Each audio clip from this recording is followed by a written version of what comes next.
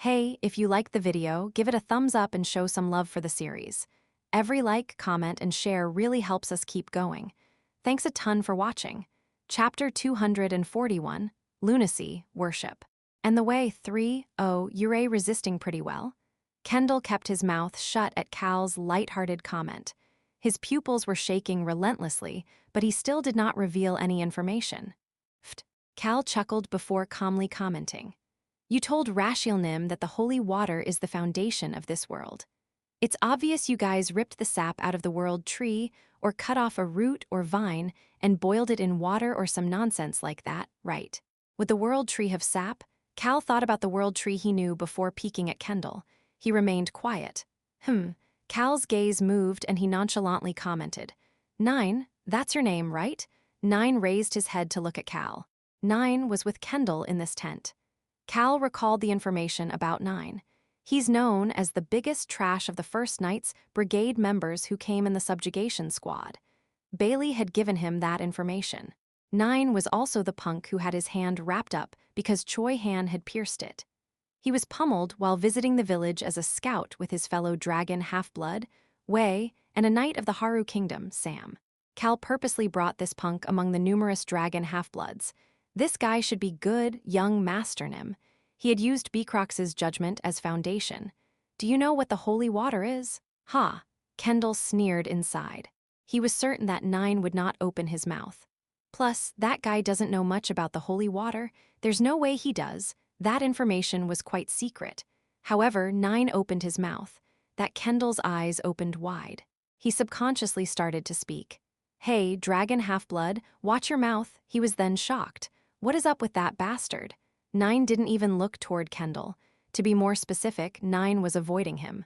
That situation was shocking for Kendall. He dares to ignore what I said. These dragon half-bloods should not do that. Hey! However, 9 continued to not look toward him. Kendall could not hold back his anger. You motherfucking bastard who doesn't know how to pay back gratitude. You're shit without dragon blood. 9's shoulders flinched at Kendall's angry voice, as well as the dragon fear that seemed to be responding to Kendall's emotional state. However, he did not look toward Kendall until the end. This son of a bitch, as Kendall's eyes filled with rage clap. He heard someone clap. Kendall then felt a gentle aura filling the tent. Domination. It was an extremely faint aura that flowed like air. However, this aura only made him think of that word. Kendall clenched his mouth shut. He thought about the formidable aura he felt before. This was weak compared to that, but the fundamentals were the same. The true nature was the same. It was a crazy power that tried to even dominate dragons. No, it was a power that enjoyed crushing the strongest of powers. That was why it suppressed dragons so much. Kendall was silent again. Fuck damn it, he swore internally. 9 watched all of this happen. Fuck, this incompetent dragon bastard. 9's gaze was full of contempt as he looked at Kendall. How can a dragon do this? 9 was unable to believe what he saw when he saw Kendall beaten up until he was unconscious by Rashiel. Kendall, who was he? Despite being in the last seat, he was one of the 10 dragon gods. Fine. Let's say that all of the dragons in the Black Castle are abnormally strong. Honestly speaking, that dragon Rashiel looked terrible as well. So did Kendall fight almost evenly before he lost? That he could understand. But he lowered his head to a human, Cal Henetus. The moment he saw Kendall shaking in fear of that human, to the point that he couldn't even make eye contact, 9 couldn't help but loathe Kendall.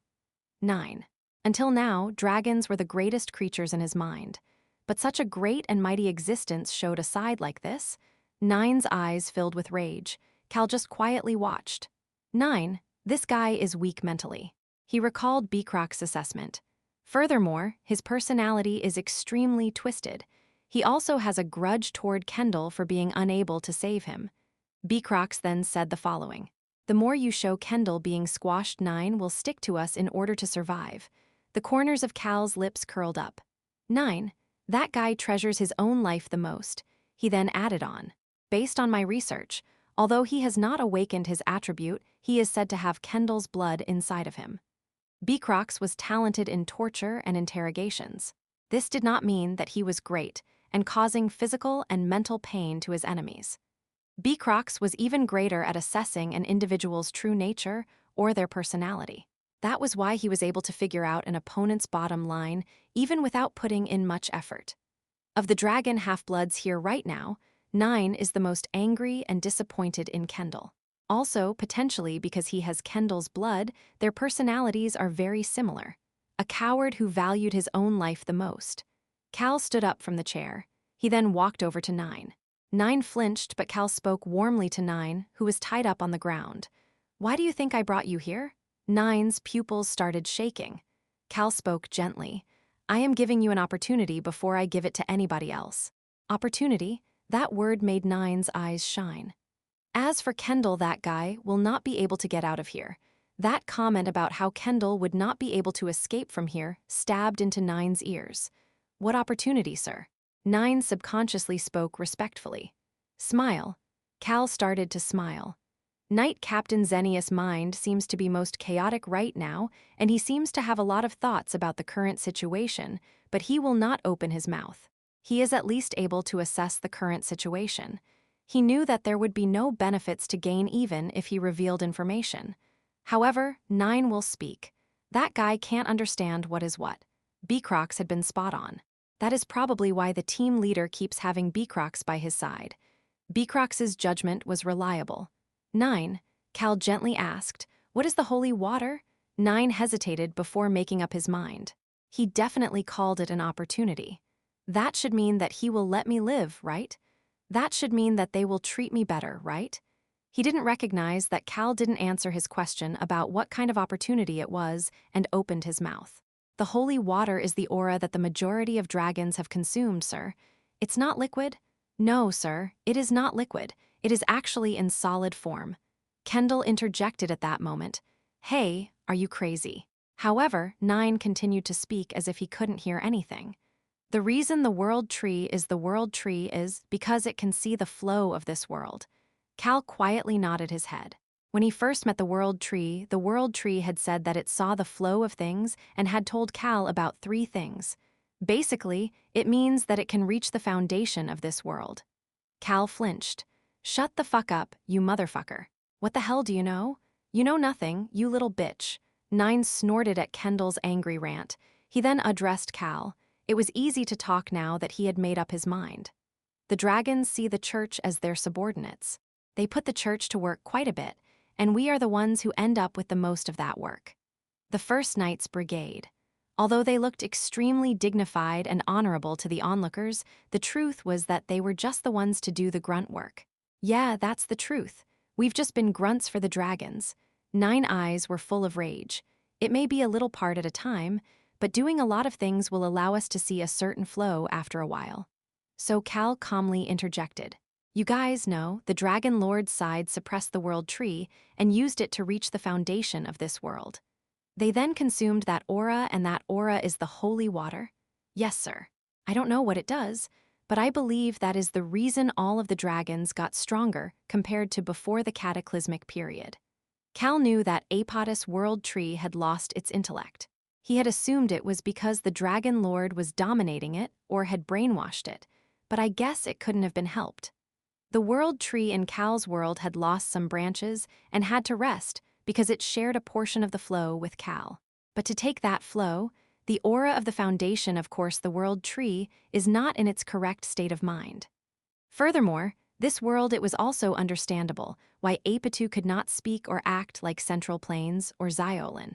If it is having its power sucked away, I don't know how much it would be, but it would be quite a difficult situation. The world was honestly being destroyed. Destitution was to be expected when it was having things stolen from it. Maybe the reason it can't respond, and the reason the divine world wasn't saying anything, it was highly likely related to having its foundation taken away. Yes, now it made sense. The white snake had said the following. Mommy said that the destroyed world was trying to ostracize the dragons from here. The results were clear. The world is alive. As long as they found a way, I should be able to talk to it like I did with Central Plains and Xiolin. Once he could do that, he would be able to learn how the Dragon Lord was able to suppress all of the auras of this world and take it away from the creatures. And once he learned that I can change the whole playing field, the world would flip over once the reins on the suppressed creatures were released. The pieces are coming together one by one. Cal could finally understand how things had been until now. He nonchalantly asked, "Is the start of the cataclysmic period when the Dragon Lord completely suppressed the world tree?" "Yes, sir." Nine answered without any hesitation, and fuck. Is that son of a bitch crazy? As Kendall's screech-like shouts continued, Cal arrived at the answer.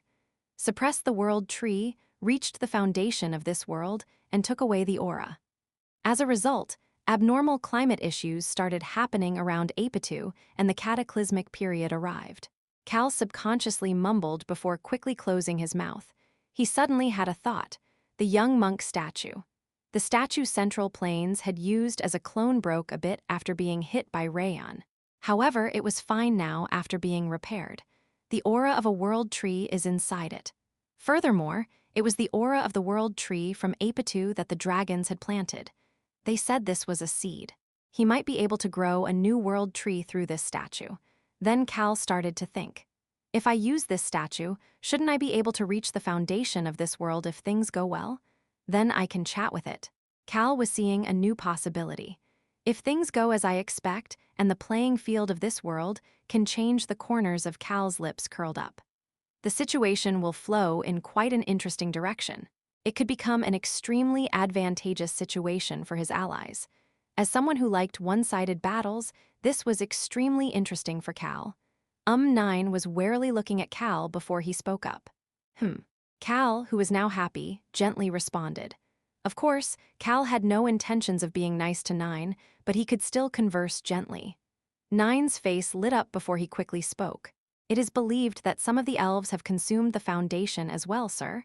"No," Kendall screeched as if that information really shouldn't have been shared. "Egu, why is he so loud?" Cal had been shocked at Kendall's reaction, but he realized why Kendall had reacted that way after hearing what 9 said next. "Those elves are believed to be the Inquisitors, sir. We believe that they are stronger than normal elves and as strong as the dragons before the cataclysmic period started, sir." "Who?" Cal gasped in admiration. He looked toward Kendall. He then smiled brightly. "This must be why you continued to resist." It was quite a vicious smile. "The Inquisitors that will be here soon." "No, you were hoping those elves would kill us and rescue you." Kendall avoided Cal's gaze. On the other hand, Cal stared at him some more. His gaze sank down. As expected, the strong are slowly starting to appear. He asked Choi Han a question. "How many Inquisitors are with the subjugation squad?" 3, Cal Nim. Cal contemplated for a bit before opening his mouth. "Tell Miss Rosalind about this and let me know what she says." Cal walked back to the couch and sat down. "She is the commander for this plan." He also asked the dominating aura a question. "How far can the aura stretch?" The imposing voice answered in a refreshing manner. "No clue. I can't even fathom it." As Cal scowled, "The density will go down, but it could probably easily cover the size of the Roan Kingdom's capital." That big? This was the first time Cal was a bit shocked at the dominating aura's capabilities. Pat. The moment a bright light revealed its presence on the snowy field and disappeared. PSS. One individual got off the teleportation magic circle and pulled off her hood. SHHH. Beautiful blonde hair flowed down like silk. "The enemies are in front of us." The elf's blue eyes looked toward the large ice wall in the distance. The Inquisitors and the subjugation squad had arrived. Chapter 242, Lunacy, Worship. "And the way 4, Mom, the enemies have arrived." Rosalind looked forward after receiving that report. She could see about 5 figures in the distance. She opened her mouth. "I heard that there are 3 Inquisitors and that the rest are members of the First Knights Brigade." The members of the First Knights Brigade who came with the first subjugation squad, most of them, were first or third generation dragon half-bloods. This second subjugation squad consisted of 3 Inquisitors and 2 members of the First Knights Brigade. They said about 100 people passed the border. The mage continued the report at Rosalind's comment. "Mom, it looks like the core members teleported here first." "That's right. I also heard that not every member of the First Knights Brigade was able to come because they were in such a rush." Kendall had moved too quickly that these individuals were quickly dispatched to match his speed. Only 5 enemies. Having less enemies than expected could make people relax a bit, but Rosalind's face was still stiff. She opened her mouth. "They are at the level of dragons?" The person to answer was the one who had been behind Rosalind since a bit earlier. Yeah, it was Choi Han, level of dragons prior to the cataclysmic period. That is supposedly how strong the Inquisitors are. Choi Han had come here to inform Rosalind about it as Cal ordered. Rosalind scoffed in disbelief. Then we should consider them as being 3 dragons? Rosalind's eyes looked toward the motionless 5 figures in the distance. She could not see them very well, but the enemies showed no urgency or anxiety. In fact, she could feel that they were leisurely looking around at what they had set up. She heard Choi Han's calm voice behind her. Is it doable? A thick smile appeared on Rosalind's face. Are you seriously asking me that question? She turned around to look at Choi Han. Choi Han could read the emotions in Rosalind's eyes, a recognition of a challenge and a competitive spirit. Choi Han saw those emotions behind her clear red eyes and chuckled as he nodded his head. I said something useless. I am the commander for this operation. Among Cal's group, only 3 people had experience being the commander. Cal, Rosalind, and Clope. One for the Roan Kingdom, one for the Breck Kingdom, and the last one for the Indomitable Alliance.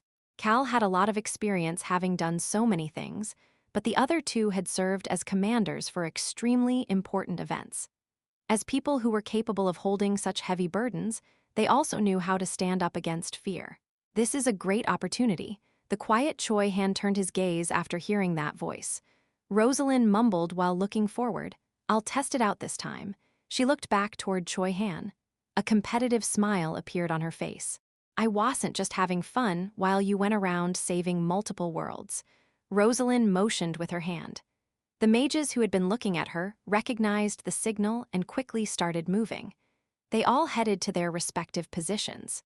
The Roan Kingdom and Breck Kingdom, the mages from those 2 kingdoms, who only followed Rosalind, as well as the mages who could not find a new direction once the Whipper Kingdom's magic tower fell, had all gathered under Rosalind. The 10 mages who were called her personal guards because they followed her so devotedly had come here as well. A breeze blew by. A single motion of the enemy's hand from the distance had caused a breeze. That breeze was gentle. However, it was cold. It felt almost like a warning. Rosalind casually brushed back her fluttering hair as she commented, I should push myself to the limit when my backing is so reliable. And isn't it a bit annoying? She shared her inner thoughts.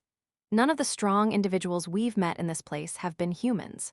Of course, she considered beast people and dragon half-bloods to be humans as well, but based on how she saw the humans of Apatu treating other humans, based on how she saw everything play out, she thought that humans here were existences without anything special. Dragons and elves were stronger than before the cataclysmic period. Dragon half-bloods who were like golems had appeared. Humans worshipping them appeared as well.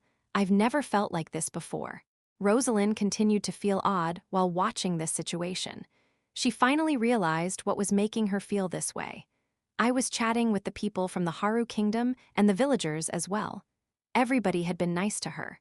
However, nobody had any expectations that I would succeed, because she was human. She was not a special existence like Cal, whose true identity they questioned. This experience truly made her feel multiple things. Whether it was the Roan Kingdom or the Breck Kingdom, no, everybody had high hopes for her in the world she lived in from the moment she was born. Some people even looked up to her. She had lived a life where she met most of those expectations. She had the talents, abilities, and background to do that. She was thankful for all of that, but it made Rosalind continuously desire more. The thing she wanted was large-scale. Because I am human, nobody expects anything from me. Nobody seems to think that I will accomplish anything special. Those subtle thoughts seeped into Rosalind like water. No. To them, those subtle thoughts were common sense. It was the expected reality. It made Rosalind feel an unexplainable desire to retort, but she could not say anything. Plus, I can only use my full strength in this battle if young Master Cal creates a domain for me. It was because she was in a situation where she could not confidently say that she could do it on her own. Because her subordinate mages had all left to take care of their responsibilities, and only Choi Han was by her side, Rosalind could speak her mind because it was Choi Han who was by her side. Ah, it's so annoying. Choi Han answered in a nonchalant tone, I'm sure you will overcome that annoyance. Yeah, that's right. Rosalind calmly agreed. That's who I am. Rosalind felt a breeze once again. The breeze created by an enemy moving their hand, she was sure that the enemy's power was within it. It must be an elemental. Since elves were among the enemies, this breeze was probably created by an elemental. She had a pretty good idea about what they were scheming. She opened her mouth to speak. I'll just have to push to my limits. Eventually, I will overcome the wall. Choi Han answered in a gentle tone. Don't push yourself too hard. It is not a must to overcome the wall. She shook her head. Maybe for you, but that's not the case for me. Whether I go over it or destroy it, I'm someone who would only be satisfied if I do something about it. That's true. That is why you are strong in a different way than I am. Choi Han and Rosalind, a swordsman, and a mage, the two of their personalities and their paths were truly different. However, they accepted each other and treated each other as friends, allowing them to trust each other with their backs. Thanks for the encouragement. Rosalind smiled and thanked Choi Han before continuing to speak. If the dragon half-bloods get involved, Choi Han, I hope you, Sir Clope, and Miss Hannah can handle them. The three of you should be able to do that, right? Yeah, of course. Choi Han answered Rosalind's question about the two dragon half-blood knights without any hesitation. Then off I go. Rosalind left Choi Han behind and started walking. She thought to herself as she walked, the enemies will only get stronger. She needed to grow stronger now if she didn't want to be left behind. Pressure was a great prey for Rosalind.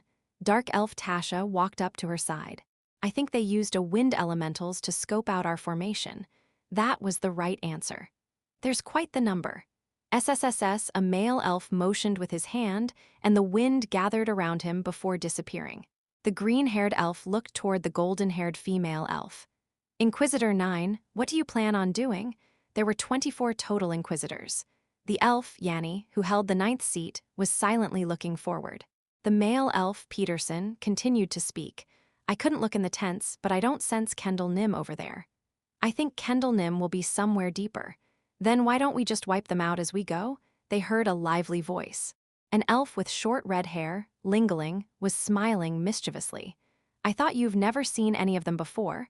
Peterson spoke once he received Lingling's gaze. Yeah, I don't see any of the strong figures from the continent from the church's list. It is my first time seeing all of them. That is the problem. Peterson's face stiffened a bit. I told you there are dark elves and elves. It is my first time seeing them as well. He had used a wind elemental to scope out the enemies and their ice wall. He confirmed that there were elves and dark elves. They were not hiding. Of course, he couldn't hear their conversation as he was scoping them out high in the sky, but they had openly looked toward Peterson's elemental. So what if you've never seen them before? Lingling spoke as if she did not understand. Even if you've never seen them before, they are clearly not on our side. She smiled brightly. Then can't we just kill them all? Ha. It's not that easy. It is the first time in 200 years that enemies we cannot identify have appeared. Furthermore, the first subjugation squad is currently missing. Peterson's gaze headed toward the two dragon half-bloods behind him when he mentioned the first subjugation squad. One of them flinched while the other stood with an indifferent look on his face. Tusk. One was too much of a coward, while the other was too much like a tree or a boulder. Peterson wanted to grumble about how the dragon half-bloods who happened to be around the church had to be these ones, but he held himself back. He, just like them, had been at or near the church when Kendall Nim arrived, forcing them to come here. There was no need to grumble as they were all in the same situation. Figuring out the current situation was a greater priority. Most importantly, Kendall Nim is quiet. Lingling flinched for the first time. Think about it. His abilities are enough to flip over the Erg mountain range and sweep away that ice wall, but it is too quiet right now. Lingling commented in a concerned tone. Then did some sort of issue happen? That's right. That is why we have to be careful. Peterson, Inquisitor 17, looked toward Yanni, Inquisitor 9. Her spot wasn't that high, but intelligence was reliable. Yanni, say something. That's right. Are we just going to keep standing around like this? I'm bored. Peterson and Lingling both looked toward Yanni. Of course, they were not nervous about the enemies at all. Yanni stared out for a bit before speaking. The Pope is being weird. Huh? Peterson looked at Yanni in shock at this completely unexpected change of topic. Lingeling crossed her arms and looked at Yanni. How so? Yanni was silent again at Peterson's question before answering. She said that the Dragon Lord sent Kendall Nim to the north because a mere subjugation squad disappeared. She had a cold look on her face as she continued in a stoic tone. We can just make new dragon half-bloods. Humans are weak, but they are plentiful. Yanni did not care whether the two dragon half-blood knights behind her heard what she said. Only Peterson looked warily at them. Even if there were some movements in the north that was enough to turn the laws of the world chaotic, the Pope's actions are different from usual. And Yanni looked toward Lingeling at her question. I think that you, Inquisitor 2 Nim, should go inform Inquisitor 1 Nim about this after we suppress the enemies. Yanni continued in an emotionless tone. Isn't that what you were already thinking, Inquisitor 2 Nim? Smile. A smile appeared on Lingeling's face. It was quite a cruel smile. It was a smile that showed her wild nature, a smile not suitable for elves who were known for loving nature and peace. Correct. Lingeling calmly pointed forward. That is why we should just hurry up and destroy that ice wall and these people we've never met before. Don't we have to go back? As expected of the sly fox. Peterson clicked his tongue at Lingeling. She acted immature and mischievous, but she did all sorts of things in the shadows. He then made eye contact with Lingeling. Wink. She winked at him as she spoke. Our Peterson is too innocent. What did you say? Is she crazy? Peterson sent a disgusted look toward Lingeling. One of the dragon half-bloods who had been watching the two elves thought to himself, crazy bastards. Innocent? Innocent my ass. However, she maintained an ice-cold expression on her face. Peterson waved his hand at that moment. There was a gust of wind. There seems to be a village beyond the ice wall. I'll take a look over there and into the mountain range, just to be on the safe side. Yanni nodded her head, and Peterson immediately waved his hand in the air. A stronger gust than before shot up into the air before moving even farther. Hold on. Lingeling stepped in at that moment. Peterson flinched. Yanni's gaze headed toward the flat area in between the ice walls. Lingeling's mouth opened. Force? No, is it fear? She was confused. It was light and extremely faint, but an aura that felt extremely cold was slowly heading toward them. It was different from the breeze. It was like a small ripple in a silent lake reaching the end of the lake. The moment that the aura that was spreading out like that made Lingeling stand in front of the group, Peterson let out a short groan. Bang, there was a loud noise before the air ripped in the sky. Peterson scowled. Someone had stopped his breeze. He then looked forward. Swoosh, he saw someone approaching them with a gust of wind by her side. Ha! The corners of Peterson's lips curled up. A dark elf? One dark elf was approaching them while surrounded by gusts of wind. It was Tasha. Step. Watira was calmly walking next to her. And between Tasha and Watira, there was a red-haired red-eye woman whose whole body was covered in red mana. Rosalind moved a bit ahead of the other two. She warmly smiled toward Tasha and Watira. Shall we each take one? Chapter 243, Lunacy, Worship. And the way 5, Tasha was the first to respond to Rosalind's comment about each taking one. I guess that's the one for me. Ha! Elf Peterson did not hold back his sneer after receiving her gaze. How dare a damn dark elf? His face soon stiffened as he asked. Who are you guys? Peterson. However, it was an ally and not an enemy who cut him off. The red-haired Lingeling. She spoke in a mischievous tone. Why is that important? Lingeling looked at the confused Peterson and smiled brightly. We can hear about that after taking care of things. What is important right now is not having a little chat. The air around her started to shake. It is to fight. She then addressed the enemies as if the answer was obvious. Right? That is true. Rosalind responded to her. Furthermore, she looked at Lingeling as she spoke to her allies. I will fight her. The smile became bigger on Rosalind's face. What Lingeling had rumbling around her was mana. An elf but a mage, how peculiar. An elf mage. Rosalind wanted to fight against Lingeling. Watira was silent for a bit before asking. Will you be okay? Watira had realized it the moment she saw these 3 elves. She could tell that Lingeling was the strongest of the 3. She could tell that Lingeling would be difficult for Rosalind to handle. It's okay. She heard Rosalind's calm response. Watira still could not hide her concern before not saying anything after hearing what Rosalind said next. I am aware of it. Watira had no plans on stopping Rosalind, who said that she would take care of it after already knowing about the situation. In fact, she planned on respecting her decision.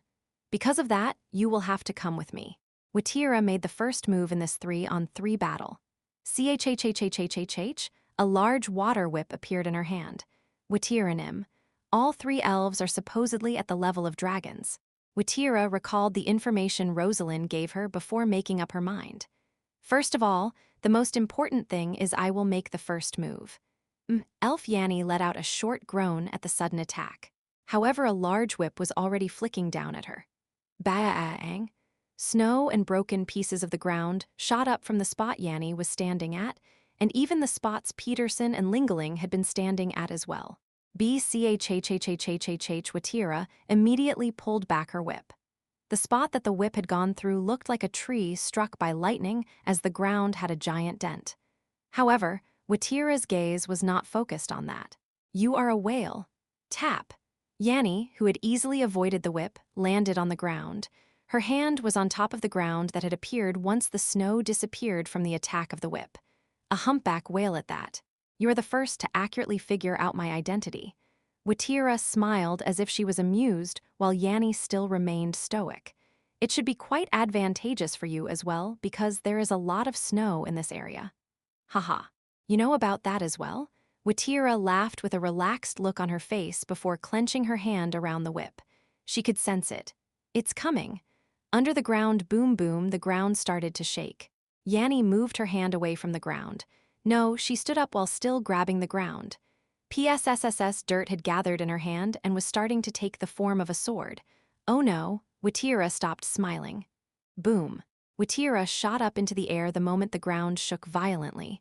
Bang! The ground split open. To be more specific, a large worm appeared and opened up its mouth. Watira stepped on the snow while avoiding the worm. Bang! However, that worm soon moved toward Watira. Yanni also moved. Tap, tat-a-tap, she got on top of the worm and ruthlessly ran across it. Her blonde hair fluttered in the wind. Yanni's eyes were looking only at Watira. You cannot let your guard down against a humpback whale. Yanni kicked off the head of the worm and slashed her sword down as she said that. Bang! The water and dirt exploded and intertwined. PSS, the water whip wrapped around the dirt sword, while the dirt sword pulled to rip the whip apart. Watira and Yanni looked at each other. However, that short exchange of gaze ended quickly. Bang! The dirt worm attacked the spot where Watira was standing. Another whip appeared in Watira's hand. Bang! The dirt and water shot into the air again and created dust clouds in the area. Once the dust settled down a bit, tap. Tap. Watira and Yanni both landed a bit away from each other. Watira looked at the whips in her hands as she commented, I guess I shouldn't let my guard down. She looked forward. The worm had returned to Yanni's side and positioned itself behind her. The way only half of its body was above ground made it resemble a guard knight. Yanni gently petted the worm's body. Watira spoke to her. Is it a highest grade earth elemental? Yes, Mom. Yanni answered honestly. The mood was peaceful between them as if they had not exchanged blows just now. However, Watira shook her head. That's odd. The tip of her whip pointed at the worm. Its aura is so impure for being an elemental. The worm was definitely made of dirt and held an elemental's aura inside it. However, something was different. It doesn't seem to be a pure earth elemental. Isn't that right? Ha! Yanni let out a short sigh. She still had a stoic expression on her face but shook her head looking slightly shocked. Mom, you truly are someone I shouldn't put my guard down around. Pat pat. Yanni petted the worm. The worm rubbed its large head against Yanni in response. Watira had a thought while watching this. That elemental, it is stronger than a highest grade elemental. She had never seen an elemental king, but she had seen something that was stronger than a highest grade elemental but weaker than an elemental king. Watira spitted out the thoughts that came to mind. It looks like you are trying to force a highest grade elemental to become an elemental king. Watira saw it. Force. She saw Yanni's gaze change the moment she said that word. Grrrrrrrrrrr, the worm also let out a monstrous growl. Although it had no eyes, its head turned directly toward Watira as if to show its anger. "Did I say something wrong?" Watira slyly said with a calm expression on her face. Yanni clenched her sword with a stoic gaze in response. Boom! It was at that moment. As Watira flinched at an extremely faint rumbling from deep underground bang, the ground shot up. To be more specific, the tail of the worm shot up where Watira had been standing. Watira urgently dodged the attack but lost her balance in the process. How long is that worm? She had not noticed it at all. The worm must be quite long as it instantly shot up from deep underground, which was the reason Watira detected it late. Yanni used that opening to step on the worm's head, jump up into the air, and slash her sword toward Watira again. The moment a short groan started flowing out of Watira's mouth, a strand of wind supported Watira. Watira immediately stepped on that breeze to flip in the air. SHH. The sword brushed past her and Watira swung her whip. Bang! Roo-woo-woo, there was a loud noise and the worm started screeching. PSS, the tail part of the worm that came out of the ground was starting to crumble. The pieces of dirt fell to the ground and the worm pushed its tail back. Watira used that opening to land a bit farther away from Yanni and the worm. Yanni watched Watira before speaking. That was as strong as most jewels. "I guess whales truly are strong." She then flinched. "Ha-ha," Watira was laughing. She brushed her hair back as she sighed. "Oh no." She sounded flabbergasted. "I had my guard down." She talked about not having her guard down, but she had been careless. That was why she was almost hit by an attack of this level. Watira pulled back her whips. She then looked at Yanni and spoke in a casual tone. "Thank you very much." She heard a response back. It was nothing. It was Dark Elf Tasha. Tasha was the one who had just sent the breeze to Watira. Swoosh wind was swirling with Tasha at the center. Furthermore, there was a long spear in her hand that was even taller than her. Tasha moved past Watira as she spoke. "The aura of the world tree is within their elementals." Watira's eyes clouded over. They must have fed the foundation of the world tree to the elementals. This elemental was weirdly strong and moving in a way that was hard for Watira to detect. She now knew the reason. It was at that moment. "Okay, I made up my mind." Lingling, who had been quietly watching, suddenly shouted, "Don't hide our strengths and go at full power. Be quick." It was at that moment. Watira flinched. She looked down at her empty hands. She had some goosebumps on her arms. It was because of something that happened when she completely did not expect it. Watira looked forward. That's really at the level of a dragon. The force that the dragon half-bloods of the subjugation squad had used large auras incomparable to those forces came out of the three elves. Each of their auras were truly at the level of dragons. However, there was something weird. The three elves' auras were similar. None of the dragons released the same dragon fear. All of them focused on causing fear as the foundation, but they all gave off different feels. However, while these three elves' dragon fears had subtle differences, it felt as if they were strands of the same root. That must be the world tree's aura. Watira arrived at the correct answer. "So you do know about it, Mom." Yanni looked at Watira and nonchalantly commented, "We cannot let you live, Mom."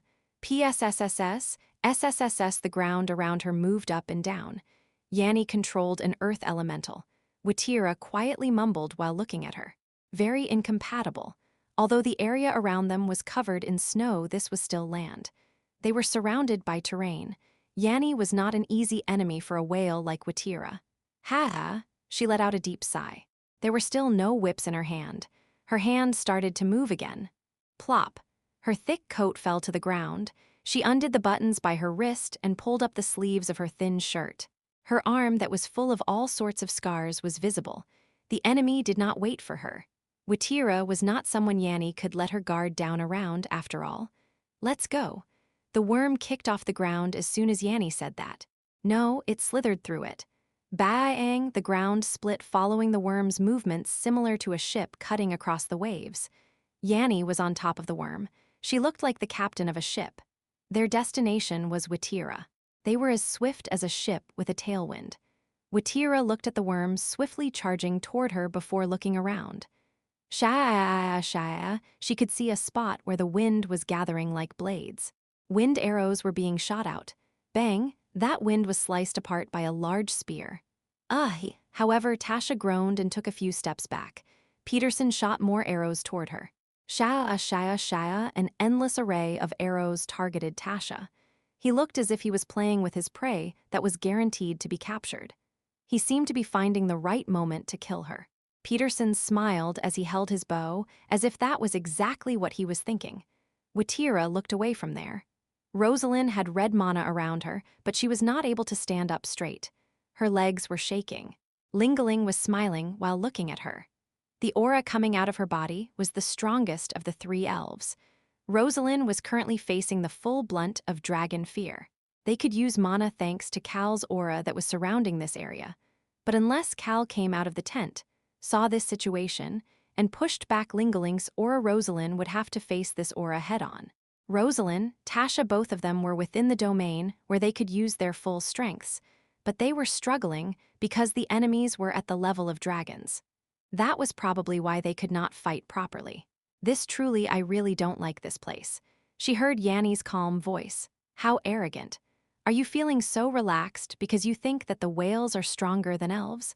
The large worm was almost right in front of Watira now. Watira's hands were still empty. Ruor the worm opened up its large mouth as if to get revenge for the attack earlier. As for Yanni, she had her sword out as she charged at Watira. The elf focused on the whale. Watira was standing there with both hands down at her sides. The first to attack her was the worm. The worm's mouth accurately attacked where Watira was standing. Bang! The explosion this time was much louder than before. Shit! Tasha flinched at that and tried to send the wind flying once more. However, she could not do that. Wind arrows were binding her in all directions. You were so confident earlier. Is this all you got? You acted like that with just this level of strength? Tasha could hear Peterson sneering at her, but she could not say anything. She did not have time for that. Her eyes were only focused on where Watira had been standing. Snow and dirt, she could not tell how things were going because the area was covered in dust. Fuck! The elves are much stronger than we expected. I know Choi Han will be here soon, but should we ask young Master Cal Nim for help? As Tasha's mind became a complicated mess now, they heard Yanni's screech-like shout. Peterson and Tasha, as both of them flinched after hearing that shout, the dust settled. Tasha then saw it. Holy shit! She subconsciously swore. Grrrr, she heard the worm groaning. She saw a mouth that resembled a carnivorous animal more than a typical worm. That open mouth could not close right now. Grrrr, Watira was holding it open.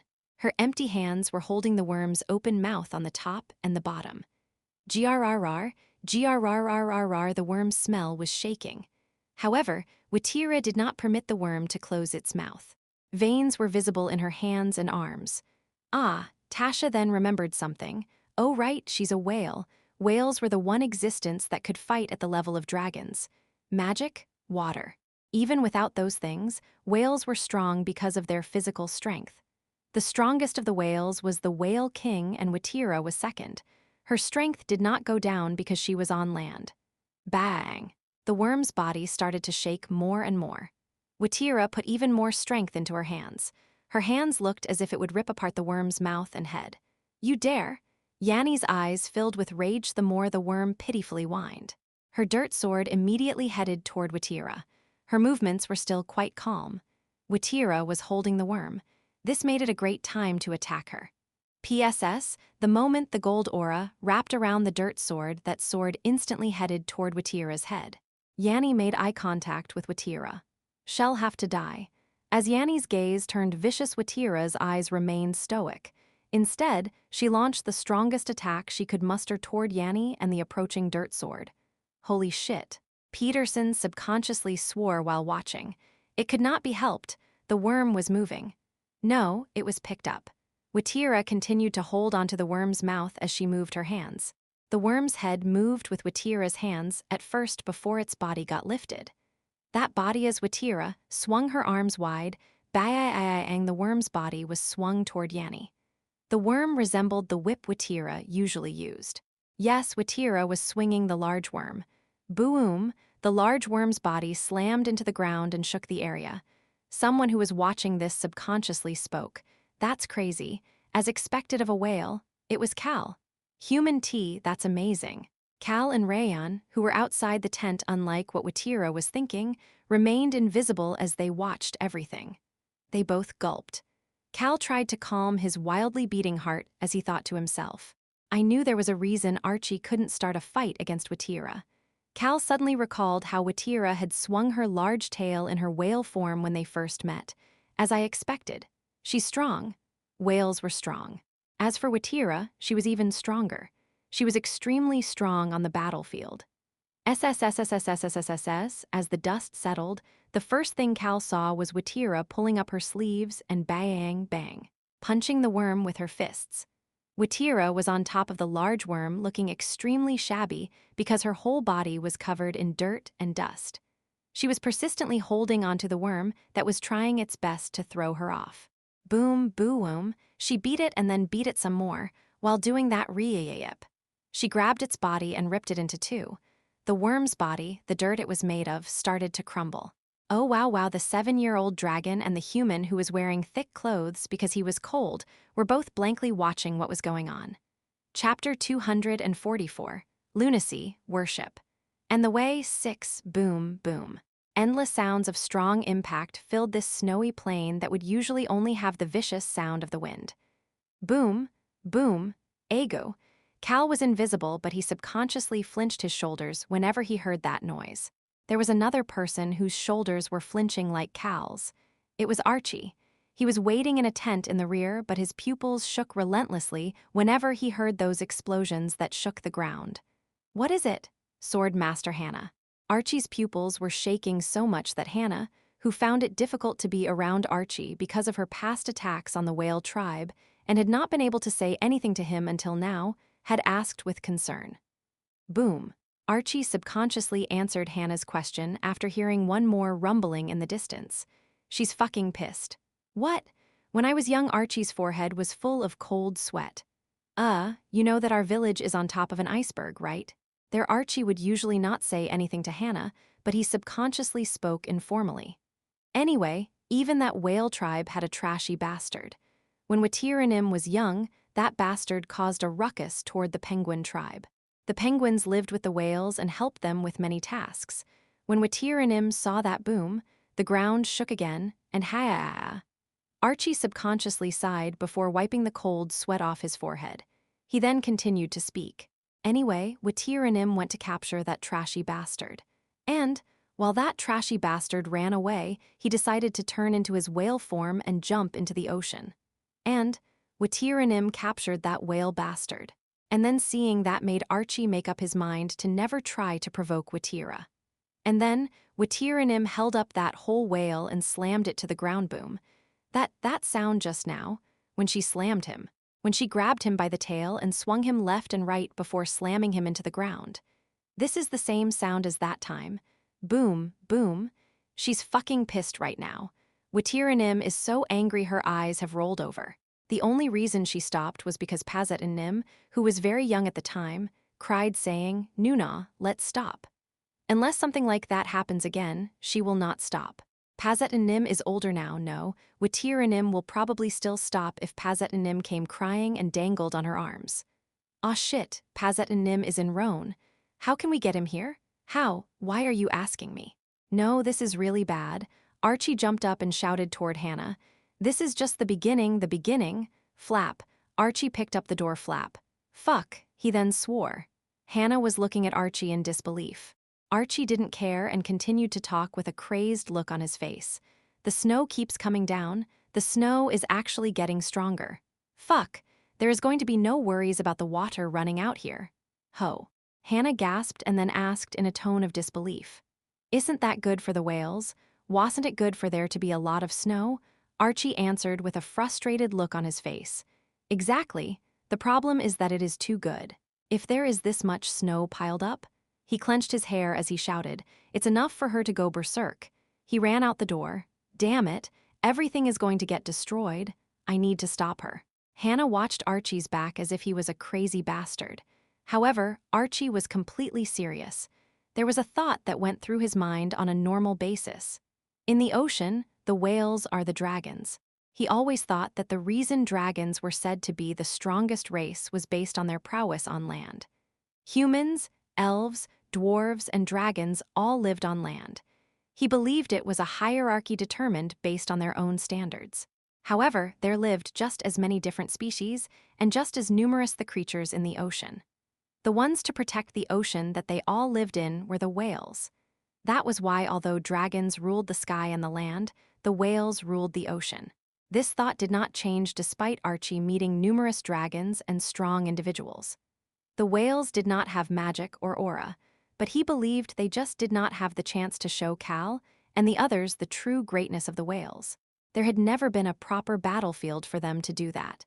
Archie fully believed that. That was why he quickly ran toward the direction of the loud explosions. She's using her body to fight? Why had Watira gotten so angry? Archie's face looked extremely urgent, incomparable to the look on his face when he was watching Rashiel and Kendall fight. Human, Archie is heading toward the battlefield. What is going on? I think I know. Cal could not answer Rayon's bright question and simply looked toward a spot. At that spot, boom. GRRR, GRRRRR, there was a large worm getting slammed left and right. The worm couldn't even groan properly anymore. The dirt that made up its body, the dirt that had looked as strong as boulders, was cracking like a land in famine. There were even areas that had large divots as if a large storm had passed through. Oh no, Yanni charged toward Watira with the sword in order to rescue the worm, but Sui-yang. The worm's large body brushed past right in front of her. Watira swung the worm to block Yanni whenever she tried to get close. She then destroyed the rest of the worm with a nonchalant look on her face. Her face and her actions both felt completely stoic without any emotions. Will you continue to do that, Mom? She heard Yanni's calm voice at that moment. Watira didn't even glance at her. She simply continued what she was doing. You leave me no choice. As soon as Yanni said that crack, an odd noise came out of the worm's body. Watira's eyes clouded over for a moment before quickly returning to normal. It was at that moment. You will regret your actions, Mom. Anger could be subtly felt in Yanni's voice. Elves grew up in their villages formed around branches given by the World Tree or even within the embrace of the World Tree itself. However, the 24 elves who made up the Inquisitors had betrayed the World Tree. As a result of aligning with the dragons, these elves were able to gain a portion of the foundation of this world that the dragons got through the World Tree. They wanted to use this foundation as the basis to overcome the limits of the elves. They all had their respective reasons for betraying the World Tree, so the way they used the foundation was different. This body as an elf had a limit. Yanni longed for the dragons. She looked at the dragons as if they were the great heroes in fairy tales. She wanted to be like them. However, her body was that of an elf. She was not a dragon. Crack. As another cracking sound came from deep within the worm's body, however, elves have their precious closest friends. She was talking about the elementals. Yanni had shared her portion of the foundation of this world with her elemental. My precious closest friend. My elemental, my one and only friend. Yanni had thought to herself. If I as an elf and my elemental both get stronger, wouldn't our combined powers be at the level of a dragon? Couldn't we reach that height that the dragons have reached? Yanni wanted to turn that thought into reality and make her elemental stronger. You will need to pay the price for hurting my closest friend, Mom. Yanni said that and then moved her fingers. Snap. As soon as Yanni snapped, it was only for an instant. Rip. They heard the sound of something ripping. Watira's eyes opened wide. She urgently let go of the worm and moved back. She then looked toward Yanni. Watira asked with a stoic look on her face, "You called the worm your closest friend? How could you do this?" A smile formed on Yanni's face. Shouldn't my closest friend be willing to do anything and everything for me? Unlike the World Tree, which refused to do anything for her, her elemental did whatever she asked. That was why they were friends. Yanni was certain that her answer would not have reached Watira's ears. Because the moment she said that, bang, the worm's body exploded with a loud bang. The broken pieces of dirt turned into sharp needles like the spikes of a hedgehog and burst out in all directions. Bang, bang, bang, the needles stabbed into the ground, causing more explosions. Miss Yanni, take it easy, will you? Tasha and Peterson had to run to the side to dodge. However, Peterson could not hold back his laughter. I guess she is planning on fighting properly. Inquisitor 9, Yanni. The number next to the Inquisitors symbolized their strength.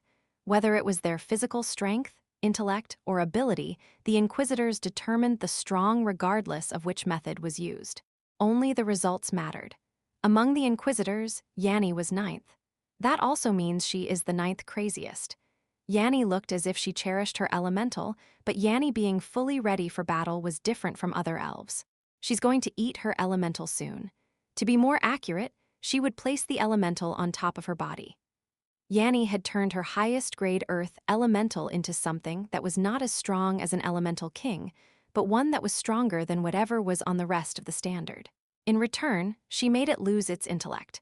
That was why the elemental turned into this monster-like appearance that was neither worm nor really anything and fought so stupidly. My closest friend has no need to think. Only I need to think. He recalled something Yanni once said, crazy bitch. It didn't matter if this worm exploded. Keek. Peterson laughed out loud. You must have figured it out as well. He saw the anxious look on Tasha's face. Tasha was subconsciously looking toward Watira and the exploding worm. My goodness, its true body. Peterson nodded his head. Yes, the worm is not the elemental's true body. It is only a shell. Elementals were not always visible. The elves could see them, but they were just an aura with an attribute that most people could not see. Of course, those auras had personalities and their own minds, living in this world like the elves and humans. That was why they could be considered living creatures. Baang, Tasha could not say anything. She could feel a large aura within the exploding worm and the dirt needles shooting out. She could not see it very well, but she could clearly feel it. It was a different, unknown aura that was different from the aura of Earth. The two of them were oddly intertwined. It was to the point that it was difficult to tell them apart. However, she could clearly tell that two different auras were mixed together. The combination of those weird auras was Yanni's closest friend, the changed Earth elemental. That's not an elemental. Tasha scowled. Tasha, she could hear her close friend, the wind elemental's voice. It's completely consumed. Yanni's Earth elemental was consumed by the foundation of this world. To be more accurate, it lost its form because it was mixed with the strong aura of nature. I can't forgive her. Tasha's eyes filled with flaming rage along with her close friend's anger. Kekek. Tasha's eyes moved toward the laughing Peterson. Why? What's making you so angry? Tasha opened her mouth toward Peterson, who was sneering at her. Her body had multiple injuries from being cut by the wind arrows that were bleeding. However, Tasha's voice did not have pain or sorrow, just anger. Shouldn't we be keeping the laws of nature? We. Are you putting together a dark elf like yourself with me? Tasha calmly nodded her head despite Peterson's laughter. Yes, whether it is the dark elves or elves, we all live within the laws of nature. You guys among the living and me, within the dead. We gather our powers that way and exist together within nature. More than the humans, dwarves, and beast people, the elves and dark elves earned more things from nature. That was why they had to be thankful to nature as they lived. At least that was how Tasha lived her life. Although dark elves were treated badly compared to elves and had to live close to death, she was certain because she had an elemental by her side. We are a part of this world, we are a part of nature. Tasha picked up the spear in her hand. The long spear pierced through the wind. The tip of her spear pointed right at Person. You've crossed the line. Peterson sneered. Is this the time to be educating me? I think you should be more worried about you or your friends. Tasha sneered right back. Peterson scowled and his mouth opened. However, another voice could be heard before he could say anything. It was Yanni. Peterson turned his head. He looked toward the area where the worm had exploded. They could hear water. Snow melted to create drops of water, and those drops of water gathered together to form a half circle. There were numerous dirt needles stabbed into that half circle. Those dirt needles mixed with the water to turn into mud and plummeted to the ground. The water that created the half circle pulled back its beautiful flowing water as it fell to the ground as well. It then created a small puddle. Watira was standing on top of the puddle. Drip. Her bleeding cheek had a dirt needle stabbed in it. She pulled it out with a casual movement. Blood dripped out, but Watira nonchalantly lowered her head. No, they heard Yanni shouting. How did you? Chachachachachachachachach, the sound of water vaporizing could be heard. Watira moved her other hand. Chachachach, her hand was burning. It seemed quite painful, but Watira didn't even twitch an eyebrow as she held the large aura in her hand. Squeeze. Watira tightened her grip, and chachachachachachachach, the aura flailed and made a dreadful noise. Smile. A smile appeared on Watira's face. She looked at Yanni as she spoke. This is your elemental, right? Her voice was jovial yet calm. This was so annoying. She wanted to take Yanni down, but the large worm was annoying, as well as the large aura hiding within the worm. Watira had made up her mind as soon as she heard the cracking sound and felt the aura and the elemental. So I decided to capture this first and then take you down. Chachachachach. The puddle underneath Watira's feet started to move. The snow around her started moving as well. The snow melted. Chachachachachach. It created a small path. It was a path made of water. Watira started walking at the beginning of the path. The path was headed toward Yanni. I guess it's time to take you down now. Yanni's face filled with astonishment while Watira smiled. Shaya, the wind was blowing. Watira nonchalantly commented. She felt the existence that anybody living in the ocean had to know better than anything else. The wind? Yes, the wind. Not just one, but the winds are gathering. Tasha was at the center of where the winds were gathering. Tasha thought about what Peterson had said. Is this the time to be educating me? I think you should be more worried about you or your friends. Tasha saw that Peterson had a stiff look on his face for the first time and opened her mouth. I don't think I need to worry about me or my friends. Tasha heard the voice of her wind elemental by her ear. I brought my friends. The guys that came to watch Kalnim said they will fight with us. They said they can't forgive her. Sha'a'a'ah, the desolate Erg mountain range, there were no beautiful flowers or luscious forests here, but this was still a part of nature and, in some aspects, a purely natural environment. That was why, alongside the snow Sha'a'a'ah, the wind existed. Basically, there were more wind elementals existing in the Erg mountain range than anywhere else. Sha'a'a'ah, a large gust of wind gathered by Tasha's side. No, although they were not contracted to her, her friends, the wind elementals, were with her. Tasha was not fighting by herself. Chapter 245, Lunacy, Worship. And the way 7, the wind was gathering. The residents of the village underneath the Erg mountain range were hiding in their homes, only peeking out to see what was going on, as they were scared of the second subjugation squad. One of the people who was looking out a window opened his mouth. Chief Nim, the wind is weird. Wind was blowing from the Erg mountain range. The wind that came down from the tall and dangerous mountain range was going past the village to the only visible field. There were multiple strands of wind. It feels like the wind is alive. The chief extended his hand out the window after hearing the comment. Shaya, he felt the breeze brushing past his hand and opened his mouth. The situation does not seem to be bad. He looked down at his empty hand. The wind is not sharp. Although it was cold, the wind was not as sharp as a blade. The chief, with his years of experience, knew what kind of breeze this was.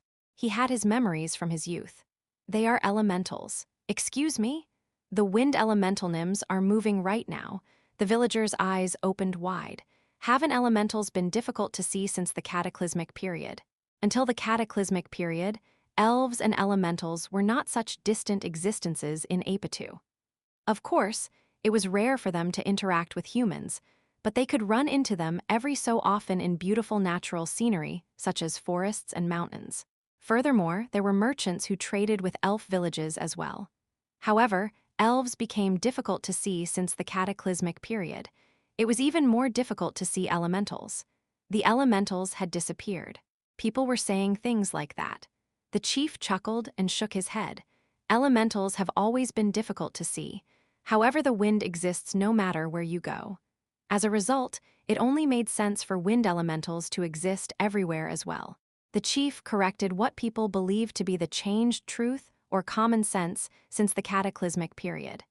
It looks like the elf Nims on our side have started to move. Or maybe it was the dark elf Nims. A countless number of large and small strands of wind all moved in one direction. The amazing thing was that the strands of wind were so gentle that even the winds on top of the roofs did not fall. The chief weirdly felt his heart shaking. The blade-like gusts of wind, usually roared through the Erg Mountain range in a wild and free manner. The fact that those gusts of wind were gently and stealthily moving around brought even more fear to him. What is going on? His gaze headed out toward the distant ice wall that he could barely make out. Chiefnim, everything should end once that ice wall breaks, right? Probably. The strands of wind were moving toward the firm ice wall. The chief prayed in silence. I pray that everything gets resolved well, and that the winds of change blow in this world. He buried his wishes into the breeze. It was at that moment. A villager pointed out the window and subconsciously commented, Chief Nim, over there, they saw something shooting up into the air. Snake, that was the only word that came to mind. The chief's eyes opened wide. The wind, the thing that was shooting into the air, came into view. Shaya, the wind that blew over all stopped in one spot. Shaya, the large wind that gathered with Tasha at the center, turned into a single whirlwind as it extended from the ground to the sky without end. The winds that gathered together intertwined and crashed into each other as they became one. They resembled a snake shooting up into the sky. However, Cal was the only one thinking about an existence other than a snake. They resemble an emugi. It resembled the old stories he used to hear about an old emugi ascending to the sky. Human, I can't see Tasha. As Rayon mentioned, they were no longer able to see Tasha. However, Cal was not worried about that at all. The wind. At the center of this emugi that looked as if it was ascending to the sky, he was sure Tasha was at the center of this wind. He subconsciously scoffed. He couldn't believe it. When did she get this strong? Dark elf Tasha. Had she always been this strong? No. Cal changed his thinking. It was not that Tasha was strong. He could tell the choice that she had made. She started to use her surroundings. Cal kept his mouth closed as he looked at the large wind whirlwind. He then flinched. SSSS, another wind was blowing. No, it was shooting up. Bang, the snow on the field shot up into the sky. The Inquisitors. Peterson, who was fighting against Tasha, a large gust of wind burst out of his body. Human, I'm certain that a gust of wind burst out of that elf. The gust of wind did indeed burst out of Peterson's body, as Rayon mentioned in a shocked voice. This green gust of wind swirled before shooting up into the air like the wind around Tasha. Rayon. Cal opened his mouth to speak. Tell people to be careful so that they don't get swept up by the wind. I got it, human. I'll go tell Choi Han. Wind and wine. This standoff between these two large pillars seemed quite serious. Cal observed them as he thought to himself. I'll get involved if things don't look good. Despite his trust in his allies, he did not want to see his allies getting hurt. Cal's gaze moved away from the gusts of wind for a moment to look elsewhere. Red mana was ruthlessly being sliced apart. Rosalind groaned before swearing. Fuck. Bang. After the loud explosion, Rosalind was almost flung back and rolled on the ground. She rolled through the snow before quickly getting up. Her whole body was a mess, covered in snow and dirt. Cal looked away from there. It was because the noise of the wind had changed. The green gust of wind started to move first. Why do you think that the dragons are strong? Peterson had a cheeky smile on his face as he spoke. However, his gaze was deeply sunken. He took a step forward. The green gust of wind moved with him. He looked directly at Tasha, who was inside the large whirlwind. He observed her handiwork as well. Dragons are born with amazing talents. That is why they are strong. The two gusts of wind were roaring fiercely, but Peterson was sure that his voice would reach Tasha's ears. There is no special reason for their strength. They are just strong, end of story. It is like their attribute. Peterson longed for the dragons. Truly, that is the reason that dragons are beautiful. That was why Peterson wanted to be like them. I cannot become a dragon. However, I can become almost as strong as them. I just needed to have the same true nature as them. Peterson heard someone else's voice at that moment. He could clearly hear the voice despite not being able to hear anything because the two gusts of wind were crashing against each other. Is that why you infused the wind into your body? That is correct. The foundation of this world. Yanni chose to give a portion of it to her elemental, strengthening both herself and her elemental to get stronger. On the other hand, Peterson made a different choice. It doesn't matter if the elemental gets stronger, because it is not me. In the end, he needed to get stronger. He needed to be like those dignified dragons of this world. He himself had to arrive at that noble place. Borrowing the strength of something else to get stronger was meaningless. I changed the foundation into the wind. A thick smile formed on Peterson's face. You could say I created my own attribute of sorts, just like the dragons. Unlike the other elves, he created the wind inside his body. The foundation of this world. That foundation was the combination of numerous auras of nature. It was also the root of all things. That was why it was up to Peterson to decide how to change that root. O dark elf. He spoke toward his enemy he could not see. It is meaningless to borrow the strength of something else to get stronger. This whirlwind created by his enemy was like a barrier of sorts. It was an extremely thick and sturdy wall. Most enemies would not be able to get past this wall. However, he didn't need to think about getting across the wall. In the end, something that is not complete will have an opening. A castle wall, which is made of numerous rocks and bricks, would have openings. Especially if this castle wall was made of bricks that were not all the same sizes, but just a combination of all things from around the area. There was bound to be a weak spot. Basically, since this large whirlwind was not made by one thing, because it was the combination of numerous elementals, a brick made by a weak elemental would break easily. That opening will eventually be destroyed by something complete. Basically, you will crumble. Peterson started walking. The green gust of wind moved with him. Bang! The two gusts of wind started crashing against each other. The green whirlwind and the half-transparent whirlwind smashed against each other. To be more accurate, the green whirlwind was trying to push the other one back. Keek! I knew it. A smile formed on Peterson's face. His eyes, which were cold unlike the smile on his face, could see it clearly. There is a weak hole. The green whirlwind focused on a weak spot of Tasha's whirlwind. Bang! Tasha's gust started to shake. Peterson could clearly make it out. I can hear the screams of the wind elementals. One of the wind elementals was flailing as if in pain, and the whirlwind shrank. My wind is not just the wind. It was a wind born from the foundation of this world. Mine is at a different level than those aimlessly wandering wind elementals. They were different down to the fundamental level. Just like those noble dragons, he too became a different existence with different fundamentals. That was why no matter how much these winds gathered together, he just needed to aim for the weaker ones to create an opening to grab the enemy by the throat. Although it could seem cowardly to aim for the weak, isn't that the obvious rules of nature. Peterson was, in some ways, maintaining the rules of the world. The strong eat the weak. He believed in this obvious way of life. Bang! One of the weak wind elementals could not hold on any longer and was pushed back. An opening had appeared on this large whirlwind. The smile on Peterson's face became bigger. His green gust of wind started to move. It would aim for and go through that opening to kill the dark elf hiding inside. He would then punish the wind elementals and the dark elf that chose to fight against this foundational wind. Swoosh! Peterson motioned with his hand, and the green whirlwind pillar started to form with sharp thorns. Those thorns tried to charge toward that gap. It was at that moment. Through the gap, Peterson saw a pair of eyes looking at him.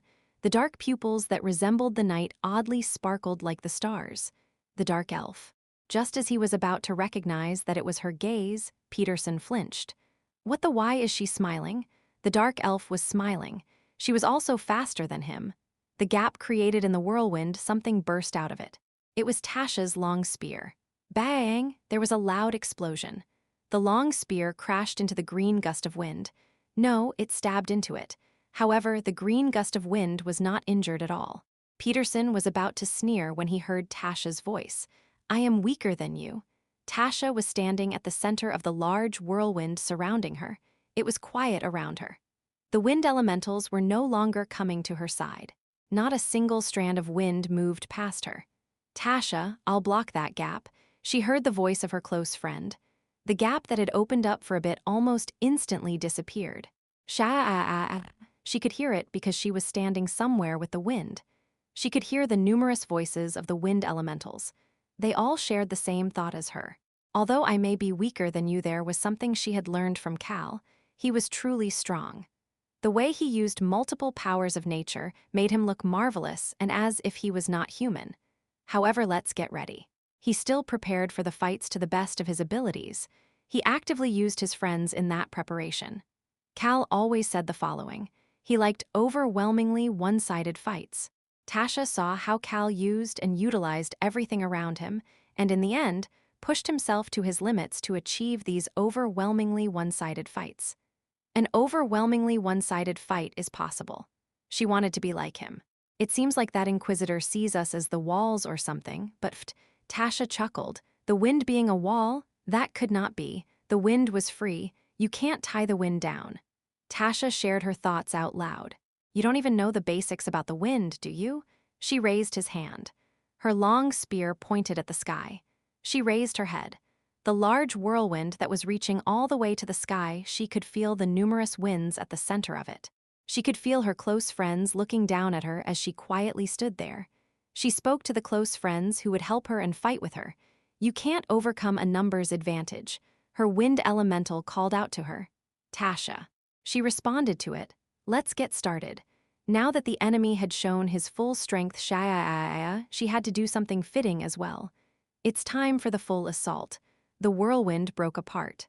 To be more accurate, the winds that had gathered together as one split off into all directions. The group of winds that had moved apart like a bomb all moved toward one spot. Peterson's green wind. Dozens, no, hundreds of wind elementals all charged toward it. They all attacked with their sharp wind blades toward the green wind. Tasha was riding on the wind and shooting forward in the vanguard. Swoosh, the long spear surrounded by her wind, stabbed toward the green wind. Bang, bang, bang, bang. There were small and large explosions here and there. The noises weren't too loud. However, there were hundreds of these explosions. These explosions were endless, unlike the other large explosions. You shitheads. Peterson couldn't believe it. His eyes had seen everything. He even saw how small wind blades, how extremely small wind elementals attacked his green wind. They were despicable. They would withdraw to the back whenever he tried to react to them, making room for much larger wind elementals to continue their attacks. Furthermore, Tasha's long spear endlessly stabbed at the green wind as well. Fuck. Bang, bang, bang. The endless attacks gave Peterson no room to move. Tasha could feel Peterson getting anxious. He should not be able to move even if he wanted to do so. It was because the wind was swirling so hard that he had no chance to do so. Swoosh, the green wind rotated even more fiercely. It was as if it was trying to brush off the winds around it. However, the wind was not something that could be brushed off. If something shook the wind, they just let it shake as they moved. When the green wind moved back, they followed it as well. Bang, bang, even the small winds attacked. There were no rules in their movements. It was free. That was why he could not easily make any sort of judgments. However, Tasha was able to move as she pleased within this freedom. Tasha. It said everybody can get on its back. Tasha took a step forward. She stepped on hundreds of wind as if they were part of the ground as she walked. Sometimes she shot up into the air, and sometimes she dipped back to the bottom. She just stepped as her heart told her to go. She swung her spear as she moved. Bang, bang, the green wind, she could stab her spear into any spot in that wind. Bang, bang, both she and the wind elementals knew. They all knew that it was the right answer to relentlessly attack Peterson so that he could not move. And the wind does not rest. There was nothing easier than continuously moving for an existence that was always on the move. Heck, Tasha couldn't help but laugh. Now I get it. Having this experience fighting together with hundreds of wind elementals allowed her to finally realize it. How she should fight. I need to mix into it. She needed to let this free wind take her body. She needed to become a part of nature. Even without talking about it, as long as she headed toward the same goal as them, even if they were just a collection of hundreds of different pieces, we are bound to become a large flow. Similar to how drops of water gathered together to eventually form a lake and then flow into the vast ocean, the wind just had to do the same. No, I myself can move that way as well, while doing it freely and as I want. The wind had never forced anything on Tasha. It simply pushed her from the back no matter where she went. Ha, ha ha, she couldn't help but laugh. She didn't know why she was laughing. She just felt like laughing. Although she had not even won the battle, yet leaving her body to the numerous wind elementals and fighting together with them weirdly made her feel excited. She stepped forward. A wind appeared under her foot. It was as if it existed there from the beginning. Her spear moved again. The wind created a path for it. It was as if it was always doing that. Yes, the wind always existed and had always been like this. Being within this wind made Tasha finally understand what it meant to mix into the wind. She then truly realized something. I really am a part of nature. I too existed and always acted like this. I am someone who is allowed to do this.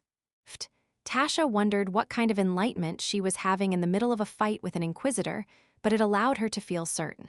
The flow has come over to me. The large flow was following her. That was enough for her to win.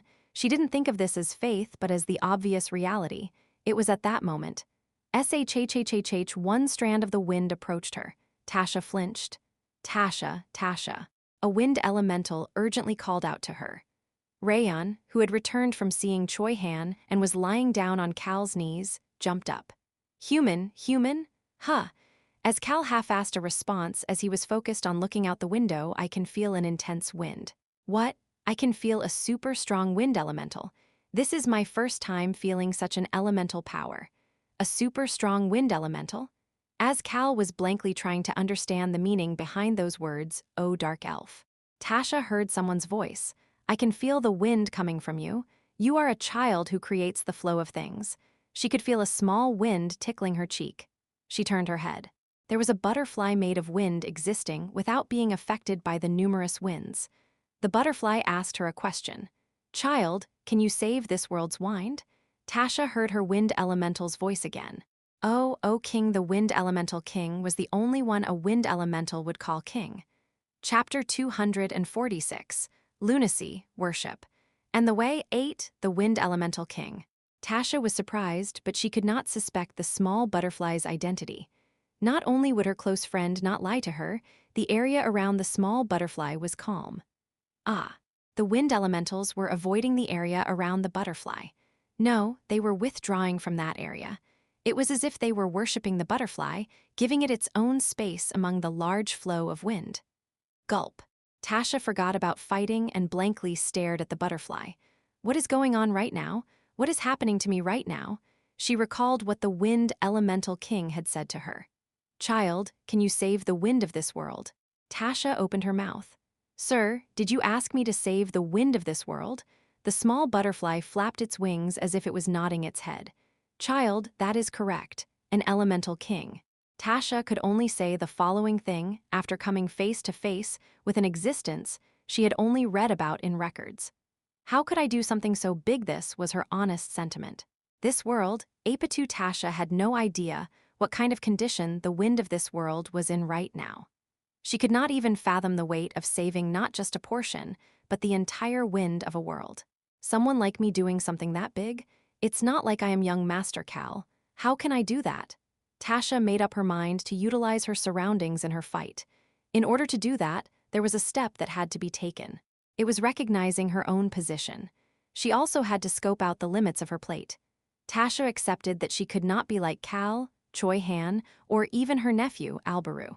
That was why she made up her mind to give her best to do the things she could do in her position. She did not consider this to be a failure or giving up. She was just finding her spot in this world. This is also following what is meant to be. All existences within nature had their roles. Accepting it and making it come to fruition, Tasha happily accepted it. That was the reason she was fighting against an enemy that was suited for her level. Hoo-hoo, the butterfly chuckled at that moment. You truly are a funny child. Funny? What did I say that was funny? Tasha did not know how to take in the comments of the elemental king, an existence she could not figure out at all. Shaya, a strand of breeze blew by at that moment. It brushed past Tasha's face. As she was about to snap out of her thoughts because of the cold breeze, the butterfly was suddenly right in front of Tasha. The butterfly stopped at the spot where they could exchange glances. It then commented, Why is a child who knows how to create a flow trying to limit and bind herself down? Tasha's body twitched. She felt as if her heart just sank. Why, as she stood there, unable to understand why she was shocked, and why she felt as if her heart just sank, child, why is it that you think you just follow the laws of nature? Tasha's pupils started shaking. You seem to think that the only right answer is for the existences in nature to only follow reason and logic in their growth? Tasha subconsciously answered. Isn't that correct, sir? Wasn't that the reason she was able to create such a large flow like this? Hadn't the wind elementals helped her as well? Shaya, another breeze wrapped around her. Tasha felt as if she could hear the wind elemental king's laughter within it. Child, she heard a gentle and benign voice. Nature just exists on its own. Nature. All existences or states that exist on their own in this world. All things that exist on their own are nature. In this silent area, where the only thing she could hear is the elemental king's voice, Tasha heard a warm voice by her ear. That is why wind is nature. Those elf children are nature as well. Tasha's eyes were shaking. That is also why you are nature as well. Why? Because you exist on your own. Tasha subconsciously released her grip on her spear. Her eyes were focused only on the butterfly, the wind elemental king. Elementals were existences created in nature. The respective elemental kings of the different attributes could be called nature itself. Such an existence was saying this to her. Your existence itself is nature. Something existing on its own does not need any sort of clear definition. It needs no law, it needs no purpose. It was saying that they needed no reason nor purpose. They just exist. The wind elemental king continued in a warm voice. Your life and everything that you experience is nature. Because you exist. Everything was nature because Tasha exists. Your nature exists because you were born. The dead mana that will remain after your death is also a power that exists on its own. That is why dead mana is nature as well. Tasha let out a gasp. She felt as if she finally understood. Dark elves got stronger by consuming dead mana. The reason they were accepted as existences in nature it was because dead mana and dark elves exist. As a result, they are nature. Nature had no reasons to deny something that existed on its own, because their existence itself was nature. Everything in the world is nature. Tasha closed her eyes. She thought of all sorts of environments. The numerous things she had to face growing up, all those things are nature. Beautiful forests and fields, the free winds, the pieces of numerous relationships that came and went, the enemies she had to fight, including the white star, all those things are nature too. Tasha suddenly had a thought. Was there a reason to say that they were not a part of nature? It allowed them to see the existence of good and evil, but child. Dark elves are not existences accepted into the laws of nature.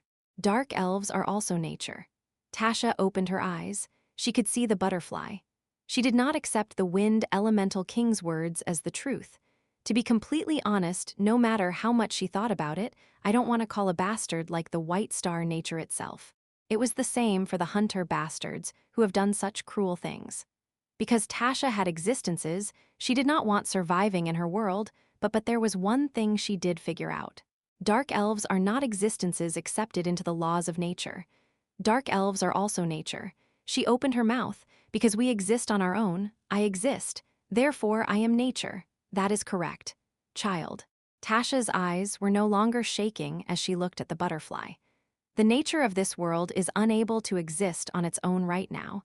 It is being suppressed and controlled. The purple bloods it is because of what the dragons of Apitu have done. The butterfly gently asked, "Can you please help them to exist on their own?" He then added on, "If so, I will let you borrow a portion of my power." Tasha's heart started thumping little by little. An elemental king had spoken. He said that he would let her borrow some of his powers. He was not saying that he would contract with her. He also did not say that he would lend her all of his powers. It was only a portion. Nonetheless, Tasha's heart slowly started thumping stronger, because it was the power of an elemental king. Experiencing even a portion of it would allow Tasha to take multiple steps forward in her growth. However, Tasha could not easily open her mouth. Despite accepting that she was nature itself, is it okay for me to do that? Can I do that? Am I capable of doing something so big? As she had those thoughts, look around you. She heard the elemental king's voice. Huh, Tasha finally realized it. She realized that her surroundings were oddly quiet. Wasn't I in the middle of a fight? She had been in an explosive situation with Peterson, one of the Inquisitors. I completely stopped paying attention to the fight to have a chat. Even if an elemental king appeared, how could I do that? Tasha scowled. A breeze blew by at that moment. Ah. Tasha started to hear the noises that the elemental king had covered up for a bit. Bang, bang, bang, she heard an endless number of explosions. Ah, she heard Peterson shouting as well. Why? Why is the wind going to a shitty dark elf like her? Through his desperate shouts bang, bang, bang, she saw the small winds that were blocking the large green wind. Some were stronger than the green wind. Some were harder. Some were more flexible. All these different winds were doing what they could to stop Peterson. You guys, the wind elementals had been buying time for Tasha. The reason was obvious. An elemental king came to find me. Meeting an elemental king, the elementals all knew that this was an amazing opportunity for anybody who fought alongside them. Of course, it could have been to not interrupt her conversation with the elemental king or to protect the elemental king. Or maybe because they desperately wished for Tasha to hear the elemental king's request and to accept it. That might explain why they were throwing their bodies to protect Tasha and the elemental king. It was at that moment. Tasha. She heard her longtime close friend's voice.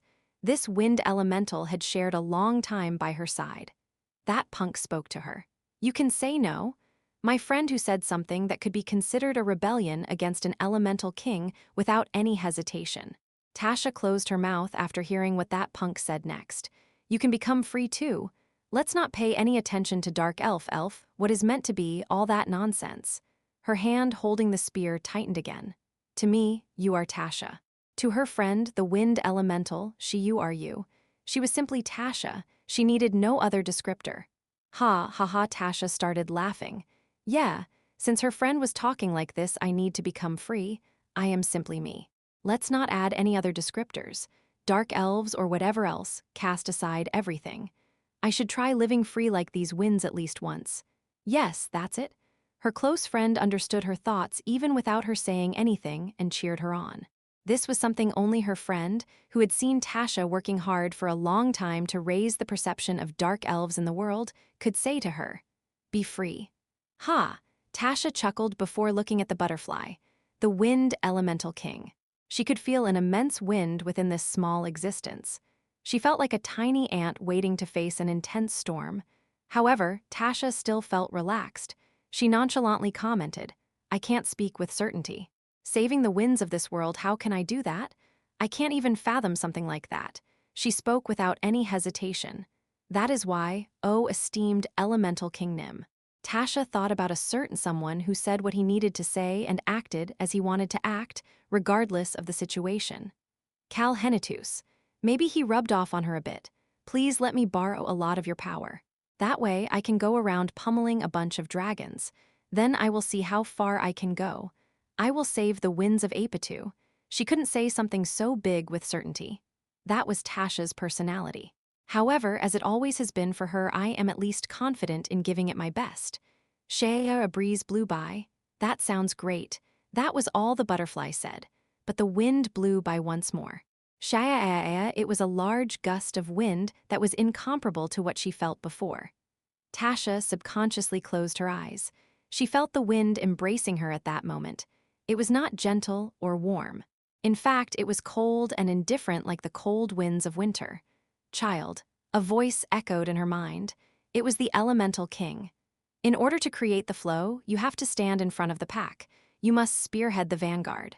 In order to create a path, someone had to walk down that path first. And you seem to like doing things like that. Let me give you a suitable power. The elemental king's voice became faint, so follow your heart and run free. The wind surrounding her disappeared. Tasha opened her eyes. The long spear that had been in her hand disappeared. Instead, there was a large whirlwind tattoo that started from the back of her hand and wrapped up her arm. Bang, bang, bang, bang. She could clearly hear the sounds of battle again. No, the sounds were slowly closer. Kahaha, I finally reached you. Tasha raised her head. She could see Peterson piercing through the wind elementals to approach her. His hand that was covered in a green wind was holding a green wind blade. That arrogant gaze of yours will be no more.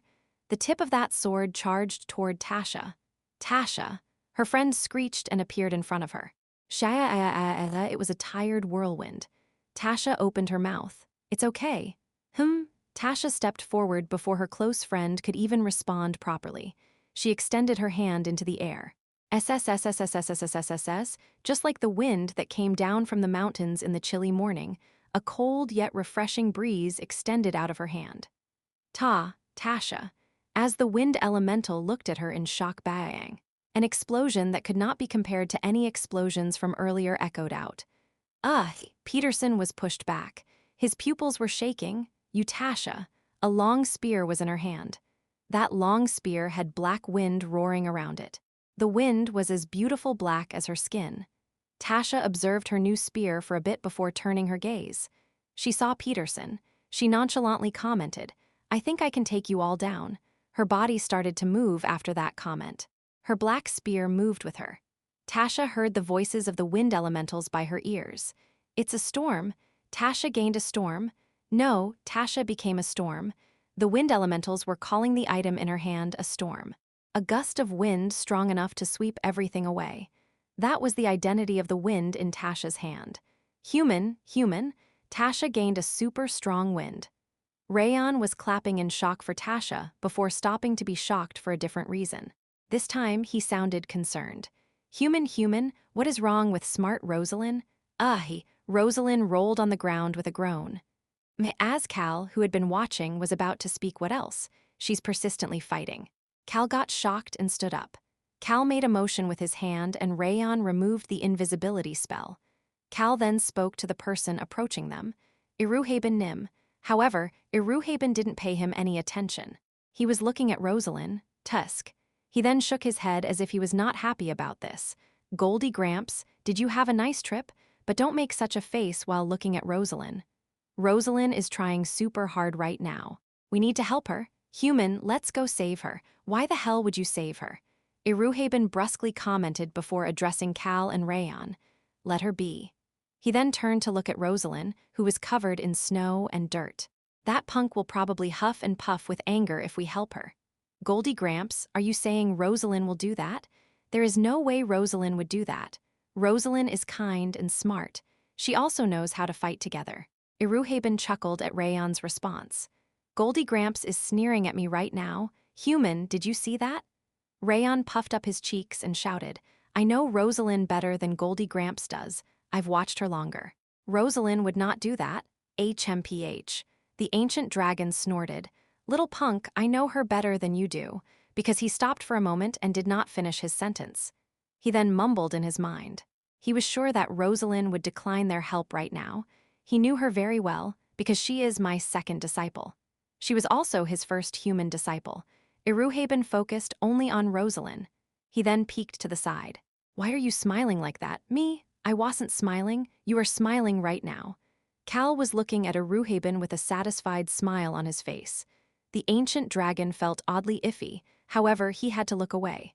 Bang. Rosalind was rolling on the ground once again. Chapter 247, Lunacy, Worship. And the way 9, huff. Rosalind was breathing heavily. Why is she so fast? She barely managed to stand up. However, Rosalind had to shout out to cast a spell before she could even steady herself. Shield. The moment a red shield appeared in front of her, bang, there was a loud explosion as a red arrow attacked Rosalind's shield. Rosalind's red mana had a bit of orange mixed in, resembling a rose sparkling with sunlight. This other red mana was darker and lower in saturation, looking more like roses underneath ash-colored clouds. The two were similar, but their colors were completely different. Cryack, fuck, Rosalind watched as her shield broke again. She then confirmed that the red arrow was continuing to come at her. Shield. She cast a shield again, but bang. That shield was also destroyed by the red arrow. Only then did the red arrow disappear as if it had done its duty. Rosalind felt her mana and the enemy's mana scatter as she urgently cast another spell. Oh, as the mana around her rumbled and tried to gather to her, I told you that is too slow. Rosalind heard a bored voice before she started to feel some heat. She looked forward. The red-haired inquisitor, the short-haired girl, who looked young, had already created a large horse to sit on. The horse was made of red mana, and the heat coming out of the horse made Rosalind start to sweat. Ha! Rosalind couldn't believe it. She was scoffing, but the enemy did not give Rosalind any opening. Bang! As the horse kicked off the ground, fuck, it's too fast. This elf with short red hair, her magic casting speed was truly fast. To be more specific, she is very fast at using mana. There was a saying between mages: mana affinity and mana dominance. Those two were talents you were born with. They were the reasons two mages could have the same knowledge but differences in abilities. As for the short red-haired elf in front of her, she is better than me in both. It was at a level she couldn't even see. Ah! The red horse almost instantly arrived in front of Rosalind. The horse raised up its two front legs. The magic horse jumped over Rosalind's body. Her body was now covered by the shadow of this large red horse. Rosalind raised her head to look at the large red horse covering her view and thought to herself, Choi Han, that punk. He said that they were at the level of dragons. Saying that the inquisitors were at the level of dragons meant that they were not dragons. However, the elf in front of her was not at the level of a dragon. She was basically a dragon. Her mana affinity and dominance were the same as the dragon's. This elf had what Rosalind couldn't even dream about because of the differences of the human race to the dragons. It must be because she consumed the foundation of this world. This elf gained mana-related talents like dragons after consuming the foundation of this world. She doesn't even use elementals. She couldn't help but scoff. It could not be helped. Is this what it feels like to fight a dragon? In that short instant, all sorts of thoughts ran through Rosalind's mind. You can easily tell that she is the strongest. This short red-haired elf was the strongest of the three inquisitors. Rosalind did not have the time to relax and look around, but she at least had a decent grasp of the situations around her. The inquisitor fighting against Tasha, he was the weakest. Next was the elf fighting against, being pummeled by Watira. And this elf is incomparably strong compared to the two of them. Ha! What the hell was I relying on to say that I could handle this elf? Rosalind kept feeling as if she would laugh. I was too arrogant. She had thought that she had a good assessment of the situation, but that had not been the case. Rosalind, who thought that she would easily defeat Tasha and considered Watira to be a worthy opponent, realized that her thoughts had been wrong. I would be about even with Miss Tasha in her current state. As for Watira, I can't defeat her. She could clearly feel why the whales were said to be as strong as the dragons. The power that Watira was born with that was as strong as the dragons. As for me, this was a fact she just figured out. I've never had a real fight with a dragon. She had many dragons, including Eruhaben and Rayon, around her. It allowed her to learn a lot of things over their shoulders, increasing her abilities. Furthermore, she watched them fight to train her battle instincts. That was why she thought she would be able to reach them. No, that was a foolish thought. She felt as if she understood now that she fought against an individual as strong as the dragons. I lose in all areas. Rosalind realized that everything she had built up as it related to magic was one step, multiple steps lacking compared to this elf in front of her. She also understood that she could never reach this elf in some areas. She could see the elf's eyes looking down at her from the red horse. There was no sneering, anger, or annoyance. All that remained was boredom. That elf was completely bored right now. Ha! An absurd feeling struck Rosalind. The red horse's front legs attacked her as well.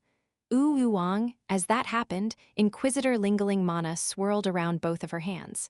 She continued to sit on the horse to look down at Rosalind as she gently waved her hand. Sha! A crescent moon-shaped blade that was created in the air flew toward Rosalind. Bang! An explosion that could not be compared to any explosions from earlier echoed out. The ground that the red horse struck crumbled and the debris shot up. It was clear that the area was destroyed. A large crescent moon blade cut through the air after that. The sword swung where the dirt and the rocks meet. Tusk. As Lingling clicked her tongue clang, there was a sharp noise and the red crescent moon was unable to go where it needed to go. SSSS, the dirt and debris settled down to reveal Rosalind. Huff, huff. Her hair was already a mess and her magician's robe was totally tattered. Furthermore, her face and hands were covered in numerous injuries. Her hands were shaking as well. Goo-woo-woo, a sharp noise that pierced her ears, the large crescent blade that was even larger than Rosalind was fending off another red sword right now. The red sword in Rosalind's hand was blocking that large crescent blade. Shit! Rosalind was scowling despite having blocked a strong power like this 2 times. An opportunity, my ass. She had considered this fight to be an opportunity of sorts. First was an opportunity to scope out how she should fight against strong individuals at the level of dragons.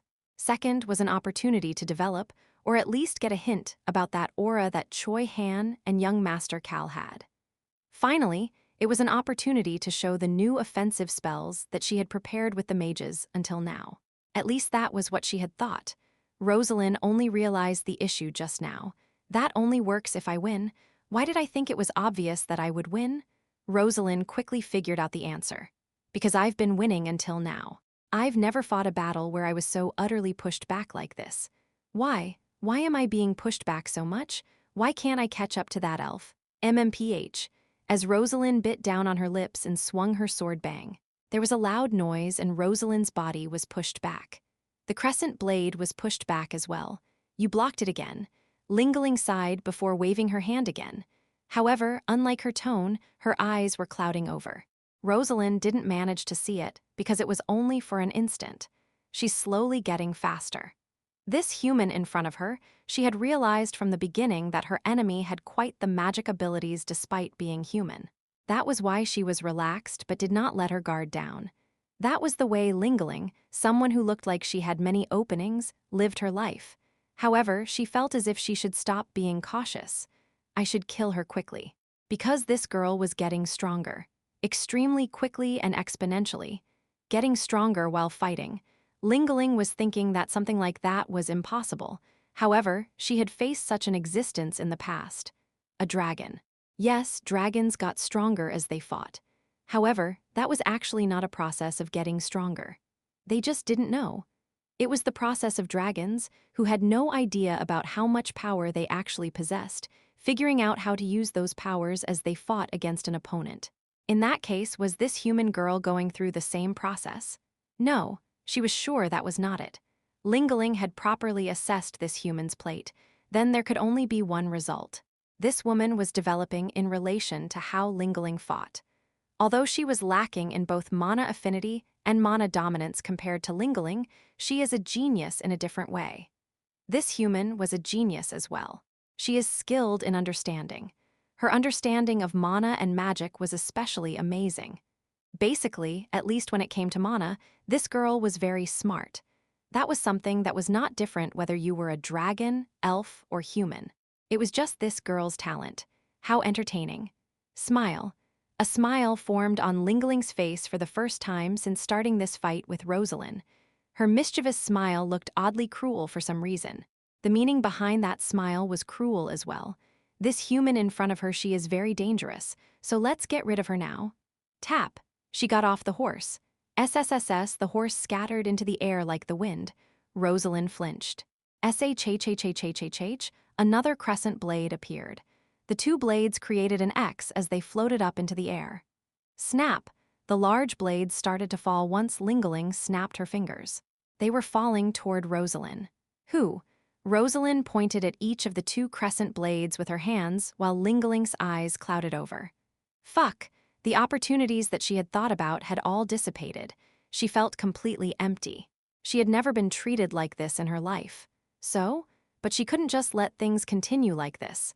That would be too big of a hit on her pride. Even if everything else crumbled, she could not put down her pride. Okay then. Since things were like this anyway, let's go to the end. Burn. As Rosalind let out a heavy breath and said that crack, crack, the magic stone's bracelets on her wrists cracked. Crack, crackle. The magic stone's necklace around her neck cracked as well. She no longer possessed any magic stones. They were all crushed to turn into mana around her. Q-woo-woo-woo-woo-oh, the air rumbled. Once even that noise stopped, the 2 large crescent blades were already right in front of Rosalind. However, red flames burst out of Rosalind's palms at that moment. They were small threads at first, then they became the size of whips, then the size of her body they resembled snakes. Go! Rosalind shouted, and the 2 snakes moved toward the crescent blades. Bang! There was a loud explosion. It was so loud that nothing else could be heard. Rosalind's ears, nose, mouth, and eyes, she could feel that she was bleeding everywhere. Ha!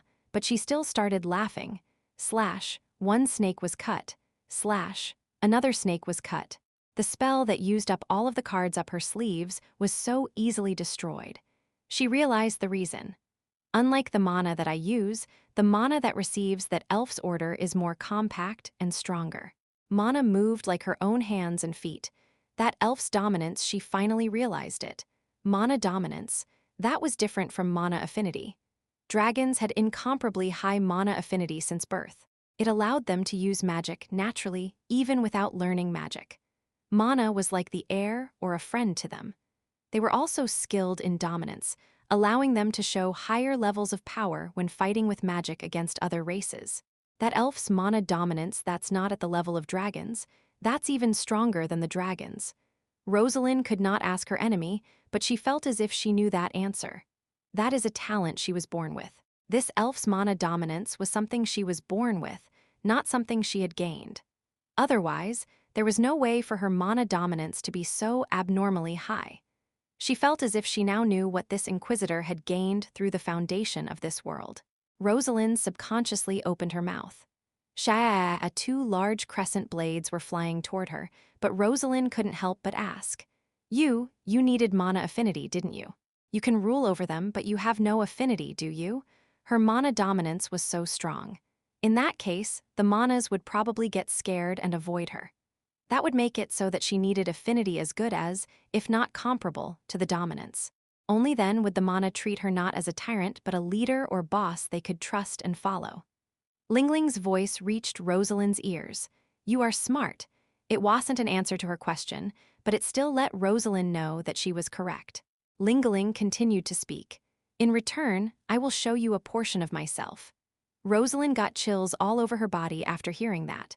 The mana surrounding me, although mana wasn't like air to her as it was for the dragons, it still felt like a friend. However, none of them are on my side. The mana surrounding me has turned away from me. They are not following me. They are following that elf, who is stronger than me and more familiar to them. Rosalind could not think about anything. This was the first time she ever felt as if she was alone in the world. Rosalind could not use magic right now. None of the mana was following her. She already ran out of magic stones, but even the mana that came out of them would have followed this elf. She felt a sense of emptiness, no, a sense of complete despair. She could see the two large crescents moving toward her. The only way she could run away from it was by using her body. She could either run with her legs or dodge. But Rosalind could not do anything. In this situation, where the mana had turned away from her, this situation was more shocking than anything she had faced in her life. The reason she was able to throw away the position of queen, the reason she was able to leave her family, home, and hometown behind all of it was because she had the dream of becoming a magic tower master. The strongest supporter she had for that dream was none other than magic and mana. That existence being with Rosalind was the reason she could always be confident without fearing anything. But now, she was scared. A fear incomparable to being suppressed by the aura of this world, that she needed to be within the domain of dragon fear or Cal's aura to use magic filled up inside her.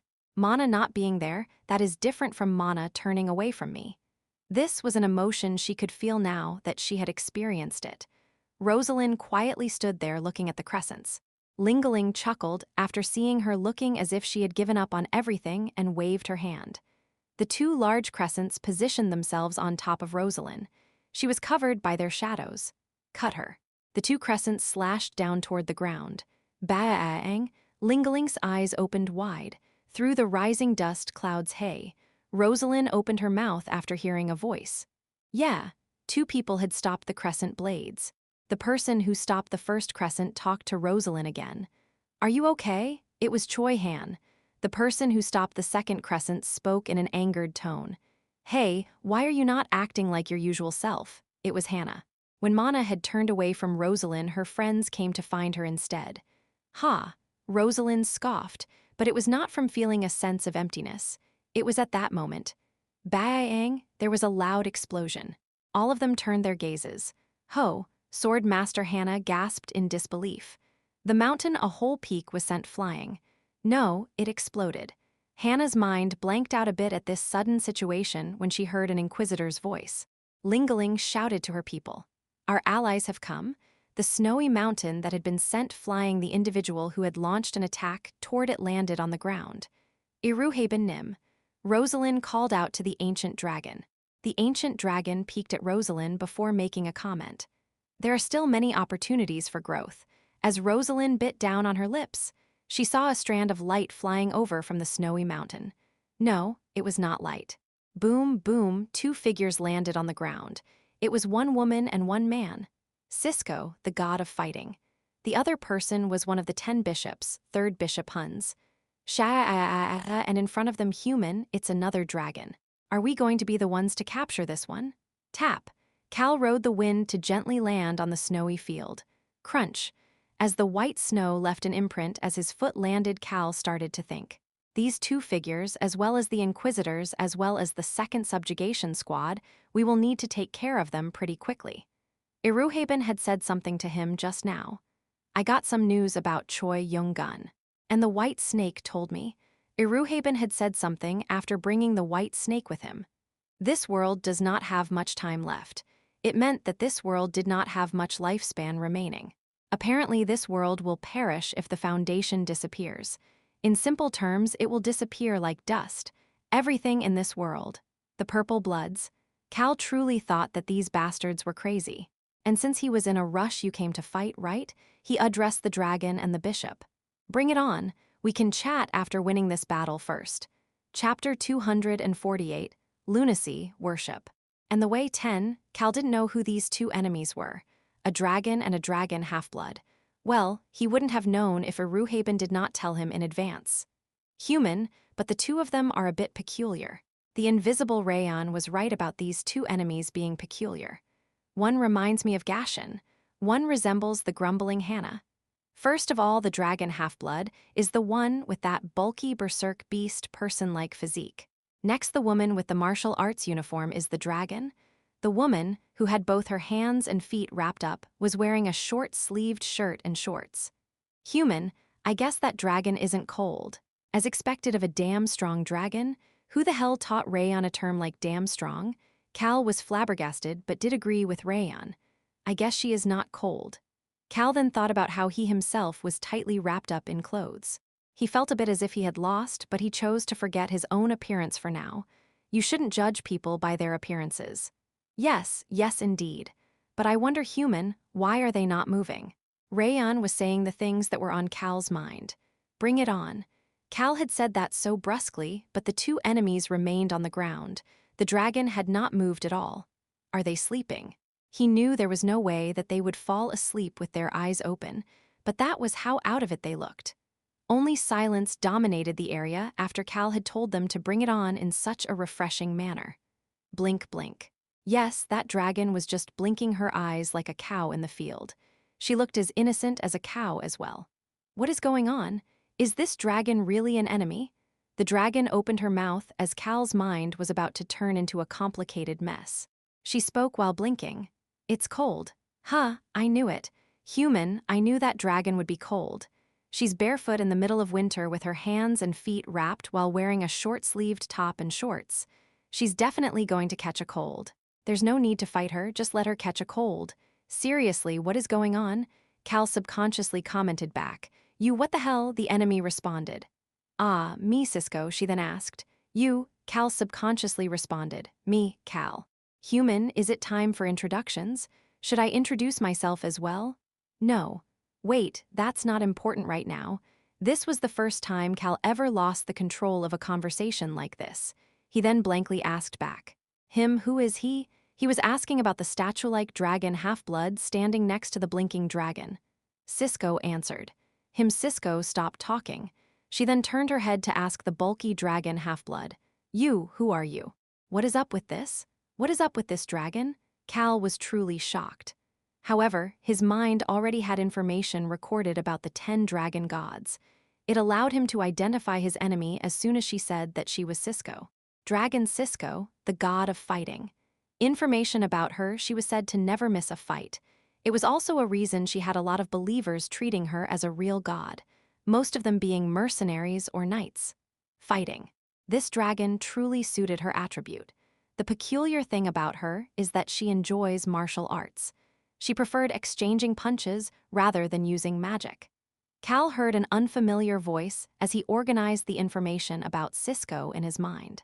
The berserk beast person-like man was speaking. Cal was now able to ascertain information about him as well. I am the third bishop, Siskonim, the third bishop of the Holy Empire. Cal's eyes clouded over. A real dragon half-blood is here. Unlike the First Knights Brigade, this guy was a real dragon half-blood. Ah, you are the third bishop. Cisco nodded before thinking about something and then asking, "What is your name?" "My name is Hans, Siskonim." Nod. Cisco nodded her head before looking back at Cal. "He is Hans. He is the third bishop." "Haya," Cal just sighed. "Human, those inquisitors and the dragon half-blood knights look baffled. I know, right? Even I would be baffled." Of course, Cal did not put his guard down. Just a moment ago, that attack, the reason the snowy mountain was destroyed was because Cisco and Eruhaben's spells struck each other.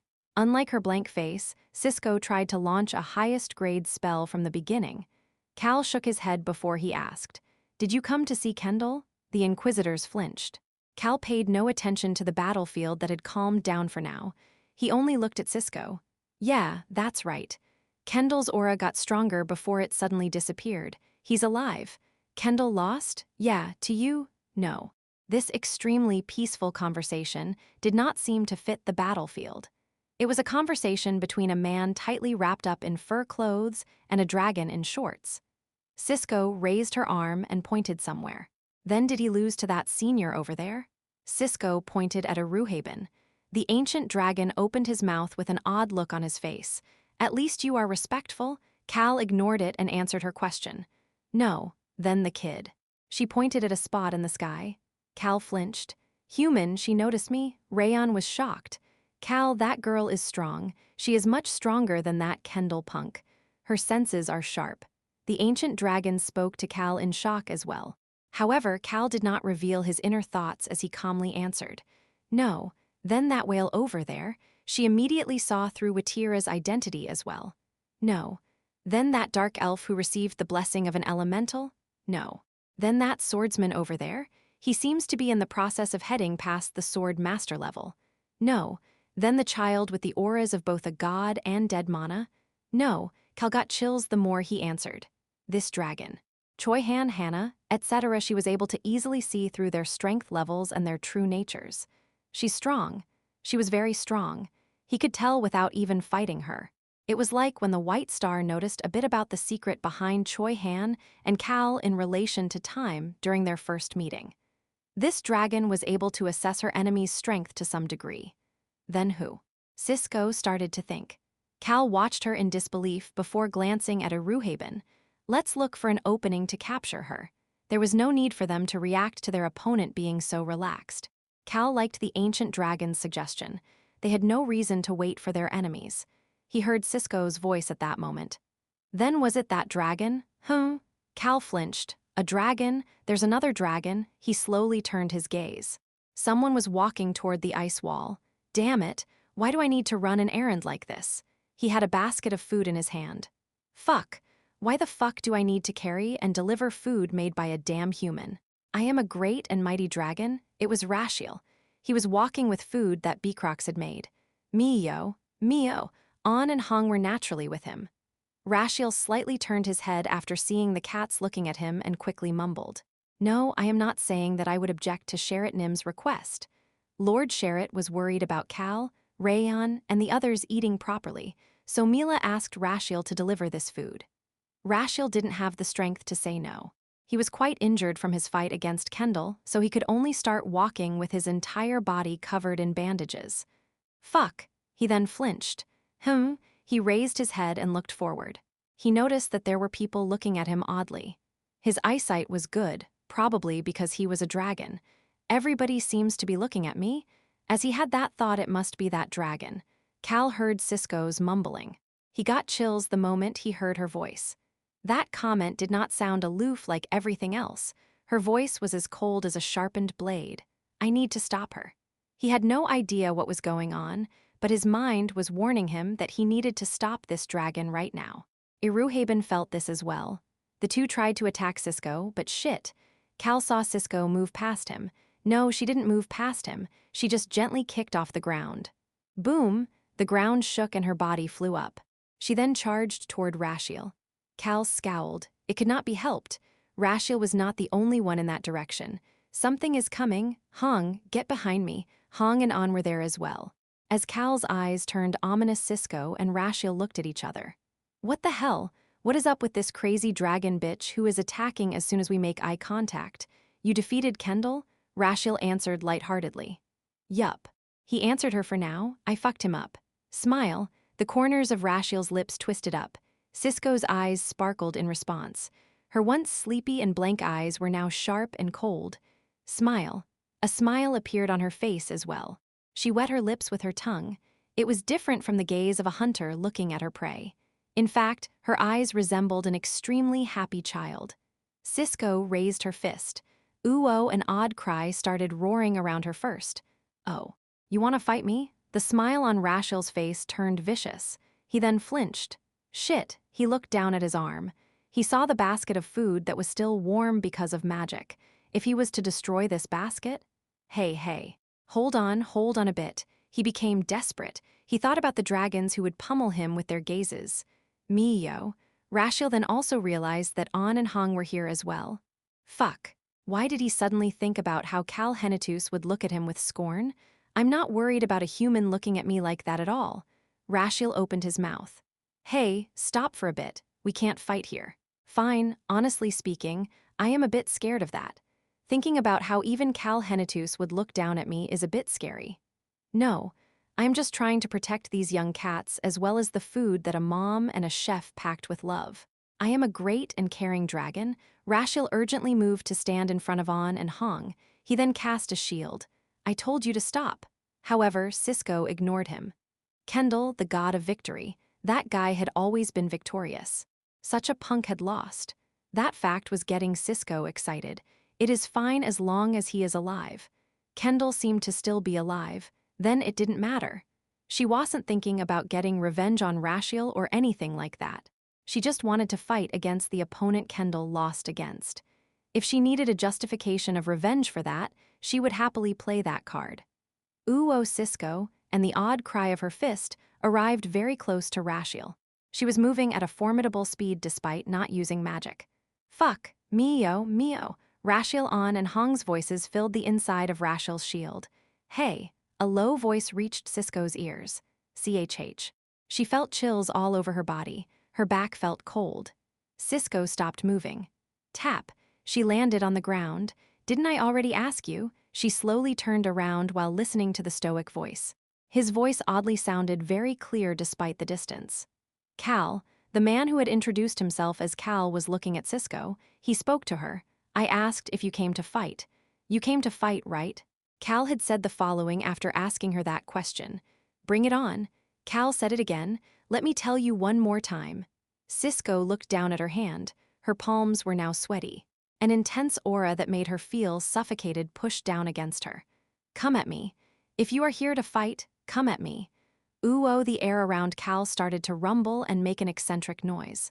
Cisco, the god of fighting, was known to be ranked in the middle of the 10 gods.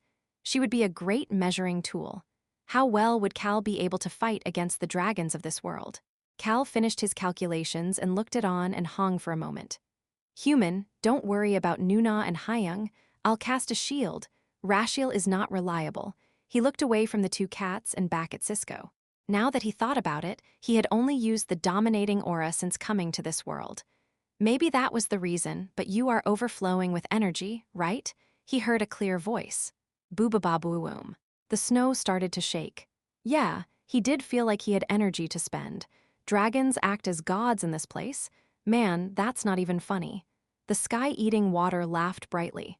However, she could not hide her special trace of lunacy hidden within her voice. Those shitheads are working with the god of war. That was the other thing they had heard from Iruhaben.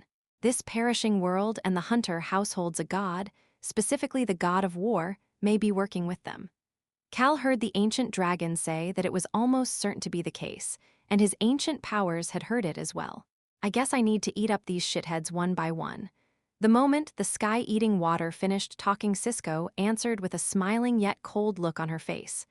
Okay, sounds good. Her feet and her quickly approaching fist were heading for Cal. Bang! There was a loud explosion. Water stopped Cisco's fist.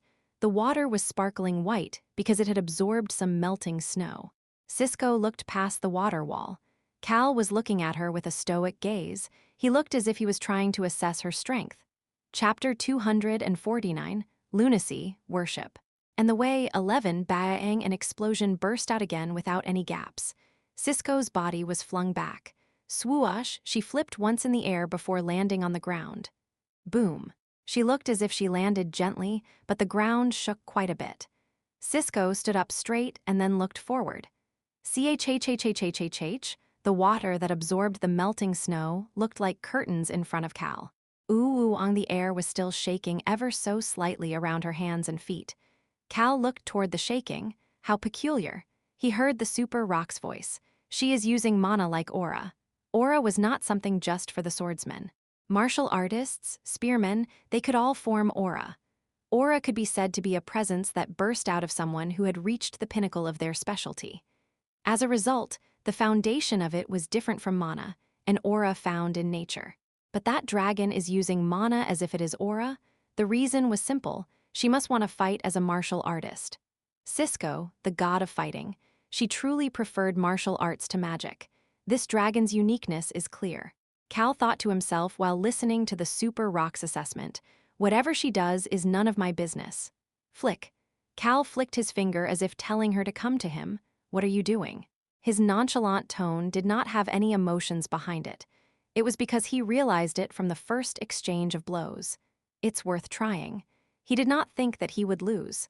Because of that, are you just going to stand there and watch? Swoosh, wind gathered by Cal's feet. It wasn't difficult for him to use multiple ancient powers at once now. Then I'll come. Tap. Cal's body quickly shot forward as he gently kicked off the ground. A big smile appeared on Cisco's face at that moment. She too kicked off the ground. Bang. Unlike Cal, her step caused an explosion. Cal's eyebrows slightly scowled. Ooh, the odd cry surrounding Cisco slowly got louder before the area around her fluctuated. Only the area around her was oddly fluctuating, resembling heat shimmers. It looks like dragon fear and her attribute. He heard the Super Rock's assessment.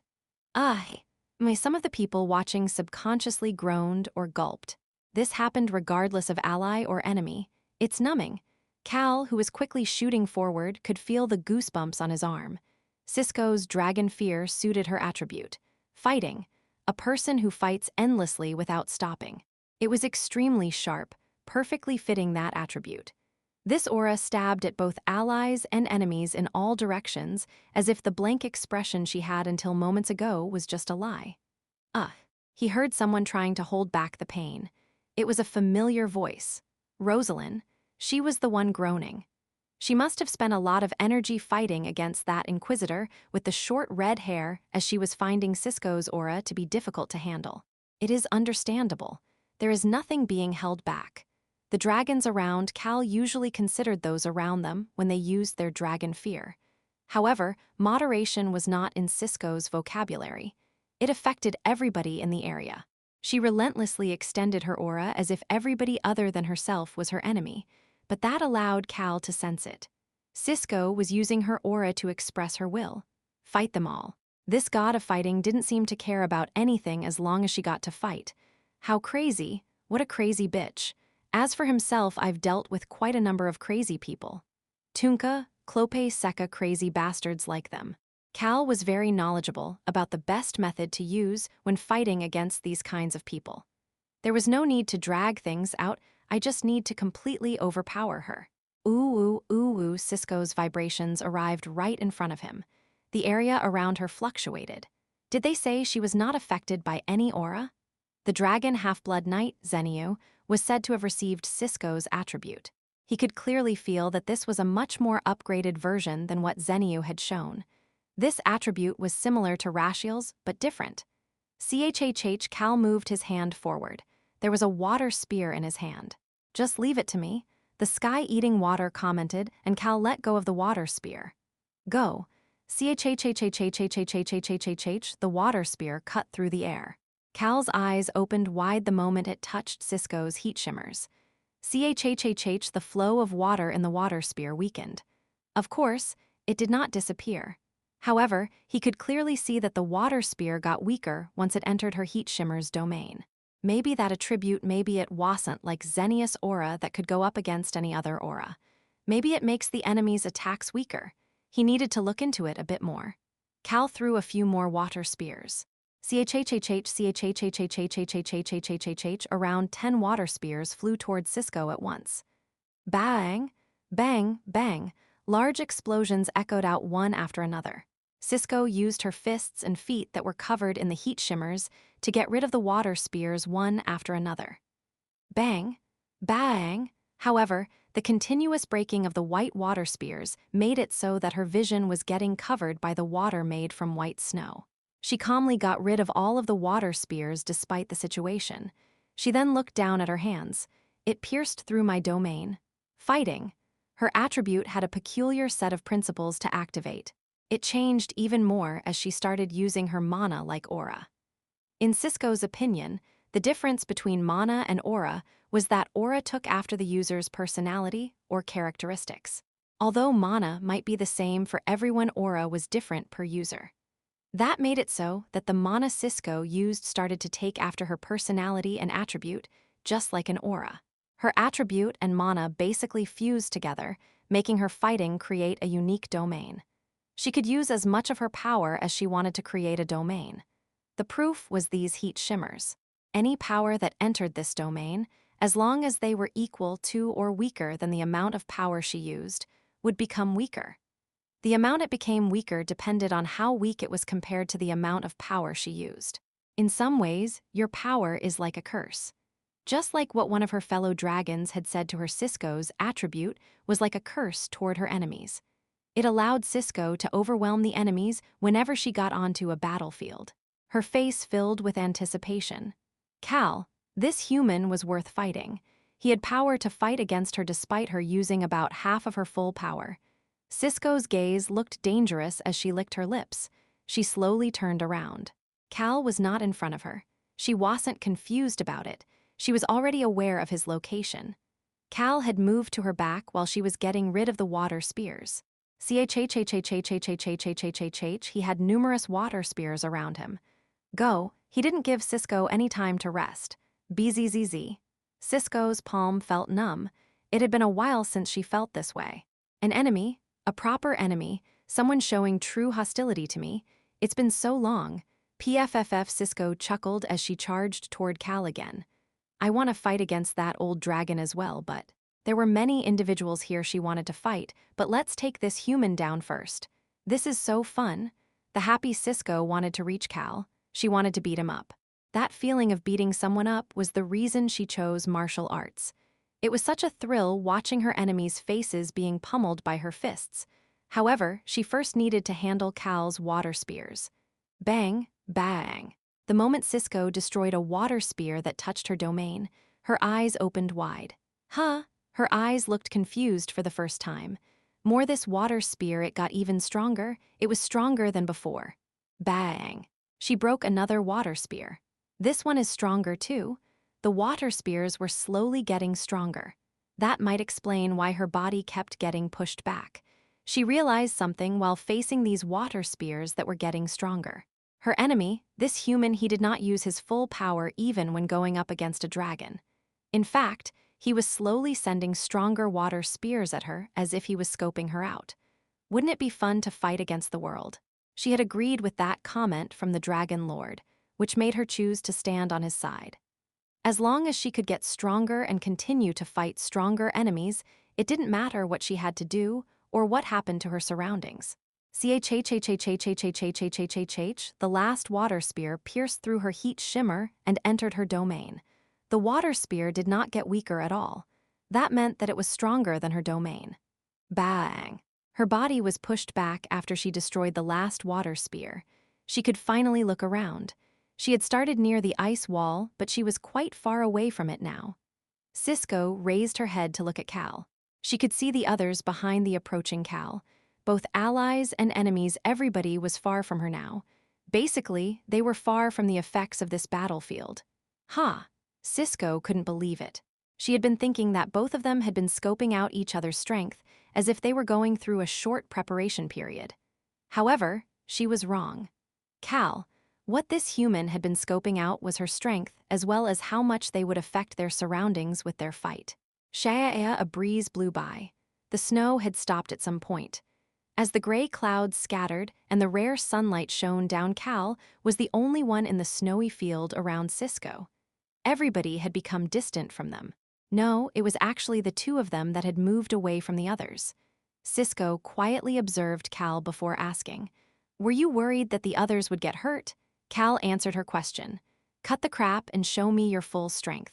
Cal was easily turning rude now that he knew there wasn't anything else to worry about. "Whether it is the dragon half-bloods or the elves, I'm sure Nim will take care of them. Maybe he would soon hear them getting pummeled so hard by him. So let's take care of this before that happens and go back." "Okay, I'll do that," Cisco calmly answered. Rumble, he felt as if he could hear thunder. "Cal, she's no joke." The dominating aura urgently spoke in an imposing voice.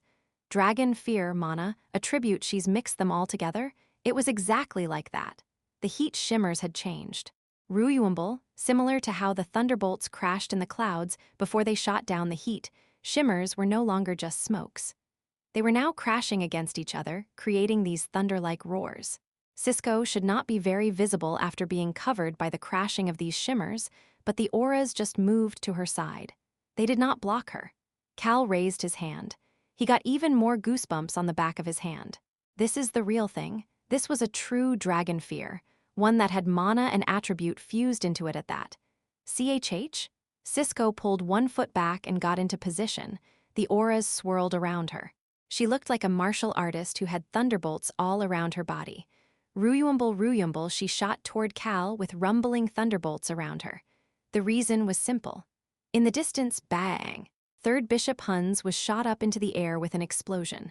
Shaya, white gold dust reached the large dragon half-blood at that moment. No, a dragon covered in white gold dust grabbed Huns back of his neck. Bang! He then slammed Huns to the ground. "Human, I am going to take care of you first before fighting against that dragon." A fun battlefield. Cisco charged toward Cal with anticipation. She showed no fear or concern. "I won't lose to this human. I might lose to that old dragon, but there is no way I'll lose to this human." This human's aura did thrill her when she first felt it, but that was it. Ruyumble it was at that moment. Through the roars of thunder that filled the area, she heard the sound of waves. Cisco's eyes opened wide. Her pupils were shaking. She subconsciously looked down at the ground she was standing on. No, she was looking at the snow. In this vast field, the snow that covered the whole area. "Cal, doesn't this remind you of that time?" The sky-eating water commented. "Remember the chains that bound me?" When Cal first met the sky-eating water, she had been tightly sealed by chains as the water of judgment. It was so hard to break those chains at that time. She sounded joyful as she said that. "But now I'm the one using chains." Bang! The ground shot up. No, large chains shot up from the ground. 1, 2, 3, 4, 8. There were a total of 8 chains that were the same size as the chains that once kept the sky-eating water sealed under the lake. That chain was the power of a god, the god of war. The power that sealed her belonged to the god of war. I tried copying that power. This ancient power dared to say that she tried to copy the power of a god. In addition, Cal, the dominating aura, pretended to be serious as he spoke. "This time it is not 2 gods. There is no way a single dragon can win against our bluffing." The wind stopped at that moment. To be more specific, Cisco felt as if everything that existed in this world stopped for a moment. Of course, the world was moving normally. Nothing had changed. However, she was no longer the same. Ruyumble the dragon, who looked as if she had vicious thunder surrounding her, raised her head. 8 large chains, these water chains, resembled 8 snakes. Those chains covered the sun and cast darkness down on her. Hoof, it was hard for her to breathe. The reason it felt as if the world was still stopped, she figured out what it was. It had been a while, no, this was just the third time she had felt this emotion in her life. Fear. A power that came from someone who was not just stronger than her, but overwhelmed her in strength. There was only one existence who could do that. A god, Cal calmly responded to what she barely managed to say in her stiff state. A god, my ass. Just hearing the word god was giving him a headache these days. Cal lightly motioned with his hand. Get her. The 8 snakes, the white chains, started moving. Cisco gasped while watching. The shadow, the darkness created by the white snakes, was approaching. She looked around. The area surrounding her domain, this vast field, the whole thing was covered by a scary aura. Domination. This domain dominated by this human named Cal. She would have to bow her head and be dominated by this human the moment she stepped foot into that area. Such fear filled her mind. This is more dangerous than dragon fear. As she realized that fact, Ruyumble, one of the chains, entered into Cisco's domain. She could see the size of the large chain. Ah, the water chain did not get weaker at all. Rather, Ruyumble, it pushed away her auras as if it wasn't interested. It relentlessly charged toward her. God, my ass, this power is something that can't even be compared to that. I'm the water that is going to eat the sky. The moment the sky-eating water's voice filled Cal's mind, bang, the 8 snake chains broke Cisco's domain. They then charged toward her. They were trying to completely bind her body. Cal had a thought while watching this. I think I got too strong? Is this okay? This dragon, who was supposedly in the middle of the 10 dragon gods in strength, was easy to handle. I guess it makes sense since I've recently fought against the blood demon and only been scared by a god. The others were growing and getting stronger in this place. Cal was different from the others in that he had not been able to feel how much stronger he had gotten until now. If it is like this dragon lord, the leader of the purple bloods, even that bastard might be handleable. Ah, the super rock groaned. Cal, don't you always bleed whenever you have such a thought? Cal completely ignored the scary giant cobblestone's voice. Chapter 250. Lunacy, Worship. And the way 12, I know, he usually bleeds or faints. The fire of destruction rattled off on the super rock's comment, but Cal completely ignored them once again. Instead, he thought about the situations where he had used his powers in the past. I fought quite a bit in Xiolin. He was on the front lines a couple times. Even in the Central Plains, I guess I did fight. However, Cal realized where his powers had been focused on until now. Dead mana. Through Xiolin and the Central Plains, Cal's focus had been to purify or stop dead mana. As for when he used the most strength when the ocean tried to destroy Hainan. The large tsunami that came toward the blood cult and the entire island upon their suppression of the blood cult, because of the purple blood scheme, Cal had to use quite a bit of power to stop that. Of course, that was what allowed him to gain the seed of Apotis World Tree. I guess I haven't had a proper fight. He felt like he was fighting quite often in the front lines during their fight against the White Star. Lately, he seemed to frequently be in the rear, and even when he was in the vanguard, he didn't do much of the fighting. Ha ha ha ha. Cal listened to the sky-eating water's clear voice as he started walking. Cisco, a dragon who was supposedly in the middle of the pack, among the 10 dragon gods, the dragon with the most numerous battle experiences who had fighting as her attribute. Those were the reasons Cal set Cisco as the basis. They said that the dragons of this world are stronger than regular dragons. Rashiel had received significant injuries while fighting against Kendall, the lowest ranking of the 10 dragon gods. He had fought alongside Rashiel a couple times until now, but this was the first time he had seen him so injured. Of course, he won, but it was a victory with severe injuries. As someone who liked overwhelming victories, Cal kept thinking every so often that such victories would be difficult in Apitu against the Purple Bloods. He suddenly thought of team leader Sui Khan and Choi Young-soo's faces. Tusk. He clicked his tongue internally. The two of them had to openly do anything in Apitu so far. Part of it was because they were tasked with trivial things, but wanderers, and the god of war. They got busier once those two existences appeared. They would also get even busier from here on. They were the only ones, aside from the god of death, who could dig into the situation in the divine world. Cal stopped walking. He then looked down. Bang, bang. The 8 white snake chains plummeted deep into the ground. Boom! Cisco was bound within them. Ugh, her body went down to the ground. To be more accurate, it got slammed into the ground. The water chains were binding her limbs, dragging her down to the ground to bury most of her body. Cal watched it all happen below him. However, Cisco had yet to realize that. She could not pay any attention to it. Ruyuambul, her strength had not decreased yet. She was still capable of continuing. However, it was hard to breathe. The chains that ripped apart her domain and infiltrated inside did not break no matter how many times she punched them and tried to destroy them. It resembled the water power that someone she knew used. That bastard who created a tsunami even greater than one found in nature. The dragon who currently rules the seas. The guardian of the seas. Now that the whales are gone, the dragon lord, he was seen as a higher existence than the 10 dragon gods. However, there were 3 dragon gods who were called the rulers beneath the dragon lord. One over the seas, one over the land. As for the other, Cisco suddenly felt a cold aura and looked up. She could see a large chain heading toward her. This 8th chain was coming the slowest toward her, as if telling her to stop thinking about useless things. Fuck, Cisco twisted her whole body to use every ounce of strength she had left. However, her domain did not get larger. In fact, it got smaller. Ruyuambul, instead, it was condensed and compressed. It was only enough to cover her body now. Rumble hoo-woo, she could breathe a bit now. And cry-ack, the chains touching her skin were getting a bit weaker. It works.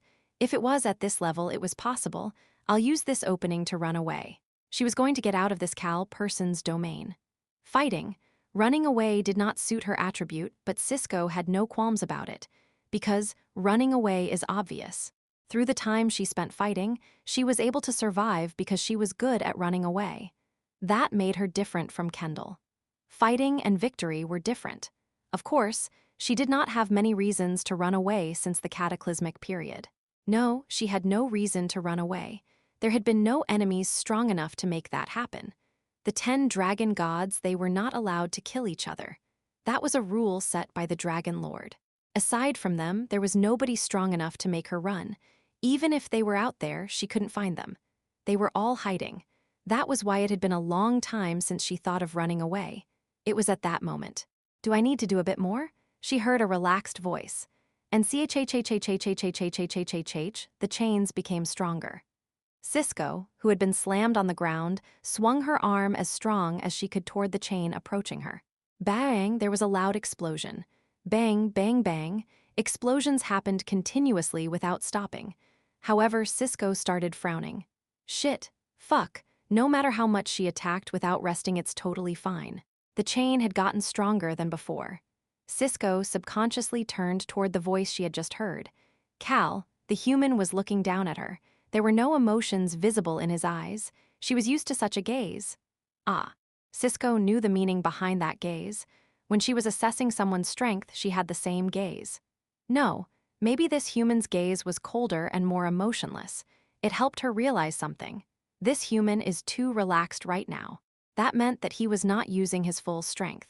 He was still able to relax. He's relaxing quite a bit too. The immense aura coming out of him, she had not even seen the identity of this power that was encroaching on her domain. If he used such an aura for an actual attack, I'm going to die. No, maybe beyond her own death, he might even be able to fight against the Dragon Lord. This human might have the qualifications to fight against an existence above the dragon gods, the Dragon Lord. She made eye contact with Cal. Oh, Cal gasped in admiration. I like that gaze of yours. His eyes clouded over. Although she was his enemy, he could see that Cisco was fully aware of the fact that she was going to lose. Nonetheless, her gaze was firm.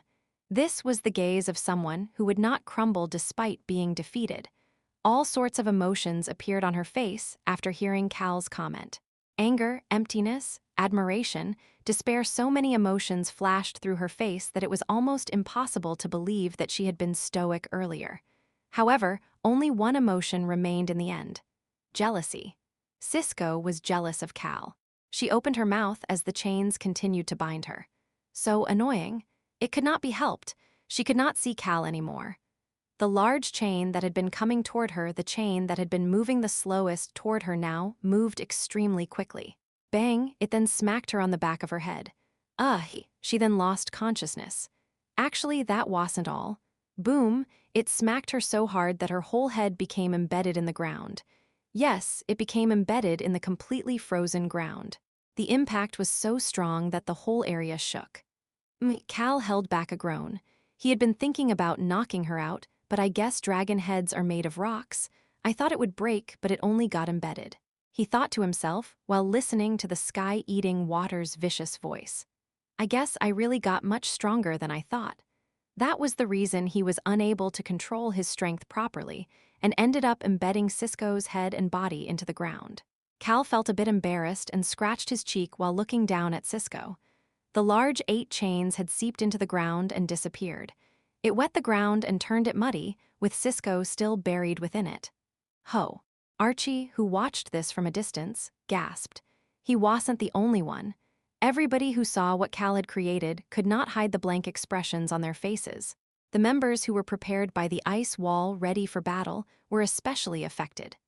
Our commander Nim was the one who defeated the White Star and stopped the advent of a god. They thought about Cal's achievements that they had forgotten, had not thought about for a bit because they had been so busy. Hoo-hoo. Archie flinched and turned his head before his eyes opened wide. Clope Seca. That crazy bastard was smiling. He was holding a video communication device in his hands. Archie was about to say something but gave up on the idea. They are all crazy. Archie just blankly stood there. He had run out because he thought that his liege, Watira, was angry, only to find Cal, who slammed a dragon into the ground with overbearing dominance despite not even being angry. Can we just easily catch them all like this? As Archie had such a thought on his mind, bang, he heard another explosion. Archie looked away from Cal. It was headed to a closer spot. This was a spot where the snow and dust mixed together to explode. Over there. It was where their allies, other than Cal, were intermixed with the enemies. It was the spot where the ancient dragon had been fighting the dragon half-blood. Flap. Something large cut through the dust cloud. Human. Cal was looking at it as well. What the hell? He subconsciously commented before his jaw dropped. Flap, flap. Something large cut through the dust and snow to shoot up into the air. Yes, that doctor, it was a dragon. Cal had never seen such a large dragon in his life. Even an ancient dragon like Iruhaben was smaller than this dragon. This dark brown dragon was swift, unexpected of his size. However, that large dragon's eyes were bruised black and blue. He could tell this dragon's identity based on that black eye. That dragon, this dragon half-blood the third bishop. Cal was confused when he heard Rayon's voice. Human. Rayon approached him as he spoke. That dragon half-blood suddenly polymorphed. Cal had never seen a dragon, half-blood, turn into a dragon until now. Now that he thought about it, the dragon half-blood in the Black Castle had been in human form before he turned into a bone dragon. Human, Goldie Gramps told me something. He heard the ancient dragon's voice after Rayon said something else. He said that a dragon half-blood cannot become such a large adult dragon, especially taking the full appearance of a dragon. That's what he said. Cal, this dragon half-blood is a bit peculiar. He has no attribute, but his body is greater than that of an adult dragon. Just as he realized that he made eye contact with the dragon with the bruised eye. Had he been mistaken? Human, I'm going. Shit. However, it had not been a mistake. The dragon half-blood, who had been bulky even in his human form, was flying toward Cal with his large dragon body. The flap of his wings caused the wind to gust. His body was so large that he quickly arrived in front of Cal. He then opened his mouth. He was looking right at Cal. Cal. He heard the ancient dragon's voice. It's a dragon's breath. He should be able to use dragon's breath because his body is larger than that of an adult dragon. Cal realized the reason this dragon half-blood was strong despite not having an attribute, dragon's breath. This was one of a dragon's strongest attacks. I'm sure he is trying to save the dragon you captured. He is probably thinking about running away with that dragon while attacking you. Pot. A bright light flashed next to Cal. Stop him. The ancient dragon instantly arrived next to him. White gold light gathered around him. Human, I'm doing it too. The invisible Rayon had black mana around him as he approached as well. The young dragon and the rejuvenated dragon were both feeling rushed. However, Cal's expression was very subdued. As Iruhaben flinched at that relaxed expression, "Why do you have such a look on your face?" Cal opened his mouth, sounding baffled. "Are you sure he is trying to use dragon's breath?" He was looking at the dragon Half-Blood's face. The large dragon was flying toward Cal with his mouth open. However, he didn't look like he was trying to use dragon's breath. His open mouth he let out a loud shout. Rayon opened his mouth. The young dragon tilted his head. As the ancient dragon flinched, boom. The large dragon quickly landed in front of Cal. Such a large body landing on the ground shook the ground so much that Cal almost lost his balance. "Human, I'll hold you steady." The invisible Rayon's two front paws held Cal's arm. However, Cal could not react to what Rayon said. What the hell? What the hell is this dragon Half-Blood doing? Cal's jaw dropped. Boom. The large dragon Half-Blood slammed his head on the ground. He then curled up his body. This dragon Half-Blood with the black eye looked as if he was kneeling as he shouted, "I'm going to betray them." Huns, I wish to be on your side." Cal hesitated for a bit before responding to the imposing declaration. "Cisco is under you." Cisco, who was buried in the mud, the large dragon Half-Blood had landed on top of her as well as the ground around her.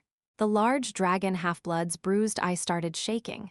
Chapter 251, Lunacy, Worship. And the way, 13, Cal looked into Hun's shaking pupils as he spoke. "Over there." Huns looked at the spot Cal was pointing at and flinched before slowly moving away from that spot. He then landed next to the area. Boom. The ground shook once more, and Huns looked at where he had been sitting. Cisco was still unconscious while buried in the mud. Huns looked away. He then spoke to Cal once again in a serious tone. "I, Huns, want to be on your side. I know your identities." "Who?" Cal looked at Huns, who no longer looked serious with his black eye and large body, before asking. "Who are we?" Huns responded without any hesitation. "You must be the ones who saved Xiolin and defeated the blood demon." The corners of Cal's lips started to rise. He looked at Huns with interest as he spoke. "You seem quite interested in external affairs." He then thought to himself, "Yes, by now it only makes sense for some of our enemies to figure out who we are." Especially in Apatu, even if the enemies did not know who they were, they should at least recognize the things that they had done. Since the Purple Bloods schemed against the blood cult, they pretended it was a hierarchical yet cooperative relationship on the outside, but the reality was that the Purple Bloods had planted a bomb to destroy the blood cult. "That's right. I am very much interested in other worlds." "Why?" Cal motioned to Iruhaben with his eyes while chatting with Huns. Iruhaben understood his intentions and channeled his mana. Splash, splash. He pulled out and tied up the unconscious Cisco. Huns peeked at her before pretending not to see anything, since the world will be destroyed soon. Cal recalled what Iruhaben had told him. This world does not have much time left. Apparently, this world will perish if the Foundation disappears. Cal thought about the goal of the hunters once he heard about that. They were trying to offer the worlds they were in as sacrifices to create a new god, the omnipotent god. Thinking about that, the dragons of the Purple Bloods were doing very well. However, Cal had a question. It was actually a thought he always had on his mind. If they offer up the world they live in, where do they plan on residing after that? The Five Colors Bloods probably didn't need to worry about that since they were wanderers. As for the black mages in Xiolin or the blood cult, the leaders of the respective hunter families would have their followers who gathered together to create their factions. They are also competing against each other, yet they were still casting away their world. This decision seemed inconsistent. Cal had a couple thoughts about that matter. Maybe he also had one idea. He thought it made no sense, but it sounded plausible. Hey, he felt as if he got a bit more info about the answer to that question. Cal approached Huns, whose face was as large as Cal. He then looked into his eyes. "What you just said." Huns had said something? "That's right. I am very much interested in other worlds." Cal asked the reason, and this had been his answer. Since the world will be destroyed soon. Cal analyzed his words a bit differently. "You said that the world will be destroyed soon." He gently asked, "When you say world, are you talking about Apatu, or are you talking about all the worlds?" Cal recognized the emotions gathering in Hun's eyes. This dragon Half-Blood, as I expected, it was the right choice to choose you guys. Cal's comments just now were a confirmation for his decision. I do not know everything. However, there is a hypothesis I have. Hold on. Cal had to ask Hans a question before their conversation continued. Before they talked about anything else, why do you want to be on our side? He still had not received a clear answer about that. Hans looked away from Cal for a moment. He then looked up at the sky. My death is near. As Cal slightly flinched, as I expected, Iruhaben quietly mumbled and Cal looked toward him. This dragon half-blood seems to be telling the truth. No wonder he seemed fatigued during their fight. It was because he did not have much life left. He then heard Hun's voice. I've lived an unsightly life, but maybe because my death is near, I've been thinking about the good memories I've had while living in this world. Even someone like me had a lot of good memories. He really didn't have much time left. It was not a couple years. It would not be weird even if he died tomorrow. He was sure that he would die earlier than Pope Cassilia. The church did not know about that. That meant that his allies did not know. Dragon half-bloods were born in instability.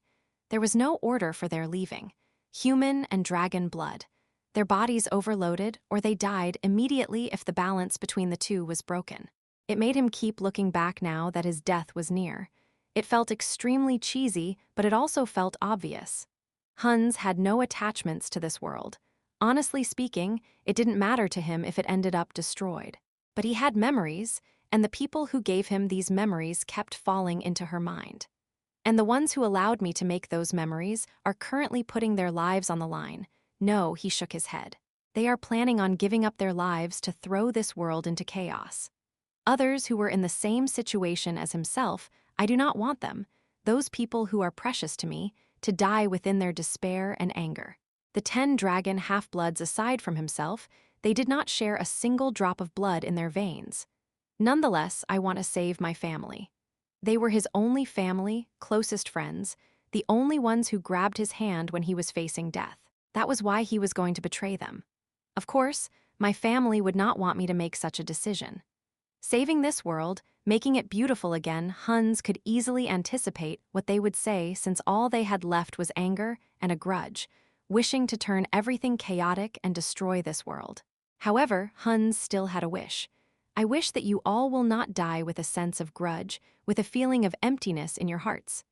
Hun's eyes gave off his firm and indestructible stubbornness.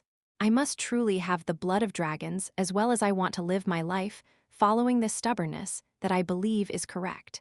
Since his family wanted an even greater chaos, technically, this followed their wishes as well. You all saved Xiolan and rescued the Central Plains. I think that it is worth betting on you guys. It was the reason he told Pope Cassilia that he would come here, despite it being different from his usual choice. You guys should be able to take the Purple Bloods down as well. The Pope did not have a grudge against this world. She had a grudge against the Purple Bloods, the dragons. It was the same for the other dragon half-bloods. This sorrow they always felt, because they felt like they didn't belong anywhere. He had no confidence to get rid of that issue. But if he is able to take down the source of their greatest grudge want, they at least live the rest of their lives with peaceful hearts. Well, I might die before all of that happens, but that won't be bad either. If you can defeat the Purple Bloods and prevent this world from being destroyed, I can give you guys everything I own. Cal crossed his arms and quietly looked at Huns. I guess I should hear him out first. It was at that moment. Bang! There was a loud explosion.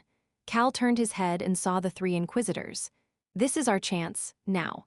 Peterson was warily looking around before causing a gust of wind. The fierce wind wrapped his allies and himself and instantly moved their bodies back. They had quickly moved far away from both Cal and Choi Han. Yanni, Lingling, we need to inform the others about all of this. Lingling, let's teleport now. As Peterson smiled triumphantly and shouted ha. It was rare to see Yanni sigh like this. It looks like you don't fully understand the situation.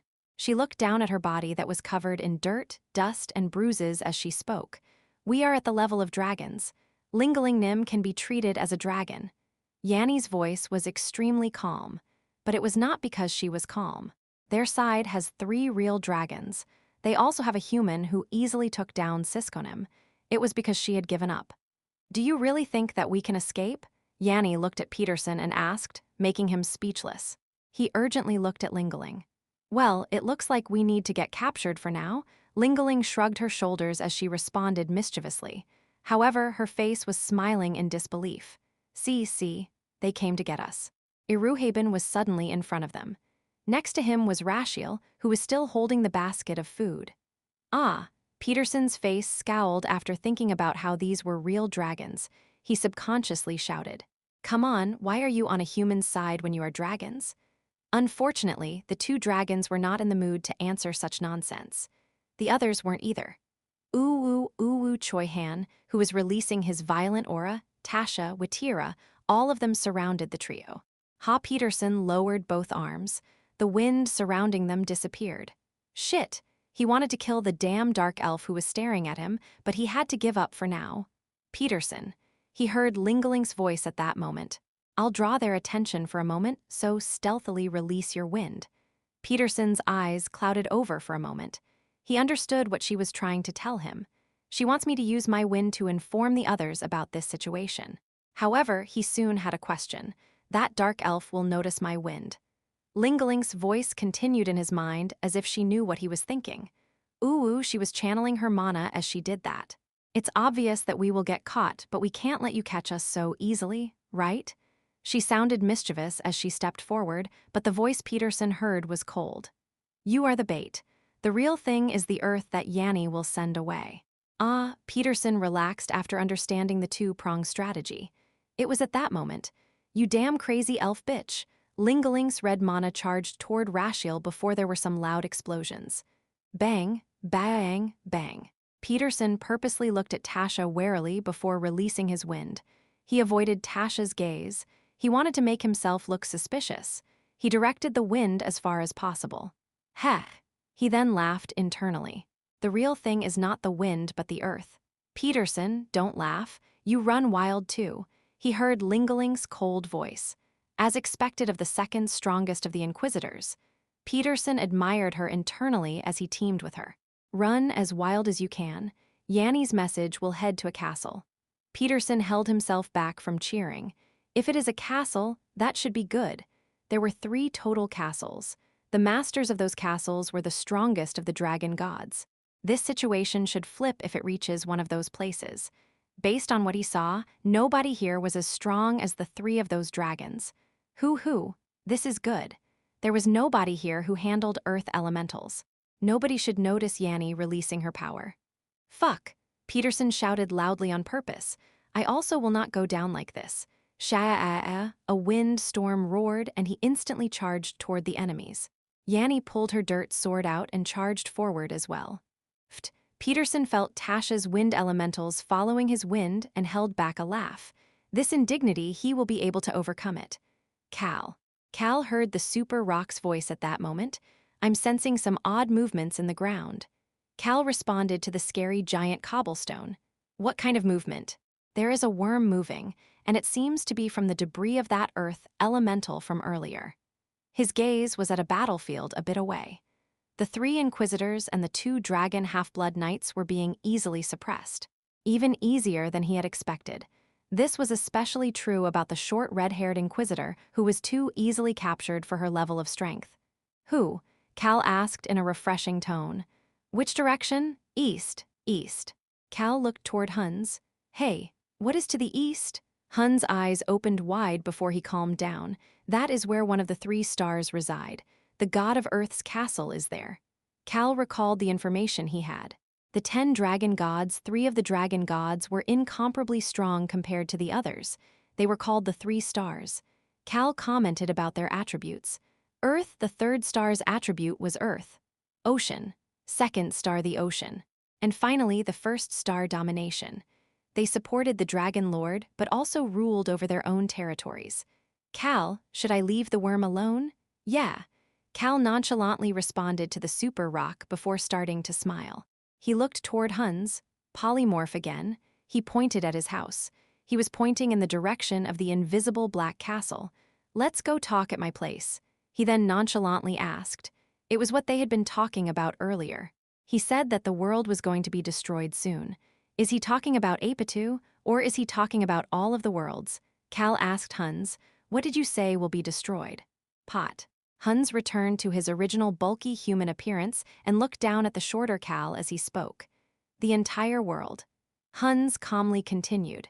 However, that too is the worst possible situation that I could imagine. What I am talking about right now is not the answer. It is simply one hypothesis. Hans knew quite a bit about the purple bloods and was very knowledgeable about what the hunters were trying to do. In order to create the omnipotent God in a world that is already in balance, a new system needs to be created. Hans was not certain about it. I believe that the hunters have created that new system. That should be why they are trying to destroy the worlds one by one. He shook his head. However, I do not know what that system is nor where it is located.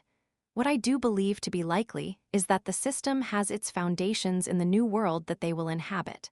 Hans, just like Cal, fully believed that the hunters had a place to go to once they lost their homes. It was the reason he did his best to figure it out. I do have one clue about it. Hans planned on earning Cal's trust by revealing this information. He had not come empty-handed. My father, the first star, once said something. Cal flinched. The first star? The dragon with the attribute of domination. That dragon was Hans' father? He looked at Hans after hearing what he said next. He said that the fake reality will soon become real. He then added on. He said that even those motherfucking transparent blood bastards could be useful at times. He continued to speak. I'm sure you know about the transparent bloods. They should have some hints about the new system and the world. So if you dig into them, he could not continue to speak. Cal was not listening. Instead, Cal looked up at the sky and nonchalantly commented. As I expected. All of the hunters he had seen until now had been trying their best to offer up a world. However, the transparent bloods seemed to be paying a lot of attention to virtual reality. That had led to Cal thinking about it.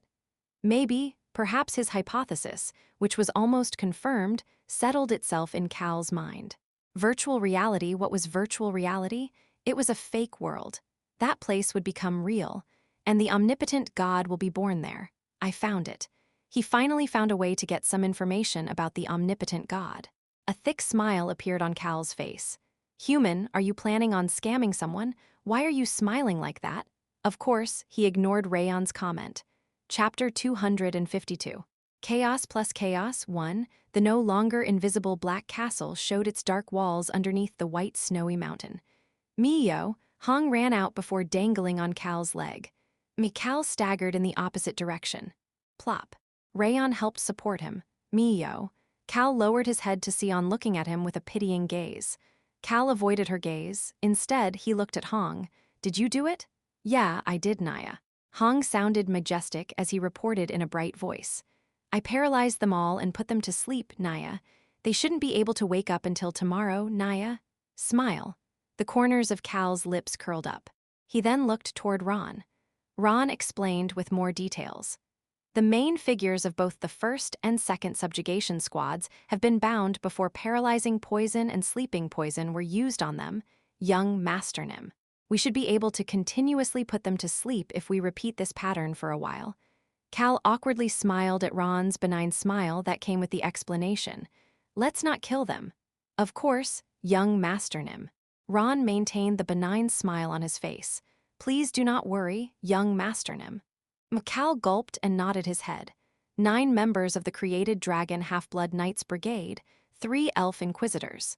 All of the strong individuals from the first and second subjugation squad other than them were bound and sent to sleep. He shouldn't need to worry about them for a while. Nice to meet you. My name is Cal Henitus.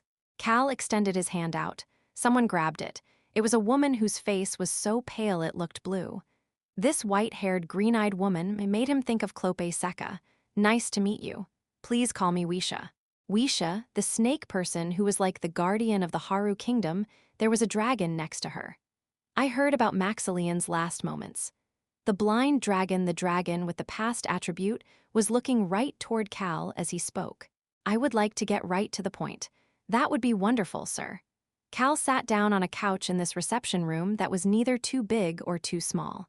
The white snake peeked at him, who sat at the head of the table as if it was no issue, before looking at Ruhaben. The ancient dragon calmly headed toward the window. The human really is the leader.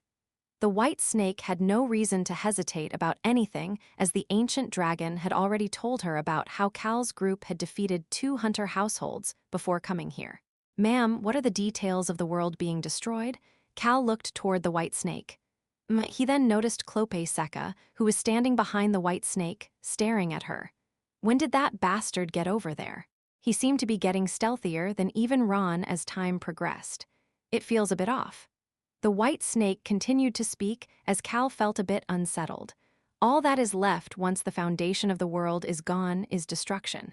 Cal looked to the opposite side of the white snake. That's right. To be more specific, the world will instantly crumble if all the powers supporting its pillars are gone. Third Bishop Hans was there.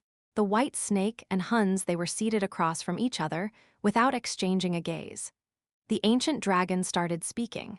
"That sounds like you are saying that this world could suddenly be destroyed without warning." "It is not just being destroyed, sir," Hans calmly answered. "In this world, a portion, well, basically everybody except the ones following the Dragon Lord, are suffering from negative and hopeless situations." SSSS Hans extended his hand and mana gathered into a round sphere. It was this planet. Furthermore, they serve the 11 dragons as gods, and this entire world is worshipping them. The white orb slowly became dyed black. Worship and despair the moment this planet, which was the gathering of multiple extreme emotions, explodes. An overwhelming number of creatures will either die while looking for a god or in even deeper despair. His gaze headed down. Destruction. That symbolizes the disappearance of all existences who had lost their homes. A destruction that happens instantly like the cataclysmic period from 200 years ago. Of course, the end results were complete annihilation, unlike the cataclysmic period. What the Dragon Lord wants are the intense emotion, dead mana, and other things that are created during the destruction. Hans then turned toward Cal. However, Cal didn't ask anything. It's obvious.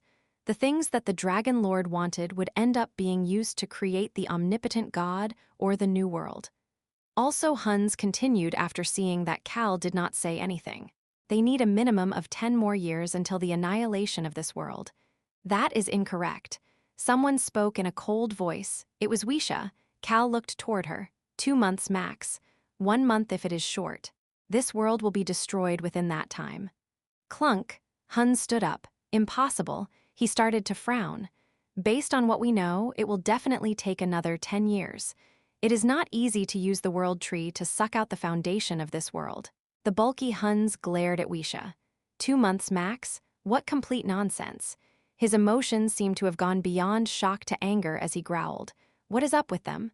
Hans, who didn't seem to talk much, was especially prickly toward Wisha.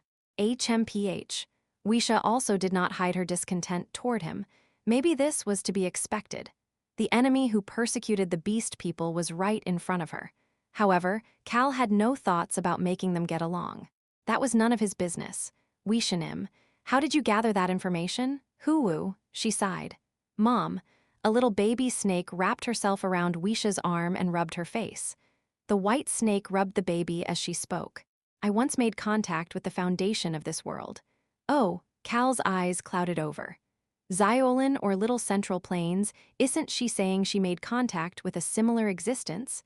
That was what damaged my body so much. Cal finally learned the reason for the white snake's condition. How did you reach the foundation? Wisha ignored Hans and continued to speak to Cal. If you want, no, I hope that you will meet with the foundation of this world to chat. Are you ignoring me? Hans could not hold back and sharply commented. Wisha flinched. Hans snorted while looking at her. Oh yes, I'm sure a great and mighty pureblood like you would not want to chat with a lowly half-blood bastard like me. I'm sure you still want to banish all of the half-bloods from this world. Isn't that so? Cal peeked toward Wisha. She slightly bit down on her lips. Human, there seems to be something. I know, right? Wisha opened her mouth as Cal agreed with Rayon. Shut up. I do not wish to hear such things from someone like you who has killed so many beast people. Ha, then what about the half-bloods you killed, you bitch? I've never killed a half-blood. Clunk, Wisha ended up standing up as well. The two of them were facing off against each other with a table between them. Like hell you didn't. Kicking those young kids out is basically the same as killing them. Ha. How despicable for a bastard like you, who actually killed countless beast people, to say something like that. Ooh, the air started to rumble from the auras released by the two of them. As they both had lived for hundreds of years, the anger that had been building for that time was aimed at each other. It was at that moment. Stop. The two of them flinched. A cold aura cut between the two of them. They had chills all over their bodies. The white snake couldn't even look at Cal because of the aura coming out of his body. Beads of sweat formed at her forehead. She looked at Hans and saw that his face was completely pale. We do not have much time. The two of them gulped at Cal's easygoing tone. The vicious aura suppressed them even more. So please sit back down. The cold aura disappeared immediately.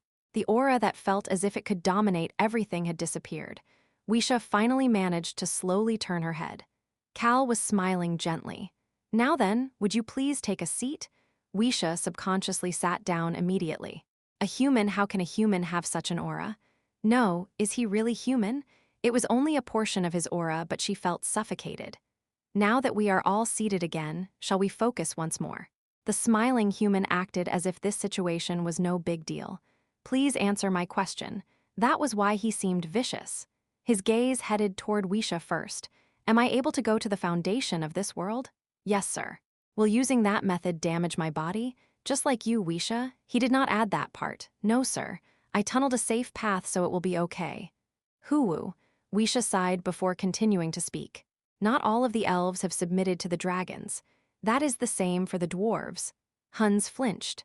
I somehow managed to get in contact with them, and they helped me reach the foundation of this world. It had taken over a dozen years for her to figure out this method. And this world truly only has 1 or 2 more months left. Grind. They could hear Hans grinding his teeth. Weisha didn't even look at him as she spoke to Cal. I'm pretty certain that the Inquisitors know that only 1 or 2 months are left. Hans' pupils started shaking. Weisha's voice continued in a stoic voice without any emotions. To the dragons and their subordinates, the dragon half-bloods are beings with limited time that will eventually die. The purple bloods have no intention of taking the dragon half-bloods with them, so they give them either hope or despair to use them as much as they can. But based on what I am seeing right now, the dragon half-bloods seem to have betrayed the dragons and are scheming something. I'm sure the Dragon Lord expected this as well. Hans bit down on his lips. It was exactly as she said. Pope Cassilia was trying to release the anger and grudge that had built up as she lived as a dragon half-blood in order to bring chaos into this world. However, this world was supposedly going to disappear in a month or 2. That meant that the dragon half-bloods and their overwhelming anger and despair will become ingredients for the Dragon Lord. Ha! He couldn't even sigh. As he could only sit there and scoff, however, there is something the Dragon Lord did not expect. Iruhaben broke the silence. Hans thought of something and raised his head. He looked around. These individuals he was seeing for the first time, each of them were strong. The last spot he looked at, everybody was looking at this person. We are indeed the variable, Cal casually commented. He then fell deep into thought. Tap, tap. He tapped on the armrest. 1 month. Since she said it was 2 months max, he should just consider it to be 1 month to be on the safe side. That's the expiration date of this world. 1 month. It would crumble after that. No, it would be completely annihilated. Cal organized the information he got from Iruhaben and from Hans on their way back to the Black Castle before speaking. It looks like we need to focus on 3 things first. First, meet with the foundation of this world. He needed to meet with the Central Plains-like existence here to hear about how to save this world. They also needed to ask how to undo the aura of the world that currently only benefited the dragons. He should also tell that figure that he possessed the seed of the world tree. That should help us figure out how to help this world recover as well. And for that recovery second, we need to get rid of our obstacles. It was clear who the obstacles were. We need to fight the purple bloods. Smile. The corners of Cal's lips curled up. We will need to fight hard for that, but it is better to have more hands than not. So third, we need to increase our allies. The wolves and the white snake were on their side along with the Haru kingdom, but that was not enough. Cal looked toward Hans. Hans flinched before his eyes opened wide at Cal's next comment. I want to meet the Pope. Do you think that will be possible? What? He heard everything I said until now, but he still wants to meet with Pope Cassilia? Hans had already told Cal about all of their internal affairs. Cal simply smiled at him. Why? I think that the Pope and I could agree on a few things. You don't think you can make that happen? His tone was extremely gentle. I thought you said the Pope wanted chaos. I think I can do a very good job of creating that for her. Ding. Cal received a response on the divine item at that moment. Hans, is it possible? Is it impossible? It's possible. He could only respond positively like this after hearing Cal's gentle question. Now then, shall we all do our part? Cal sent Hans out to contact the Pope, and the others all left to do their respective duties. Cal looked up at the ceiling until only a few people were left before opening his mouth again. You said that Choi Yong-gun headed toward the temple? That's correct. The dragon who sees the past. Cal, Choi Han, Choi Yong-soo, and Lee Soo-hyuk all looked toward him. The dragon-worshipping temples are the most popular in Apitu, but there are still many temples worshipping other gods. There are even parish temples. So where did Choi Yong-gun go? Choi Yong-soo asked in a cold and urgent voice unlike his usual self. Cal peeked at him before looking back at the dragon. The dragon opened his mouth. The end of the south, the jungle, he went to a parish temple. The dragon continued without giving anybody a chance to say something. The god of chaos. Choi Yong-gun went to the temple of the god of chaos. Choi Yong-gun heard the white snake and my story before heading there to supposedly see if his delusion is true or not. We lost contact with him after that. Cal's mouth opened. It wasn't the god of war but the god of chaos. Cal had currently met two of the 5 ancient gods, the god of balance and the god of hope. The god of chaos was another of those 5 gods. What the hell? Cal felt the back of his neck turning cold. Is it possible as Choi Yong-soo started speaking with a stiff look on his face, Hey Yong-soo? Team leader Sway Khan nonchalantly commented, Don't say it. The words could end up being the seeds of foreshadowing. They kept their mouths shut, but there was another individual involved in this conversation. Ding. The divine item, which had been on since a bit earlier, started filling with words. An existence that had been hearing this whole thing, their god of death was working hard listening to everything. The god of death, who had been pulling all-nighters for a few days to check the list of wanderers, and being hassled by Sway Khan and Choi Yong-soo, was clearly angry as his ranting filled the mirror. Of course, Cal ignored this and looked at the team leader. I think you need to go to the jungle? Yeah. Sway Khan looked toward Choi Yong-soo and Choi Han. Hey Yong-soo, Han, I think it'll be better for me to go than the two of you. The moment they got a clue about Choi Yong-gun's whereabouts, knock, knock, knock. Choi Han opened the door after hearing the knocks, and Hans was standing there with a video communication device in his hand. The Pope wishes to see you. Yeah. However, she wants you to come to the church. Hans gulped as he said that while Cal nodded his head without any issues. Sure, whatever. Chapter 253. Chaos plus Chaos 2, Cal peeked at the turned-off video communication device before nonchalantly addressing Hans. You've explained it well. Hans nodded his head. Yeah. Hans, who was usually a man of few words, had acted as Cal had ordered. I told them that I would work as a spy. Cal had told him to tell them the truth. Well, the truth about everything except one thing. Cassilia. As a result, Hans had told her the truth. Siskonim lost to a human. What did you just say? That made the Pope fall into a severe state of chaos. The Inquisitors have been captured as well. Oh, there are over 5 dragons here. The only lie he had told her, I've told them that I wish to be on their side. I will sneak information and send it to you. The fact that he would act as a spy for the Pope was the lie. The truth was actually the opposite. Then you know that you need to do a good job sneaking information from them to give to me, right? I know. Cal subconsciously patted Hans on the shoulder for being very good at answering each question, which was something he did not expect based on Hans' large figure. Pat, pat, he then got shocked. It's like a rock. Hans' body was very firm. It was almost like a rock. Peek.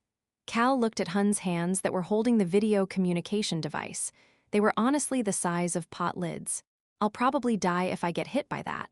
Iruhaben Nim pummeled a guy like this so hard dust was flying. The ancient dragon had bruised this rock-like skin. He truly is a vicious dragon. There was a reason that Rashiel lowered his head to Iruhaben. Cal had already figured out what kind of position Rashiel held among the dragons. Can you go meet her right away? Cal shook his head. No. I need to go meet with the foundation of this world first. He needed to first meet with the foundation of this world in order to set the direction for his next course of action. Most importantly, I need to figure out how to turn the aura of the world around so that it is no longer only advantageous for the dragons. Cal looked toward Hans. His physical appearance gave off a significant amount of pressure. Furthermore, he was quite the important figure since he was third among the 10 bishops under the Pope. He said he was the son of the first star dragon. There were a total of 3 stars. The first star of the 3 was the god of domination. Hans was his child. But why do I have such an iffy feeling? This guy, is it okay to send him back to the church alone? Cal's face slowly turned unsettled. I'm not worried about him betraying me. It's just that he just looks a bit dumb. Hans, the way he looked with his black eye, the way he sat on Cisco, while saying that he would betray them, Cal contemplated for a bit before opening his mouth again. I'll send 3 people from our side with you when you go to the church. Okay. Hans was silent for a moment before agreeing. I'm sure he can't trust me. He understood why Cal wouldn't trust him and needed to put some people to keep an eye on him. Who should I go with? I would like to return as quickly as possible to organize the situation. Hans, who knew there wasn't much time, did not want to waste any of it. Cal contemplated for a bit before opening his mouth. 2 sword masters and 1 dragon. That's okay, right? Choi Han flinched after hearing that. Hans didn't care as he answered Cal. That's fine. It will be easier to convince the Pope if a dragon is with me. Yeah, I'll send some people to you soon. Hans nodded his head before exiting the reception room. Cal Nim, who will be going with him? Cal calmly answered Choi Han's question that came as soon as Hans left. Clope Seka, Hannah, Rashiel Nim. Cal added an explanation for the silent Choi Han. They need someone like Clope Seka, who is skilled in politics, to handle the Pope. Hannah knows the most out of all of us about the structure of a church. As for Rashiel Nim, he is injured, but at least 1 dragon needs to go with them to threaten them or for any emergency evacuations. What a perfect combination. Cal nodded his head. These are the times I need Rayon to play along. Cal thought about Rayon, whom he had sent out for a bit with An and Hong. He heard a quiet mumbling at that moment. How destructive him? Cal's gaze turned toward the direction of the sound. Choi Yong-soo smiled as if he didn't say anything. What is it? Why are you smiling like that? Just because? Cal ignored the cheekily shrugging Choi Yong-soo and spoke to Sui Khan. Team leader Nim, if you are going toward the jungle, this dragon Nim over he its Chope. Yes, sir. What do you think about going with Chope Nim? Sui Khan calmly nodded his head. Milanim should go with you as well. Milanim as well. The team leader questioned it for a moment before agreeing with it. He could guess as to what Cal was thinking. He doesn't trust him. Cal did not trust this dragon that could see the past. It was understandable from Cal's point of view. That Maxilian or whatever told him to meet this dragon to get his help. Maxilian was the dragon who left a heavy burden for a young dragon like Rayon. Trust a dragon like that? Trust a dragon mentioned by that dragon? Of course not. Cal had no intentions of easily trusting any dragon from Apatu.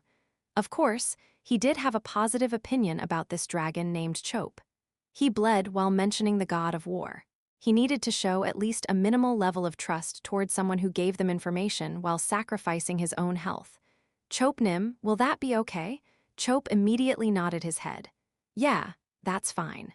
I don't know the location of the temple of the god of chaos, but I know the approximate area.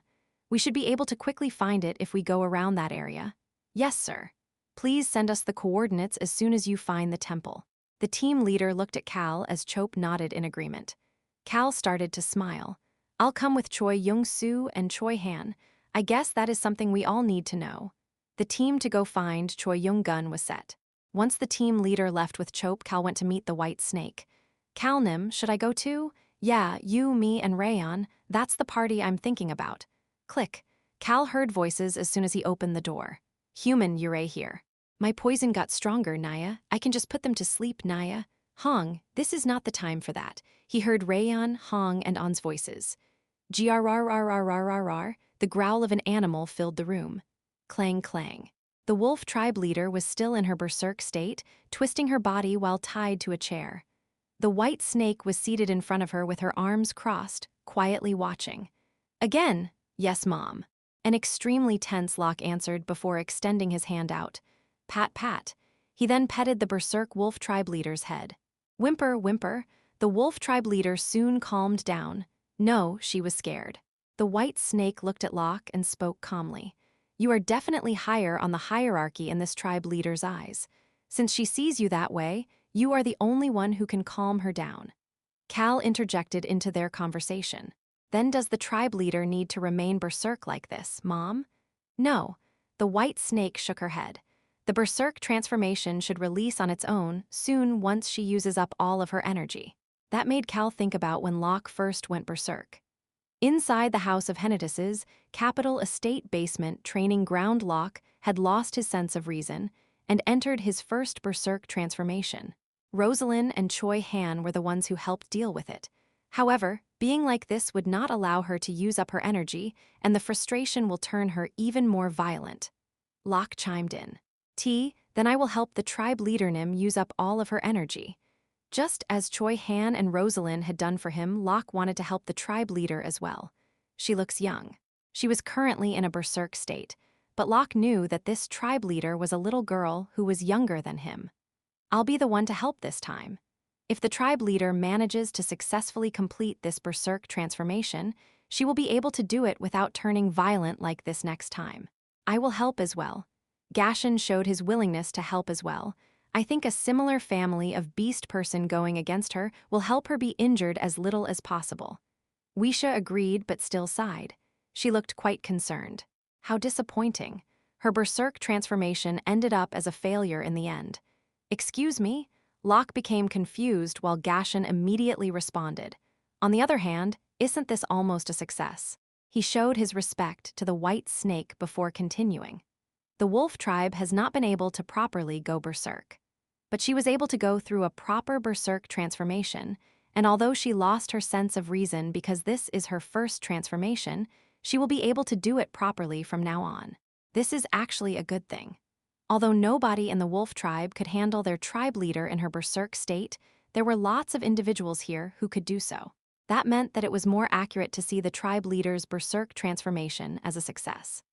Also, if her berserk transformation is at this level, if a young girl was showing such a large physique and strong attack strength, she would be a magnificent warrior, fitting her title of tribe leader the next time she went berserk. I think Locke and this girl can help each other grow. Locke and this young girl, they were both individuals leading their tribes. Even if it was only subconscious, they should feel some similarities. What are you talking about? The white snake sounded confused.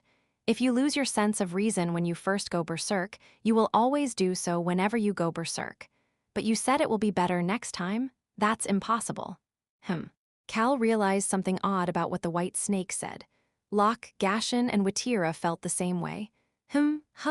Watira and Gashin looked at the white snake in confusion. Yo, Hong meowed before responding. That's not true, Naya. Locke Hyung was like this during his first berserk transformation, but he was calm from the second one on. Naya, It was the white snake's turn to be confused. She looked toward Locke and Gashin. Gashin let out some fake coughs before answering the question that was visible in her eyes. Hong is correct. Even if we lose our sense of reason during our first berserk transformation, we are able to maintain it from the next time forward. That is possible. All of the beast people in here finally realized the reason behind why they could not understand each other. Berserk transformation. The fundamental method of going berserk was different in Apitu than Cal's world. The white snake realized this and started to speak again. Blue wolf. The existence the beast people treated as a god, the god we served gifted us a sense of reason. He was the reason we did not fall to our instincts even after going berserk. Cal looked at Locke. The way Locke was listened attentively, with a serious look on his face, made him look quite mature, although he himself probably didn't know it. That is why we need to pray to the blue wolf.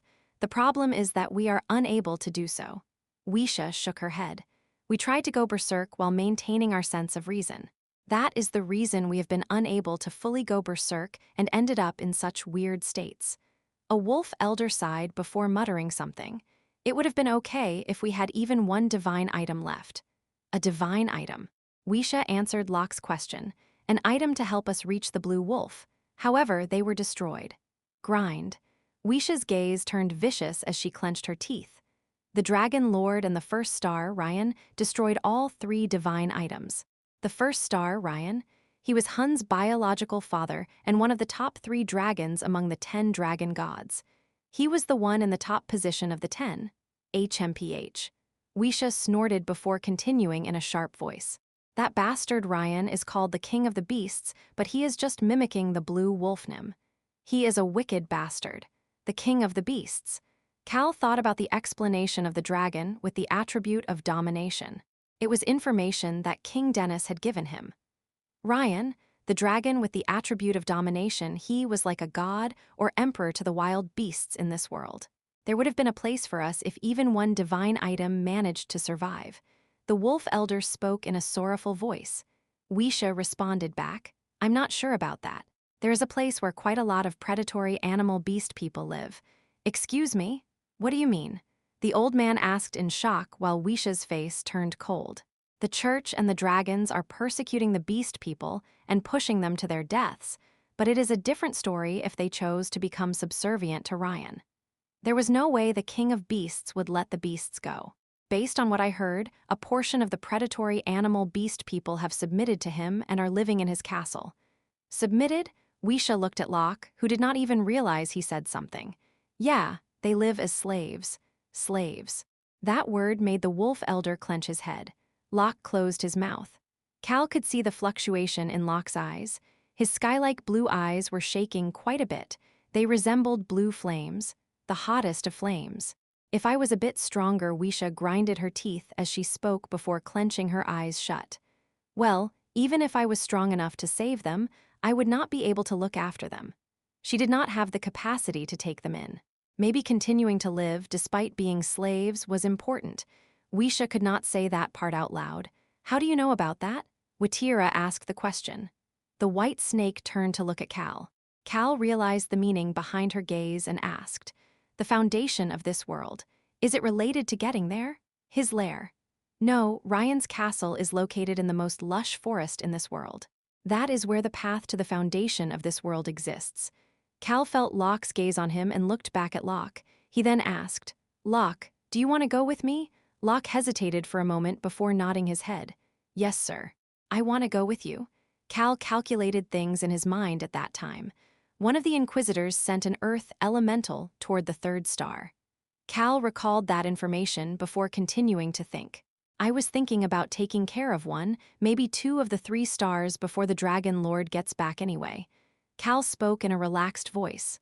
Okay, let's go together. It was at that moment. The tribe leader growled again. She made eye contact with Cal.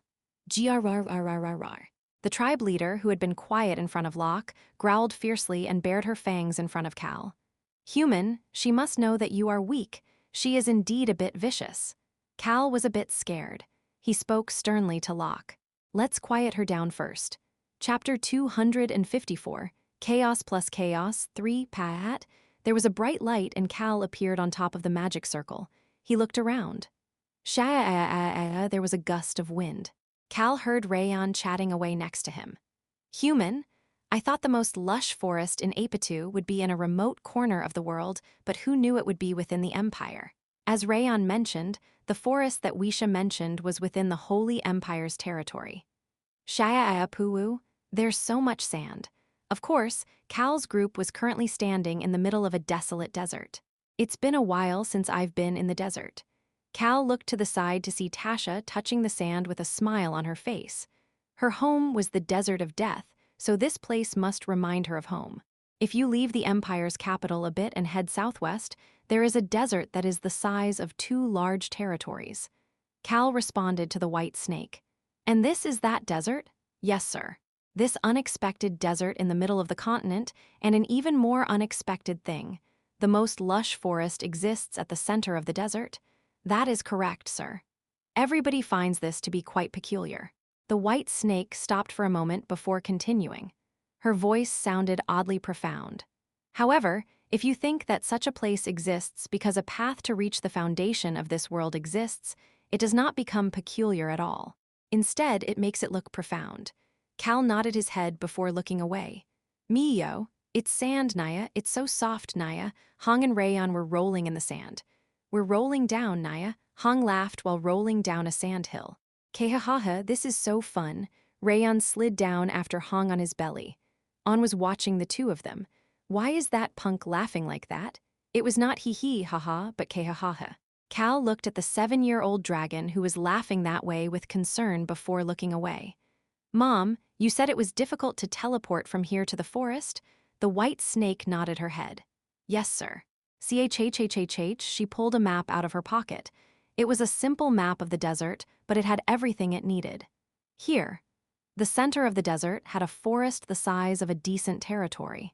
We will definitely be spotted by the enemies if we infiltrated by teleportation into this forest. There was a large castle at the center of the forest. It made Cal think of the Black Castle in the Forest of Darkness. Is a dragon surveying the entire forest? To be more accurate, it is not Ryan, but the magic circle he embedded into the castle that reacts to magic. The range of that magic circle is a majority of the forest. This was the reason Wisha set the teleportation to this desert. We should arrive at the boundary of the forest if we travel about a day from here. Wisha was extremely concerned about getting spotted by Ryan. That was the reason she teleported to a spot in the desert far from the forest. Cal did not show any complaints about this. Of course, he didn't want to waste any time, but we have some allies in secret bases throughout the forest and desert. The elves and dwarves who agreed with the white snake's actions were hiding in the forest and desert while avoiding Ryan's gaze. That is why, if possible, I want to avoid a situation where they may get caught. How could he complain about a reason like that? Thank you for agreeing with this despite being in a rush, sir. Cal smiled gently at the white snake's comment. Not at all, Mom. We have to help each other out. The human who defeated a middle figure of the 10 dragon gods, Cisco, extremely easily in existence that the white snake wouldn't even dare to provoke, was being respectful to her. Gulp. However, Wisha gulped and remained tense. The force that Cal had gently shown when she and Hans were bickering over their years of negative emotions had been quite scary. Seeing him acting so gentle despite having such an aura made the white snake even more scared. If a dragon was like this, if the dragons trying to mess Apatu up acted the same as Cal no. Wisha decided she didn't need to think about unnecessary situations and pointed at a spot on the map. This is our current location. We will reach the northern boundary of the forest if we walk for about a day. We should be able to meet my ally when we get there. She stopped for a moment before continuing. That ally is an elf. Peek. She peeked at the elf next to Tasha. The elf who joined this time was the healer, Pendrick. He will guide us underground. Can we reach the foundation of this world if we go underground? Yes, sir. I will tell you the specifics once we get to the underground cave. That will make it simpler. Wisha handed the map to Cal. He was the leader after all. Ah, that's okay, Mom. Cal rejected it. He had already recorded it in his mind. However, it was annoying to explain, so he looked at the white snake as he stoically commented. I'll just trust and follow you, Wishanim.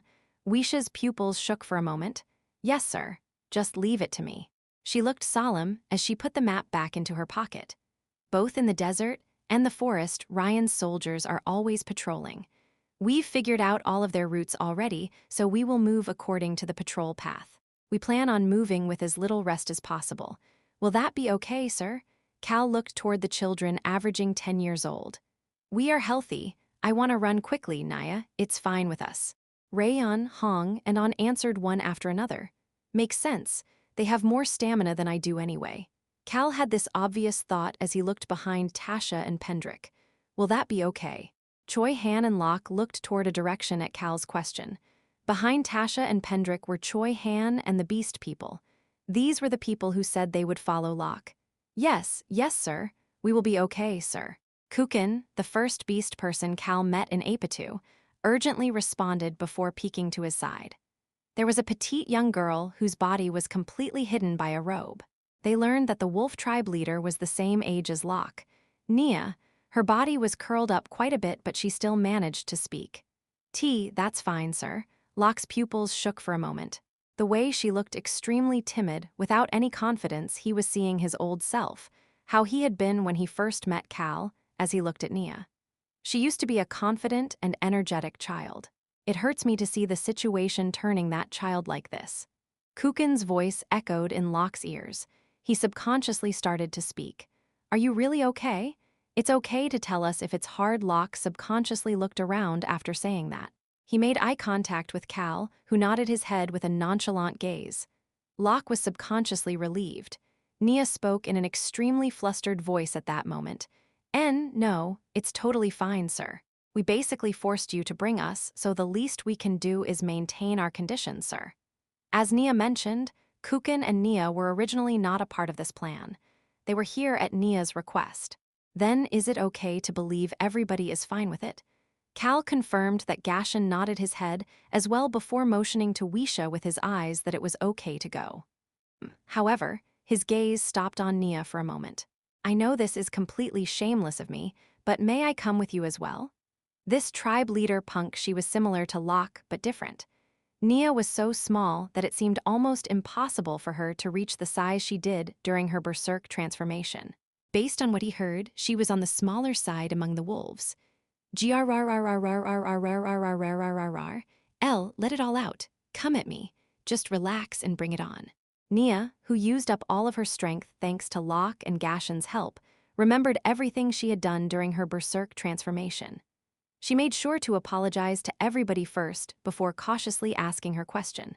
She said that she would do her best not to get in their way and wanted to know if it would be okay for her to observe Locke and the rest of Cal's group.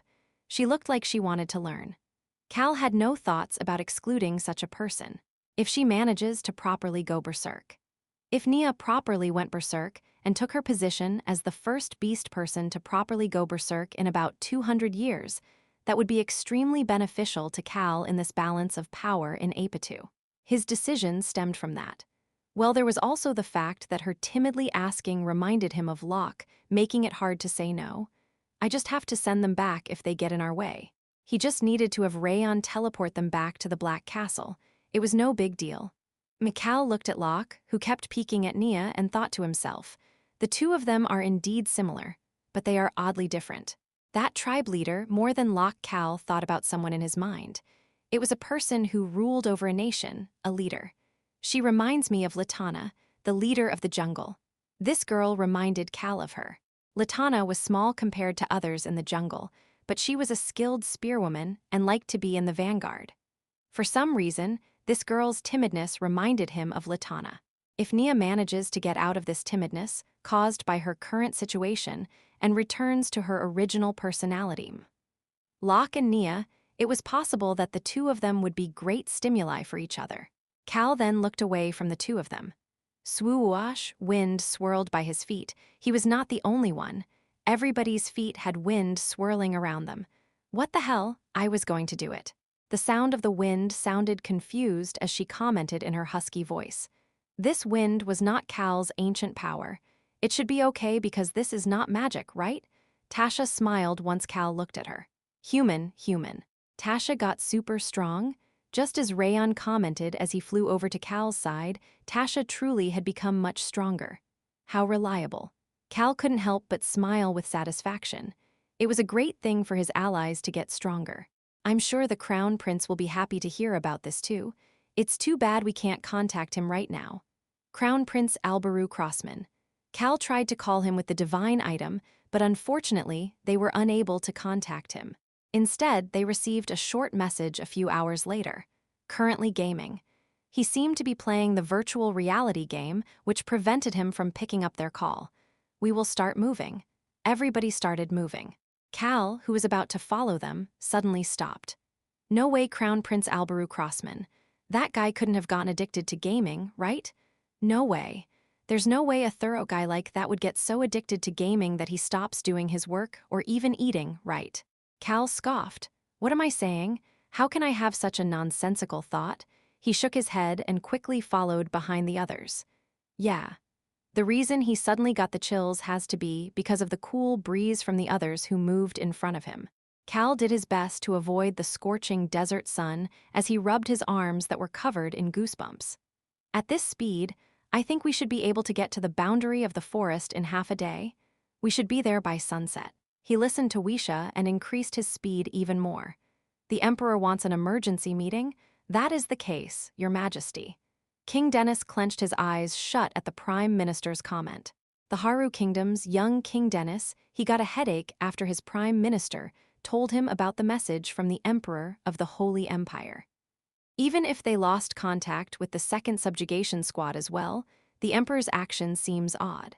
I agree, Your Majesty. I believe this issue is a result of the fight for power between the church and the government while the Dragon Lord is away. He also might be using this opportunity to see what the Haru Kingdom is doing. And King Dennis opened his mouth with a bitter smile on his face. He probably wants to suppress my energy as well. Your Majesty, where does he want to meet? Their crumbling kingdom, the powerless King Dennis, the Prime Minister, serving such a king, clenched his eyes shut before barely getting the words out. If possible, he wishes to have the discussion in the Empire. He's telling a king to come or go as he pleases. He's doing his best to make me feel inferior from the start. King Dennis didn't have any family members he could send in his place for such a situation. Hoo-woo, let's have a meeting to discuss. An emergency meeting. This was the moment that this situation rose to an important matter for the Haru Kingdom. It's over here, Hans calmly commented, but his eyes were full of anxiety. Shake, shake, shake. The person leaning on one leg and shaking the other, well, dragon, I guess a capital is still a capital. It is quite sparkling. Rashiel was standing quite crookedly as he glared at the distant central temple of the Holy Empire. It doesn't feel as imposing as the Church of the Sun God, though. Hannah fiddled with the handle of her sword as she gave her assessment. Hoo-hoo. Clope Seca simply laughed quietly while standing there looking handsome. Hans felt an unexplainable sense of anxiety, but started walking as he spoke. Shall we go? The three of them followed behind the stiff-faced Hans. The sun was setting over the desert. SHH. Wisha motioned to the group and the group stopped walking and quieted down. Russell, someone walked out of the forest. It was an elf. That's my ally. Cal's group was able to take a step into the forest. Chapter 255. Chaos plus Chaos. 4. The forest was truly vast. The trees were shooting high into the air, so high that people would question how such a forest would exist at the end of a desert. They were also as thick as multiple adults standing together. Wishanim, what is going on? The elf they met at the start of the forest sounded a bit angry at Wisha. Furthermore, he could not hide his wariness toward Cal's side. It is too long to explain. We first need to go to the Guardian. What do you mean? The elf frowned and Wisha frowned as she opened her mouth to respond. However, Cal moved first. Pendrick? Yes, sir. Pendrick took off his hood and stepped forward. The elf's wary eyes clouded over. Is this a new ally? Wisha hesitated for a bit before answering. Yes. However, the elf remained cautious.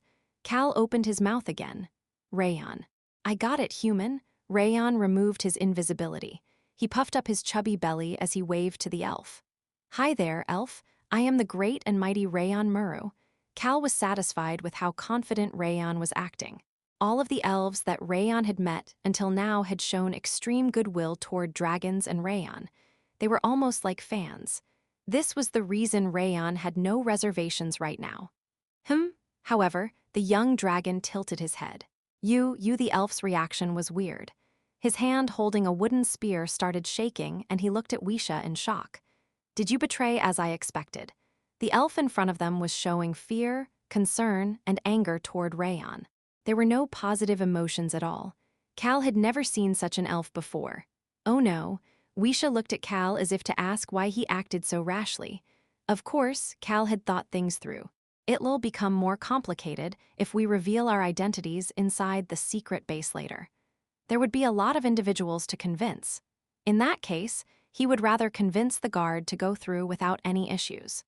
However, Cal started to speak again because he didn't want things to get rowdy. But there was someone even faster than Cal. It was naturally Rayon. The dragon confidently answered. Don't worry. Rayon was quite sharp, so he knew what he had to do in such a situation. If it is our human, he knew how Cal would act and confidently shouted. Hey elf, you don't need to be afraid. Rayon Muru sounded majestic. I am going to smack the dragon lord on the back of his head. Cal was at a loss for words. Me yo, Hong stepped forward. You can't say it that way, Naya. He then added on. It is not just the back of the head, Naya. Front, side, back, we're going to smack them all, Naya. He then confidently pointed to Cal. This is our boss, Naya. What is up with this? Cal's mind was getting dizzy. On ignored Cal's reaction and sighed before calming Hong and Rayon down. She then spoke calmly to the elf. We are an organization of approximately 100 humans, beast people, and dragons. We are currently preparing to fight against the Dragon Lord and are requesting a visit because we think it would be beneficial to discuss things with you.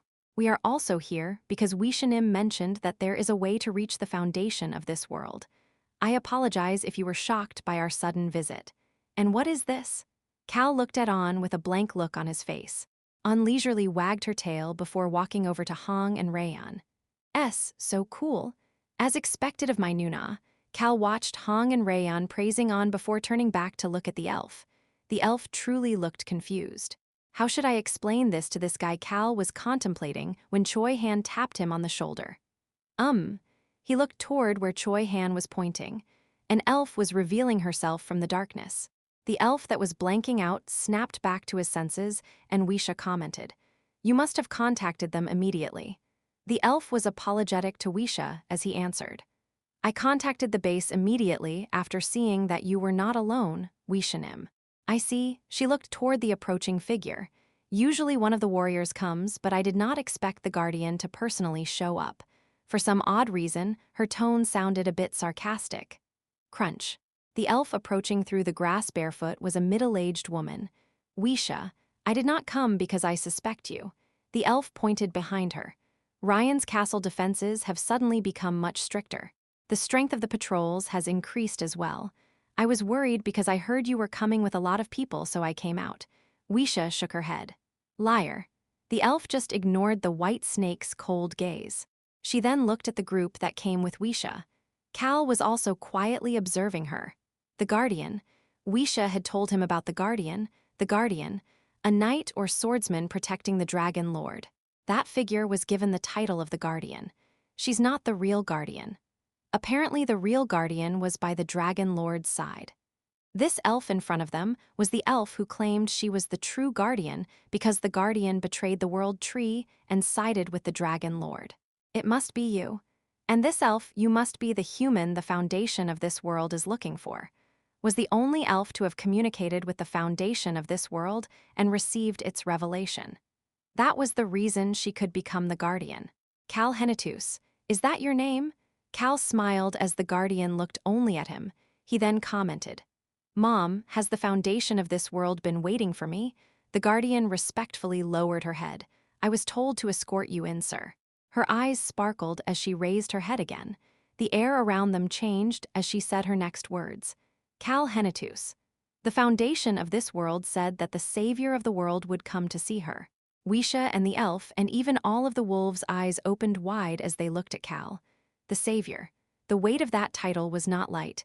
Cal nonchalantly commented in response. Savior? That makes me sound so important. Xiolan or Little Central Plains and the next world he would talk to, Apatu Cal suddenly felt dreary about his conversation with Apatu. His face instantly turned unsettled. However, Cal did not say anything about it and addressed the Guardian. Then I should go immediately. Please lead the way. There was not much time. Of course. This was the same for the Guardian. It was at that moment. A sharp noise shook the entire forest. It came from the center of the forest. What sound is that? I've never heard it before. Wisha looked confused, and the Guardian responded with an urgent look on her face. We don't know either, but it looks like Ryan is up to something.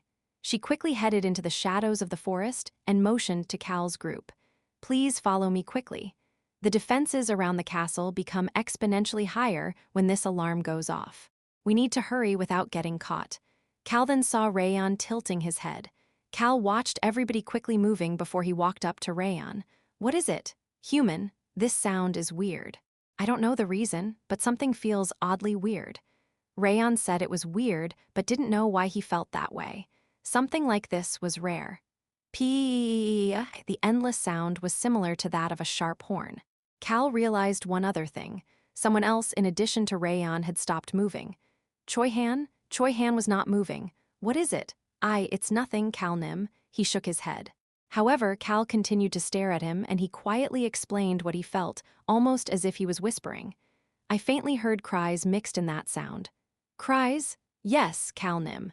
Choi Han supposedly heard a cry that the white snake, the elves, a dark elf, and even Gashan did not hear.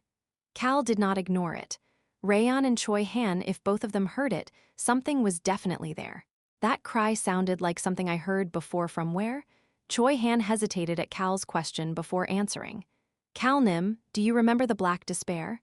Cal's face instantly stiffened. It was as stiff as Choi Han's face now. The black despair. That was the liquid that the black mages of the alchemists' Bell Tower made when they fought against the Magaru Empire in the past. It was an item that added something to dead mana. The despair, grudges, anger, and chagrin of the dead, those negative emotions were compressed to the point that it made that black liquid burst out terrible cries. It was aptly named the Black Despair. Choi Han had fought against the Black Despair, and the Magaru Empire's imperial prince, Adin, to find the hope within the despair and develop his aura and his true nature. It is not the Black Despair, but I can faintly hear the cries I heard during that time. Basically, he was saying that the cries full of despair could be heard from this sharp noise. At least to Choi Han. Choi Han understood the attribute of despair better than the elves, beast people, or really anybody else here. Cal looked toward Ryan's castle. What is going on over there? He scowled and then noticed Locke, who was hiding his anxiety while looking at Choi Han's back. Commander Cal Nim? Cal pushed aside that question and had to walk. He quickly started moving following Wisha calling for him. The most important thing was to meet the foundation of this world. At the capital of the Holy Empire, this was the spot that should originally be shining the brightest, but unfortunately, it was now called the second brightest place. The master of this place, Emperor Alt's eyes clouded over. You said there was an explosion at the temple? Yes, Your Majesty. Emperor Alt's eyes shone oddly after hearing the individual answer with her head down. The individual, who was known as Inquisitor 5 of the 24 Inquisitors, Inquisitor 1's loyal subordinate, her dignified voice echoed through the palace. The location of the explosion was the building the Pope was temporarily residing in. Apparently, the explosion was loud enough for one of the walls to break. The only ones to hear this were the Emperor and his trusted subordinates. Who? A smile appeared on the Emperor's face. He looked down at the Inquisitors and asked, did the overload finally start? Pope Cassilia, the Emperor's most annoying political enemy, the Emperor knew that she was a dragon half-blood. Furthermore, he also knew that her death was not far away. Probably. Inquisitor 5 raised her head. The Emperor and the Inquisitor looked at each other. The elf started to speak. We believe that inside the dragon half-blood's body, her dragon blood overloaded. Wouldn't her human body be unable to withstand the dragon blood soon and break down? A smile appeared on Inquisitor 5's face as she spoke calmly. The Emperor's smile became even wider. That's great. His eyes filled with greed. There will soon be a new balance. He looked toward the ceiling of the palace. He didn't know the meaning behind the splendid decorations, but at least they were extremely beautiful and grand. Inquisitor 1 is someone who should be the center of the church. Inquisitor 5 responded to Emperor Alt. And the church will do the church's work while you, Your Majesty, as the Emperor and the center of the empire, should take care of the human issues. The two of them exchanged glances. I'm glad that we understand each other very well. I agree, Your Majesty. The smile then disappeared from the Emperor's face. He spoke in a cold voice. You said that the Lord will return soon. Yes, Your Majesty. Let's finish our preparations before then. Of course. Inquisitor 5 smiled as she continued to speak. The Lord has given permission for this, so the preparations should not be hard. Haha, of course. The Emperor laughed out loud before quietly whispering. The Pope and all of those things were meant to be trashed anyway. Inquisitor 5 laughed as well before leaving the palace. I'm sure she ran over to Inquisitor 1. Tusk. Alt clicked his tongue before mumbling to himself. The Pope is pitiful too. She has no idea that the Lord has long been aware of their scheme and has been ready to throw them away. He nonchalantly asked, Has there been no response from the Haru kingdom? Yes, your majesty. None at all. Alt slightly frowned at his trusted subordinate's response. How arrogant. They are basically a destroyed kingdom already. He let out a short sigh. I'm certain that what happened to the subjugation squad in the Haru kingdom is because someone is looking after the Haru kingdom. Tap, tap. The emperor tapped on his armrest before speaking in a nonchalant tone. I feel like their backing is the Pope and those dragon half-blood motherfuckers for some reason. I'm certain that they will leave chaos in this world before they die. The emperor looked back up at the ceiling. Normally, such a ceiling would have the image of the creation of the empire or some heroic moment. But here were some meaningless designs. He snorted. Whatever, at least it's not a picture of people praising dragons. He preferred these meaningless designs. The emperor clenched his fists. I'm sucking up to the dragons right now, but dragons will not be able to continue ruling over the humans. They will need to take their hands off the human world if they want to be gods. Emperor Alt mumbled nonchalantly before giving an order to his trusted subordinate. Press the Haru kingdom's king some more, and call him here. Yes, your majesty. And once he gets to the palace, do whatever it takes to get that bastard to talk about his backing. The trusted subordinate asked as if to confirm something. Will it be fine if he claims that his backing is the church, your majesty? Yeah. A smile appeared on the emperor's face. The order of things is always important. Let's take care of the Pope first. If he starts getting rid of things one by one like that, everything will end up in my hands. The smile on Alt's face did not disappear. You can speak with the foundation of this world if you get over there. Cal wiped some dust and dirt off himself and looked at a large pit. The inside of the pit was not dark. It was full of numerous colors, splendid and beautiful as if he was looking at an aurora. The guardian pointed to the inside of the pit and Wisha spoke with a stiff look on her face. That is the reason I got hurt. She warned Cal, if you get in there, you may die. Cal looked toward Wisha. The inside of that place is a place of balance. It sucks the life force out of any existence that is not in balance. Wisha's warning reached Cal's ears. Chapter 256. Chaos plus Chaos, 5. Life force, the first one to respond to Wisha's comment about it sucking up life force was Gashan. Then isn't it dangerous? Wisha sighed as Gashan commented with a scowl on his face. That please let me explain. The elf guardian stepped forward.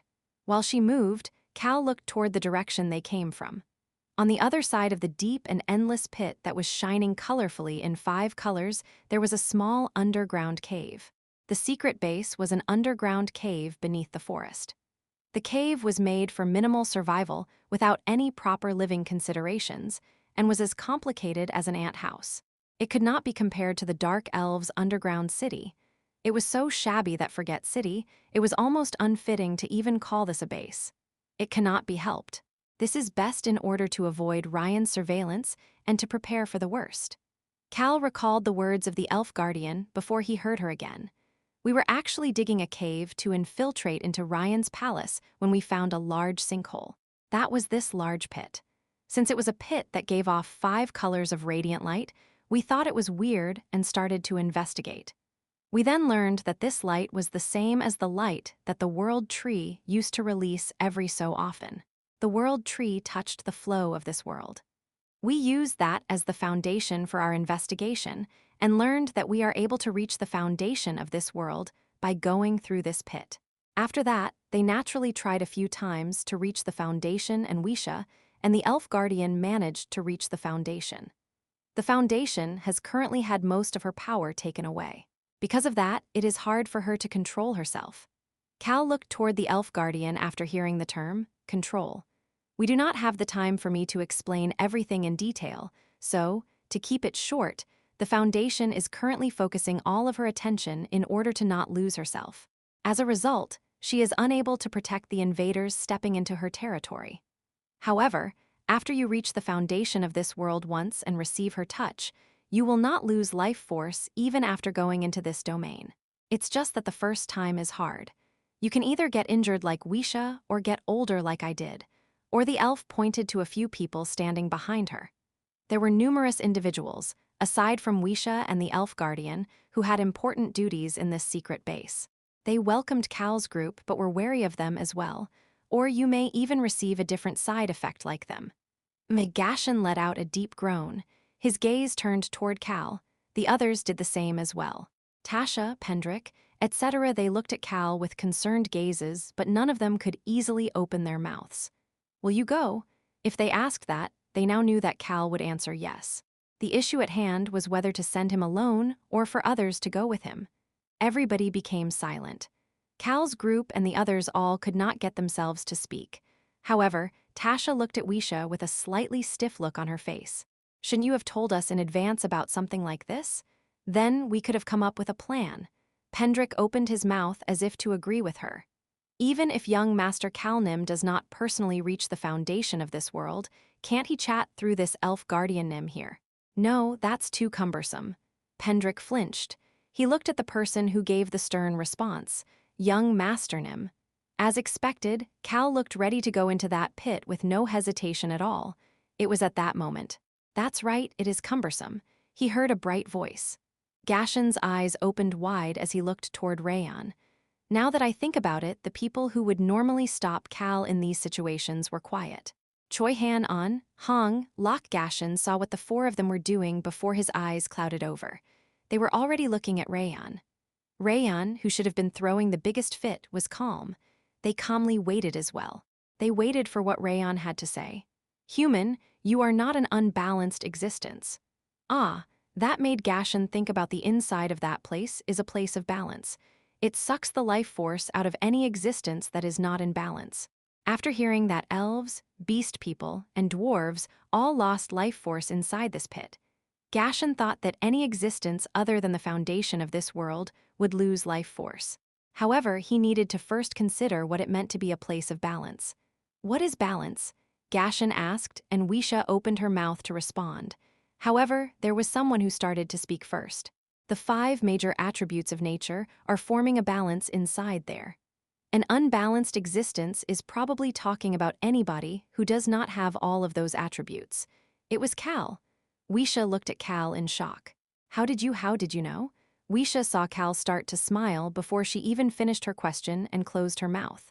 Rayon happily chatted away. That's right. I could tell immediately after taking a look as well. This is a place where only someone who has balance can enter. That is why our human is safe. Weisha, the elf guardian, and the others' eyes opened wide. What do you mean, is it possible? A literal understanding of the young dragon's words made them come to an unbelievable conclusion. Oh, Savior, do you have all 5 major attributes inside your body? The elf guardian asked, and Cal looked at her before he flinched. This is a bit overboard. The elf was looking at Cal with an excessively sparkling gaze. It prevented him from answering right away when that's right. Our human has even more attributes inside of him. Rayon ended up answering. My goodness. Weisha gasped. It sounded a bit excessive. Mikal suddenly had a question. Are there ancient powers in this world? I don't think so. Then is it even possible for a human in this world to have multiple attributes? As an unexplainable sense of leeriness slowly rose up Cal's back, a human that is like the foundation of this world. I now know that there can be such an existence. That was from Weisha. Savior, that title was not just for show. That came from a dwarf. My goodness. Is he basically another foundation? It was a different elf who made this comment that would make Cal gasp. And finally, the elf guardian grab. She grabbed both of Cal's hands and spoke desperately with a passionate gaze in her eyes. Please, please save this world. Cal pulled his hands out without any hesitation. He then nonchalantly commented, It is not my job to save the world. He sternly drew a line. I will be leaving after taking care of the purple bloods. He showed an extremely stern demeanor. The rest is for the foundation of this world and all of you to figure out. Saving Apatu is the duty of the creatures of Apatu. It is not something an outsider like me to do. Weisha and the elf guardian both gasped. Choi Han groaned. Yes, Choi Han groaned instead of gasping. Cal slowly turned his head to look at Choi Han. The two of them made eye contact. Nod. Choi Han nodded his head with a serious look on his face. The determined face made Cal feel unexplainably leery, but he heard an even iffier voice in his ears. Sir, you truly are the savior. The elf guardian's gaze became even more passionate. Cal didn't know why, but he thought that she wouldn't step out of bounds as he clearly set the bar on what he was here to do. Cal, it doesn't seem like there is any reason for our life force to be sucked out. Cal listened to the super rock, who had been saying since earlier that it was safe, and looked away from the elf as well as the other individuals from upid. He then quickly walked over to the pit that was radiantly glowing in 5 colors. You guys stay here. I got it. Rayon waved his front paw.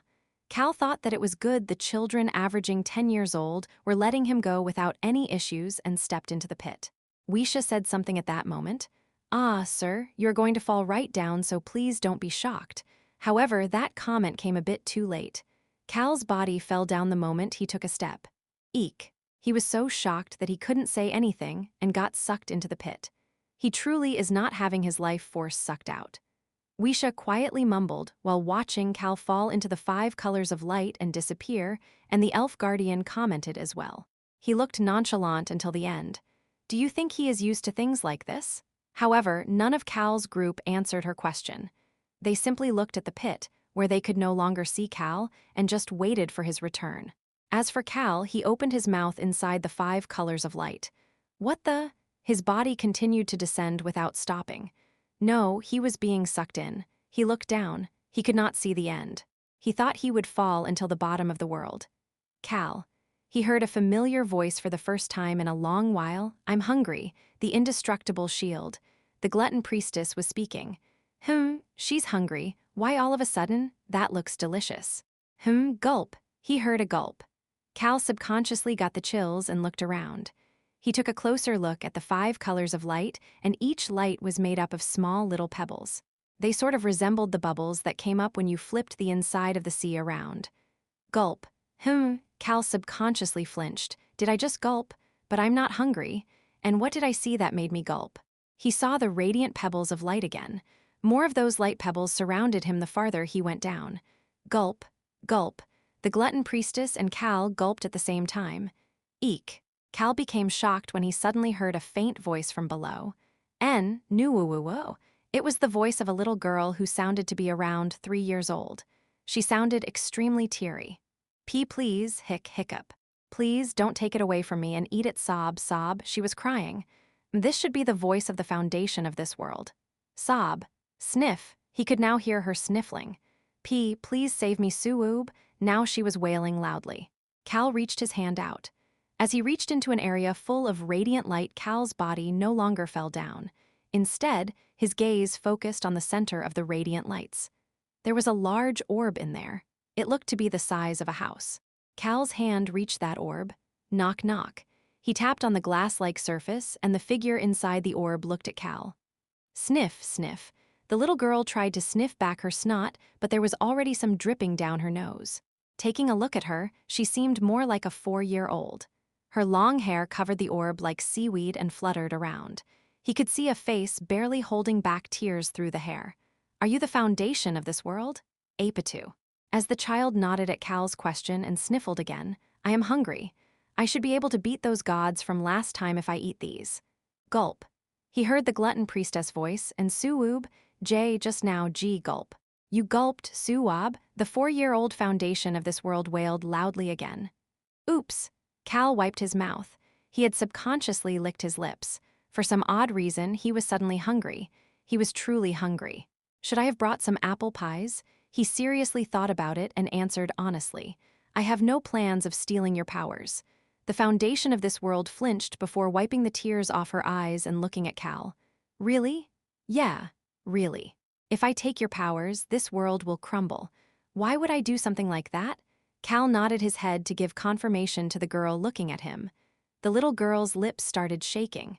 She soon opened her mouth. As expected, you are an angel. You are nicer than the gods. Wah, she was crying. She was wailing loudly again. Soob, Angel Calhenitus. Suwoob, Silver Light Shield Angel Calhenitus. Suwoob. Cal's face instantly turned unsettled.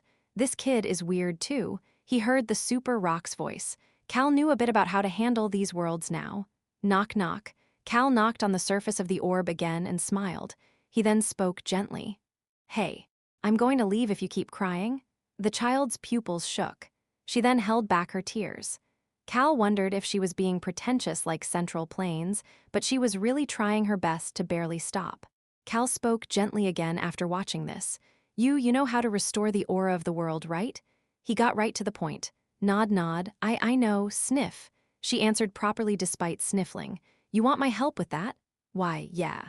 That's right, she clenched both fists and nodded her head in agreement. She was nodding her head so vigorously that her long hair was fluttering around inside the orb. How do I do that? It's a bit long to explain. Really? Oh right. There was something Cal had to tell the foundation of this world. He pulled the Central Plains statue out of his pocket. He had made sure to pack it before coming here. It was a bit cracked, but a seed was still inside it. This is a statue with the power of Apodus World Tree. I heard this could become the seed of a world tree. Cal flinched in the middle of the sentence. Boom! The foundation of this world put her forehead against the surface of the orb. She must have slammed her head as it made a large noise, but the foundation of this world did not seem to care at all. Her chubby cheeks were squished against the surface of the orb, but the child shouted. Where did you get that? Her voice was shaking. And Suoob, you really are Silver Light Angel. Suoob, she was crying again. It is much easier if we have that. My power, sob, keeps seeping out through the world tree, but just stopping that will allow me to combine my powers with you to restore the aura of the world. Sob, she's very good at talking while crying. She is enunciating very well. You just need to become my representative and sweep through the aura of this world once. Sob, hey, hold on, it should be easy because you have achieved balance. You just have to re-establish this world one time. Sob, what? She wants to become the representative of the foundation of this world to re-establish this world once. That's easy. Suoob, I can't believe you have a seed. You truly are Silver Light Angel Calhenitus. Sob. Cal quietly watched the foundation of this world tear up. His mind was a complicated mess. What do you want me to do? Re-establish this world? Sniff. Yeah, that. Cal subconsciously commented back. How can I do something so big but I'm a human? How can a regular human like me do something like that? Sniff. The foundation of this world stopped crying. She looked at Cal in disbelief. Why, you can do it? I can do it? Yeah, you too, see, can do it if you are with me. The foundation of this world looked at Cal with a sparkle in her eyes. Cal couldn't believe what he was hearing. Chapter 257. Chaos plus Chaos 6. Cal sat down for now. He couldn't see below him, but he sat down with his legs crossed, and there was indeed a bottom. So, what you are saying is, Cal scowled and tapped around his eyes with his finger as he spoke. I can get your help to re-establish the aura of this world. Yeah, well, you can think of it more like a regression to the original rather than a re-establishment. The face of the foundation of this world looked bright despite the sniffling. Reason. Give me a short but accurate explanation as to how that is possible. Oh, okay. The foundation of this world warily looked at Cal, who spoke sternly, and wiped the snot with her dangling hair. The auras of nature are in balance inside your body. That is the reason you did not lose any life force when you came in here and instead want the power inside here. Sniff. She sniffled once more before continuing to speak. Basically, you have the qualifications of a path. A path to pass my power into this world. The foundation of this world continued to explain, and Cal listened before responding. In simple terms, I can pull your power to air out the world once before returning it back to you. Yeah, it won't harm you at all. If you wipe the world once with the aura, the scraps will naturally disappear. What the hell? Am I an air purifier? No, I'm not an air purifier since I don't need to do the act of a filter. Cal could not believe the thought he just had. He thought that he had quite the odd thoughts in his life. What? An air purifier? Really? He was flabbergasted. And what benefits do I get? He at least needed to know what he could gain. Your plate will become sturdier.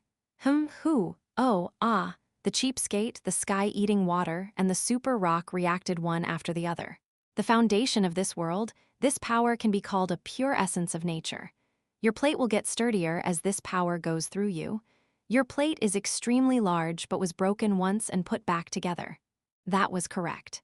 Mila's attribute, connect together, was used to put Cal's plate back together.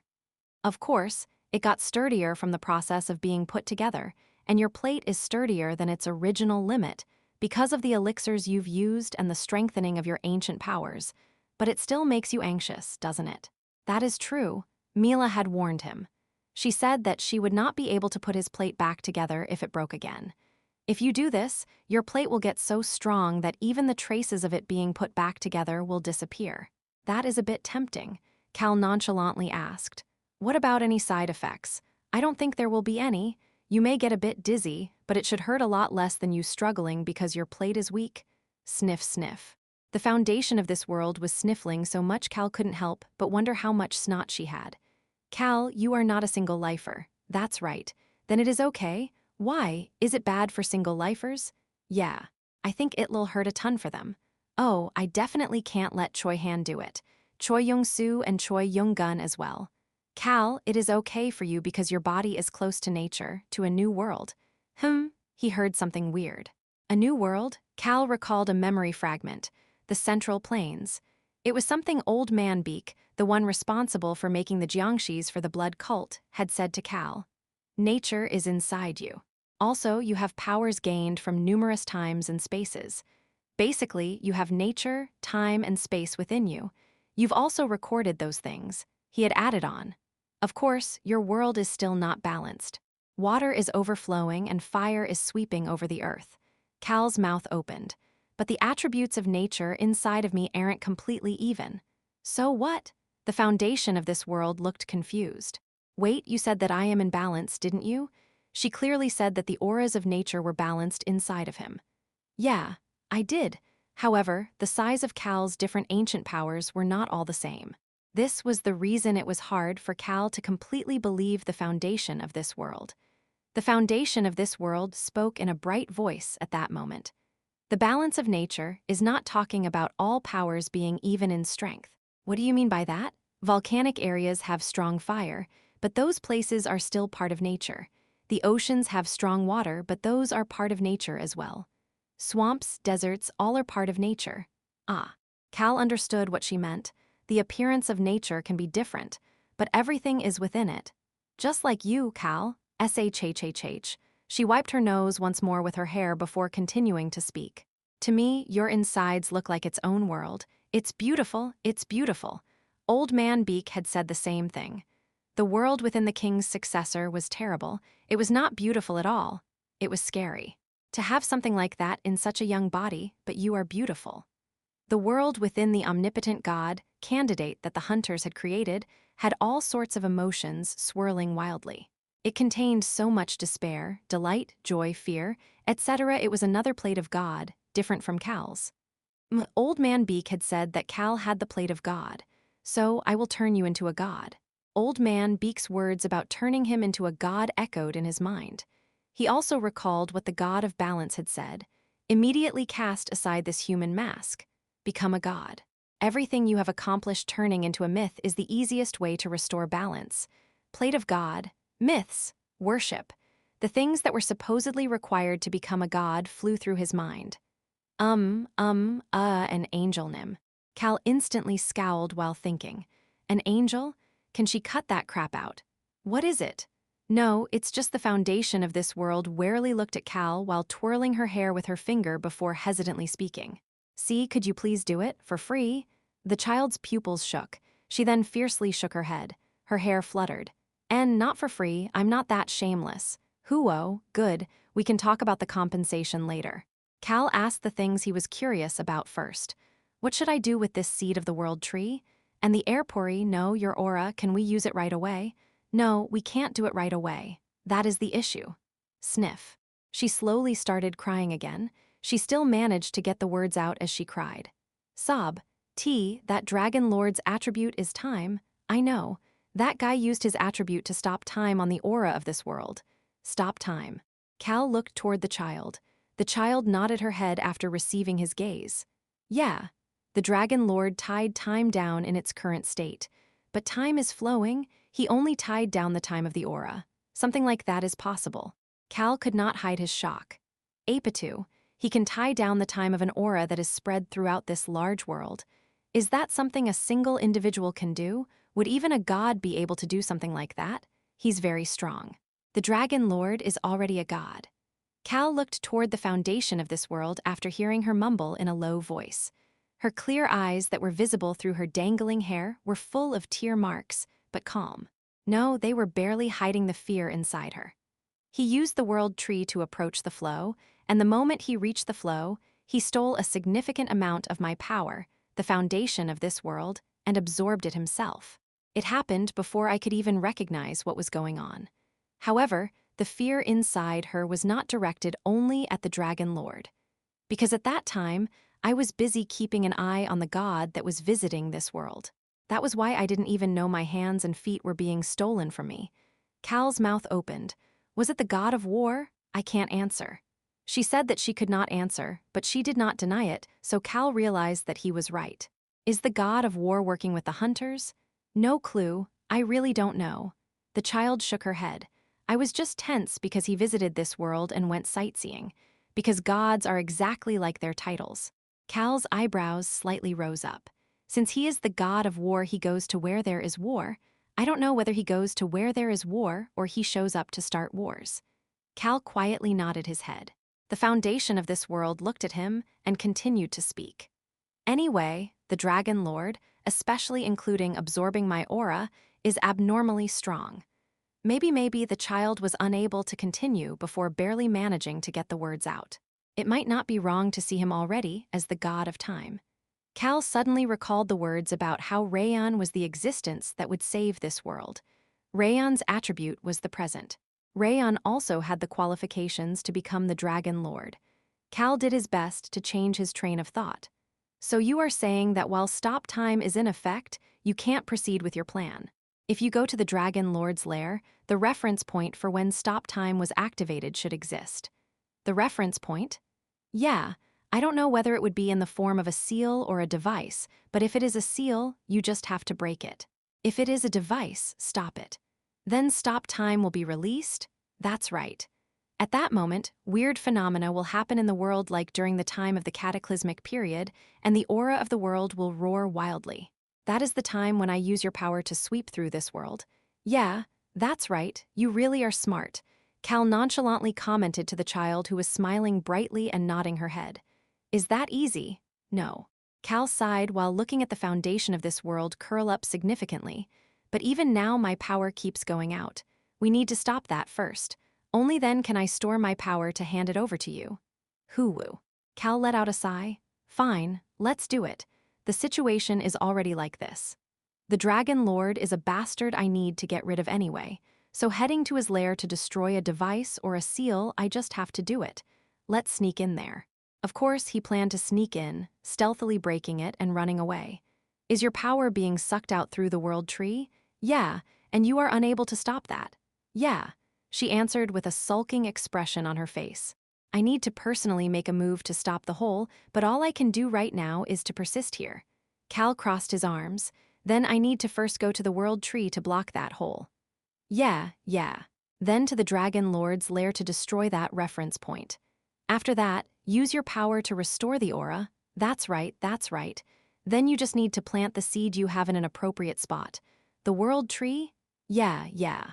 Cal nodded his head before asking, where is the world tree? In the east. The punk who uses a name that does not suit him at all, the god of earth, is protecting the world tree. The god of earth. He was one of the 10 dragon gods and the strongest of the 3 stars. Furthermore, one of the inquisitors had sent an earth elemental to his castle. I was planning on going there after here anyway. That's good.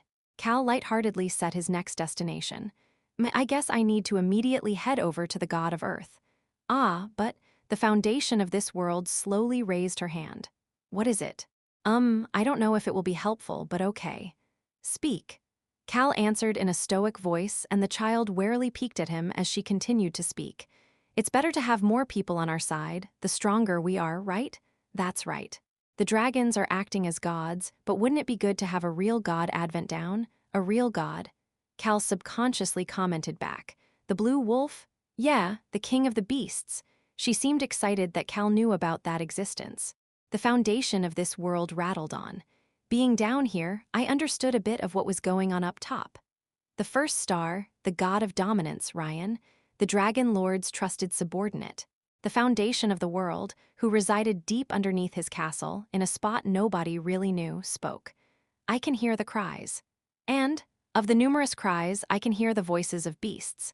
Ryan was said to treat the fierce beast people like slaves in his castle, but that cry is familiar. The child stuck her head on the surface of the orb. Her cheeks were squished. It looks like a divine item. Cal's eyes opened wide. This is definitely that thing. This is the cry of sunset, one of the divine items. I can hear the cries of a wolf. I'm sure that Ryan has the divine item. He is probably trying to use it. The guards had supposedly gotten stricter these days, and they continued to hear weird noises from Ryan's castle. Choi Han also heard some cries inside the weird noise coming from the castle. That cry made him think of the Black Despair. What the hell are they doing? It seemed clear that something was happening in Ryan's castle.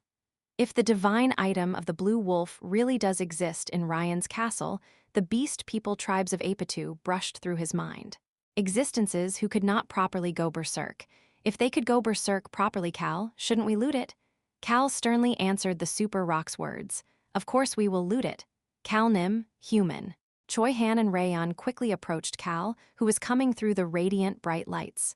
Cal, who came through the light, showed no injuries anywhere. Actually, his complexion looked good. He addressed the people who waited for him. I think we need to loot Ryan's castle. Choi Han flinched while Rayon shouted with a bright look on his face. Human, are we looting a castle for the first time in a long while? Cal lightheartedly nodded his head. He confidently extended his hand toward the elf guardian. The elf guardian, Wisha, and others looked at Cal with blank looks on their faces, but Cal just spoke with his palms extended out. Do you have a map of the inside of Ryan's castle? Hand over the map. His tone, expression, and actions made it feel as if that was the true meaning behind these words.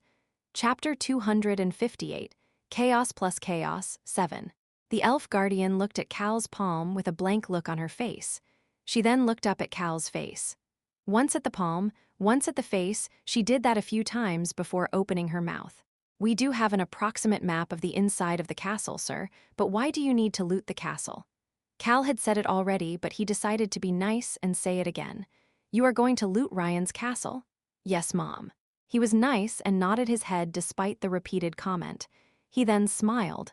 Apparently it is suspected that the cry of sunset is there. Wisha's shoulders started to shake. It was not just her. Wolf tribe leader Nia and Kukin, the two beast people, who were in the corner, looked extremely shocked as they took a step forward. The cry of sunset? That divine item has not been destroyed? Kukin continued in a shaking voice.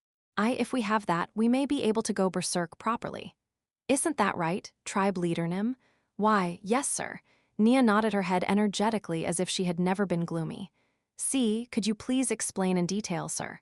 The white snake stuttered as she asked, and Cal leisurely shrugged his shoulders. Sure. I need to explain what we are going to do as well, so why don't we sit down and chat?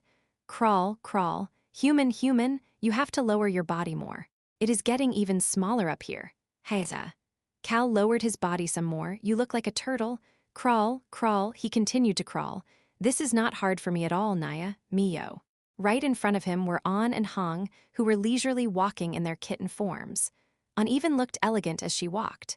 She looked as if she learned how to walk like a noble from Ron. Cal Nim, are you okay? He heard Choi Han's voice behind him. Should I carry you, Cal Nim? He stopped in the middle of the sentence. You can't carry him here, Naya. As Hong mentioned, this tunnel was too small to carry someone. I'll just go on my own. Cal held back a sigh as he continued to speak. He heard a voice from the front. The entrance is just a bit farther up. It was the white snake. She was also crawling. This is the only way to quietly infiltrate into the castle wall. I apologize for this burdensome endeavor. Cal's group was currently using a secret path to infiltrate Ryan's castle. Magic is dangerous. All routes above ground will get caught. The guards are so strict these days, so we might get caught very quickly even if we enter the castle. Numerous comments had come and gone before a decision was made. Most importantly, we have no idea about what is going on inside Ryan's castle right now. That was the biggest issue the elf guardian mentioned. We have not been able to even get close to it for about 2 weeks. 2 weeks of no information. In order to fill that gap, we will first infiltrate through the secret passage. assess the situation, and come back out. They needed to do some reconnaissance first. Everybody agreed with Cal. "I'm truly sorry." The white snake apologized once more, and Cal answered as if it was not a big deal. "It's fine, Mom." Weisha still seemed to feel guilty as she groaned. Unlike before, the way she treated Cal had become even more extreme. This was probably to be expected. I didn't know he really was the savior. Cal did not seem to think it was a big deal as he explained his conversation with the foundation of this world. Weisha got chills after hearing it all. "We can return everything back to how they were." Cal Henitus. "This sir can do it all. He can re-establish the aura of the world. By using the foundation." Is he really human? Cal claimed he was human, but Weisha was 50/50 on whether she believed him. Half of her felt that he was not human and was more like a god. The other half got chills, thinking that he was a human with phenomenal powers. It doesn't matter which it is. What is important is that this esteemed sir is on our side. It's possible.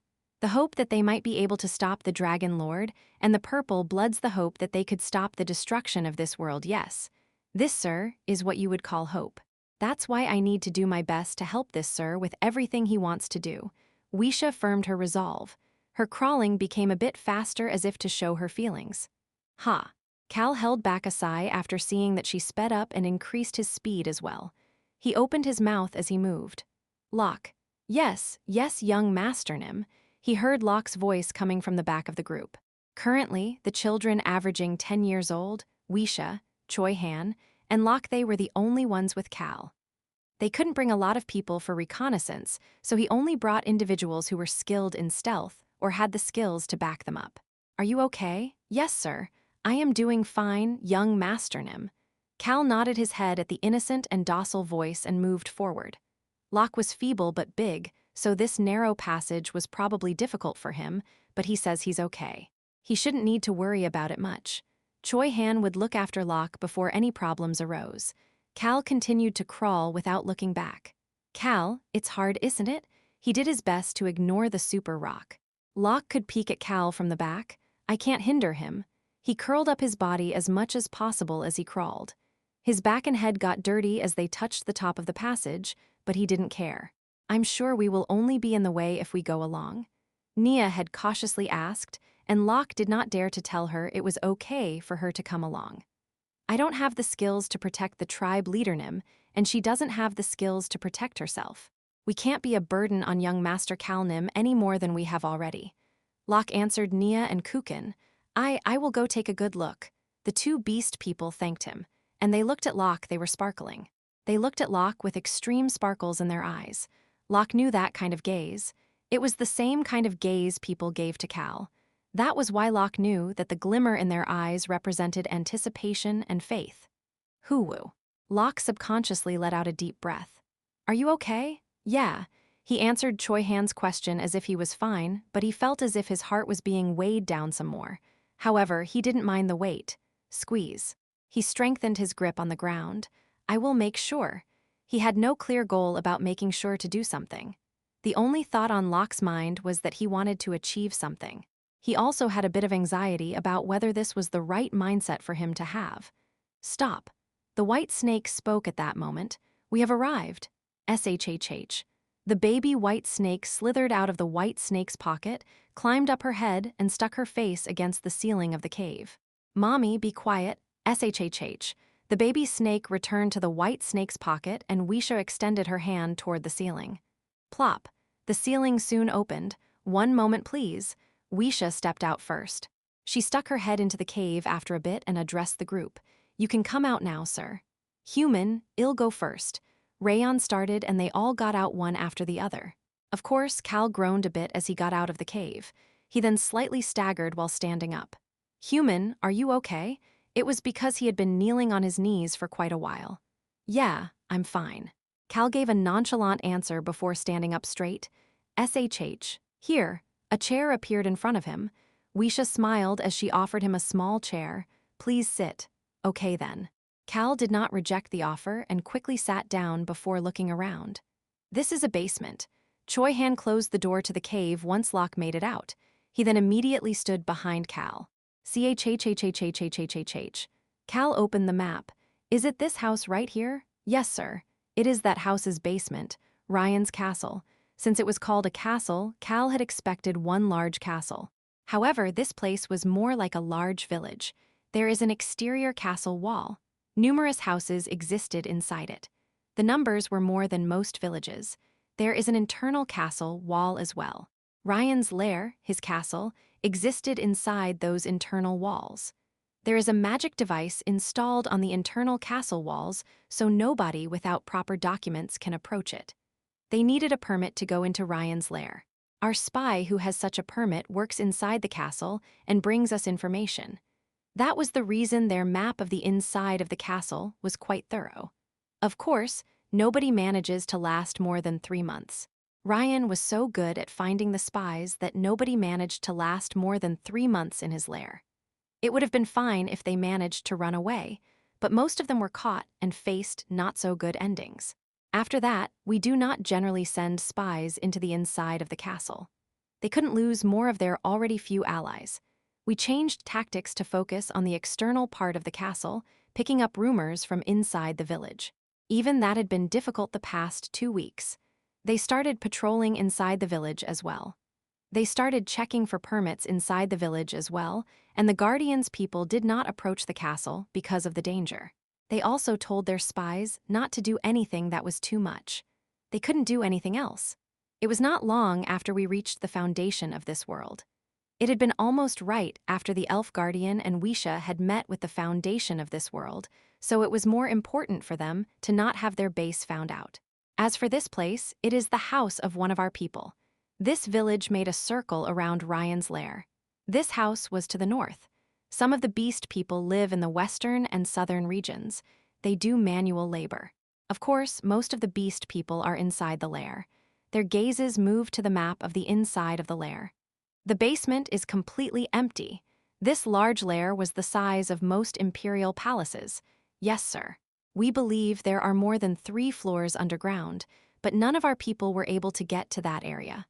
Of course, some of them managed to get there, but we lost contact with them.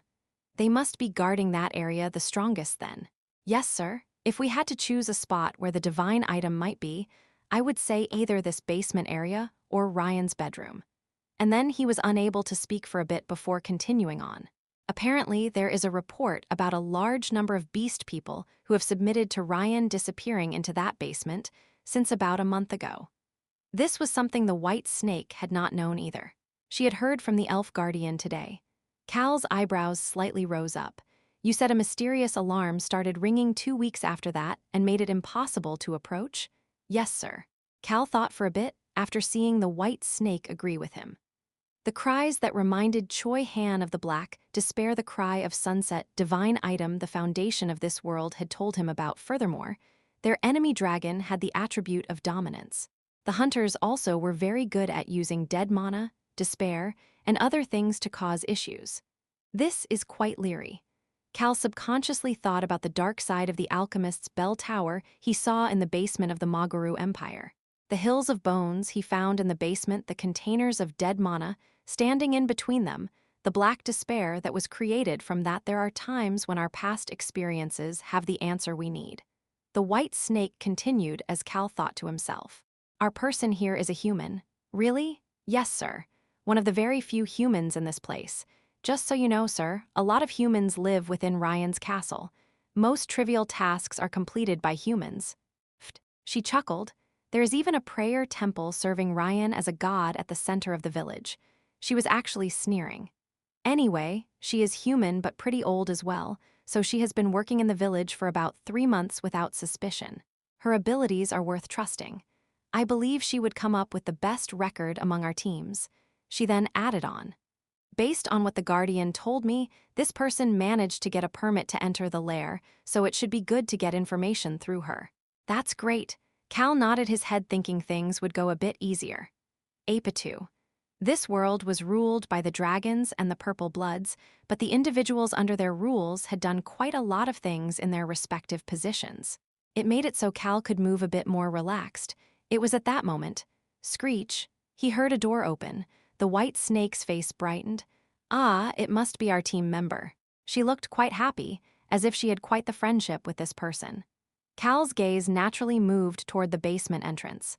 Screech, the door slowly opened, and a person's face appeared. The white snake started speaking first to that person. "It's been a while. We came with allies. I will explain the situation."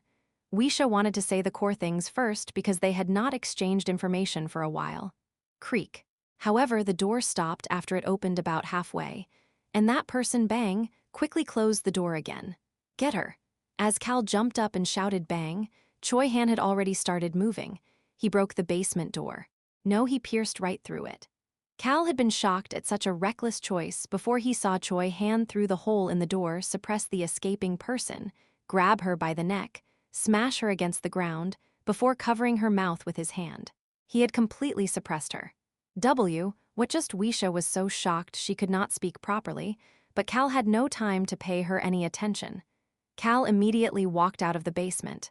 He saw a typical family home that was a bit old but gave off warm vibes. The way it was decorated made it feel very homey.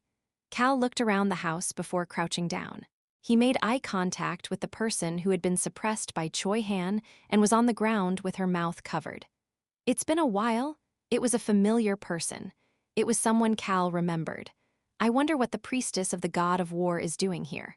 Deputy Chief Priest Cotton, the believer of the god of war who had been hiding as a deputy chief priest at Endable when Cal went to see the White Star. She had even prepared a spot for Cal's group to safely evacuate to while they were fighting against the White Star.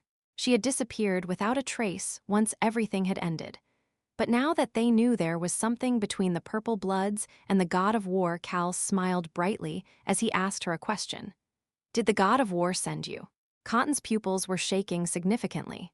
Chapter 259, Chaos plus Chaos, 8. Cal had no plans on going easy on Deputy Chief Priest Cotton. Ooh-oh, the air roared. His dominating aura descended around the area. The white snake subconsciously stiffened.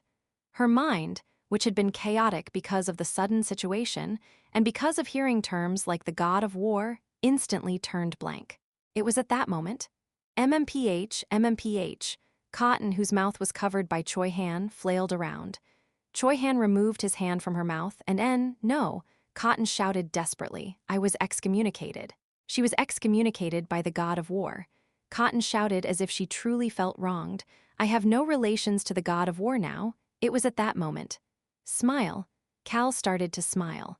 He was still crouching down while looking at Cotton. As the two of them made eye contact, "You aren't affected by my aura at all. You are still too normal." Cotton opened her mouth as soon as Cal finished talking. "Ah, I'm screwed." Her desperate face sank coldly. He had never seen such a look on Cotton's face in his memories and even in his records. "Ha!" Cal scoffed in disbelief while Choi Han pushed down harder on Cotton's back. "That hurts. I won't run away, so please don't push down too hard." Cotton was sighing, but she did not look as if she was in any pain. In fact, she was gently banging her forehead on the ground as she mumbled. As expected, acting as a spy in Ryan's castle was a bit much. Cal had withdrawn his dominating aura at some point and sat down on the ground. Cotton looked at him and nonchalantly commented, "But it is true that I was excommunicated." Cal did not say anything, but Cotton continued to speak as if she knew what Cal was thinking. "That is why I am helping the White Snake as her ally and delivering information about Ryan instead of sticking with the hunters." "Hunters?" Cal asked with a look that seemed to imply he had no idea. Cotton sighed. "Hey, let's not feign ignorance. We are both pros." Cal nodded his head. "Okay, let's casually talk." That was why Cal nonchalantly asked. "You are a holy maiden, but you were excommunicated by the god of war. A god can excommunicate a holy maiden that easily." That was correct. Cotton was not just a regular believer, she was the holy maiden.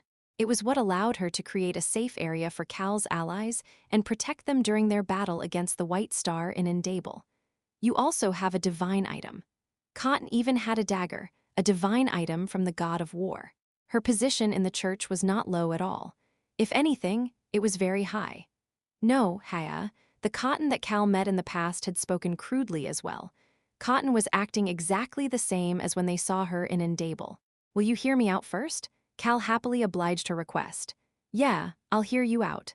"Oh, really?" Cotton's face lit up and Cal motioned to Choi Han with his eyes. Choi Han nodded his head and Cotton scowled while facing what came next. She was tightly bound on a chair. Rayon was next to her guarding her as well, making sure that she could not escape. Furthermore, swipe, swipe. Choi Han was standing next to her wiping his blade with a cloth. Wow, this is driving me nuts. Cotton sighed and then shook her head before glaring at Cal, who was seated on a couch across from her. This is my house. Isn't this too much? And, is that any of my business? No, it's not any of your business. Cotton nodded her head as if she accepted that answer and Cal gave his demands. Short and sweet. Your situation and the God of War's scheme. Tell me everything. Cotton didn't say anything and only glared at Cal with an extremely disgruntled gaze. How can all of that be said in a short manner? That was what her eyes were saying, but Cal completely ignored her and motioned with his chin. Cotton opened her mouth. First of all, you know how the White Star borrowed power from the demon world. Ah, Choi Han gasped. I had forgotten about that. Now that he thought about it, the White Star had built a temple of the demonic god in Endable and wanted to become the demonic god. He had also borrowed power from the demon world and had his chief priest and the believers use that power. Yeah, I do. Cal, as expected, had thought about that as well. The reason he learned that Cotton had a divine item of the god of war was when they were getting rid of the door and wall infused with the power from the demon world. Deep inside Endable, Cal had faced the altars beyond that door. He also saw the sculptures of the unranked monsters he had faced during his time as Kim Rock-soo. I was stuck in the Black Orb after that and sent to Earth. He met Choi Han and Dark Tiger Albaru there. He also met Lee Soo-hyuk and the others of another world. That was why it was on my mind. Of course, he tried his best to ignore it because it was something he didn't want to imagine. Because that takes me too far from being a slacker. It felt like things would get too complicated. Cal nonchalantly asked, It seems like the demon world, hunters, and the divine world are all involved in this? As I expected. Cotton nodded her head. You do seem to have figured out things to some degree. Hoo-woo. She sighed and continued in a weak voice. It's not like I know the whole inside story either, but I will tell you what I do know. She shrugged her shoulders. Don't give me shit for not knowing everything. I may be a holy maiden, but I am still just human. Speak. Cotton immediately spoke after seeing Cal not caring about any of that and telling her to speak. You know about the omnipotent god? Yeah. The existence the hunters are trying to create. Okay. She contemplated for a bit before talking about the core of what she knew. This situation right now gulp. Cotton seemed nervous as she gulped before quietly mumbling. This chaos is created by 3 fractions scheming to swallow the world. Cal casually asked with an unsettled look on his face. Are the 3 factions the god of war, the hunters, and the demon world? Yeah. She tilted her head and mumbled, completely different from her answer. Well, maybe the demon world is pushing it a bit. What do you mean? They've been quiet lately.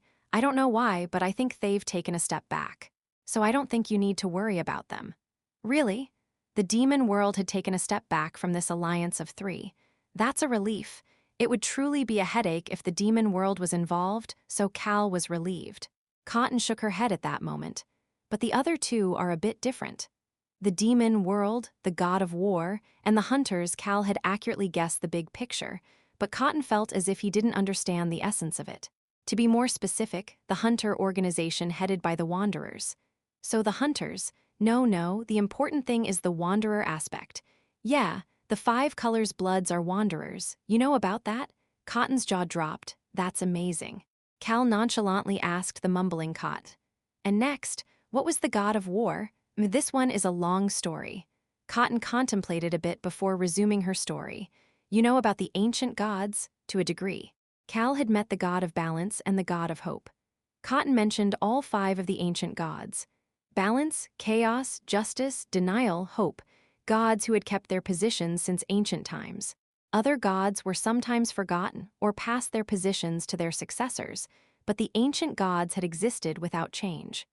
Those 5 are the ancient gods. They have omnipotent areas in the divine world.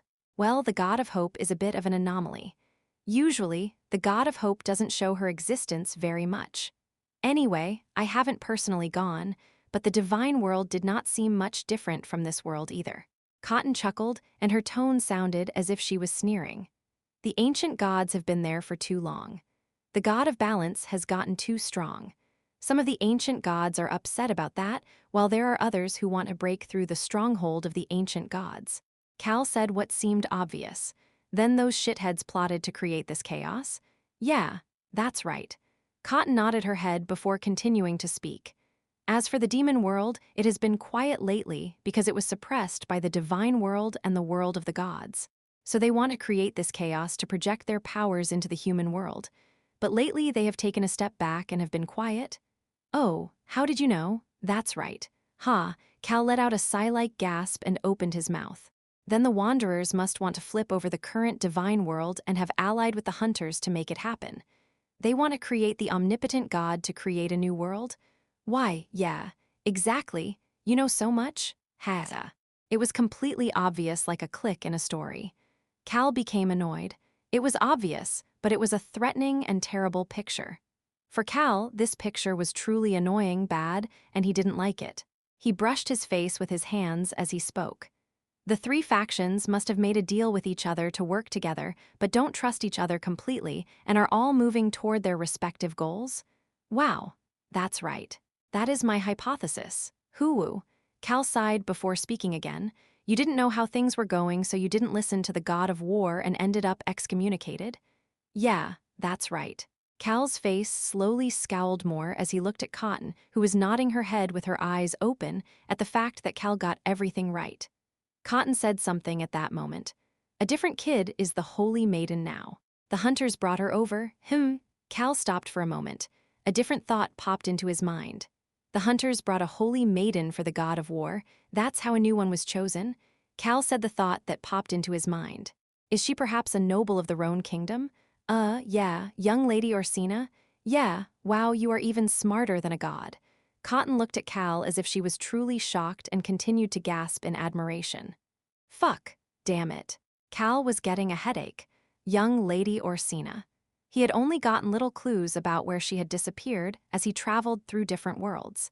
He had never managed to get any useful information. I thought she would be in Apatu or with one of the other hunter households, but she became the holy maiden of the god of war. He was flabbergasted. This Cal's pupils were shaking. Things are getting too big. Is this okay? Cal felt an unexplainable sense of anxiety and looked at Cotton. Then who are you working with? You were excommunicated but still traveling through worlds on your own. You really think that makes sense? Cotton could not continue to speak. Cal quietly observed her. If Cotton was not on Cal's side nor on the Hunter's side, she could not travel on her own. It was too dangerous for that. Furthermore, Cotton had something on her that was strong enough to let her not be affected by Cal's aura. That meant that she should have an ally as well, or an organization she is a part of. Cal flipped through the information, the records he had. He suddenly thought of something. An existence right now, other than Cal, who would be going up against the Hunters, there weren't many. Are you perhaps connected to the Red Bloods? The Red Bloods who were said to have perished, descendant of the Thames. The Red Blood did not perish. The Red Blood, fine Choi Gun, the one he met in the trial within the temple of the sealed god, had told Cal to find the Red Bloods. Cotton opened her mouth. Chills. Had he finally found someone connected to the Red Bloods? As Cal had that thought about Cotton's reaction, you know about them too? Cotton's answer was different from what he had expected. Cotton shook her head. But I am not with them. Of course, I am looking for the Red Bloods. Cal's face stiffened up. If it was not the Red Bloods, there was only one other faction Cal could think of that was helping Cotton. Cotton's voice continued. The reason I am able to travel through worlds is because someone helped me. It is someone you know as well. There was only one answer. Cal's mouth opened. The fake Hillsman? Cotton blankly asked, but Cal clenched his eyes shut. The person who had pretended to be Hillsman and approached Cal, the person believed to be Drew Thames, Cal's biological mother's brother. Cal slowly opened his eyes and asked properly. Are you talking about someone from the House of Thames? The fake Hillsman human, isn't fake Hillsman the guy who looted you? Yes, the guy who stole my money. Cotton gasped. Is this why they are all saying Cal Henitus this, Cal Henitus that? She could not hide her admiration. You are so smart. Cal buried his body deep into the couch after seeing her reaction. Ah, my head. Human, do you have a headache? Mio. No, it's bad if you have a headache, Naya. As the children averaging 10 years old, who had been quiet until now, became shocked and came over to him, Cal clenched his eyes again. He couldn't see anything, only darkness. Shit! He felt a twinge in his throat. He felt pain on the back of his head. Chapter 260, Chaos plus Chaos, 9. Cal had his eyes closed as he heard Rayon's bright voice. Human, what a total chaos. Very smart. It hit right on the mark. That's right, human. I, the great and mighty Rayon Muru, is smart. Cal ignored the comments of the 7-year-old dragon as he organized his thoughts. So, to organize all of this, getting rid of all the extras and only focusing on the important stuff. 1. The world of the gods, hunters, and demon world were on one side. 2. They all wanted to change the current situation. 3. There is an organization trying to stop them. Cal opened his eyes. The omnipotent god and a new world. Are these two things what the enemies believe are the keys to change this situation? The omnipotent god that the hunters were trying to create, and a new world based on the virtual reality world created by the transparent bloods, they were all moving for those two things. Deputy Chief Priest Cotton suddenly stopped. The way you are talking is a bit weird. She tilted her head to one side. Do you perhaps know what the new world is? What's the big deal? Cal snorted. We both know what we need to know, so you were the one who said, let's not pretend like we don't know anything. Cal flinched. Cotton's reaction was a bit different from what he had expected. Cal silently looked at her. That slightly lighthearted demeanor had disappeared. Instead, her eyes were sparkling. They were sparkling with lunacy. Choi Han stopped wiping his blade. He then immediately stood behind Cal. Mio. An immediately stationed herself next to Cal's leg. There was an eerie silence before Cotton opened her mouth. Her eyes had become slightly bloodshot during the silence. Where is the new world? Smirk. She started to smile. It was an extremely awkward smile. You found it? Her eyes looked like that of a famished wild beast as they sparkled. Choi Han's gaze sank down. She's crazy. Deputy Chief Priest Cotton. No, the former holy maiden. She looked completely crazed, but her voice was so calm it was cold. All of it made Choi Han feel even more nervous. He had no idea what kind of crazy things she might do. If she does anything weird, suppress her. Choi Han motioned to Locke, who was behind Cotton, with his gaze. Locke had also moved to stand behind Cotton and prepare for any potential situations. As for Rayon, he was already invisible. Cotton opened her mouth again. Where is it, Can you please tell me? Choi Han looked down at the back of his hand. He had goosebumps. Cotton. A chilling aura was pushing out of this person.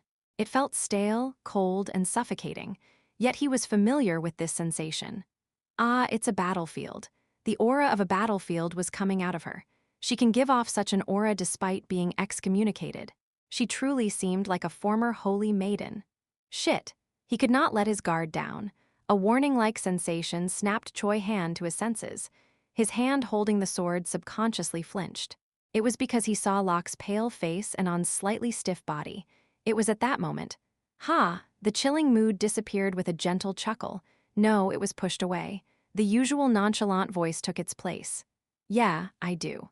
Choi Han lowered his head. He could see Cal's back. He was very relaxed. Choi Han subconsciously loosened the grip on his sword. Cal's voice continued. I guess you guys don't know what the new world is. That's what you guys are looking for. Choi Han then heard a bright voice. Choi Han, looks like our human is trying to scam someone. Choi Han chuckled before wiping his sword again. Ron had taught him how to do this. As for Cal, he was smiling brightly. Cotton, on the other hand, Cotton's face was stiff. She should have realized it because she is a smart person. At this moment, if you are curious about the location of the new world, go bring your boss. Cal had taken the upper position in their discussion. You should have a boss. Isn't that right? Cotton opened her mouth, but Cal sternly shook his head. I can't share this information with anybody other than the top person of your group. A thick smile appeared on Cal's face. The organization trying to not only fight against the hunters, but also the world of the gods and the demon world either way. Learning about these figures should be very beneficial to Cal. Cal asked the thought that finally came into his mind. What should I call you guys? The people trying to fight against them. Cotton stared at the smiling Cal before responding. Her voice was as stiff as her face. The arbitrators. Cotton and the fake hillsman were part of the arbitrators. Cal nodded his head as he leaned against the backrest. He then quietly spoke as if he was talking to himself. Based on what I've seen, you guys seem to avoid the enemy's eyes and stealthily do your work. This was because none of the hunters he had met until now had brought up the arbitrators. Yet you are an organization that travels through dimensions and is wary of gods and the demonic race. You are also ready to fight them as needed the arbitrators. I guess your leader must, at minimum, be at the god level. Cotton's pupils started shaking. She could see that Cal was smiling. No, she saw his coldly sunken eyes. Cal sat back up and leaned forward. He then asked Cotton, "Is your leader a god?" He seemed to be feeling her out, but he sounded oddly certain. Cotton closed her mouth. Haha, Cal gently laughed. It seems a bit obvious. Until now, there had been two gods that have played important roles in this chaos. The god of balance and the god of chaos. The god of war and the god of death are trivial figures, so I can take them out of the list of suspects. Cal had a thought that would make the god of death upset if he heard about it, as he continued to think. If it is a god, that god should at least be at the level of the ancient gods. Then I guess I can take the god of hope out as well. Is it the god of justice or the god of corruption? It was at that moment. Ha! Cotton let out a deep sigh. The aura surrounding her completely disappeared. She opened her mouth looking slightly fatigued. No, it's not a god. Then, was there someone who was not a god but capable of leading such an organization? As Cal's thoughts were about to get complicated, our backing is the last generation's demon king. Fuck. Cal suddenly felt dizzy. What nonsense is she saying now? That situation is complicated too. The demon world is presently controlled by the current demon king, an extremist, but the dethroned former demon king is a moderate. He believes that the demonic race should remain scrunched up in the demon world. Fuck. I don't want to hear any more. All of the former demon king's children have died, but an illegitimate child survived. She is our leader. Fuck. Stop talking. It's so annoying. The reason we are able to travel through dimensions while avoiding the eyes of the world of the gods is thanks to the help of the demon world. That is also the reason we are able to know about the situation in the demon world. Ha! Cal spoke with his eyes closed. It seems like I will need to talk to your boss first. Cotton looked oddly refreshed as she nodded her head. Yeah, I told you these things because I also thought that should happen. I'll come see you soon with the boss. Just tell me the location. Nod. Cal nodded his head with a complicated look on his face. He then came to a conclusion. Let's not think about the demon world. That's none of my business. There's no reason for me to go there anyway. Let's not think about the world of the gods either. He had even less reasons to go to the world of the gods. I just need to take care of the hunters and go back to Roan. The demon world will be a battle between those extremists and those moderates or whatever. I guess the ancient gods will duke it out in the world of the gods.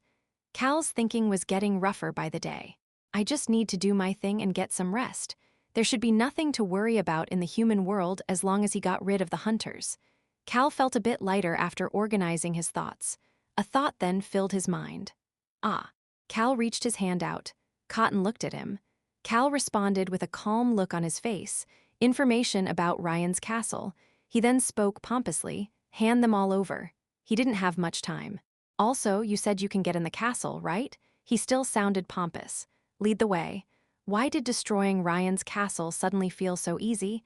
Cal didn't want to know the reason why. Human, you suddenly look tired. Should I give you an apple pie? Munch. Cal ate an apple pie as he received every single piece of information Cotton had gathered until now about Ryan's castle. He ignored Weisha, who watched the whole conversation with a blank look on her face. To be more accurate, he was doing his best to ignore it, as expected of the savior. He truly did everything he could to feign ignorance. Human, there are messages on the video communication device. Cal received the video communication device from Rayon and read the messages. There are two messages. First, Bailey, the Haru Kingdom's Minister of Foreign Affairs, had sent the message with Iruhaben's help. There was some important information underneath the first line, and Cal made up his mind. I guess I'll need to head to the capital for a bit. Are you talking about the capital of the empire, Cal Nim? He lightly nodded his head at Choi Han's question. Yeah, I'll need to go see the emperor. He then checked the second message. Crazy bastard. Clope Seca's message made him want to stop reading after the first line. However, Cal really confirmed his next actions after seeing what he wrote next. I need to go to the Empire. He did cause an issue then. Cal turned his head. Choi Han was wiping his sword. That's Ron's trait. Cal turned his head after sensing an unexplainable viciousness, kept his mouth closed and looked at the map in his hand. It was a map of Ryan's castle that Cotton had made. He thought of something and asked Rayon a question. Rayon. His Highness hasn't responded, right? He hasn't. Is that crown prince really addicted to gaming? Cal thought that something like that was possible and cleared his mind. However, the back of his head continued to feel cold. Clang, clang. The luggage carriage stopped. Stop. A knight extended his hand and an entrance pass was placed on it. Pass. The coachman had passed. Hold on. However, the carriage could not move yet. Look through it. The soldiers by the knight received the order and picked up the door flap to look inside. It was full of food. Check it. Yes, sir. The vicious-looking soldiers checked the food one by one. Sir, there are no issues. I see. The knight finally responded. Pass. The coachman bowed and led the luggage carriage into the castle. The knight watched the carriage leave before speaking again. We received orders to be even more thorough with our security, so make sure to stay alert and do your jobs properly. Do you understand? Yes, sir. Some of the soldiers who answered energetically slightly flinched, and the knight sighed before speaking again. Go ahead and switch. It was time for a shift change.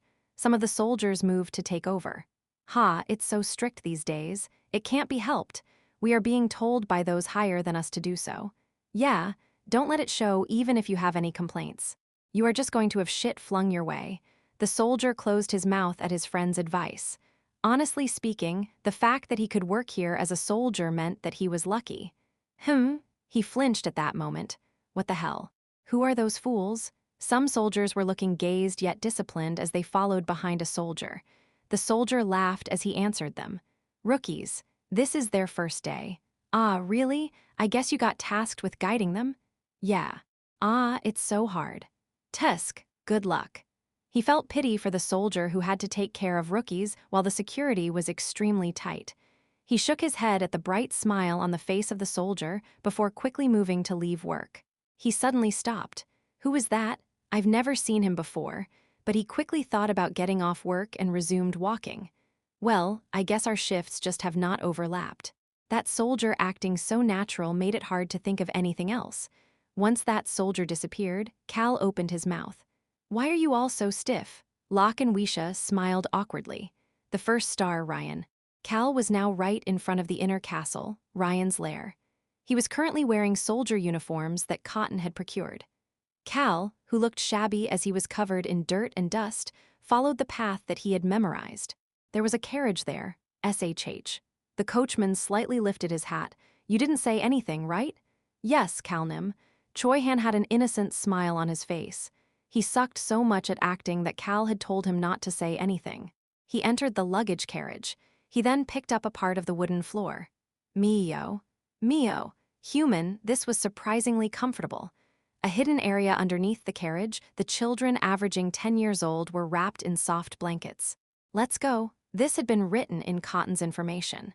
Cal immediately changed into a servant uniform that was hidden underneath the carriage. He then grabbed a burlap sack of wheat that they had brought as an ingredient. He just needed to go into the lair now, pretending to deliver these goods. Cal had to stop for a moment. Locke slowly walked over and picked up the burlap sack full of wheat that was in Cal's hand. Of course, he did it with one hand. He handed Cal a small basket with his other hand. Thanks.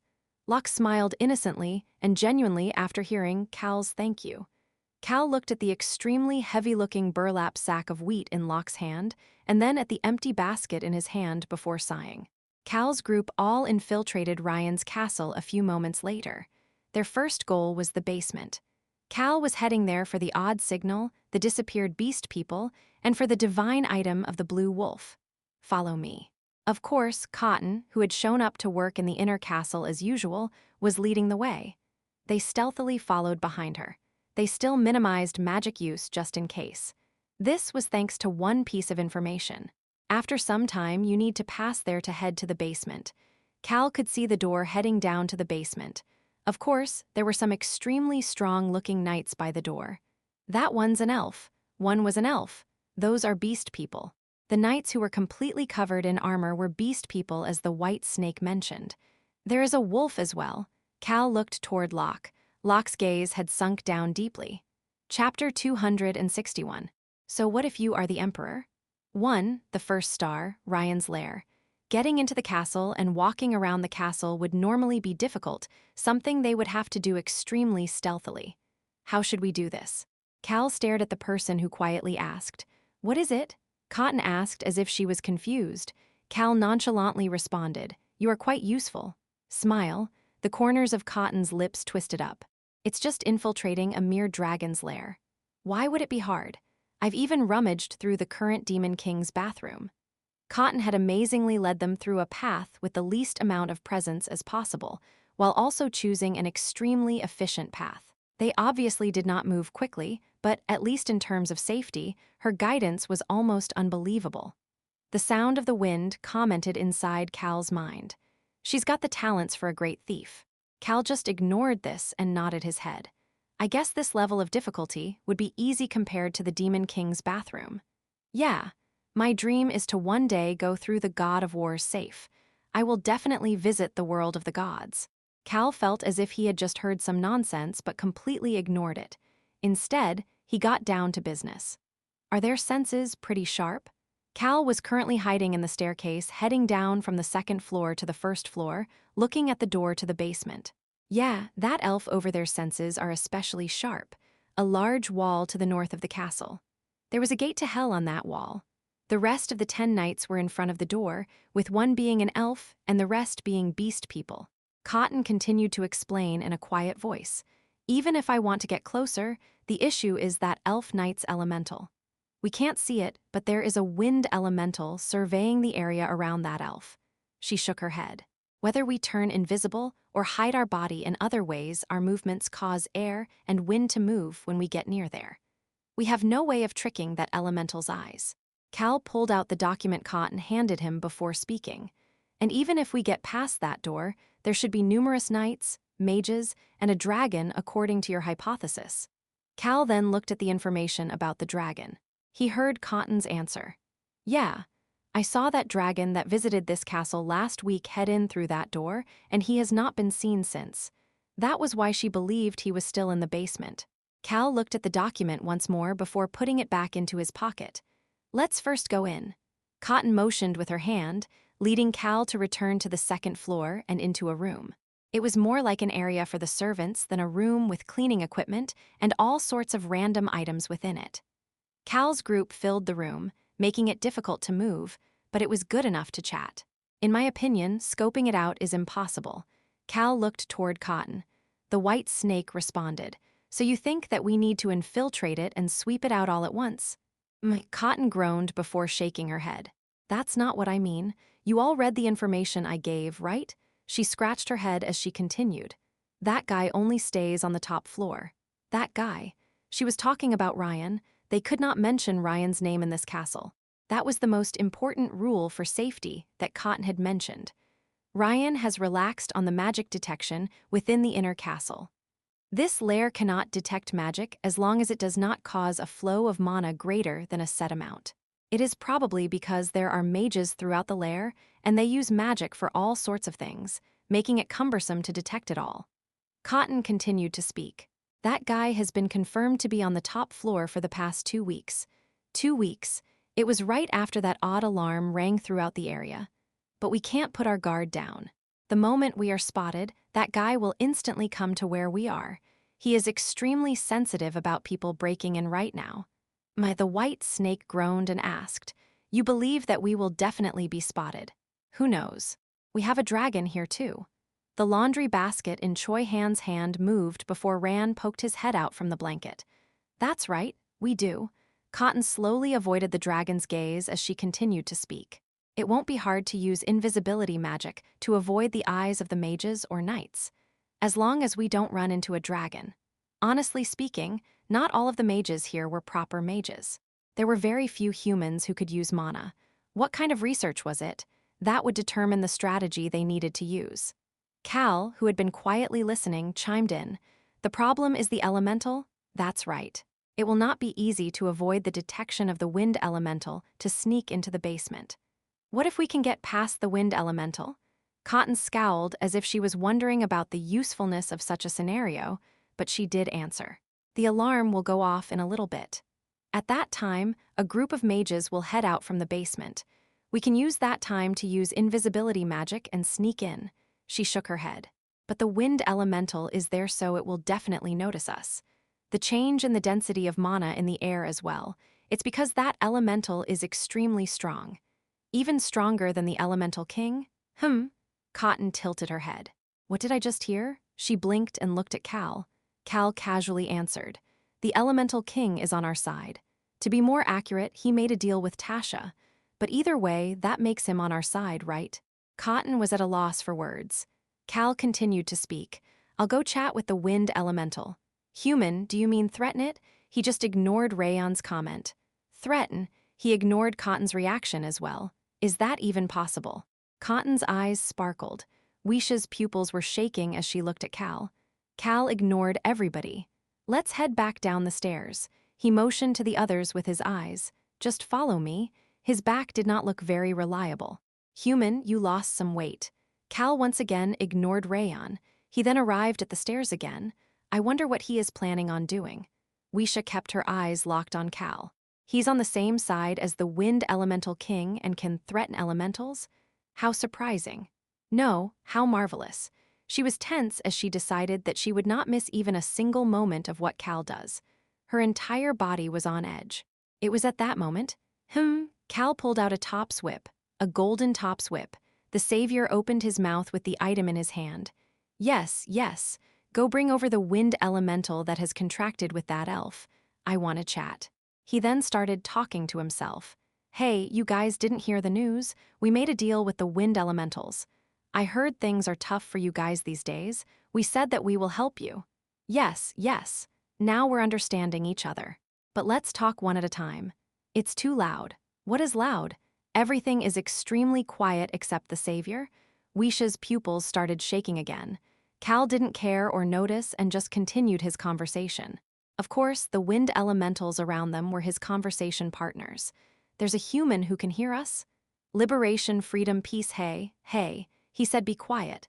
Anyway, we just need to bring that friend of ours by that elf, right?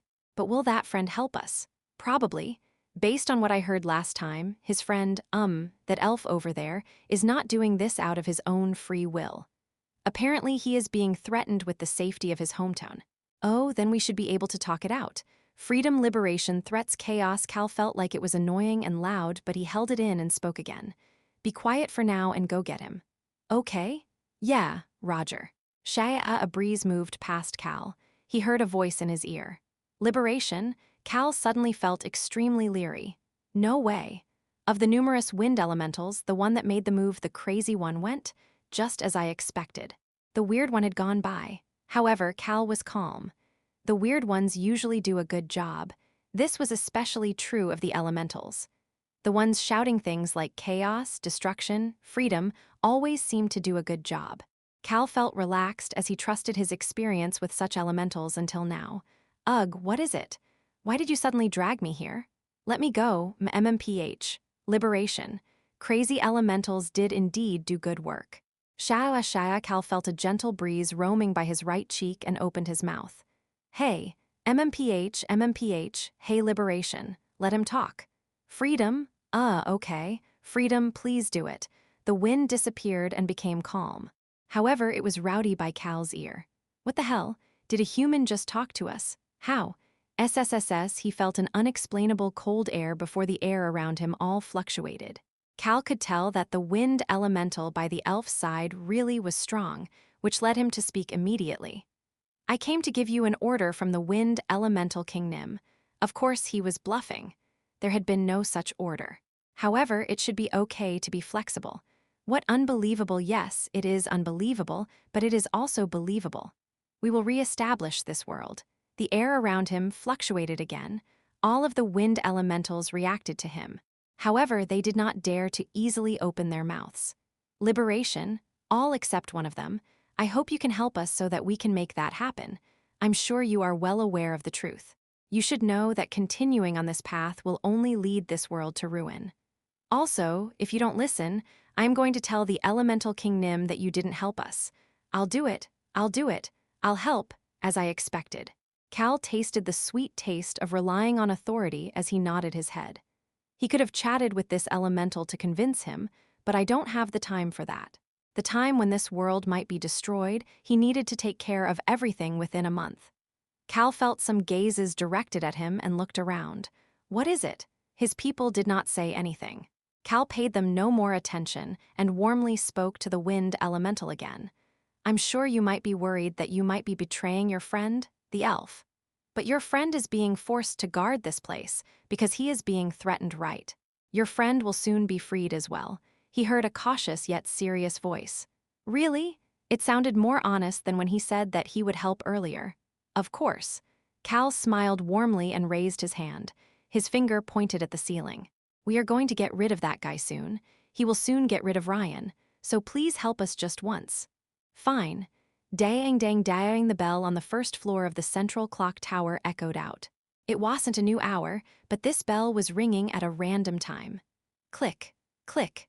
The 10 knights guarding the large door on the northern wall of the castle quickly started moving. The only elf among the group looked around. He then motioned with his hand. Sha-a-a-a, the wind scanned through the whole area as it moved by. The wind approached the elf, brushed past his cheek, and landed on top of his armor. Swoosh, a small whirlwind danced by the elf's ear as if it was talking to him. The elf listened and then nodded his head. He then started to speak. Open the door. There are no intruders nearby, so open the door. Some of the armored individuals stepped forward. They were all beast people. They pushed the large door with their hands. Screech, the heavy door slowly opened. There was a row of people standing in front of the door.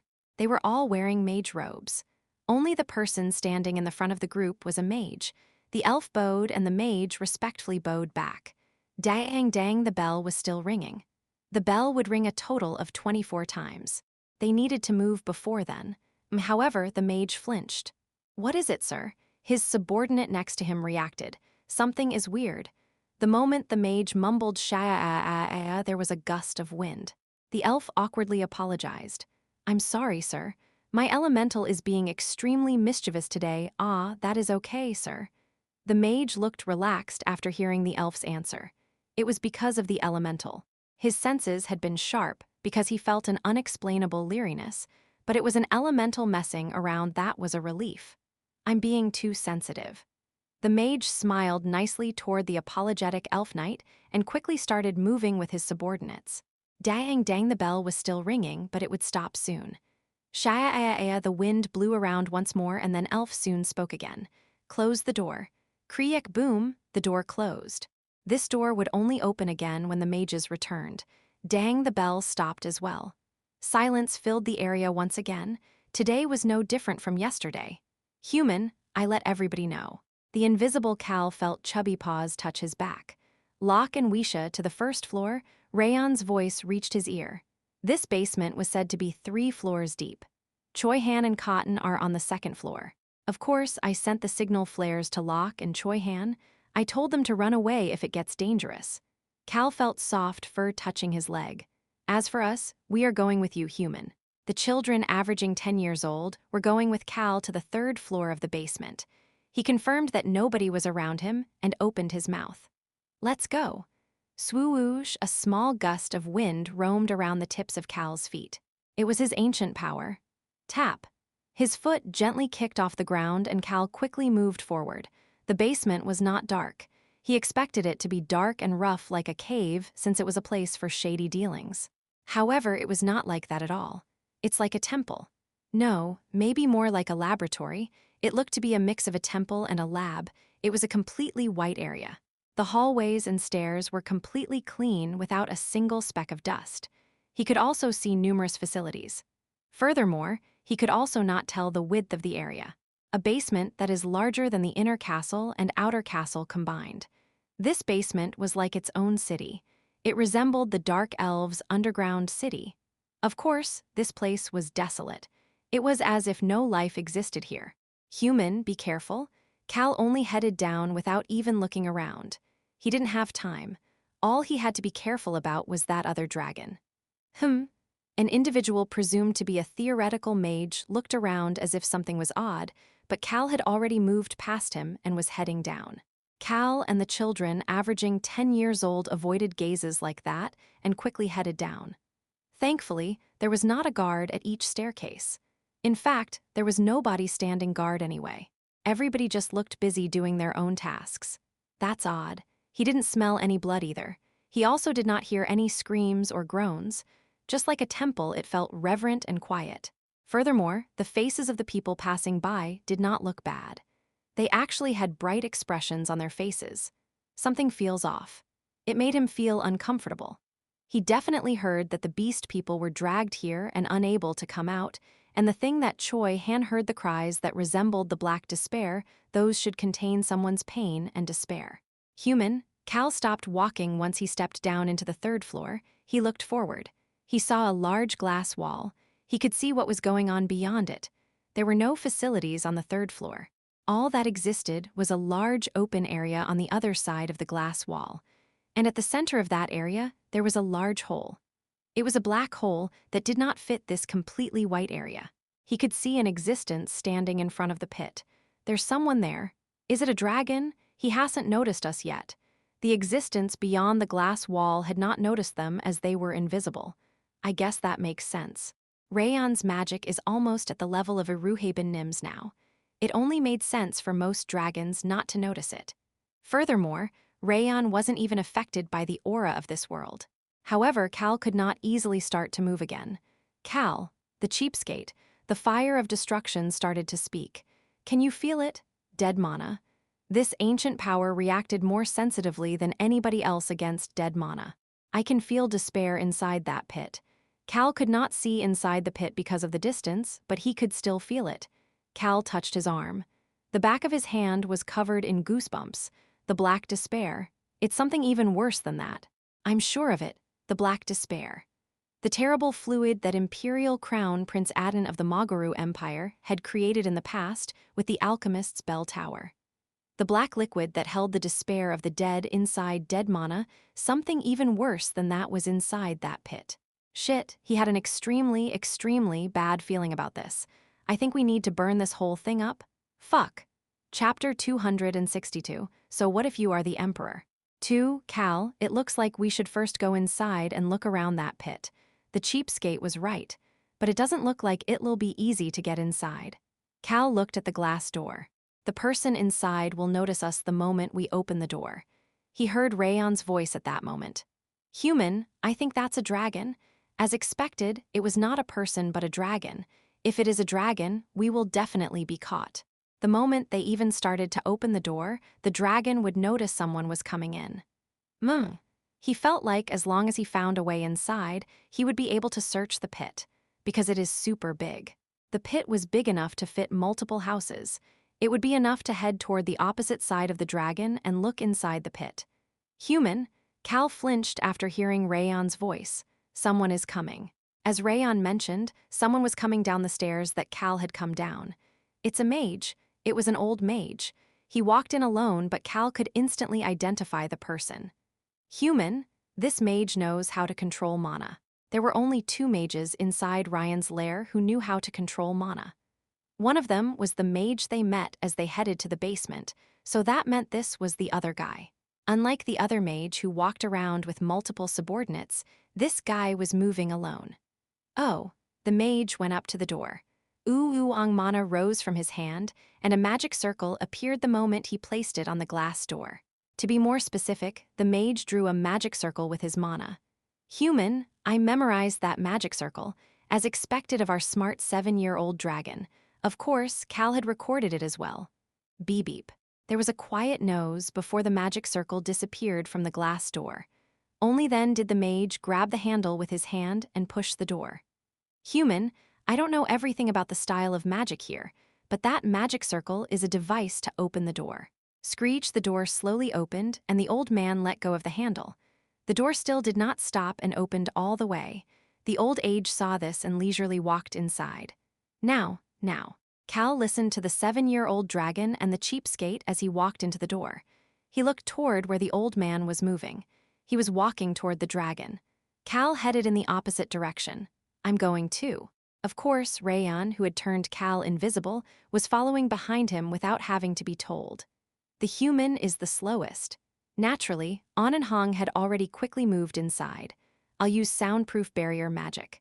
The smart 7-year-old dragon was also making sure to put some safety measures to not have their presences noticed. Cal felt as if he was falling behind the children averaging 10 years old. It was at that moment. Ooh-ooh-wong, the air rumbled. Cal looked toward where the rumbling started. It looked serious. The dragon turned his head to look at the old mage. It doesn't look like they spotted us. Rayan was right. Oh, human, that dragon is not as strong as the 10 dragon gods. Rayan had met 2 of the 10 dragon gods so far. Kendall and Cisco. It was a relief if this guy was weaker than them. It also looks like this dragon has not consumed the foundation of this world. Oh, I did not get that feeling in the mana he channeled. After running into 2 of the dragon gods, I know how to differentiate the foundation of this world. I have a decent idea about the foundation of this world as well. Cal always felt this, but Rayan was very good at figuring out an opponent's aura. He had instantly recognized Crown Prince Albaru Crossman's secret as well. He frequently looked lost, but he was quite sharp. I greet Letonim. The old man did not submit to the dragon's mana and respectfully greeted him. Tusk. The dragon Leto turned his head away.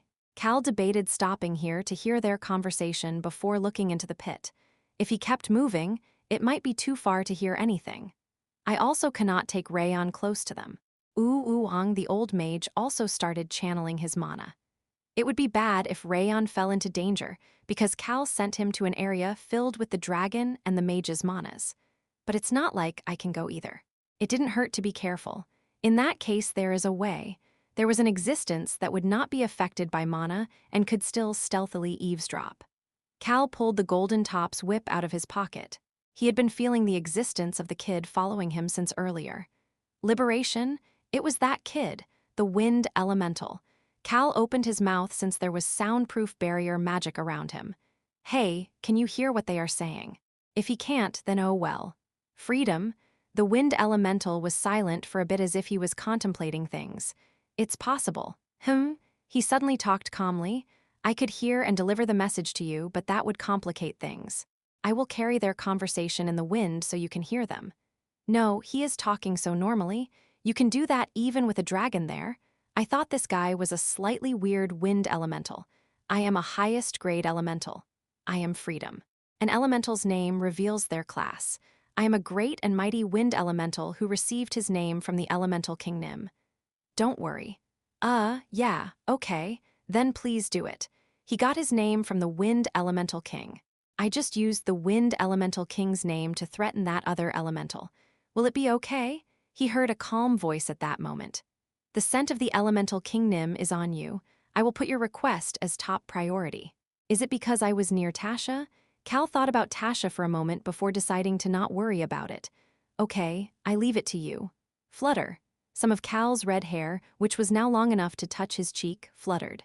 An extremely faint breeze moved past Cal. The wind elemental must have moved. No wonder. I heard that the elemental guarding the door was strong, but this guy brought him over with no issue. Freedom, the amazing but slightly crazy elemental. Cal left the task to him and immediately headed for the pit. Human, did it get resolved well? Yeah, but are you okay? Cal was clearly feeling what Rayan was talking about. He touched the back of his hand. He still had goosebumps. Something similar to the black despair, he got more goosebumps and felt sick the closer he got to whatever was inside the pit. He also felt as if his whole body was being heavily pressed down. That's why it feels like I'll explode. Instead of being unable to handle this pressure and becoming crushed, it felt like he would explode from being unable to handle it. He felt like a volcano right before it exploded. A volcano? As Cal stopped at that sudden thought, I want to burn it up, he heard the cheapskate's voice. Let's calm down. Cal calmed the cheapskate and addressed the invisible Rayan. Rayan, you stay there if it is too much. An Hong, you guys too. Human, I am okay. Me-yo, I'm okay, Naya. He heard the casual responses of the children averaging 10 years old. SHH. Cal felt something on his back. I really am okay. Rayon stuck onto Cal's back. He then laughed. Egu. Cal chuckled internally after seeing Rayon acting like a kid unlike his usual self. He really must be okay. Meow. He heard Hong meow as well before he felt Hong rubbing his body on Cal's leg. Cal gave him a strong rub on the back. I guess they really are okay? Hong was fine as well. He extended his hand after feeling something on his other leg as well. An was fine too. Is it just me? Now that he thought about it, he was the only one who had reacted when they got into this place. To be more specific, the fire of destruction as well. The children averaging 10 years old and the wind elemental had been calm. Let's go for now. Cal thought that it would be fine if the children averaging 10 years old had no issues and started to walk. The goosebumps on the back of Cal's hands had calmed down as well. It wasn't that the pressure had disappeared, so Cal didn't even realize that the goosebumps were gone as he felt the warmth of the children averaging 10 years old while quickly walking. Our human really is slow. He ignored Rayon's assessment. Swoosh, a small breeze roamed around his ear at that moment. Freedom, the elemental shouted before Cal started hearing the conversation. This is not your usual time to come here. It felt like Letao was whispering right next to Cal. Sir, I came to see you because I had to deliver a message. The old man's voice was peaceful. However, it was a gentle yet leery voice, incomparable to Ron's gentle voice. The dragon continued to speak. Has the final execution date been set? His voice had sunk down quite a bit. Yes, sir. It is scheduled a week from now. The last execution in a week. Cal's mind started to record this information. The dragon did not say anything, but the mage continued to speak. Thanks to the mana you provided, Letonim, we were able to successfully complete all of the executions until now. We are finally able to reach the last stage. Peek. Cal peeked toward them. The dragon and the mage were looking at each other. It was still a vicious sight with their manas mixed together. Human, that dragon can easily defeat that mage, but he is unable to do anything. I know, right? Anybody would be able to tell that the dragon was going easy on the mage. No, he could not touch the mage. The mage seemed to know this as the corner of his mouth twisted up. We plan on bringing all of the remaining beast people at the last execution. Cal stopped walking for a moment. For reference, Cal was the only one who could hear this conversation right now. He felt on and hung by his side and started walking again. They were not far from the pit anymore. I heard that Ryan will oversee the last execution. Yes, sir. However, Ryan Nim has requested for you to be there as well, Letonim. The dragon was silent. I decline. He ended up rejecting the request. Will that be okay? On the other hand, the old man asked back without any hesitation. What do you mean by that? Uwang, the mana became a bit denser. Ryan Nim has indicated that he will bring your daughter with him to the final execution. Boom, the air fluctuated and the area shook. Human, that dragon is angry. Cal looked at the distant dragon on the other side of the pit. Are you threatening me with my daughter right now? There's no way that is the case. I am simply delivering Ryan Nim's will, Letonim. It's obvious. Cal could figure out most of the situation now. That dragon must be following Ryan's orders because his daughter's life is on the line. They resumed their conversation. Then I will see you in a week at the final execution, Letonim.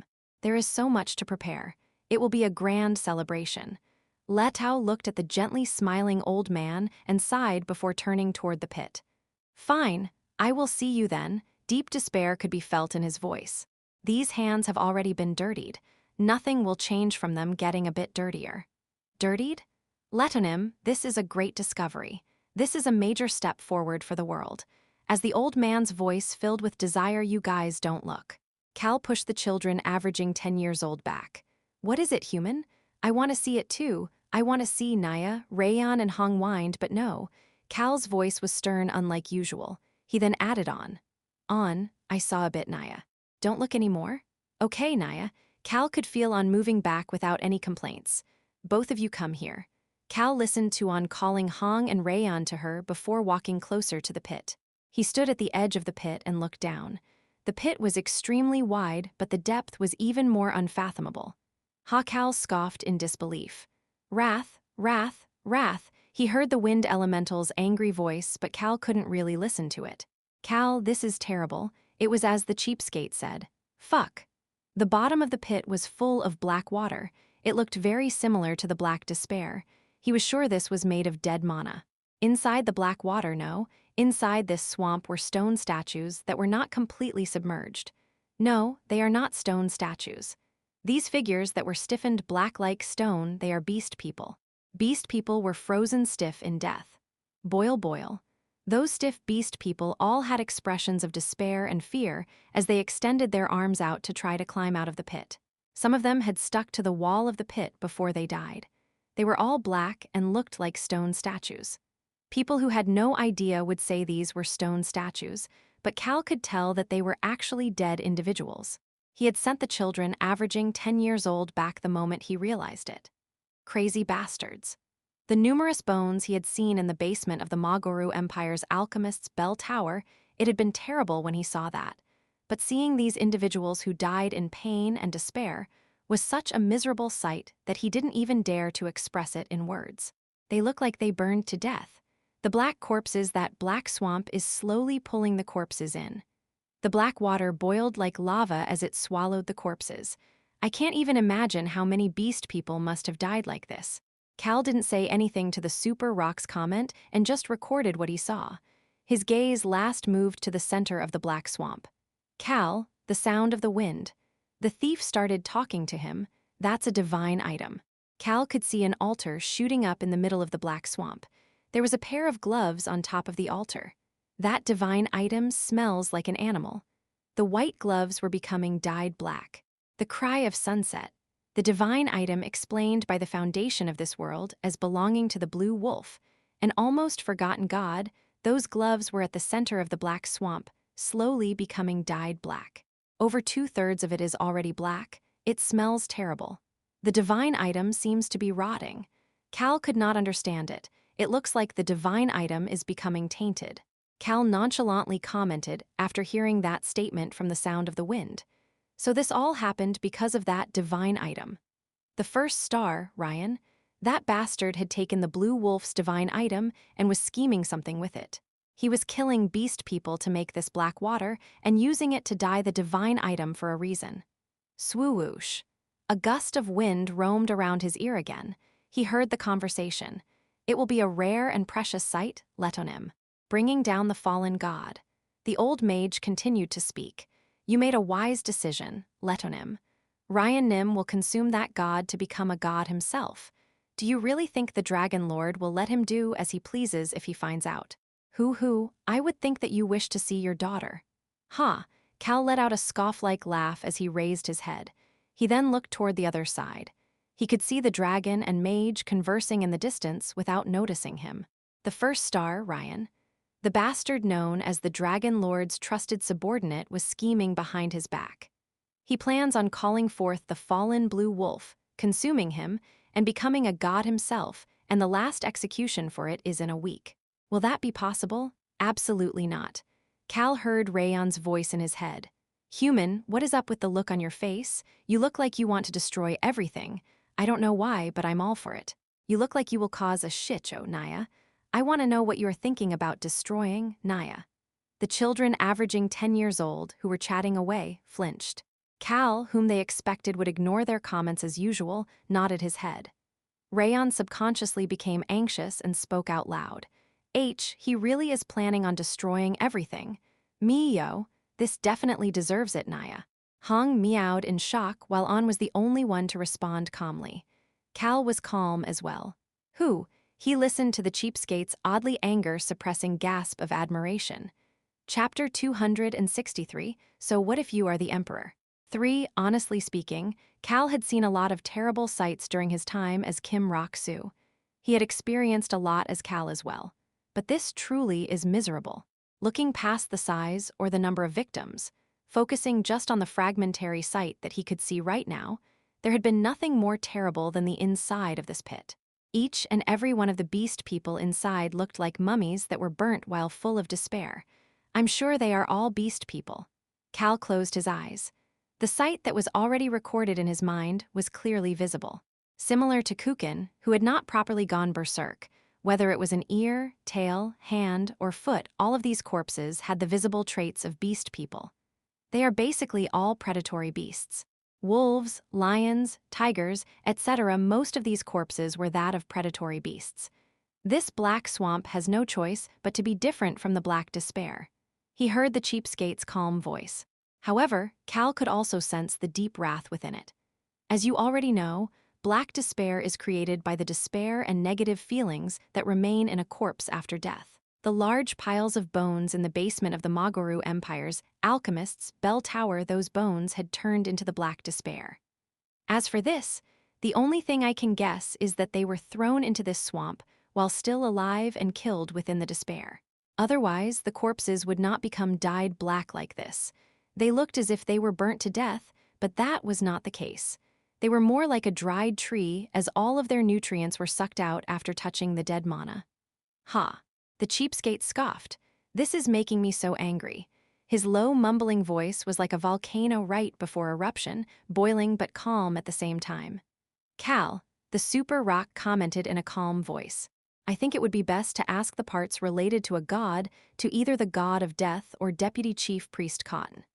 Cal was thinking the same thing. Ryan.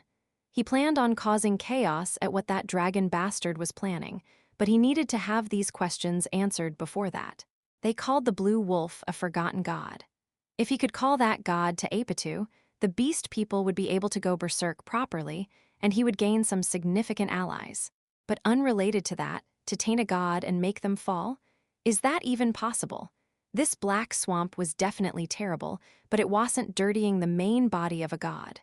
Could polluting a divine item be enough to taint a god? Something seems off. Cal had some questions, but he did not have the time to continue his thoughts. Then I will be on my way now, sir. The old mage said goodbye to Leto and leisurely walked away. Should I head out now too? No. We still need to look around this area. However, he could not just let this mage go. Hey, freedom. Liberation, freedom, wrath, he asked the wind elemental for help. Follow behind that mage. Make it so you can hear still.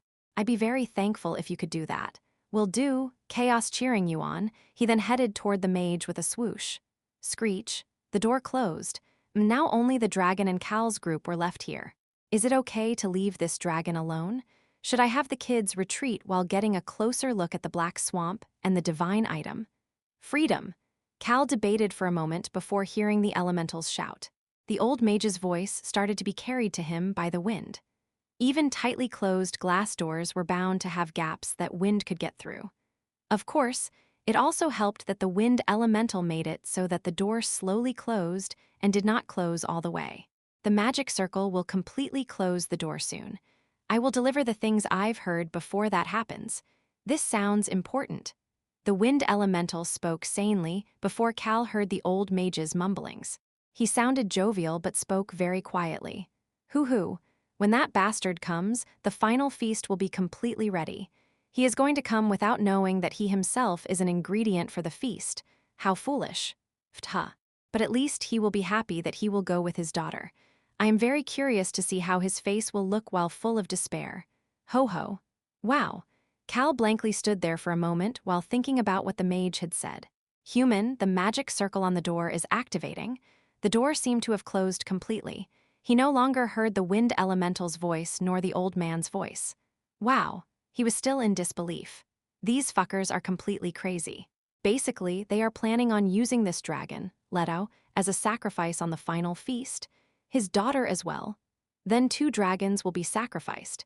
He could easily imagine the 2 father and daughter dragons dying while full of despair. Then there is the divine item they have polluted by offering the lives of numerous beast people as sacrifices. Cal subconsciously mumbled to himself. This was not a divine item, it's going to be a dreadful disaster. It would be a heinous existence. Human, what did you hear? Human, your face right now is the one you have when you want to destroy everything. I am curious about the reason. Maiyo. Hong and Rayon were curious while On quietly looked up at Cal. It was at that moment. Rayon flinched. Cal felt a strand of wind. He then flinched. He lifted his head up. A breeze was intentionally being blown toward them. This wind has mana in it. That meant we've been spotted. Leto, that dragon has noticed us. Since when? Human, that dragon seems to have noticed my magic. He would need to be around Goldie Gramps' level to notice it. Rayon became flustered. Cal could see Letao looking toward their direction. As I expected. Letao calmly commented, "There is something over there." Rayon reacted to that statement. He must not be able to see us. He must have just felt our presence. Even that much meant that Letao was extremely skilled in magic. Furthermore, Cal realized one more thing. He pretended not to know until the mage left. He then started to smile. The mage had not noticed Cal's group at all. That must be why he spouted such nonsense. On the other hand, Letao had felt something but had feigned ignorance. "Rayon, human, what should we do?" Cal spoke to the anxious Rayon. "Release the spell." Is that really okay?" Cal looked around. Only that dragon and Cal's group were here. There was nobody on the other side of the glass wall. "Yeah, it is. But only remove the invisibility for me." The moment Cal said that I got it, Rayon's mana that was covering him disappeared. The spell was released. Swoosh, the sound of the wind gathered by the tips of Cal's feet. Tap. Cal lightly kicked off the ground, easily flew over the pit, and landed on Letao's side. Cal gently landed before making eye contact with Letao, who was only a bit away from him now. Who dares to be in this place? Letao then released his dragon fear. He also did not lower his guard. Since when has this person been here? The wind that had faintly blown by while he was chatting with the old mage, he would not have spotted this person at all had he not noticed that wind.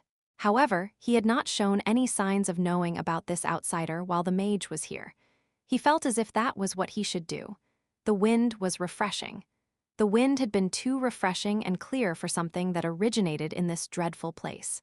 It was more of a faint flow of air than a wind, but Letao was able to notice that small change because he spent most of his time here. "Answer me now." Letao strengthened his dragon fear to suppress the person. "He's human." He was sure that this was a human. Who is he? Who is he that he is able to do this? As chaos started to fill his mind, who knows, the red-haired man opened his mouth. A twisted smile was on his face. "Is there a need to introduce myself to someone who will end up as a sacrifice at the last celebration? What did that guy just say?" As Letao's eyes looked chaotic hoof, he took in a deep breath. Boom. It felt as if his heart was sinking. Ooh, the air rumbled. This man, the red-haired man, released a formidable aura. It was an aura that completely pushed away Letao's dragon fear and suppressed everything he had. How is this he couldn't even open his mouth? If he had the leisure to do that, he would rather pay attention to maintaining his posture properly. He did his best not to kneel or land on the ground. He felt as if he would kneel in front of this man if he relaxed even a bit. Domination. Would this be how he felt if he met the individual who dominated everything?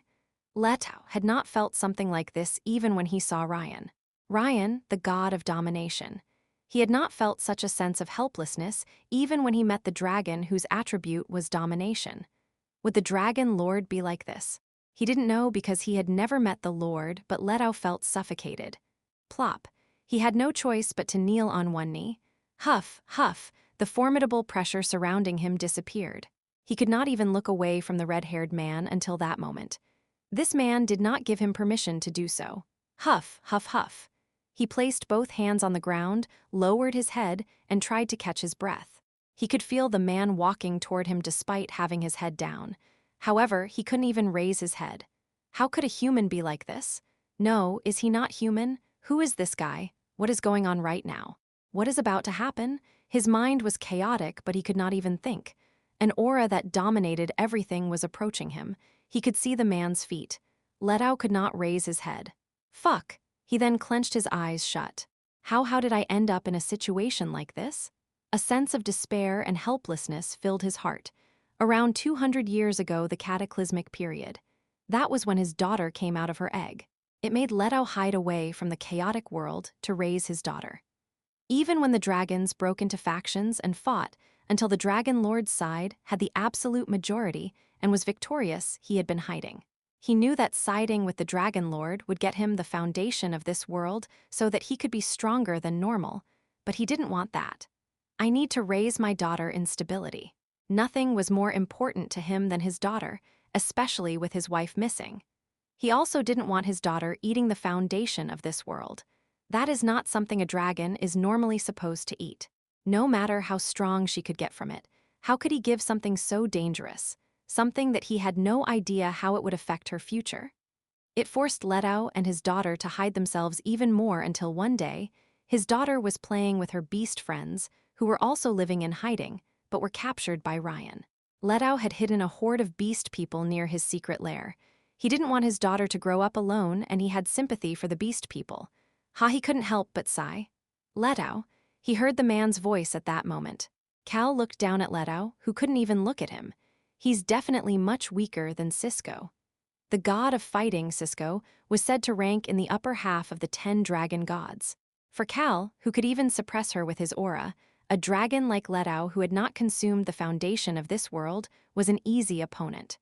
Cal opened his mouth to speak. Just like the beast people you have killed until now, you will be sacrificed during the final execution. No, Letao jerked his head up before making eye contact with Cal and flinching, but he still managed to open his mouth. I did not kill the beast, however. His voice lost strength. No, I am the same as those bastards. Cal recalled the conversation he heard earlier. Thanks to the mana you provided, Letonim, we were able to successfully complete all of the executions until now. We are finally able to reach the last stage. He thought about what the old mage had said before speaking. What did you do with your mana? What have you done? Hoo-woo. Letao let out a deep sigh before opening his mouth. Of course, it was not simply because he was suppressed by this red-haired man's power. I am the sacrifice for the final execution. He could not ignore those words. Then what about my daughter? He needed to continue this conversation. The way to do that was to answer the man's question. During the execution, there is a time when the divine item causes significant backlash. I have been suppressing that with my mana. And, as you probably know, regular people cannot stand guard here. And why is that? Most individuals struggled to stay longer than a day in this place.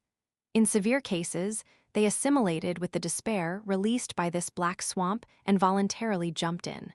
Cal suddenly thought about Choi Han, who seemed to struggle while facing the black despair. He overcame that despair to grow stronger, but that had been an extremely difficult process. Is that why a dragon is protecting this place? That's right. Cal looked at Letao, who was not avoiding his gaze, and started to think. How ambiguous. This guy had done something bad, but it was not enough to necessarily call him an enemy. And they said the enemy of an enemy is a friend. This dragon's greatest enemy was Ryan. That was why there was a chance he would work with Cal. More importantly, he had no choice but to do so. Letao. Cal crouched down and got to Letao's eye level. I plan on blocking the final execution in a week and destroying the god of domination. He could not say the name Ryan. Ryan might hear him. However, it wasn't that he was scared of Ryan. The god of domination will lose everything in a week. Cal's voice was calm. He was more worried about how to tell Locke about this later than the thing he was saying right now. As such, his voice flowed out without any hesitation. Because I will make it happen. Letao's mouth subconsciously opened. What unbelievable, however, he could not finish his sentence. During the final execution, your daughter will also be a sacrifice. It was at that moment. Boom. The area shook violently. Letao's dragon fear had reached its maximum level. Of course, it couldn't reach Cal and the invisible children averaging 10 years old, but it contained a deep wrath that could not compare to what he released before. My daughter as well? Letao's voice was shaking. Cal looked into Letao's eyes that had instantly turned bloodshot and opened his mouth. Yes, your daughter as well. Cal extended his hand out to him. Letao, what will you do? The red-haired man saying that not just him, but his daughter will also be sacrificed. Letao needed to confirm the validity of this statement, but if it was the truth, if it really was true Ryan is a bastard, who would do something like that? Letao's heart was telling him that there was no need to confirm, as Ryan was a bastard who would easily do something like that. The red-haired man spoke by his ear. Instead of turning your world into hell, don't you want to turn the world of the bastard who wishes to become a god into hell? This man, who had an intense aura that was stronger than Ryan's, Letao, extended his hand. Ryan's world, I wish to do so. He wanted to turn it into hell. Letao could see the man smiling gently. Nice to meet you. I'm Cal. He introduced himself. Letao grabbed this man's hand with both hands. It was as if it was his lifeline. Next day, Cal stood in front of a teleportation magic circle. Human, are you going to meet the Emperor? Yeah. It was now time to go meet the Emperor. Chapter 264. So what if you are the Emperor? 4, sir, I will see you in a week. Wisha said goodbye to Cal with a stiff look on her face. Cal had held nothing back and shared all of the information he had gathered in the 3rd floor of the basement. Please take care of the preparations. Yes, sir. The elf guardian and the top executives, all surrounding the white snake, had determined looks on their faces. Cal looked at them before making eye contact with Locke, standing at the edge of the group.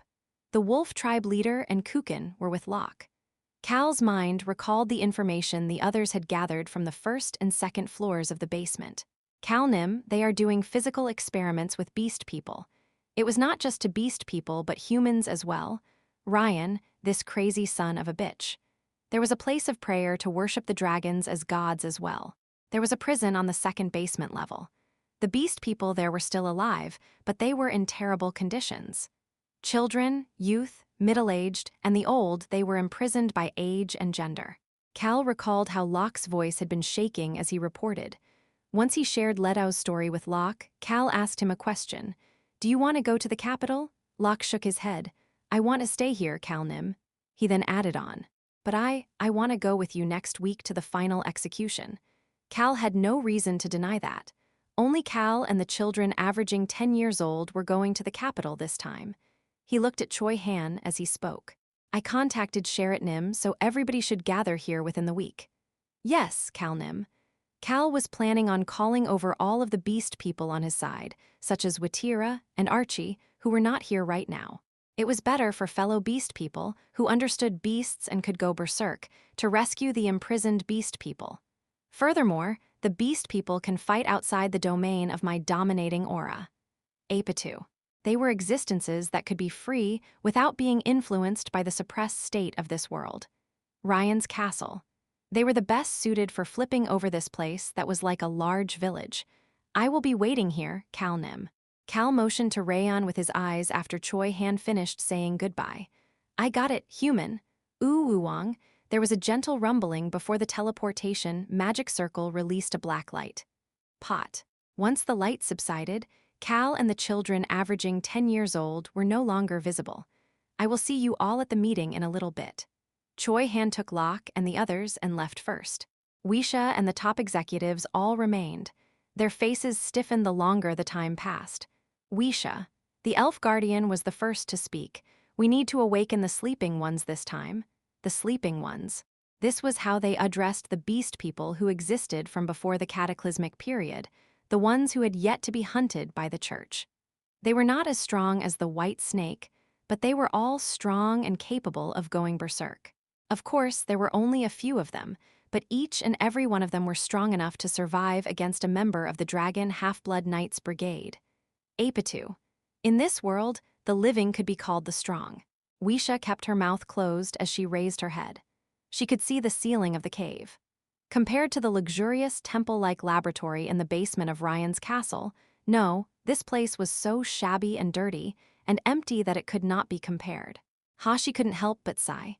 Her body was not good because she had her life force taken away in order to reach the foundation of this world, but yeah. Her eyes were burning brighter than ever before. If any of those idiots are still sleeping in this chaotic mess, we need to wake them all up. She asked the elf guardian, Do you have messengers? The white snake told the elf guardian the message to the nodding elf guardian. Tell them all to gather in front of me. She then added on, Tell them I'll pummel them to death if they try to avoid the summon. The elf guardian quietly nodded her head at the white snake's vicious demeanor.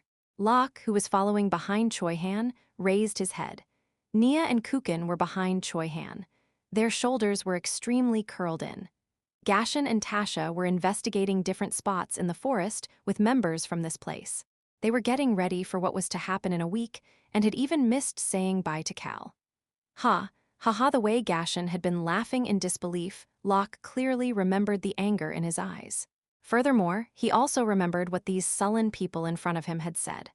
How could this be even if they don't treat beast people humanely to do such a thing? How the tribe leader and Kukin had despaired once they snapped back to their senses, they had said something else with concern. The divine item is tainted then, I guess we cannot use it. It was the only remaining divine item of the blue wolf nym. I guess we need to throw away any hope of going berserk properly. We need to think more about how to save at least one extra person than the divine item. You are right, tribe leader nym. The ones who had high hopes about going berserk after hearing about the divine item had their hopes crushed. Anger and despair filled their hearts alongside the desire to save their fellow beast people. Locke looked at the backs of these sullen wolves as he thought to himself, "Is there no way?" Cal, who noticed the concerns of the beast people, said that he would look for a way to purify the divine item. The others as well.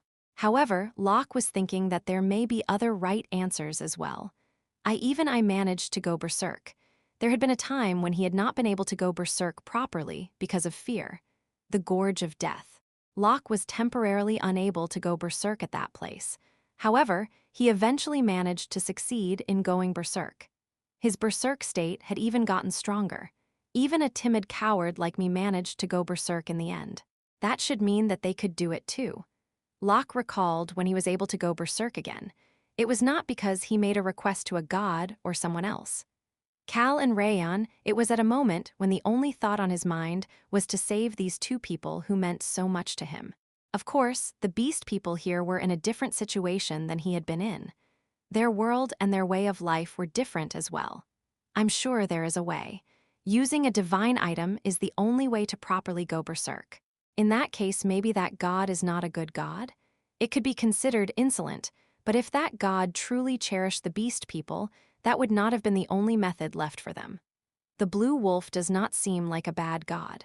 Locke had heard some of the stories about the blue wolf god. Locke, who had chatted a lot with the wolves while Cal and the others were busy, naturally knew the most about the blue wolf in Cal's group. The blue wolf nym pitied the pain the beast people went through to go berserk, as well as the fact that we lost our rationality. There are talks of that sir being the first king of this world. There was a time when the beast people were ostracized by both humans and animals. They say that the blue wolf nym was the one who stepped up to protect them at that time.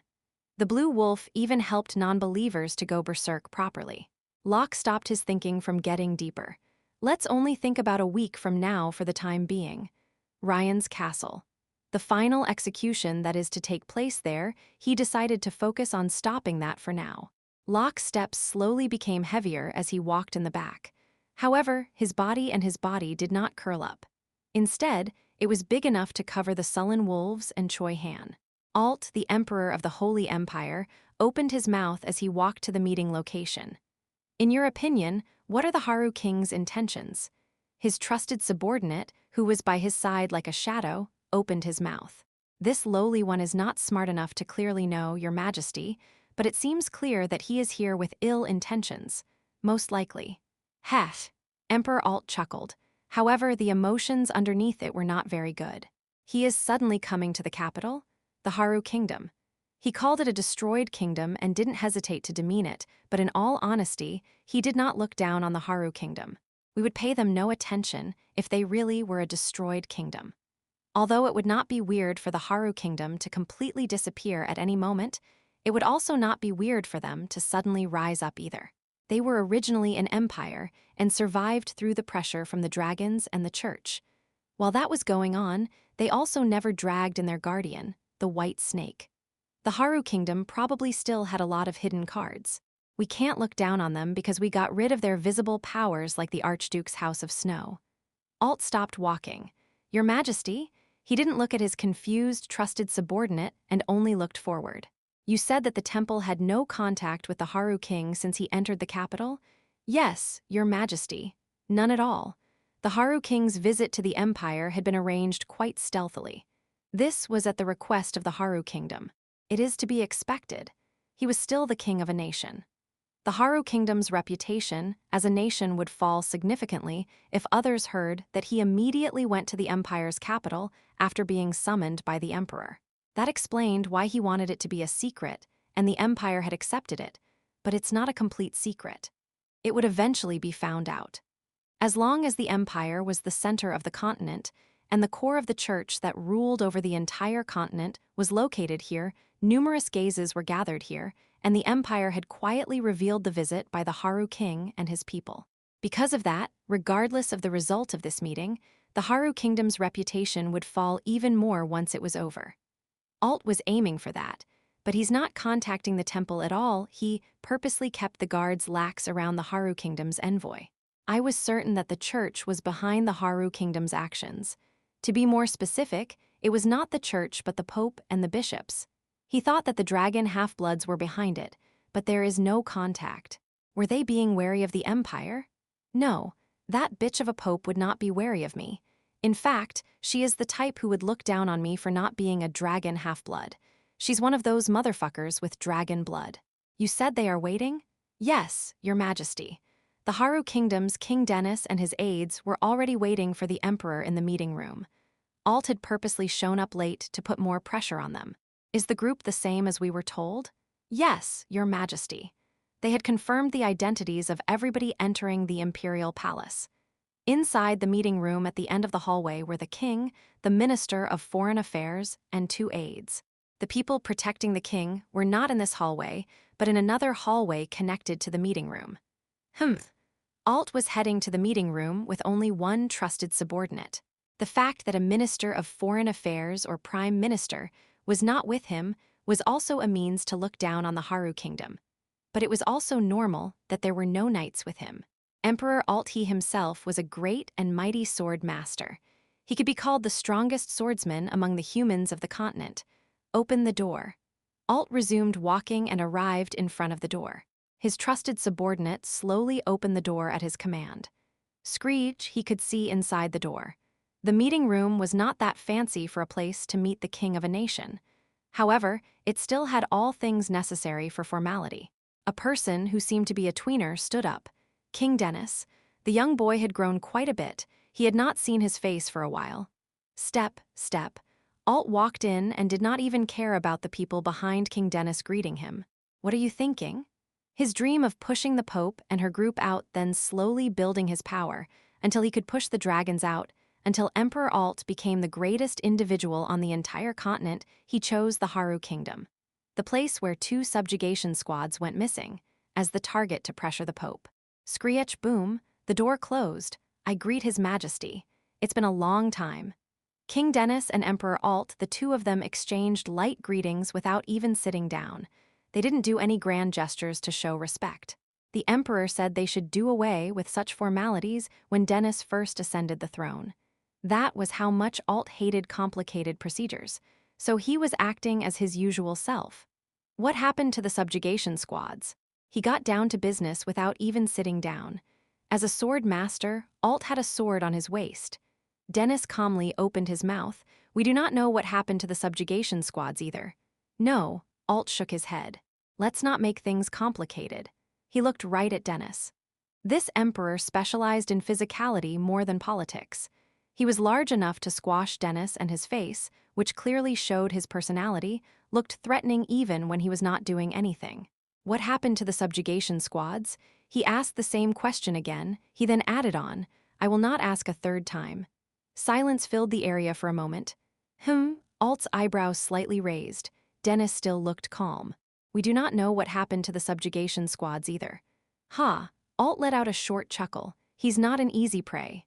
Dennis, who grew up with the same gaze he had as a kid in the past, had a strong and firm personality. He thought that things might have changed a bit because Dennis agreed to come to the capital right away, but he's the same as before. But he could not withdraw. Alt was the one who had straightened the throne that had become a puppet for the church since growing into an empire after the cataclysmic period. I made myself clear. I will not ask the same question a 3rd time. His voice was also calm. However, the mood was slowly getting more vicious. He had no reason to happily continue this conversation. No tiger will let go of a weak deer that walked right into its den. Alt put on a threatening smile. However, Dennis remained just as calm. I also do not wish to give you the same answer 3 times, as Alt scowled in response. I clearly stated that we do not know either, Your Majesty. What is going on? Alt felt an odd sense of déjà vu at that answer. King Dennis spoke leisurely at that moment. That is why I escorted someone who does know. What? Alt's gaze moved. Dennis pointed at the person standing behind him. A handsome man with brown hair was standing there. Human, I am releasing the spell. Alt's eyes opened wide. It's Mana. Mana suddenly appeared in the air. Alt's eyes started to shake at what he saw as soon as he noticed the Mana. The brown hair turned red. Red hair. This red was not too bright, it was a bit dark red that reminded him of wine or blood. He had heard about such a color before, the sword of the Haru kingdom. Snow Alt immediately pulled out his sword once he realized that. Mana and red hair, there was no reason for him to not pull his sword out. Clang. The red-haired man, Cal, opened his mouth. Oh dear. Isn't a sword a bit much for a first greeting? Ooh, the air rumbled. The presence flowing out of this man that filled the entire meeting room the moment Alt sensed this aura, which was gentle and not strong yet gave him the chills. Clang. Someone pulled out a sword. It was only then that Emperor Alt noticed the other person. The white-haired man. He had a gentle and dignified smile on his face as he pointed the sword at the Emperor. He realized it the moment he saw the white aura smoke gently rising from this man's sword. The sword was not covered in aura yet, but this presence, that posture, this person is also a sword master. A sword master like me. The white-haired man, Clope Seca, started speaking as soon as Alt's face stiffened. Please withdraw your sword that is pointed at my lord. Withdraw the sword pointed at Cal. Clope Seca said the obvious thing that needed to be said and smiled handsomely, even brighter. Human, Clope Seca really does smile weirdly. I know, right? Cal truly agreed as he did his best to not look at Clope Seca. He felt oddly leery whenever the two of them made eye contact these days. Chapter 265. So what if you are the Emperor? 5. It was neither Cal nor the Emperor who reacted to Clope's sword. You dare to do that to His Majesty? The only person who came with the Emperor placed his hand on the hilt of his sword and showed his anger. Clang, he was also a sword master. There were only a few sword masters throughout Apatu, but there was nobody better than a sword master to protect the Emperor. Aura rose up from his sword in an instant. Shaya, he could sense the air changing. White aura rose up from the white-haired man. This white light looked extremely holy. This flawless and dignified aura did not shine brightly, but it gently revealed its pure white light as if it was the Milky Way in the sky. It could look plain as it did not overly show itself, but it was the kind that looked magical and elegant the more you looked at it. A holy night? This aura was so strong that they couldn't help but think it was from a holy night. However, the trusted subordinate soon got covered by an unexplainable sensation. This dignified pure white aura, it made him feel leery and suspicious the more he looked at it. It gave rise to an instinctual vigilance from a feeling of being dragged into some deep place. It was at that moment. He heard Emperor Alt's voice. It's dead Mana. The subordinate's eyes opened wide. Dead Mana. He did not see any black aura anywhere, but he felt like he could tell what the Emperor was calling dead Mana. It was a power that a living being would instinctively want to avoid. He looked toward the white-haired man. That man's aura is dead Mana? How can a living person have dead Mana? The subordinate's confusion grew bigger as did the Emperor's. How can a living being control dead Mana? You don't look like a black mage either. Alt then added on. Plus, its color is white. His eyes looked toward the pure white light. It doesn't seem to be just dead Mana.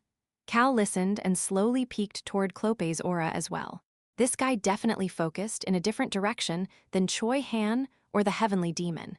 Whether it was the stealthy movement last time or this aura right now, Clope Seca seemed to be moving forward in his own way. Calnim. Cal recalled the conversation he had with Choi Han before coming here. Choi Han was worried that Cal should have a swordsman with him even if he had Rayon for magic. Cal said that he would call either Clope or Hannah to come with him. Choi Han had thought for a moment before answering. I think Clope would be a good choice, Cal Nim. Cal had asked why because it was rare for Choi Han to say something like this. Hannah learns in an honest manner.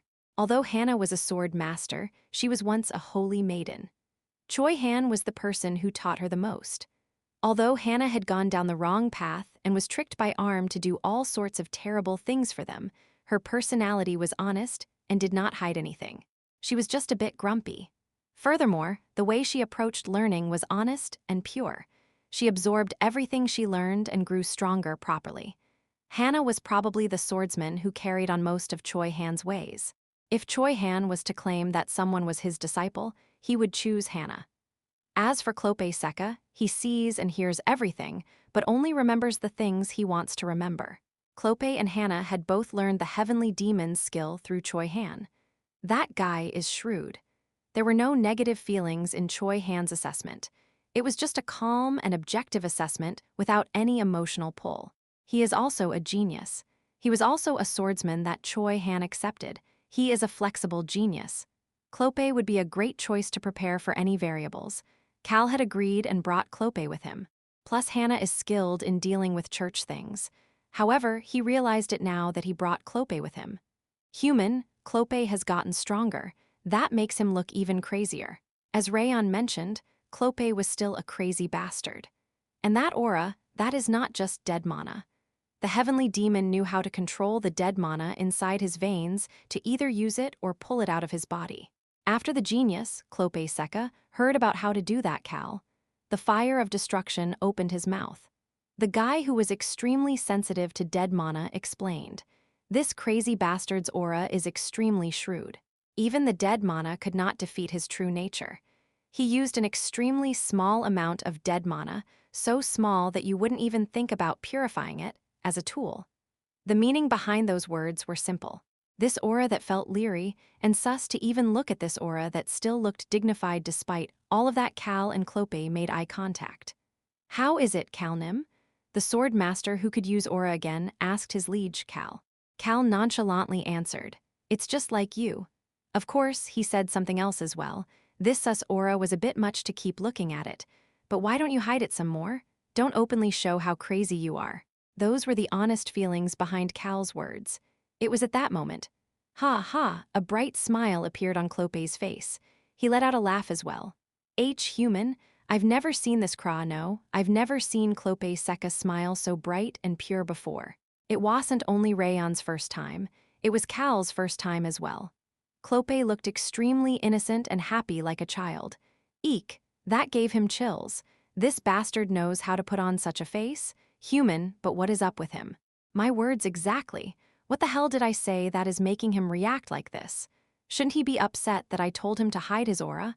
This unexplainable situation made Cal feel even leerier. He slowly looked away. Clope looked at Cal move his gaze away with a piercing gaze. As expected, Cal Nim knows all. After he learned how to push out and use this time bomb in his body, the dead mana Clope slowly started to get rid of this power but did not want to waste it. It made him contemplate how to mix this power into his aura. Hannah chose to use these two opposing powers separately rather than to mix them, but Clope wanted to completely suppress the dead mana inside him. Then I ran into a problem. Starting at some point, Clope's self started to become imbued into his aura, his true nature. His sinister and greedy self started to appear. He tried his best to hide it. That is why most people think my aura is like this, because of dead mana. However, dead mana is just mana from a dead thing. It was neither sinister nor greedy. As a necromancer, Mary's power may make people feel reluctant to approach it, but it would not make people feel leery. Cal Nim instantly noticed my true nature, and he told me to hide it. As expected, he knows me oh so well. Clope was planning on fine-tuning his aura some more so that he could hide his true nature into an appearance he wanted to show. Stealthily, but I don't plan on getting rid of the me in my aura. Clope knew that this path was the right path for him. Choi Han, sword master, the punk who became something beyond the limits of a sword master. That bastard imbued himself into his sword. A mage like Rosalind didn't seem to be able to figure that out and was struggling, but Clope had faintly caught on to it. That is why I will hide that me inside my aura. He would not get rid of his true nature, but hide it well. That is the way I, Clope Seka, will continue to live. And this Cal Nim has accepted it. Ah, the reason the people here called Cal the Savior was ever so clear to Clope. Clope firmed his resolve. I will become my lord's shadow. He would hide it and hide it some more to become the white shadow hiding under Cal's light. The bright smile did not disappear from Clope's face. He turned his head. I believe I asked you to withdraw your sword. Ha! Emperor Alt scoffed in disbelief. The white-haired swordsman, who was leisurely chatting with his master with a sword, pointed at him. His actions were extremely disrespectful. You dare. Alt ended up channeling his aura into his sword. Huang, the aura coming out of the strongest sword master on the continent of Apitu, was like a volcano. The red aura boiled as if it would explode at any moment. It seemed to directly show Alt's personality. Huang, Uwung, as a total of 3 sword masters' auras were rising up without showing any signs of backing down. Oh no. Cal reached out his hand. Are you okay, sir? King Dennis, who was in the middle of the 3 swordsmen, his face turned pale, being suppressed by the formidable auras. The gentle hand that landed on his shoulder, Dennis gasped. The pressure from all of the auras bothering him disappeared. I am okay, and Dennis flinched without being able to finish his sentence. Boom! The Emperor's subordinate knelt down and let out a scream-like groan. Tang! The sword fell from his sword to the ground. The Emperor did not let go of his sword, but he was holding his knee with one hand to barely remain standing. Veins were visible on his face, and his whole body was shaking. He looked as if he was doing everything he could to not kneel down as his subordinate had done. King Dennis' eyes opened wide as he watched. At that moment, put your sword down. Yes, Calnim. The white-haired swordsman lowered his sword and withdrew his aura without any issues at Cal's command. He looked calm, unlike the other 2 swordsmen. Dennis felt his mouth go dry. Your Majesty. Commander Cal Henitus easily suppressed a dragon. Dennis, who had heard all sorts of stories about Cal from Bailey, had started speaking respectfully to Cal from their second meeting. Your Majesty, may I step in? Dennis could only nod his head as Cal asked respectfully. Yes, you can handle it, Sir Cal. Dennis took a step back. His aura was so amazing that it even made Cisco submit. Seeing a human release such an aura, he looked like a god. The words of the Minister of Foreign Affairs echoed in his ears. Step, step. Cal walked past Dennis and stopped in front of the barely standing Alt. Alt was still doing everything he could to remain standing. Drip. However, blood was now coming out of his mouth. Oh dear. Cal spoke as if he was pitying the Emperor. It would be fine if you just accepted it. Why are you struggling so hard to resist? He placed a hand on Alt's shoulder. However, Alt could not resist. This is at the level of the dragons. To be more accurate, it was at the level of the 10 dragon gods. This bastard's aura, how strong must he be for a human to have such an aura? Alt, who could not say anything, heard a gentle voice.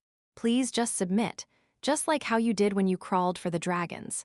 Cal had already planned on coming out strong against the Emperor and the Pope. Apitu. He had no reason to take it easy against the bastards who helped this world become so destroyed. He also did not have much time. GRR? The Emperor's eyes filled with flames after hearing Cal's comment.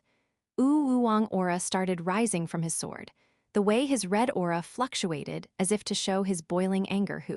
Cal let out a short gasp of admiration. I guess you really don't like the dragons? The Emperor flinched. On the surface, he was a passionate worshipper of the dragons. You don't like the dragons ruling over the human world, right? Cal had heard the Pope's words through Clope. The information that the Pope and Bishop Huns had given him after hearing that he was going to meet with the Emperor looks like a devoted follower of the dragons on the surface. But he is extremely greedy.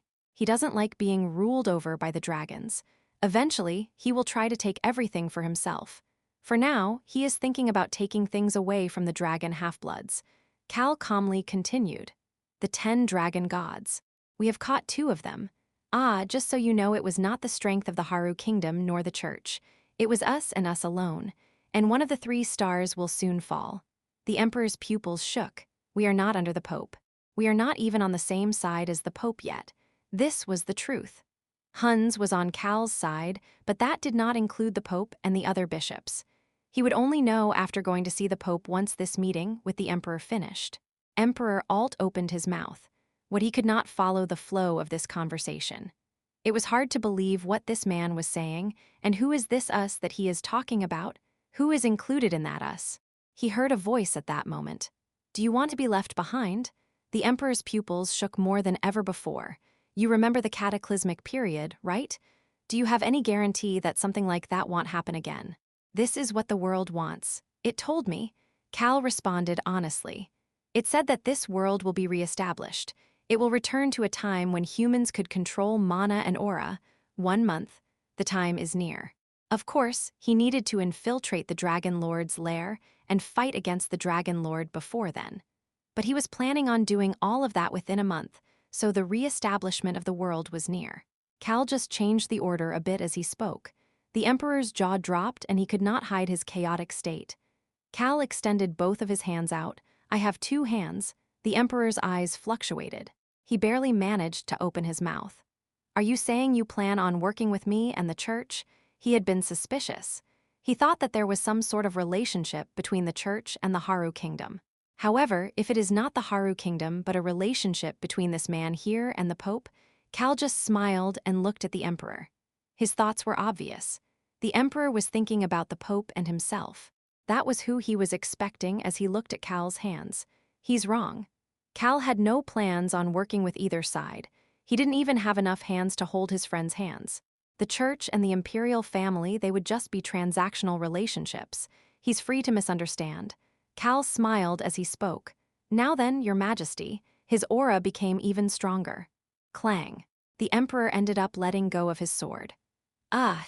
Boom. He also had to kneel down on one knee. He was not using his full power just now. What is his limit? He heard a gentle voice by his ear. "What would you like to do?"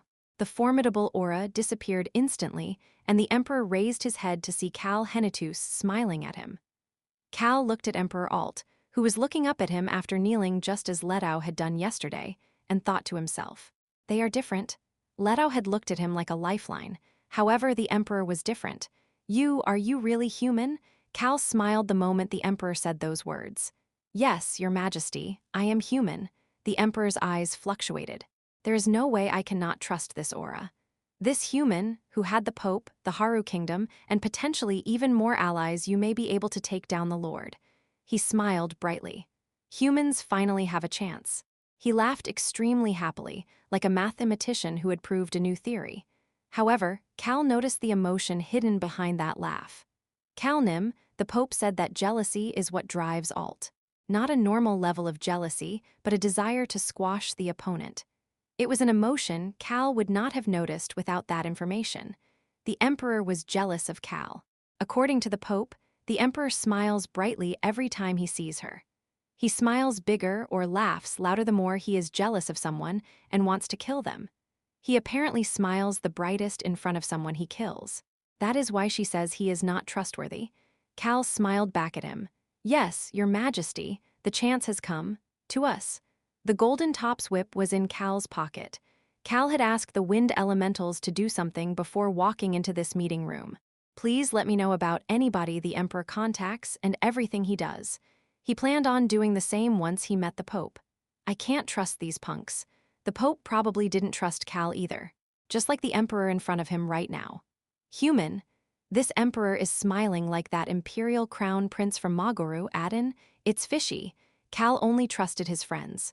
Especially in this chaos, especially in Apitu, where he was surrounded by bastards looking to stab each other in the back. Chapter 266. Do you really think you are capable of doing that with your abilities?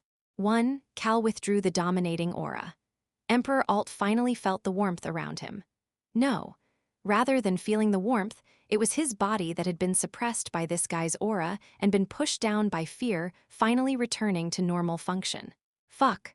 First were the dragons, but now there is a bastard like this among the humans too. He did shake this red-haired man's hand, but Emperor Alt had a different thought as soon as he was able to process things properly again. At least with the dragons above us, I was the greatest of the humans. But what if this red-haired bastard ends up as a human ruling above the dragons? Then what will I become? Wouldn't I have to be under him forever? Rather than that, I should inform the Dragon Lord about this bastard to earn his trust and gain control over the entire continent. Alt flinched in the middle of his thought. It was because Cal was staring right at him. Smile. Cal smiled before speaking to Alt. "How about we sit down?" It was only then that Alt realized that he was still kneeling and got up. Cal personally brushed off Alt's clothes and even pulled out a chair for him. Alt smiled as brightly as he had smiled while shaking Cal's hand and sat down. "Thanks." Plop. Cal placed a hand on Alt's shoulder. Alt flinched, but his face still showed goodwill toward Cal. It's obvious. What a bastard like this would think, and how he would act was obvious to Cal. This bastard was someone who would move for his own benefit given the opening. Bastards like this always put personal gain as top priority. Cal spoke quietly to Alt while keeping his hand on Alt's shoulder. I am someone who is going to leave. The smile disappeared from the Emperor's face. His eyes opened wide. Your Majesty, I believe someone at your level would know about the hunters. Tap, tap. He gently tapped on Alt's shoulder. It was as if he was telling Alt not to be nervous. The dragons that wish to be gods, the gods have sent me to destroy them. I am not someone from this world. Once everything is over, I will return home. The Emperor could not say anything as he sat there with a stiff look on his face. Cal looked away from him and looked at King Dennis. Isn't that right, Your Majesty? That is correct, sir. The Emperor finally realized that King Dennis was seated across from him. That was how focused he had been on Cal's words. The gods, he is a guy sent by the gods and will eventually return to his own world. If that was true, Alt heard Cal's whisper-like low voice. Your Majesty, I believe you understand the meaning behind my words. Dennis looked at the Emperor as he spoke. A fight between humans, why don't we do that on a new playing field? The Emperor slowly started speaking. Ha, ha, ha, he couldn't help but laugh. This was sincere laughter. Will the dragons that want to become gods be able to defeat a person sent by the gods? Basically, the gods are this guy's backing. And this guy will eventually leave. In that case, his mind started to calculate things. He started thinking about a world where the dragons were destroyed. The beast people have completely lost their powers. Elves and dwarves usually don't interfere with human matters. Plus, the humans still have the numbers advantage, and only a few are mages or sword masters. Those few had been having secret relationships with the church or the imperial palace since the cataclysmic period. The power of the church would decrease if the dragons were taken down. If the imperial palace dragged in those strong individuals during that time, the Empire and I will be able to rule over everything. His eyes filled with delight for a moment before it disappeared. Cal looked down at the Emperor as he thought to himself. It's obvious what he is thinking. He's planning on taking the empty spot of the dragons for himself. Unfortunately, he didn't know if that would go well. The world will return to normal. The people with power would maintain their power, but numerous opportunities would arise in the world again, leading those who gain them to earn new powers. Cal looked toward Dennis. The young king was exchanging glances with the Emperor. Don't you need someone to attend to you? At first, he didn't understand what that meant. I heard from the Minister of Foreign Affairs. She said that you brought around 100 people with you. Don't you need someone to clean or look after the castle? Are you trying to plant a spy, Your Majesty? Number Dennis had sternly shaken his head. I will send someone to do trivial tasks and assist your mages and swordsmen. Cal had chuckled after understanding Dennis' intentions. He could have gotten upset about it, but Dennis had asked in a calm yet polite manner. Furthermore, we will take care of all monetary expenses necessary for your people. Are the people coming to attend to us theoretical mages, reserve swordsmen, and squires? Yes. Cal had told him how to contact Rosalind and Ron. I hope you make the most of this opportunity. Thank you. It had been about 200 years since the cataclysmic period.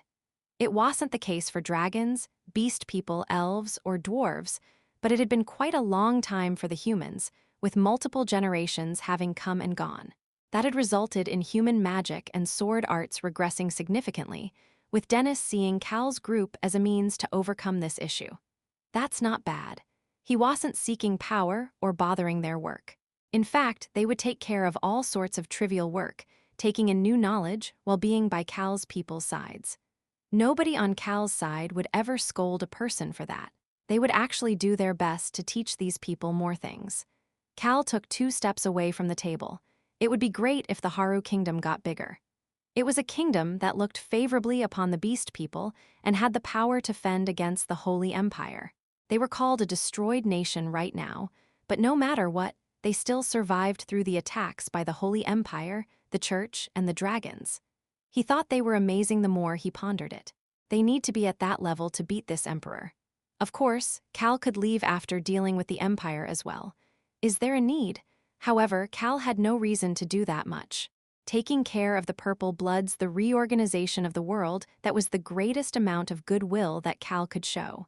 This much was already amazing. Cal had a thought like this every so often. Have I become too magnanimous? Tusk. I think I'm losing out too much. This I need to be compensated properly. No matter who it was from, he needed to get enough for all of his sufferings. Plus, it's not just me. There are 100 individuals dealing with this. I need to get enough for them too. As Cal's eyes clouded over Human, what are you thinking about? What are you destroying? I am slightly anxious right now. Why is that? Rayon instantly answered. Cal, let's calm down first. Cal, is it time for a sea of fire? Kehahaha, are you trying to destroy a god? If it is the god of war, I want to personally fuck up that rotten son of a bitch. The super rock, cheapskate, and the sky-eating water reacted one after the other. But Cal just ignored them and looked toward the two people at the table. Then please share the details between the two of you. I will be on my way now. I have way too many things I need to do. Cal walked out of the room without any hesitation. Clope Seca was by his side. Freedom, intelligence, reconnaissance, specialty. Of course, Cal naturally placed the wind elemental that had been following him since Ryan's castle by the Emperor's side. The Imperial Palace, all of it. Observe, swoosh, swoosh, wind blew by Cal's side. It was a very small gust of wind that flew all over the Imperial Palace without getting caught. These were the low-grade elementals moving at Freedom's orders. They gathered all of the information and delivered it to Cal. Screech, boom. The door closed and Cal disappeared from the Emperor and King's views. The Emperor stared at the closed door before looking at Dennis. He opened his mouth to speak. However, Dennis spoke first. There are even dragons by Commander Cal Henitus's side. Cal had given an order to Dennis. It was regarding how much to inform the Emperor. Let me show you everything that happened to the first and second subjugation squads. Yes, I will at least listen to what you have to say. Once Cal disappeared, Alt looked at Dennis with a relaxed look on his face. However, Dennis' action made Alt flinch. He was holding a video recording device. Now that I think about it, he said that he would show me what had happened and not tell me. Dennis had not said anything wrong. Please take a look, Your Majesty. The video recording device in his hand. That was an edited section of one that Clope Seca had recorded with everything he had. Dennis leaned against the back of the chair as he addressed the Emperor. Arrogantly, as if he was a rude little king who had a new strong backing. Only then would the opponent put down their guard. Your Majesty, you will be relieved to get such an opportunity and think that you were very lucky. He then smirked. Ha! Alt scoffed in disbelief at Dennis' rude attitude, but still played the recorded footage. His face then stiffened. On the other hand, the smile on his face slowly got brighter. Dennis still watched him with an arrogant demeanor and a stiff gaze. Freedom, Emperor, room, bedroom, study, search them all. Wind Elemental Freedom was quietly observing the Emperor without anybody in the room knowing about it. Clunk. As the carriage moved up and down a bit after getting out of the Imperial Palace, Cal opened the window toward the coachman and asked, "The Pope said she would see us right away?" "Yes, Cal Nim." Clope smiled gently at him. "She said that we could come any time we want." "Sounds great. We won't have to waste time. Then we should go right away." Cal needed to move as quickly as possible. Ryan's castle. Part of it was because of the final execution that was to take place there, but he'll need to go visit the Black Castle once if possible as well. Furthermore, there's still no word from the people who went to look for the temple of the god of chaos. The group that had gone to look for Choi Young-gun had not said anything. They should have arrived there quickly because they used teleportation to get there, but for some odd reason, they had not received any contact at all. I'll need to go check it out myself if time allows. Cal naturally started to scowl. Ooh-wong it was at that moment. Cal's eyes clouded over. Ooh-wong. He pulled out the item vibrating in his chest. It was the mirror, the divine item from the god of death. There were 2 messages on it. Is it the team leader? Cal urgently checked to see if it was a message from Sui Khan before his face stiffened again. Rayon asked from inside the carriage. "Human, what is it?" Cal gave a relaxed answer. "It's nothing much." It was Central Plains saying that the Dragon Lord came to see him. Apparently they are going to chat soon. Rayon's eyes opened wide. That's important information. Anyway, you're going to need to connect a call. All right, Let's quickly contact Central Plains, but can he even do a video chat with the Dragon Lord there? No, not him. What is it? Rayon hesitated while Cal spoke calmly. Call His Highness. Rayon tilted his head in confusion. Why was Cal suddenly talking about the Crown Prince? Rayon was shocked while Clope and On's faces stiffened. On was the one who ended up speaking. We want to know if something happened to Roan, Naya. Her tone, which was full of urgency and concern, sounded the same as when she had been younger. Cal sternly answered, No, there is no issue. However, there was indeed an issue. As the others' faces stiffened after seeing Cal's stiff face, Cal's mouth opened. I am sure that guy has gotten addicted to gaming. This was followed by a moment of silence. Me. As Rayon, On, Clope, and Hong answered one after the other, let's chat more later. You just go toward the church. Cal finished talking to Clope and closed the window. Now that only the children averaging 10 years old were left with Cal, he was reading the messages from Albaru. He couldn't believe it. Albaru Crossman. That guy was planning on setting up a kingdom inside the game to become a king. And what, rising newbies? How addicted must he be to earn such a title? Pai at the screen appeared on top of the mirror, and what is it? I am very busy right now. Crown Prince Albaru Crossman was working hard as usual. Scribble, scribble. Cal was at a loss for words while watching him move the pen nonstop. What is it? Did something happen? Albaru's concerned voice was the same as usual. Rayon started to speak. Human. The areas under the Crown Prince's eyes are so dark. His cheeks look so scrawny. I need to give the Crown Prince 100 apple pies. Cal sighed before brushing his face with both hands. He barely managed to speak. Is it not difficult, Your Highness? Scribble, scribble. Albaru, who was working hard, stopped for a moment to smile at Cal. His eyes looked tired and his cheeks were skinny, but his face looked like that of a teenager. Are you talking about doing both work and the game? Yes, Your Highness. Wouldn't it be better to do it in moderation? Cal spoke in a gentle tone. Albaru shrugged his shoulders and answered, It's worth trying. Rayon suddenly shouted at that moment. The Crown Prince looks like our human right now. Cal subconsciously commented at the same time. This is driving me nuts. Chapter 267. Do you really think you are capable of doing that with your abilities? Plop. Albaru put down the pen in his hand. Can't help it even if you feel like you are going to go nuts. The way Albaru subtly smiled as he spoke made Cal close his mouth. I saw the message you left me. It was very short, but there was no way for me to ignore it. Albaru tapped the documents with his index finger. It left fingernail marks on the document, but he didn't care. He knew that the transparent bloods were related to the virtual reality game, but this game, RPG for short, you said instead of virtual reality, it might end up as the new world the hunters are trying to create. Yes, Your Highness. Cal had to at least tell Albaru about this, despite not being able to get in contact with him very well. It was especially important as Albaru was the only one among Cal's group who was playing the virtual reality game. Yeah, in such a situation, a method was created for the game users to create a kingdom or take over a foreign kingdom. If it was you, would you miss such an opportunity? Cal silently leaned back deeply against the backrest. I need to set some level of foundation so that you or someone else starting the game later can proceed smoothly. The smile on Albaru's face disappeared and he looked serious. Level plays a significant impact in that virtual reality world. Even if the top ranker, On-Ro Man, is on our side, it is only right for me to get as strong as possible. So whether it is you, Choi Han, or Rayon Nim, I can bus you. Human, what is a bus? What is a level? Rayon whispered next to him, but Cal just quietly looked at Albaru. Albaru looked at Cal and continued to speak. The details will be for when you return to Roan. I'll tell you all about it, but this place really is. Albaru could not continue talking for a moment. He then quietly mumbled, This is a new and vast world. It feels like multiple worlds have gathered together. Albaru and Cal made eye contact. There were a few seconds of silence as they stared at each other through the screen. Cal then opened his mouth. Right now his face was serious. It's fun, isn't it, Your Highness? You are enjoying yourself, aren't you, Your Highness? It's so fun that you stay up all night playing. A smile appeared on Albaru's face. Cal casually commented back.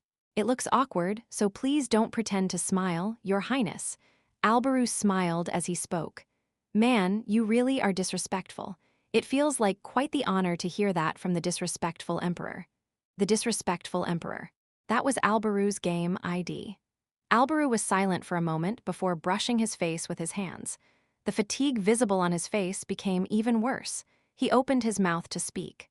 I could understand why the hunters wanted to create a new world. I'm sure it is not just for the omnipotent God. His voice, which clearly revealed his fatigue, was very low. Cal looked at Alberu without saying anything. Alberu, who could not avoid his gaze, smiled bitterly as he spoke.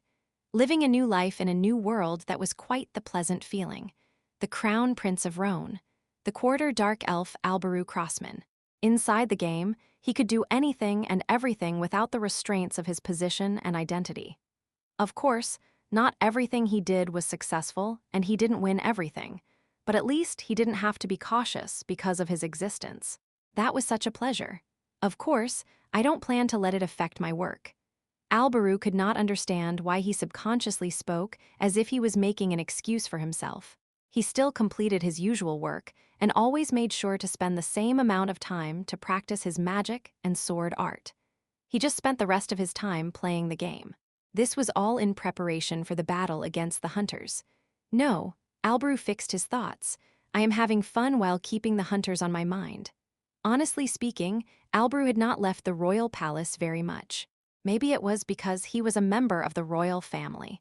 But growing up neglected made him have extremely few opportunities to see the outside. Once his movement became more free, the situation was not right for him to enjoy the beautiful scenery or the amazing sights around the city. However, inside this game he was an adventurer, someone with the potential to become whatever he wanted to become. He also revived upon death and had ways to fix things even if he failed. How scary.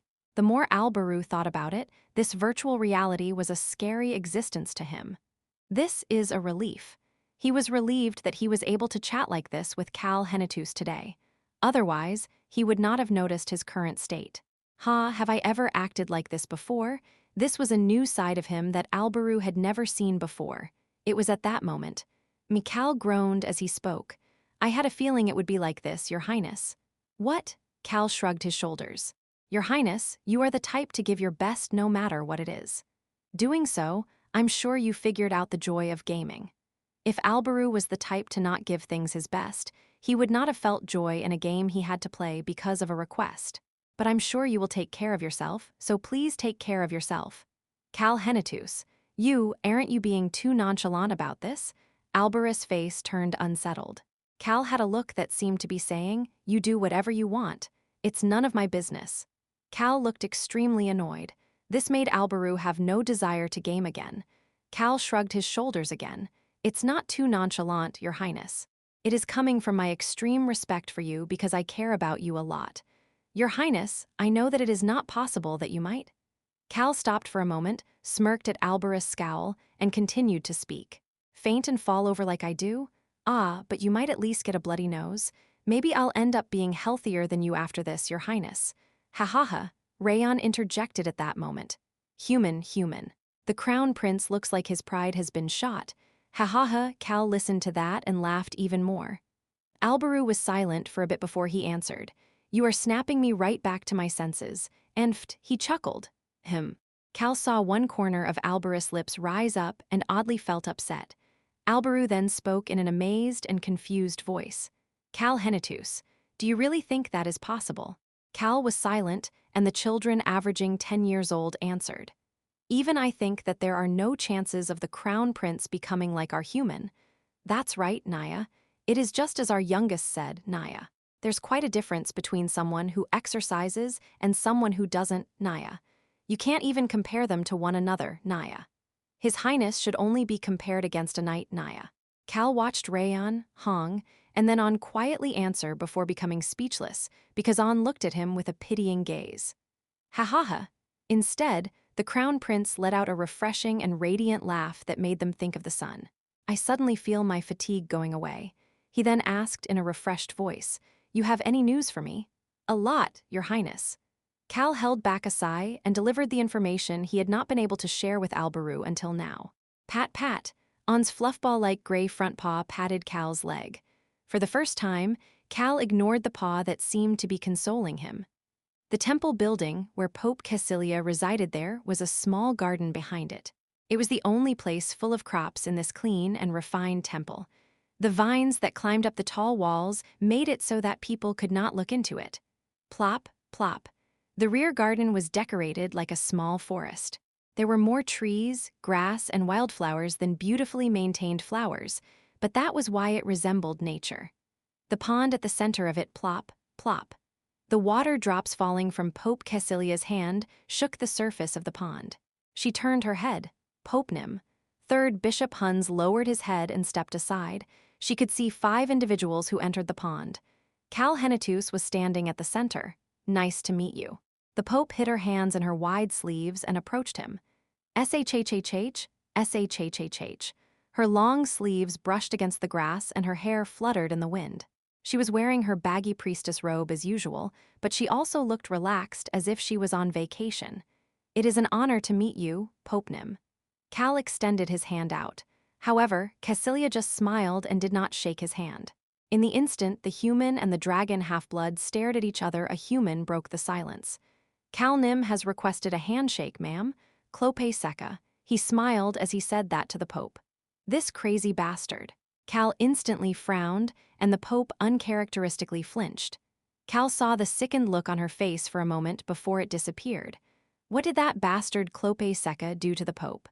Based on what he had heard, they had destroyed one of the temple buildings. But I heard Rashiel did that. Clope said that he did not destroy anything himself.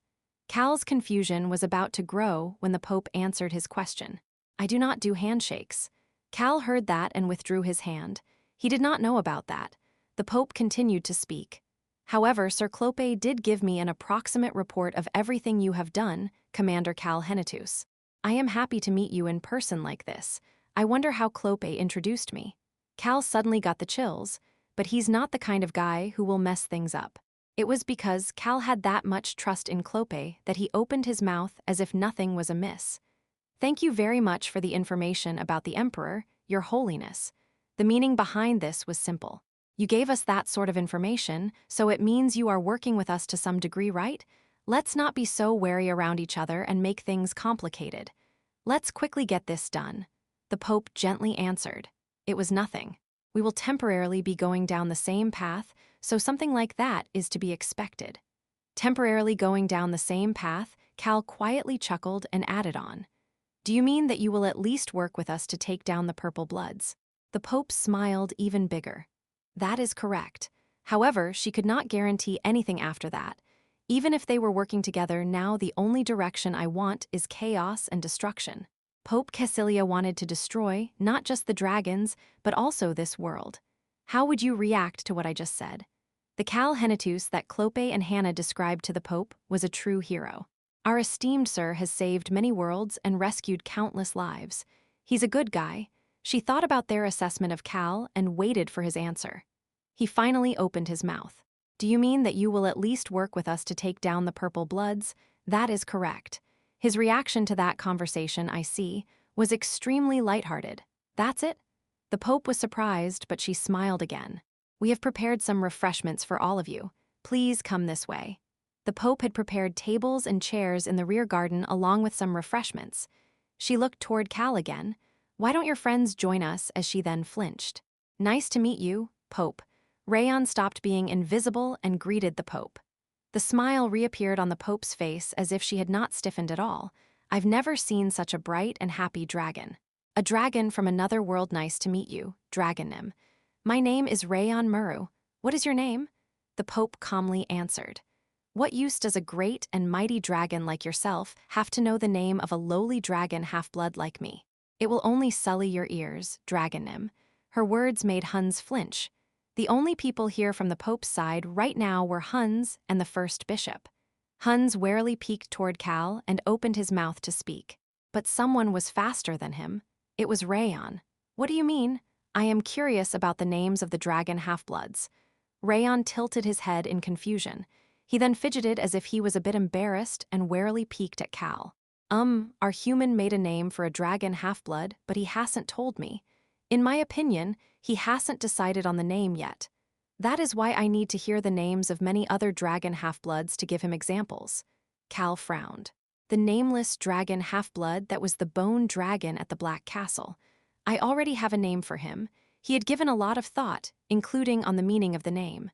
Rayon looked pale as he asked, "Then what Muru is it?" He surprised himself. He then covered his mouth with his chubby front paws. He then warily looked at Cal, the children averaging 10 years old, and the others. I didn't say anything, he immediately shouted. Ha. Cal scoffed in response when someone quietly mumbled. Muru? It was Pope Cassilia. She looked toward Rayon Muru. This was the first time she looked fully at Rayon. She asked the extremely young-looking black dragon, "If he's Muru, isn't that the same last name as you, Dragon Nim?" Rayon Muru. That was what the dragon said as his name. But he was curious to know what Muru this new name for the nameless dragon half-blood would be. Rayon fidgeted his front paws and fluttered his wings. His cheeks slowly flushed red as well. Anybody would be able to tell that he was embarrassed. I didn't say anything." He then quickly hid behind On and Hong. Of course, Rayon was much larger than On and Hong in their kitten forms, but he still hid behind On. He then slowly raised his head to look cautiously at Cal. "Why?" Rayon immediately shouted at Cal's brusque question. I can't tell what I am thinking. He tried to kill me, but this is weird." Cal let out a sigh. He could understand Rayon's feelings. The dragon half-blood. That bastard tried to kill Rayon during his first growth phase at the Gorge of Death. After that, Rayon learned that the dragon half-blood's heart contained that of his sibling. Whether it was Lord Sherritt or Rayon, the two dragons' inconsistent emotions toward the dragon half-blood was understandable. The dragon half-blood too, although he himself thinks that he isn't making it obvious, Cal stopped his thoughts from moving over to the dragon half-blood. He needed to focus on the Pope right now. It was at that moment. "He tried to kill you, but you are going to give him the same last name?" The Pope whispered in a low voice before quietly observing Rayon. The gaze was not gentle like before. It was full of an odd fluctuation. Anger, grudge, chaos, loathing, etc., they were the remains of negative emotions. Cal stood in between the Pope and Rayon at that moment. Cassilia raised her head from Rayon to look at Cal. A stoic and cold gaze was directed at her. "Why don't we make it simple and decide together how far we'll go?" He then pointed past her shoulders. "Let's go. I want a cup of tea." He then added on with a short gasp. "You can't hurt allies. You know that, right?" Pope Cassilia regained her sense of reason while observing the cold gaze looking down at her. It could not be helped. She suddenly felt cold despite feeling the warmth of the sun. No, it felt frigid. It was probably because of the aura surrounding her. This invisible aura only surrounded her, and the master of the aura spoke as if he was whispering to her. "You can't hurt allies. If you do, everything is over." What would be over? The answer was obvious even without asking. The only thing in Cal Henitus's eyes right now was Pope Cassilia herself. His appearance made Cassilia feel odd. The young dragon who was trying to give a dragon half-blood, who tried to kill him, the same last name.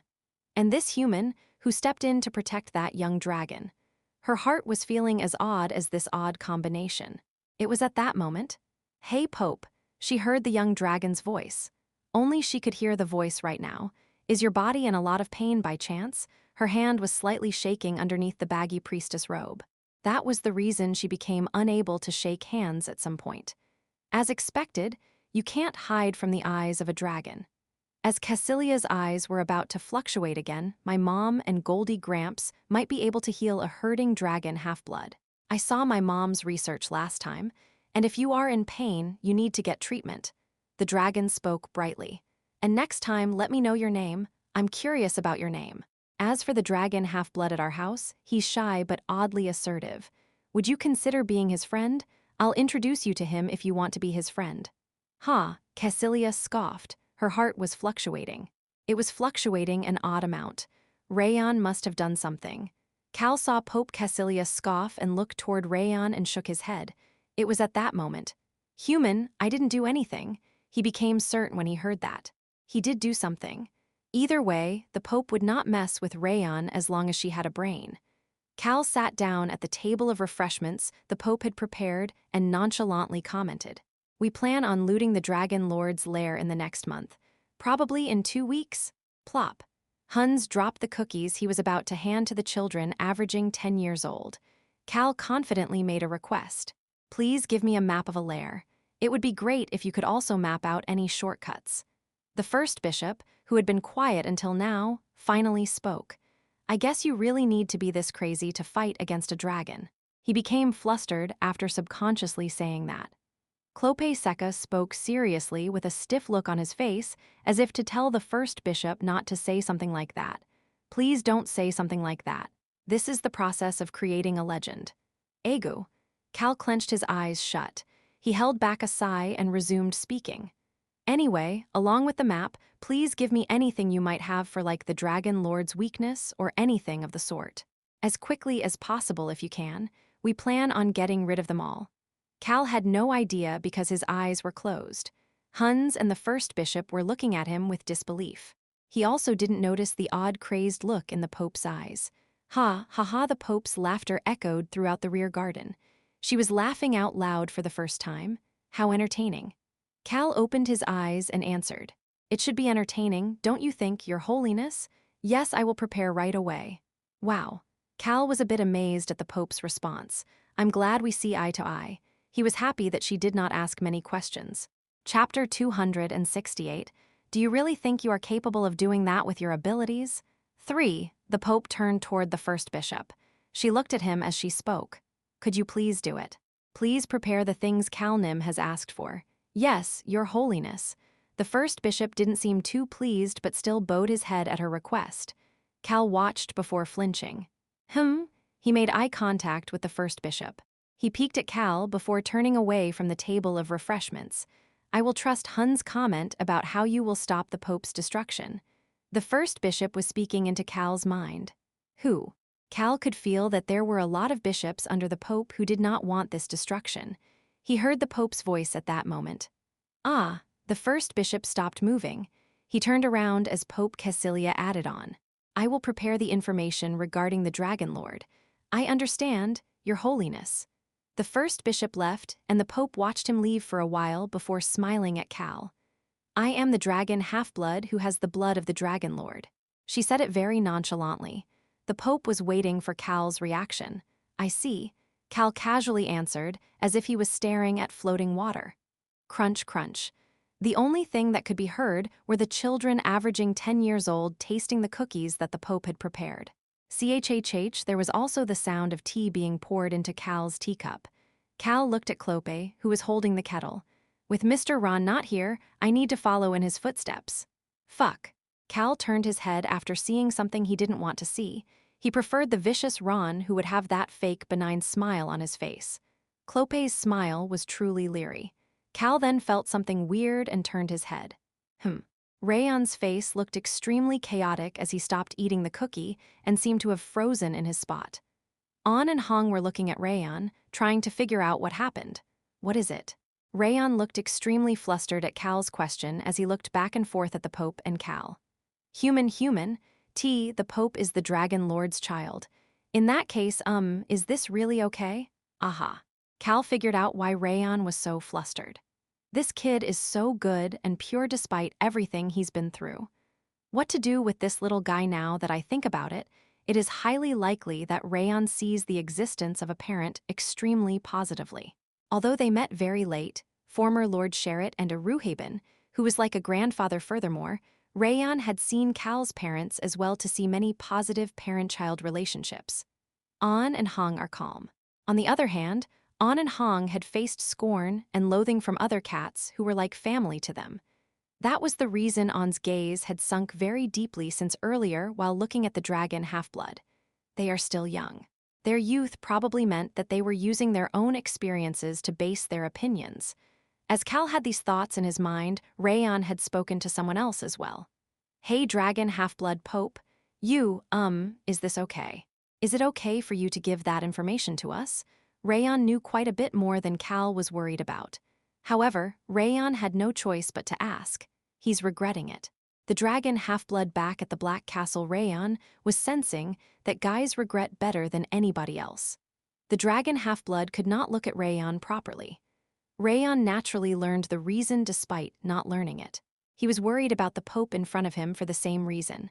Of course, he was a bit worried about Hans as well. Ryan was Hun's father. I do not have a father. Hun's firm response to Cal's question on their way here made Rayon quite relieved.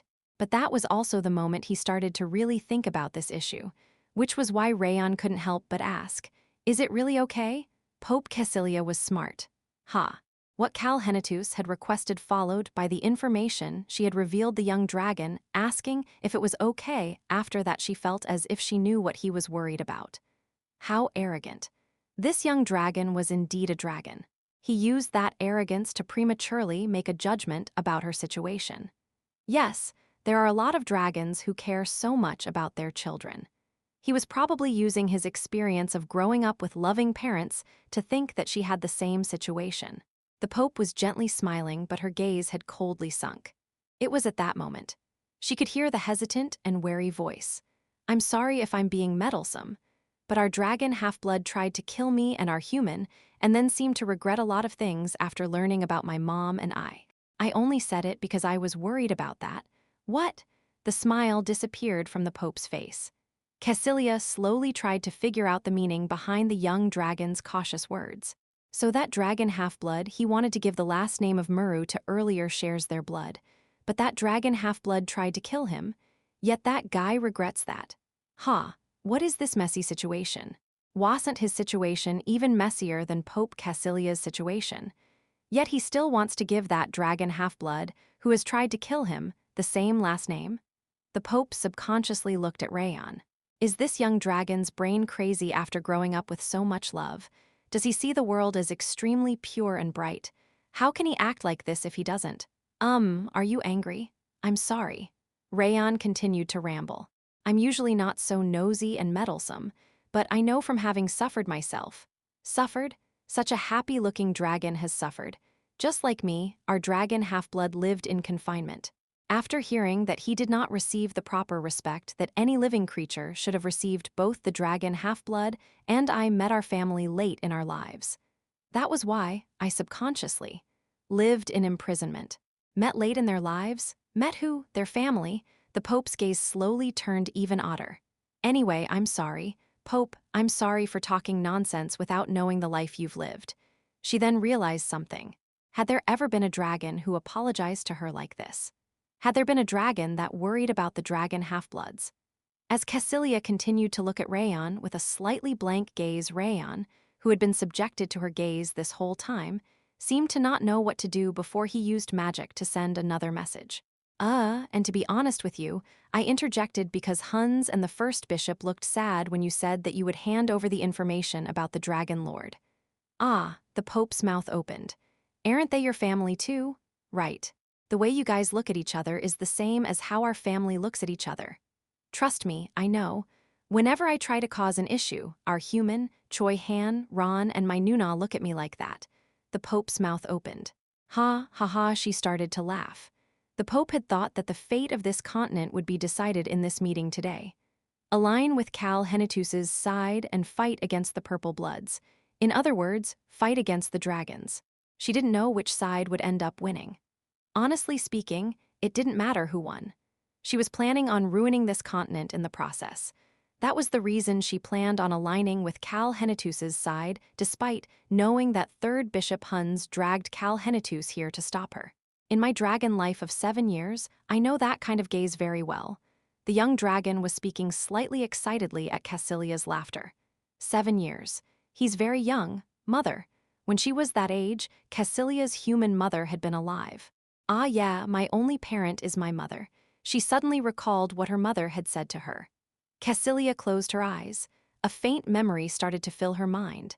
An existence born between a human and a dragon, my child. She recalled what her mother had said. Let's live a long and happy life. You got that? Although it happened when she was young, both she and her mother knew the truth. They knew that dragon half-bloods did not live as long as dragons. Furthermore, they knew that her body would be in pain the stronger the dragon blood inside her got. Nonetheless, her mother always talked to Cassilia about living happily, living a long life. Why was she suddenly thinking about those words? I am currently dying. She had been used by the Dragon Lord and the dragons and was now dying without being accepted by them. Why was it that she was only now hearing her mother's voice? Cassilia raised her hand to touch her face. Face. This was the one thing that resembled her mother. Cassilia closed her eyes as she used her shaky hand to touch her face. Eyes, nose, mouth cough, Cassilia's body jerked. "Your Holiness," she heard Hun's urgent voice. Hun's always acted gruff and stoic. This did not fit his usual demeanor. Cassilia could feel Hun's hand on her shoulder. "And hey, Pope, are you okay?" She opened her eyes to see that the young dragon had moved right up to her with a napkin in his hand. Her hand and mouth were full of the blood she had coughed up. Her dying body reacted like this every so often as it was unable to handle the dragon blood. All of the bishops, the dragon half-bloods, were following with her wishes because they knew of her situation. Of course, some of them simply shared her desire to destroy this world, but most of them were doing it for her and themselves, who would die similarly in the future. This body has already contributed to destroying this world. Because she had lived with countless blood on her hands, if she was going to be a villain, shouldn't she die as an even greater villain? Dying as a good person, living as a good person, being forgiven of her sins, Cassilia didn't expect any of that. Cassilia was not good. In fact, she was the evilest of the evils. Even in her dying moments, rather than regretting her past crimes, she only considered her own pain and grudges. She wanted to start this war to relieve herself of all of that. Cassilia silently took the napkin the black dragon offered her. Hun's eyes opened wide, but the Pope pretended not to notice as she used the napkin to wipe the blood from her mouth and her hand. "You need this when you are in pain." Rayon pulled an apple pie out of his spatial dimension, put it on a plate, and offered it to the Pope. The Pope blankly stared at it before speaking. "My body is not doing well." Her voice was the same as usual. "We all seem to have the same goal, so we can slowly discuss our plans." "That is true." Cal looked back and forth at Rayon and Cal before nodding his head. Rayon must have done something, he was sure of it. But he decided not to care about it for now, allying with the Pope. He had achieved his goal. "I heard that you are planning on taking down Ryan's castle." Cal nodded his head and looked at Hun's. Hun's had Ryan's blood. Hun's nodded his head. "He's even worse trash than I am, and he has gone crazy with greed." Cal responded after hearing that. "After fighting Ryan, I plan on fighting against the third star dragon." He was told that a path to the world tree was there. "After that, we will fight against the Dragon Lord." The Pope stood up. Hun's supported her. It would be better to take care of as many of the Dragon Lord's subordinates before his return. The voice was cold yet gentle. "We will hold down the Inquisitors. They will not bother you until you fight against the third dragon." "That's great. Please let me know if you need any more helpers. I will dispatch the bishops." "Yes, Your Holiness." The Pope left after the first course of action was settled. "I can go on my own." Cal watched her leave with Hun's support. Cal only got up after seeing her enter the temple building with her bedroom. "I will escort you to the entrance." Hun's took over as the guide. Rayon opened his mouth at that moment. He remembered something he had forgotten about because he was focused on Cal and the Pope's conversation. The apple pie disappeared. The apple pie he had placed on a plate that had suddenly disappeared. "I didn't even see the Pope eat it." As Rayon's eyes opened wide, Cal nonchalantly commented. "It suddenly disappeared when the Pope left." Magic use that was so stealthy that even Rayon didn't notice it. Someone seemed to have placed it in their spatial dimension. Cal didn't need to say who that person was. Really. As Rayon was about to react, something happened to take Rayon's attention away. Rayon took out the video communication device. "Human, we got a call." There was only one reason Rayon would react like this. Cal stopped walking and turned his head. "It's Sui Khan." Team leader Sui Khan, the group that had gone to look for Choi Yong-gun, had finally called. Beep. This means it is an emergency. The video communication device was blinking red. It was the signal sent in a dangerous situation. The god of chaos. The team leader and the others had gone to that god's temple to find Choi Yong-gun. "Connect it." Cal's face stiffened up. Chapter 269. "Do you really think you are capable of doing that with your abilities?" 4. The mana fluctuated around the video communication device. Cal got out of the temple and on a carriage before crossing his arms and looking at the video communication device. It was dyed red. It created quite the contrast with the blue sky outside the window. Pot, the screen popped up. Cal. Team leader Nim. Cal could see Choi Han. He looked stoic as usual, but Cal noticed the subtle difference within it. He's angry. The team leader was angry. I'll send the coordinates to Milanim, so I hope you can get here right away. Yes, sir. Cal hesitated for a bit before asking Choi Han, who was about to hang up. Am I bringing Choi Han and Choi Young-soo with me? Choi Han was silent for a moment before nodding his head. Yes. I am currently at the capital. I will get Choi Han and Choi Young-soo both and head on over. The call ended. They soon received a message from Mila with the coordinates. Human, the Black Castle, and the underground tunnel. Are we going to both places? Cal nodded his head at Rayon's question. Yeah, it looks like we will need to hurry a bit. He turned his head and looked at Clope. I'll leave the capital to you. The Pope, the Church, and the Emperor. There was also the Haru Kingdom's King Dennis. 3 different factions were currently at the capital. Cal was going to leave Clope to control things at the center of these 3 fractions. The Indomitable Alliance. Clope Seca had created that group that had almost burned down the continent and had received a lot of support. Clope Seca was the only one among Cal's people who could handle something at this scale. You can do it, right? Clope smiled at Cal's nonchalant comment before slowly lowering his head. Thank you very much, Calnim. What the hell? Cal became anxious at the completely unexpected answer. Clope raised his head and spoke with a gentle smile on his face. Finally, I have received a proper mission. I will pour out every drop of my blood as needed to do a great job. So please don't worry, Calnim.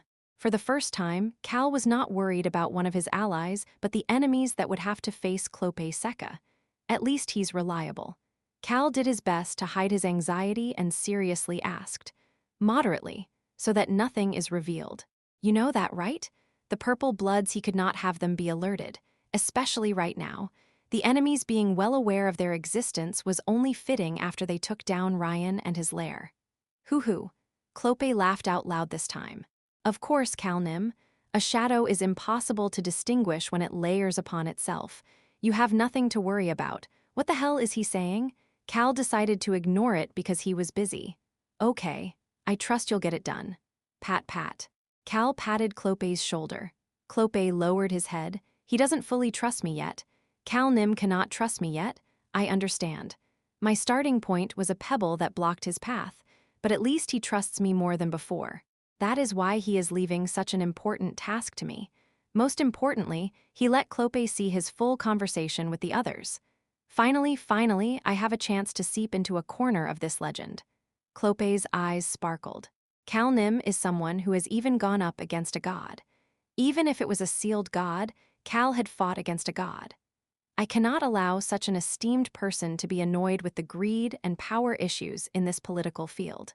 He didn't want Cal to waste his mental strength on such trivial things. Something like that was a job for the shadow. Hoo-hoo. Clope subconsciously laughed from joy. Cal looked unsettled as he removed the hand from Clope's shoulder. Very carefully, you should avoid the crazies. Cal motioned to Rayon with his eyes. Okay, let's hurry. Clope Seca is weird. He looks like he will go another 10 degrees crazier. An unsettled Rayon quickly cast a teleportation magic circle. Cal and the children averaging 10 years old soon left the capital. Ha!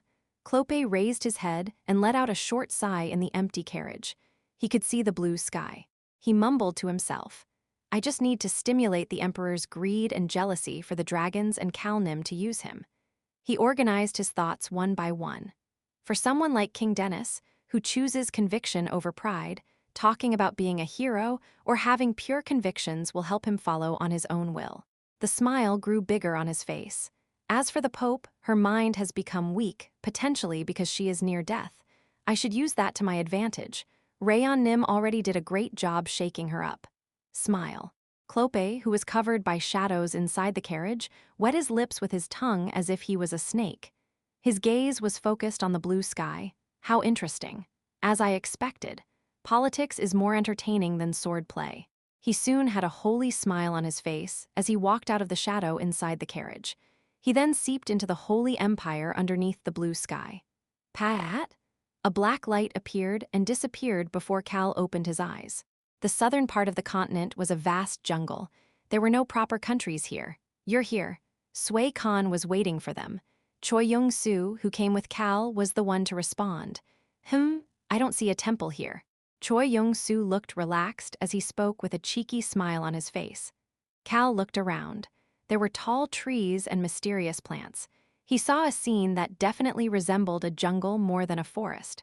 There was even a small stream nearby. Mila was by it, washing some fruit. "Yurei here?" She smiled brightly before handing Rayon some fruit. "These are fruits from this world. They are very sweet. Have some, Rayon." Rayon looked at Cal, who nodded his head. "Go ahead. I'll be back after eating. I'll bring some back for you too, human." The moment Rayon snickered and flew over to Mila, Cal heard Mila's voice in his mind. "I'll keep Rayon here." Cal became certain at that moment. As expected, something happened. Furthermore, it was something very bad. He heard Choi Han's voice. "I don't see Chopnim, the dragon who sees the past. They didn't even see his shadow." Choi Han looked at Choi Young-soo and Choi Han before looking at Cal and answering. "Follow me." There was a small path by the stream. It was a path heading into the jungle that looked dark because of the vast trees and plants. Cal quietly followed behind him. Play with Milanim. Of course, he left Rayon behind. He stood right behind the team leader with Choi Young-soo and Choi Han behind him. The team leader asked Cal to do something, as if he suddenly remembered. "Release your aura." "Why? It will keep the animals from attacking us." He shook his head from side to side. "This place is quite a mess. They attack if you show the slightest opening, but they run away if you use dragon fear." "Cal, wouldn't your aura be similar?" "That is true." Cal quickly channeled his aura. He then followed behind the team leader. "We're moving so slow," but he felt as if they were walking too slowly. "Isn't this too slow?" Choi Young-soo asked from the back, and the team leader peeked at Cal. "What is it? Why are you looking at me like that?" "Cal, will you be okay?" The team leader slowly looked Cal up and down. "Too weak." Cal channeled the sound of the wind to his ankles after hearing Choi Han mumble. Swoosh, the wind swirled around him, and Choi Han nonchalantly commented, "At this speed, we will get there after about 5 minutes of walking." Swoosh, the wind disappeared. "Let's just walk like we are on a stroll." The team leader spoke in a relaxed voice. "Cal, doing the walking yourself is good for your health." "Keek." Choi Young-soo laughed from the back. Choi Han seriously nodded his head. "That is correct. As expected, Little Han knows what is up." Cal closed his eyes while listening to the team leader chat with Choi Han. Choi Young-soo nonchalantly commented at that moment. You could hear the cheeky smile on his face as he spoke. "Team leader Nim, based on how you are walking so slowly and messing around, the bad thing that happened must be very bad." Choi Han looked forward after hearing that. The team leader didn't say anything, and Cal waited for a bit before speaking. "Let's go slowly then." They all then walked in silence. Choi Han's face stiffened up. Choi Young-gun. He was Choi Han's youngest uncle who had disappeared. Furthermore, he was Nellen Barrow, the person who wrote the birth of a hero, the first dragon slayer, and a current wanderer who was working with the god of death. Did something happen to that guy? It was still hard for him to call him uncle. However, his concern did increase. Boom, boom, boom. His heart was beating fast. Things were either good or bad when he was like this. Ironically, time passed by quickly. It felt like they didn't walk very much, but they could see an area without trees in the distance. He could see an area where the blue sky was visible. Step, step. Cal walked behind the team leader and slowly got closer to that area. What happened? He wanted to ask the team leader, but he held himself back. Choi Han would tell him soon. That area where this vast forest ended must be their destination. Before they arrived there, we found the temple of the god of chaos. The team leader stopped walking as he spoke. That temple was destroyed. He turned around. There were many signs of an intense battle having taken place. And the team leader stopped for a bit at Choi Young-soo's question before continuing on. "We found traces of Choi Young-gun. Choi Young-gun was not here. However, there were traces of him." Choi Han's face was about to brighten a bit when he heard Choi Young-soo's stiff voice. "What kind of traces?" Choi Han's pupils started shaking. The team leader looked at Choi Young-soo. The team leader calmly answered Choi Young-soo, who had asked with a firm gaze, "An arm."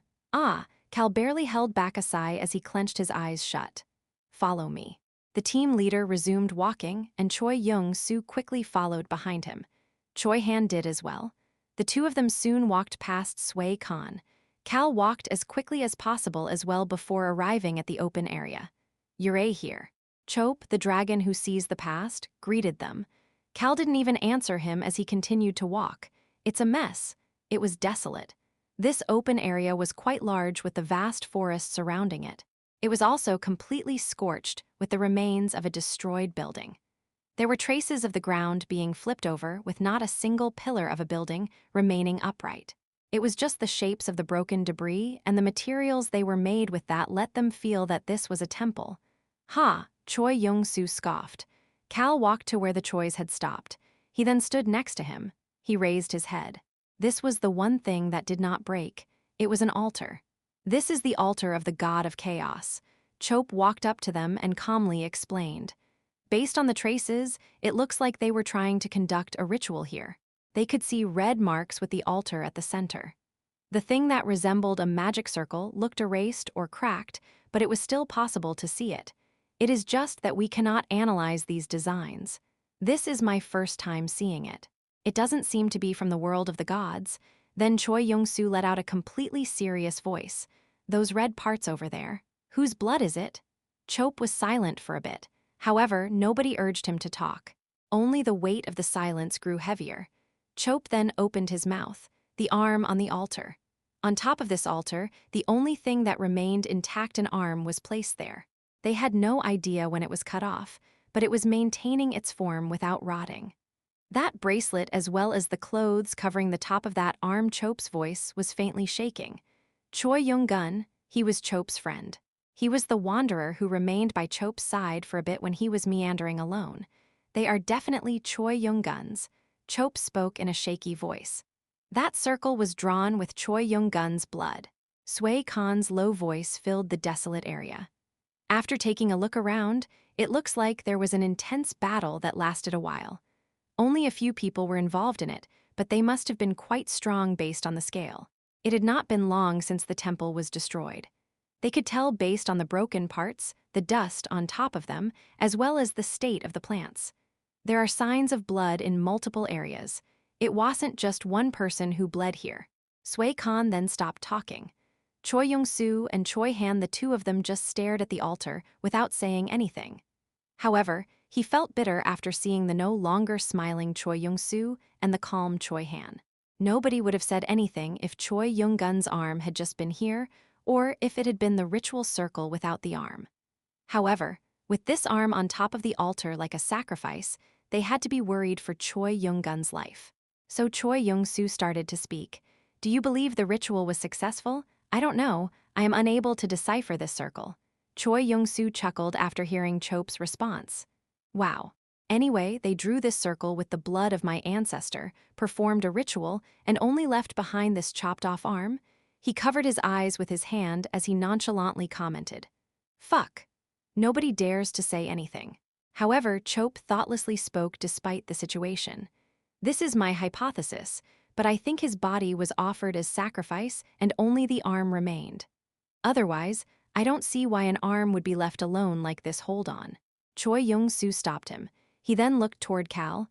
"Hey Rock-soo, what do you think?" Choi Han turned toward Cal as well. He made eye contact with Cal. The coldly sunken eyes were fluctuating as if there were eccentric fires within them. "Chope Nim, yeah." Cal walked toward the design of the destroyed magic circle as he spoke. "You said that this is not related to magic. According to what I know, this is not related to mana nor any other ritual of this world." "I see." Team leader Nim. "Yeah. It's not the world of the gods, right?" Team leader Lee Soo-hyuk and Choi Young-soo would know if this was the language of the world of the gods. "I don't know all of the ways of the gods, but this doesn't smell like something cooked up by the world of the gods." Cal lifted his head up. He looked at the blue sky as he commented. "Then it has to be one of the two." The answer was simple. Either the divine world or the demon world. If he had to choose one of those two, the one that was related to this battlefield, I think it has to do with the demon world. Cal lowered his head and made eye contact with Choi Han. They were the two people who knew that the demon world was involved in this chaos. It was at that moment. "Human, Rayon energetically flapped his wings as he quickly flew over. This fruit is delicious. Let's all eat it together. Cal motioned for Rayon to not get closer and spoke immediately. Rayon, let's give Cotton a call. Deputy Chief Priest Cotton. Since she had rummaged through the current Demon King's bathroom, she should at least know the language of the demon world. He looked at the arms still on the altar and thought to himself, we can't be certain just yet. Cotton's face then appeared on the screen. What is it? I haven't been able to contact our boss yet. Cal showed her the ritual circle. This is from the demon world? She calmly answered. This is not a ritual circle but just normal text. Normal text? Yeah, it is like a letter. Cotton spoke in such a relaxed and peaceful voice. I can't read it well because it was erased, but let me give it a try. A clear voice that suited someone who was a holy maiden at one point echoed through the area. I am taking the owner of this arm. Don't worry, I will keep him alive. His arm was already cut off, so I will leave it here. Isn't it needed for you to find his traces? Come look for me if you are concerned, huh? Cotton became flustered. She was flustered for a bit before she continued. Come look for me if you are concerned about him. From The Great Thief of the Night, The Great Thief of the Night? As Cal's eyebrows slightly raised, Cotton looked at him and awkwardly laughed. Why is our boss nicknamed their ha-ha-ha-ha? The former Demon King's only descendant, Cotton's boss, was the Great Thief of the Night. My goodness. They heard Chope's relieved voice that was mixed with a sigh. Something like this, how could they write such a letter with Choi Young-gun's blood? These crazy bastards of the demon world. I didn't know that and thought it was a ritual. Cal ignored the sigh of the angry dragon and noticed Cotton avoiding her gaze as she awkwardly smiled and spoke to herself. There's a postscript. She quickly mumbled. I want to leave a message, but I have no ink, so I use some of the blood coming out of the already cut-off arm. I did not cut off the arm. Don't worry. Cotton lowered her head. Haha, our leader is such a peculiar person. Haha, her laughter spread throughout the empty area. Cal just silently sighed and closed his eyes. Chapter 266. Do you really think you are capable of doing that with your abilities? 1. Cal withdrew the dominating aura. Emperor Alt finally felt the warmth around him. No. Rather than feeling the warmth, it was his body that had been suppressed by this guy's aura and been pushed down by fear, finally returning to normal function. Fuck. First were the dragons, but now there is a bastard like this among the humans too. He did shake this red-haired man's hand, but Emperor Alt had a different thought as soon as he was able to process things properly again. At least with the dragons above us, I was the greatest of the humans. But what if this red-haired bastard ends up as a human ruling above the dragons? Then what will I become? Wouldn't I have to be under him forever? Rather than that, I should inform the Dragon Lord about this bastard to earn his trust and gain control over the entire continent. Alt flinched in the middle of his thought. It was because Cal was staring right at him. Smile. Cal smiled before speaking to Alt. How about we sit down? It was only then that Alt realized that he was still kneeling and got up. Cal personally brushed off Alt's clothes and even pulled out a chair for him. Alt smiled as brightly as he had smiled while shaking Cal's hand and sat down. Thanks. Plop. Cal placed a hand on Alt's shoulder. Alt flinched, but his face still showed goodwill toward Cal. It's obvious. What a bastard like this would think and how he would act was obvious to Cal. This bastard was someone who would move for his own benefit given the opening. Bastards like this always put personal gain as top priority. Cal spoke quietly to Alt while keeping his hand on Alt's shoulder. I am someone who is going to leave. The smile disappeared from the Emperor's face. His eyes opened wide. Your Majesty, I believe someone at your level would know about the hunters. Tap, tap. He gently tapped on Alt's shoulder. It was as if he was telling Alt not to be nervous. The dragons that wish to be gods, the gods have sent me to destroy them. I am not someone from this world. Once everything is over, I will return home. The Emperor could not say anything as he sat there with a stiff look on his face. Cal looked away from him and looked at King Dennis. Isn't that right, Your Majesty? That is correct, sir. The Emperor finally realized that King Dennis was seated across from him. That was how focused he had been on Cal's words. The gods, he is a guy sent by the gods and will eventually return to his own world. If that was true, Alt heard Cal's whisper-like low voice. Your Majesty, I believe you understand the meaning behind my words. Dennis looked at the emperor as he spoke. A fight between humans, why don't we do that on a new playing field? The emperor slowly started speaking. Ha, ha, ha, he couldn't help but laugh. This was sincere laughter. Will the dragons that want to become gods be able to defeat a person sent by the gods? Basically, the gods are this guy's backing. And this guy will eventually leave. In that case, his mind started to calculate things. He started thinking about a world where the dragons were destroyed. The beast people have completely lost their powers. Elves and dwarves usually don't interfere with human matters. Plus, the humans still have the numbers advantage, and only a few are mages or sword masters. Those few had been having secret relationships with the church or the imperial palace since the cataclysmic period. The power of the church would decrease if the dragons were taken down. If the imperial palace dragged in those strong individuals during that time, the empire and I will be able to rule over everything. His eyes filled with delight for a moment before it disappeared. Cal looked down at the emperor as he thought to himself. It's obvious what he is thinking. He's planning on taking the empty spot of the dragons for himself. Unfortunately, he didn't know if that would go well. The world will return to normal. The people with power would maintain their power, but numerous opportunities would arise in the world again, leading those who gain them to earn new powers. Cal looked toward Dennis. The young king was exchanging glances with the emperor. Don't you need someone to attend to you? At first, he didn't understand what that meant. I heard from the Minister of Foreign Affairs. She said that you brought around 100 people with you. Don't you need someone to clean or look after the castle? Are you trying to plant a spy, Your Majesty? Number Dennis had sternly shaken his head. I will send someone to do trivial tasks and assist your mages and swordsmen. Cal had chuckled after understanding Dennis' intentions. He could have gotten upset about it, but Dennis had asked in a calm yet polite manner. Furthermore, we will take care of all monetary expenses necessary for your people. Are the people coming to attend to us theoretical mages, reserve swordsmen, and squires? Yes. Cal had told him how to contact Rosalind and Ron. I hope you make the most of this opportunity. Thank you. It had been about 200 years since the cataclysmic period. It wasn't the case for dragons, beast people, elves, or dwarves, but it had been quite a long time for the humans, with multiple generations having come and gone. That had resulted in human magic and sword arts regressing significantly, with Dennis seeing Cal's group as a means to overcome this issue. That's not bad. He wasn't seeking power or bothering their work. In fact, they would take care of all sorts of trivial work, taking in new knowledge while being by Cal's people's sides. Nobody on Cal's side would ever scold a person for that. They would actually do their best to teach these people more things. Cal took 2 steps away from the table. It would be great if the Haru kingdom got bigger. It was a kingdom that looked favorably upon the beast people and had the power to fend against the Holy Empire. They were called a destroyed nation right now, but no matter what, they still survived through the attacks by the Holy Empire, the Church, and the dragons. He thought they were amazing the more he pondered it. They need to be at that level to beat this emperor. Of course, Cal could leave after dealing with the Empire as well. Is there a need?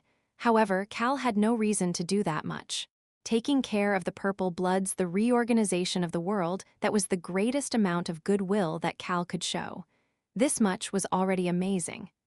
Cal had a thought like this every so often. Have I become too magnanimous? Tusk. I think I'm losing out too much. This I need to be compensated properly.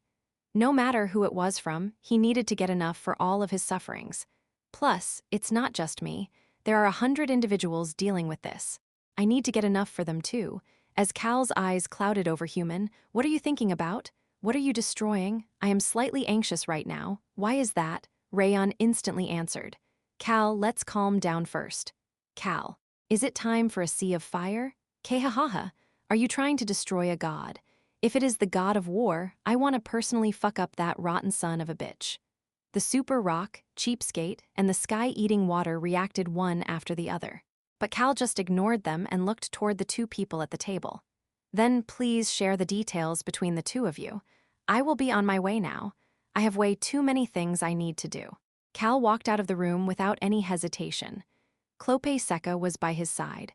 Freedom, intelligence, reconnaissance, specialty. Of course, Cal naturally placed the wind elemental that had been following him since Ryan's castle by the Emperor's side. The Imperial Palace, all of it. Observe, swoosh swoosh wind blew by Cal's side. It was a very small gust of wind that flew all over the Imperial Palace without getting caught. These were the low-grade elementals moving at Freedom's orders. They gathered all of the information and delivered it to Cal. Screech, boom, the door closed and Cal disappeared from the Emperor and King's views. The Emperor stared at the closed door before looking at Dennis. He opened his mouth to speak. However, Dennis spoke first. There are even dragons by Commander Cal Henitus's side. Cal had given an order to Dennis. It was regarding how much to inform the Emperor. Let me show you everything that happened to the first and second subjugation squads. Yes, I will at least listen to what you have to say. Once Cal disappeared, Alt looked at Dennis with a relaxed look on his face. However, Dennis' action made Alt flinch. He was holding a video recording device. Now that I think about it, he said that he would show me what had happened and not tell me. Dennis had not said anything wrong. Please take a look, Your Majesty. The video recording device in his hand.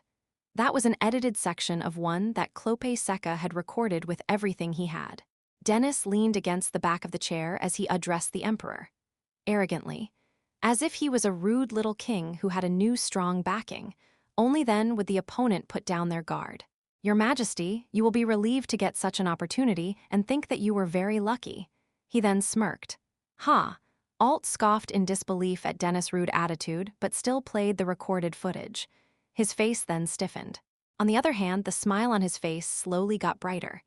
Dennis still watched him with an arrogant demeanor and a stiff gaze. Freedom, Emperor, room, bedroom, study, search them all. Wind Elemental Freedom was quietly observing the Emperor without anybody in the room knowing about it. Clunk. As the carriage moved up and down a bit after getting out of the Imperial Palace, Cal opened the window toward the coachman and asked, "The Pope said she would see us right away?" "Yes, Cal Nim." Clope smiled gently at him. "She said that we could come any time we want." "Sounds great. We won't have to waste time. Then we should go right away." Cal needed to move as quickly as possible. Ryan's castle. Part of it was because of the final execution that was to take place there, but I'll need to go visit the Black Castle once if possible as well. Furthermore, there's still no word from the people who went to look for the temple of the god of chaos. The group that had gone to look for Choi Young-gun had not said anything. They should have arrived there quickly because they used teleportation to get there, but for some odd reason, they had not received any contact at all. I'll need to go check it out myself if time allows. Cal naturally started to scowl. Wang it was at that moment. Cal's eyes clouded over. Wang. He pulled out the item vibrating in his chest. It was the mirror, the divine item from the god of death. There were 2 messages on it. Is it the team leader? Cal urgently checked to see if it was a message from Sway Khan before his face stiffened again. Rayon asked from inside the carriage. "Human, what is it?" Cal gave a relaxed answer. "It's nothing much." It was Central Plains saying that the Dragon Lord came to see him. Apparently they are going to chat soon. Rayon's eyes opened wide. That's important information. Anyway, you're going to need to connect a call. All right, let's quickly contact Central Plains, but can he even do a video chat with the Dragon Lord there? No, not him. What is it? Rayon hesitated while Cal spoke calmly. Call His Highness. Rayon tilted his head in confusion. Why was Cal suddenly talking about the Crown Prince? Rayon was shocked while Clope and On's faces stiffened. On was the one who ended up speaking. "We want to know if something happened to Roan, Naya." Her tone, which was full of urgency and concern, sounded the same as when she had been younger. Cal sternly answered, "No, there is no issue." However, there was indeed an issue. As the others' faces stiffened after seeing Cal's stiff face, Cal's mouth opened. "I'm sure that guy has gotten addicted to gaming." This was followed by a moment of silence. Me. As Rayon, On, Clope, and Hong answered one after the other, "Let's chat more later. You just go toward the church." Cal finished talking to Clope and closed the window. Now that only the children averaging 10 years old were left with Cal, he was reading the messages from Albaru. He couldn't believe it. Albaru Crossman. That guy was planning on setting up a kingdom inside the game to become a king. And what, rising newbies? How addicted must he be to earn such a title? Pai at the screen appeared on top of the mirror, and what is it? I'm very busy right now. Crown Prince Alberu Crossman was working hard as usual. Scribble, scribble. Cal was at a loss for words while watching him move the pen nonstop. What is it? Did something happen? Alberu's concerned voice was the same as usual. Rayon started to speak. Human. The areas under the Crown Prince's eyes are so dark. His cheeks look so scrawny. I need to give the Crown Prince 10, no, 100 apple pies. Haya. Cal sighed before brushing his face with both hands. He barely managed to speak. Is it not difficult, Your Highness? Scribble, scribble. Alberu, who was working hard, stopped for a moment to smile at Cal. His eyes looked tired and his cheeks were skinny, but his face looked like that of a teenager. Are you talking about doing both work and the game? Yes, Your Highness. Wouldn't it be better to do it in moderation? Cal spoke in a gentle tone. Alberu shrugged his shoulders and answered, It's worth trying. Rayon suddenly shouted at that moment. The Crown Prince looks like our human right now. Cal subconsciously commented at the same time. This is driving me nuts. Chapter 270. Do you really think you are capable of doing that with your abilities? 5. Haha. Cal slightly turned his head toward the direction of the laughter. How entertaining. Choi Young-soo was laughing extremely loudly. He was laughing so much that he had a single drop of tear by the corner of his eyes. But the way he was saying it was entertaining was this is not good. It felt as if a switch had turned on in his mind. This is so funny. Choi Young-soo quickly walked over and stood next to Cal. He put his arm over Cal's shoulder and faced the video communication device. This great thief of the night is such a funny person. Cotton flinched on the screen. Choi Young-soo didn't care as he asked with a smile on his face. So, when can I meet this funny person? Cal slowly moved the hand off his shoulder and added on. I agree. When can we meet this person? Of course, he was smiling. He asked nicely. Cotton thought to herself after taking a look at them. What the hell? These two aren't even siblings, but how could they look almost identical asking a question so viciously? Cotton turned a bit pale and Cal sighed before pushing away Choi Young-soo's face. You back away a bit. The deputy chief priest got scared. Cotton turned even paler after hearing that, but neither Cal nor Choi Young-soo cared. Come on. I just want to remember our deputy chief priest Nim's face. Why do you want to remember my face? Cotton wanted to ask. However, she could not get herself to say it. She then made eye contact with Choi Young-soo. It's not for any other reason, Mom. We managed to save our ancestor thanks to one of your people. We need to remember the faces of people we are thankful toward. Smile. Choi Young-soo smiled nicely and Cotton thought to herself. That doesn't seem to be the reason. She couldn't take Choi Young-soo's words at face value for some reason. Of course, she had not done anything wrong. Based on what was written in blood, her leader had saved one of Cal's people and was protecting him right now. Choi Young-soo was right to be grateful. However, why did she have to write with the blood from the sliced-off arm? Anybody would be put off by it. Cotton subconsciously opened her mouth. Haha, our leader is great except her common sense is a bit off. Haha, that was correct. Her boss's common sense was a bit strange. It was like that even while comparing it to that of the demon world. The person, no, she is a really good individual. It was true. The boss was good for a member of the demonic race. Ha as Cotton's laughter quieted away and Choi Young-soo slowly withdrew from the screen, Cal opened his mouth to speak. Did you know that your leader came here? No. Cotton immediately shook her head. We all have our respective tasks and can move freely to complete them. It is highly likely that the leader temporarily stopped by this world for her task. She stopped by, saved that person, and returned. What is your leader's task? Cotton shut her mouth at that moment. That is a bit complicated for me to reveal. That was an obvious reaction from her. Something that requires the leader to move should be quite the secret, so she couldn't reveal it to Cal when their partnership has not been properly settled yet. Cal looked around. Then that means that the one who cut off Choi Young-gun's arm is the enemy he fought against. An enemy strong enough to do that to Choi Young-gun, and something that required the leader of a force that can travel through dimensions to move. Cal's mouth opened. It's either a god or either that or the 5 colors bloods. Is it related to the Wanderers? Cotton could not hide the moment of disturbance she felt when Cal mentioned the 5 colors bloods. Smile. Cal smiled. Cotton realized that her disturbance had been caught and let out a low sigh. I guess you aren't denying it. I can't tell you the details. Honestly speaking, she was revealing that her leader's task was related to the 5 colors bloods. Cal then saw a lowly mumbling Choi Young-soo and Choi Han next to him. The 5 colors bloods, it has to do with the Wanderers. Rayon whispered in his mind. Human, Choi Han looks angry. It was as Rayon said.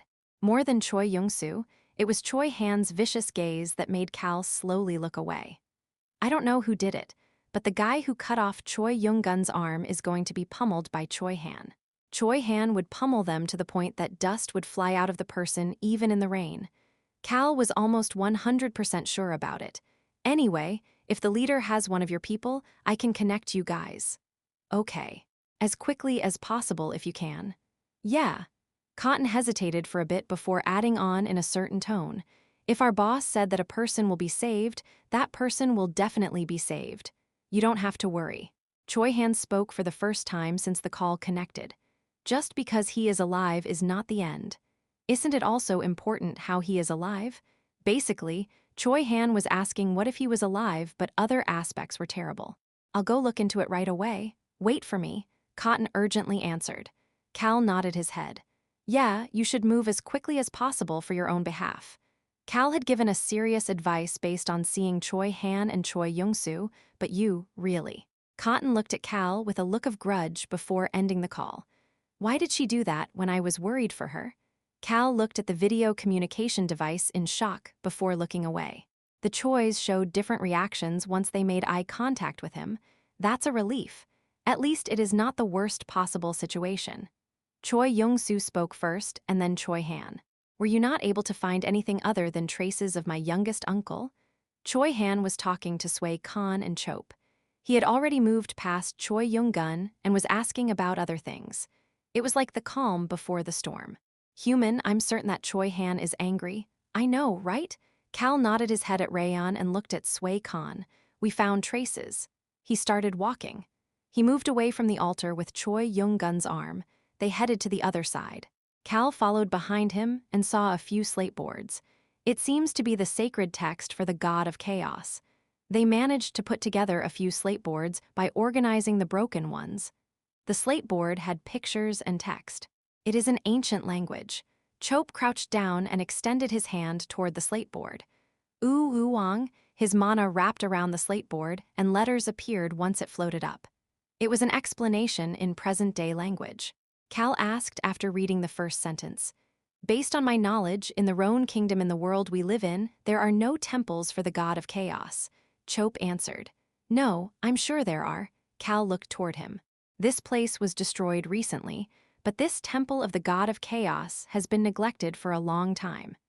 This temple of the god of chaos existed in the middle of the jungle where nobody lived. This is because temples of chaos are closed off as soon as an outsider finds it. Cal looked away from Chop and saw a sentence that was written in mana above the slate board. Chaos is seeped into everywhere, but unable to be recognized. Like that sentence? Yeah. Cal then looked at the next sentence. In the Roan kingdom, no, the world Cal lives in, there may also exist a temple serving the god of chaos. Cal turned toward Sway Khan. He was curious about what the person who worked for the god of death had to say. Stories about them are not well known in the world of the gods either. It is to the point that there are rumors about the god of chaos having been asleep for a long time. Sway Khan just shrugged his shoulders. But based on what we see happening, it sounds like the god of chaos is not asleep, but moving very stealthily for a long time. Chop continued at that moment. Similar to how believers of the god of war appear in places with war, I'm sure that a believer of the god of chaos exists in the most chaotic place. He looked at Cal. The chaos that you will cause from here on, I'm sure that the believer of the god of chaos would appear on that battlefield. Cal's mouth opened.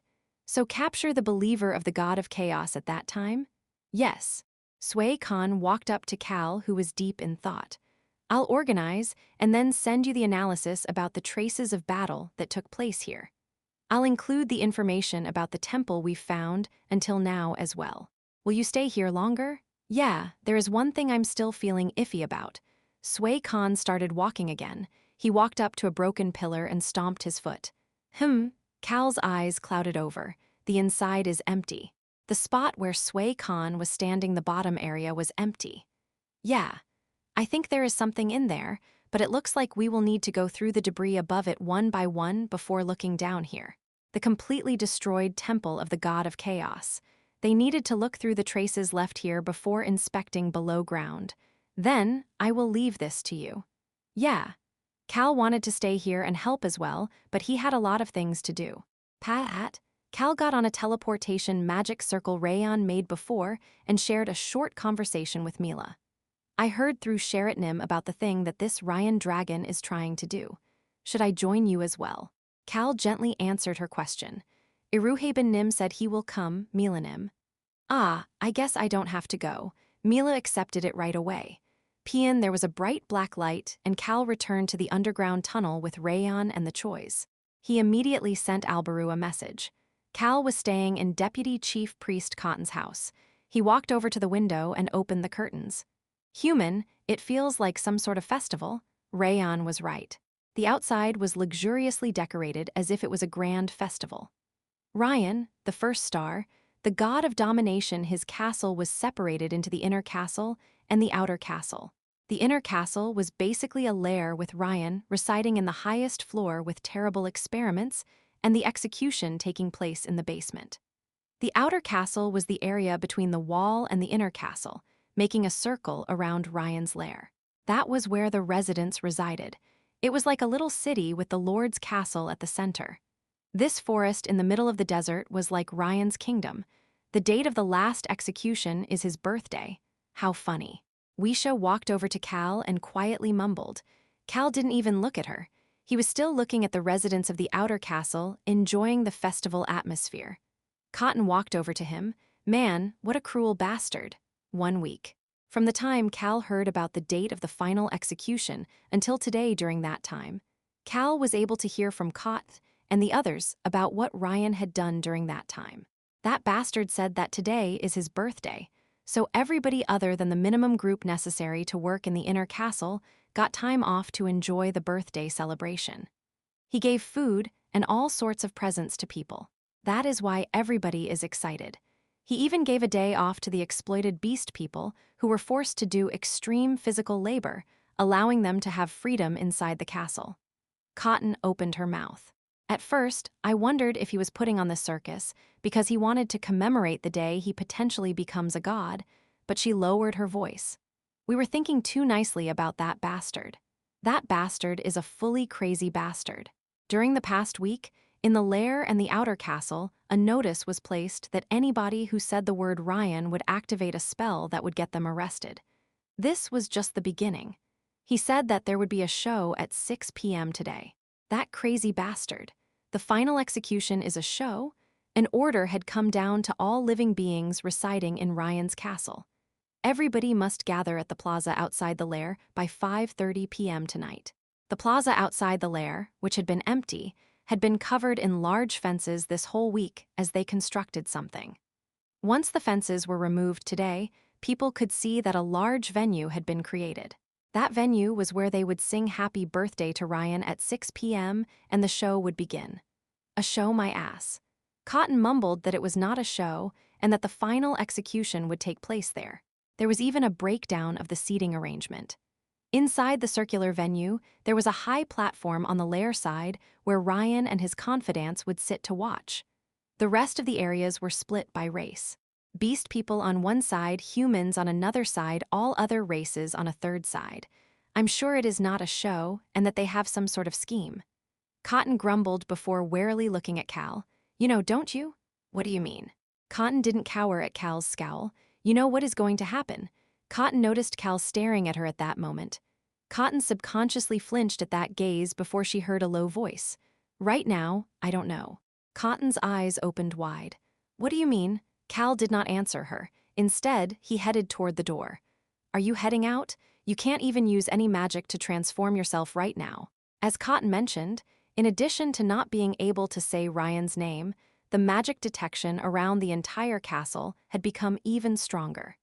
Using even the slightest of magic would get someone caught. The surveillance on the beast people is tight as well. Beast people were allowed to move around freely today, but the surveillance over the beast village had been so thorough that they checked every person who came and went. It made it impossible for Wisha's people to approach the beast people. That was so disappointing. That was what Wisha had said to Cal last night. "And I'm sorry, sir," she had bowed her head. "We were trying to meet the leaders of the beast people here so that we could inform them about the bastards' brutality and drag them in to help us. But it was not possible because we couldn't even approach them. They could not use magic to approach them nor disguise themselves. It would have been very bad if they got caught and everything was revealed." Wisha, due to her disappointment in herself and her feeling of guilt, silently watched as Cal and Cotton stood by the door. Cal started to speak at that moment. "I'm not heading out." "Then who is going out?" Cal slightly opened the door instead of answering Cotton's question. Screech air came in through the gap. Cal felt the breeze and pulled the golden tops whip out of his pocket. "Right here, Calnim." Choi Han handed him multiple pieces of small folded paper. Cotton's eyes opened wide. "Ah," Cal placed the pieces of paper on his palm. "Freedom, woo-woo-woo. Is it our time to do some work?" The wind gathered on top of his palm. Cal opened his mouth to speak. "I marked the ones that need a reply, so make sure you get their answers for those." Elementals and the wind were everywhere, even without magic. Swoosh, the pieces of paper resembled the flower petals fluttering in the wind as they flew off in different directions. Cal leisurely sat down on a chair and spoke to Cotton. "The responses we get will tell us what that bastard has done." A piece of paper quickly flew away. "Freedom, chaos, salvation." Dragon Letao, the dragon who was to be sacrificed with his daughter, the only wind elemental to have met him, moved quickly.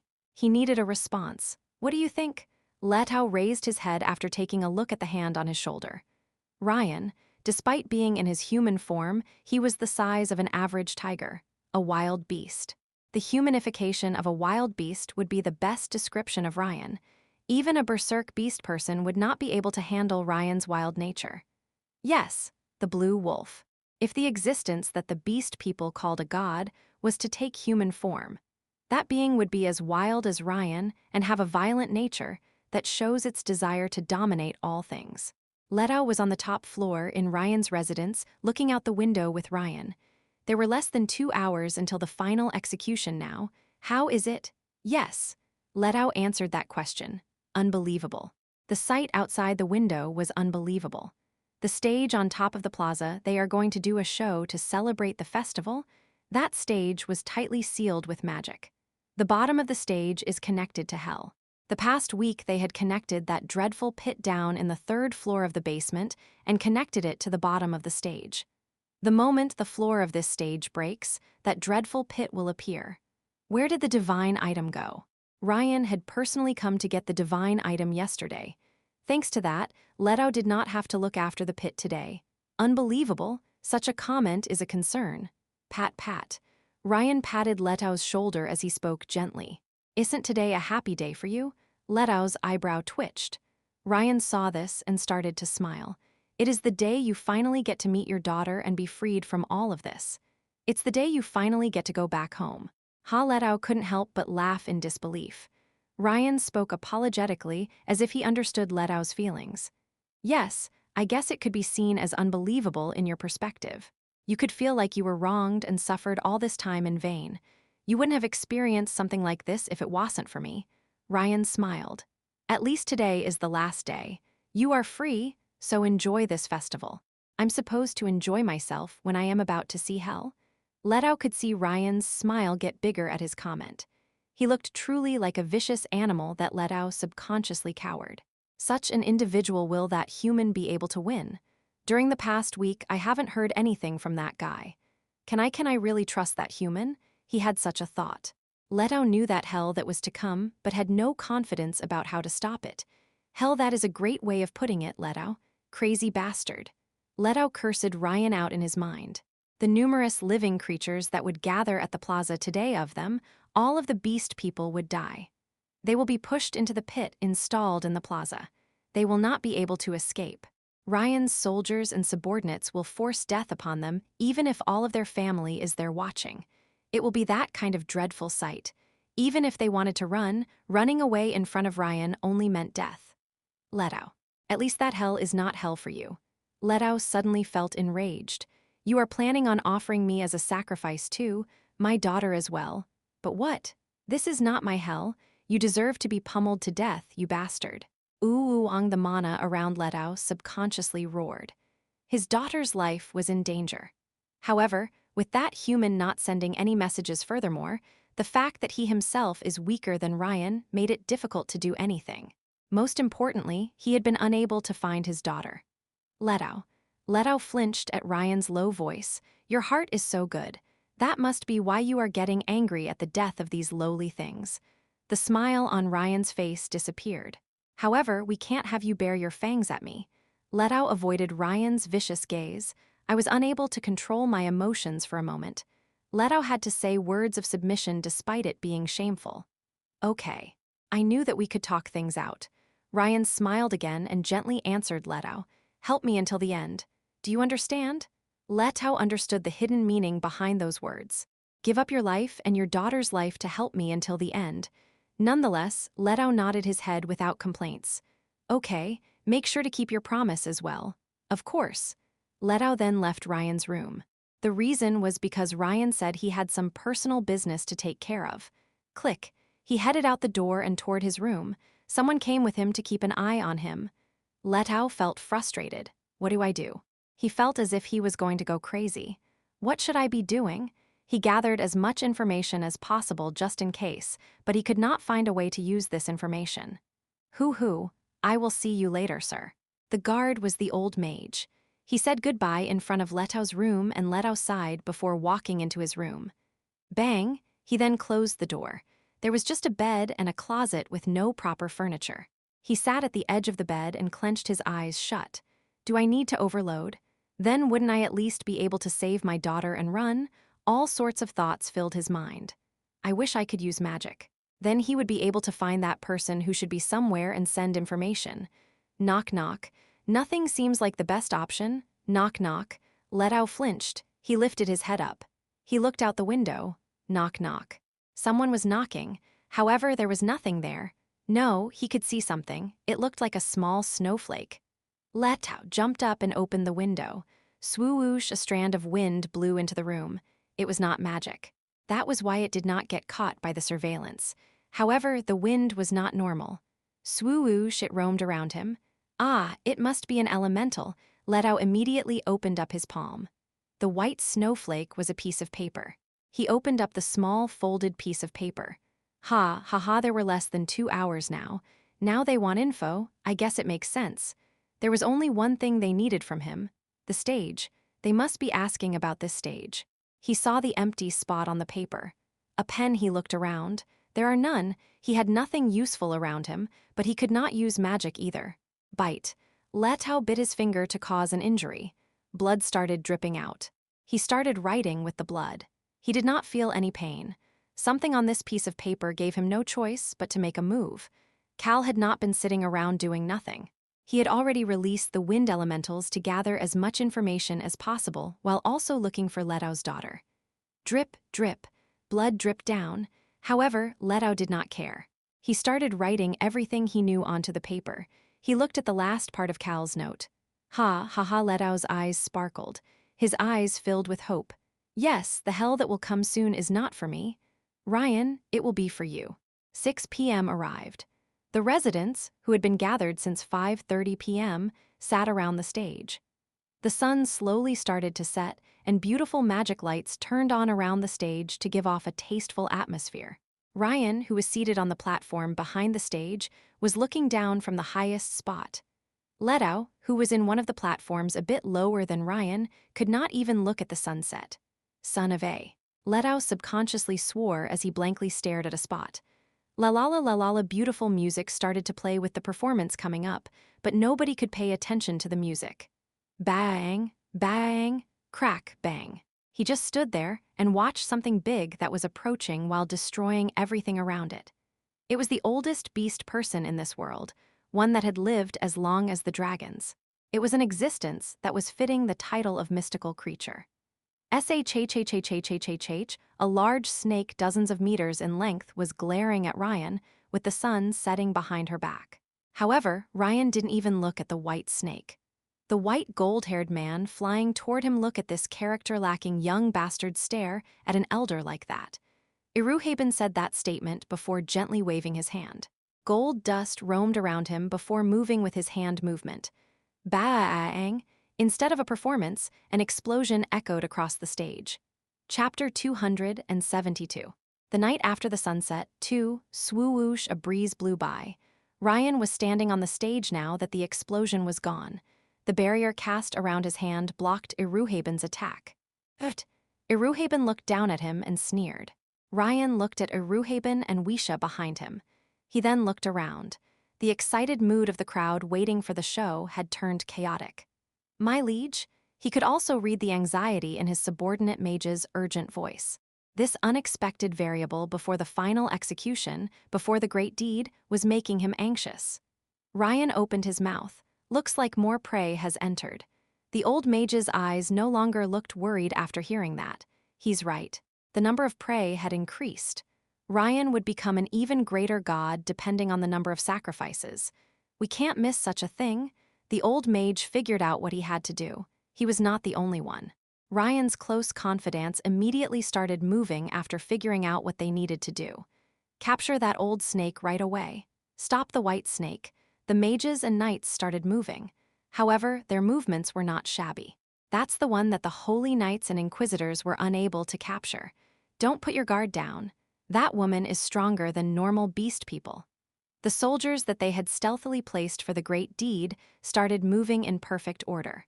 The mages immediately pulled out magic stones and created joint magic circles to prepare to fight the white snake. But they didn't only pay attention to the white snake. Quiet. Anybody causing an issue will face my blade. The situation will be resolved soon. Remain in your designated areas. The appearance of the white snake and the dragon, they immediately made movements to make sure the residents did not act rashly because of the chaos. The soldiers moved, followed by the knights. The elf knight, the one who had been guarding the door to the basement, was among the knights until he suddenly stopped. What is going on? He looked behind himself. His subordinates were moving oddly slow compared to the other knights. The elf knight scowled. He walked up to his subordinates. Do you all want to die? He knew very well why his subordinates were acting like this. You don't want to fight the white snake? Most of his subordinates were beast people. Although they could not properly go berserk, they were great as knights as their physical abilities were superior to regular people. I'm sure you don't want to exchange blades with your fellow beasts, but if you don't, you will die. And your family will also die. He too was being forced to do this to protect his hometown. That was the reason he was threatening his subordinates. Move. Those around you are watching you right now. There were other knights and mages around them. Ryan's subordinates were watching them. If they didn't act properly right now, the aftershock would lead to the death of himself, his subordinates families, and his hometown. Boss, one of the beast knights asked with a stiff look on his face. Do you know what is going on in the basement? I don't know. He avoided his subordinate's face. It's obvious they are taking the beast people and doing terrible things.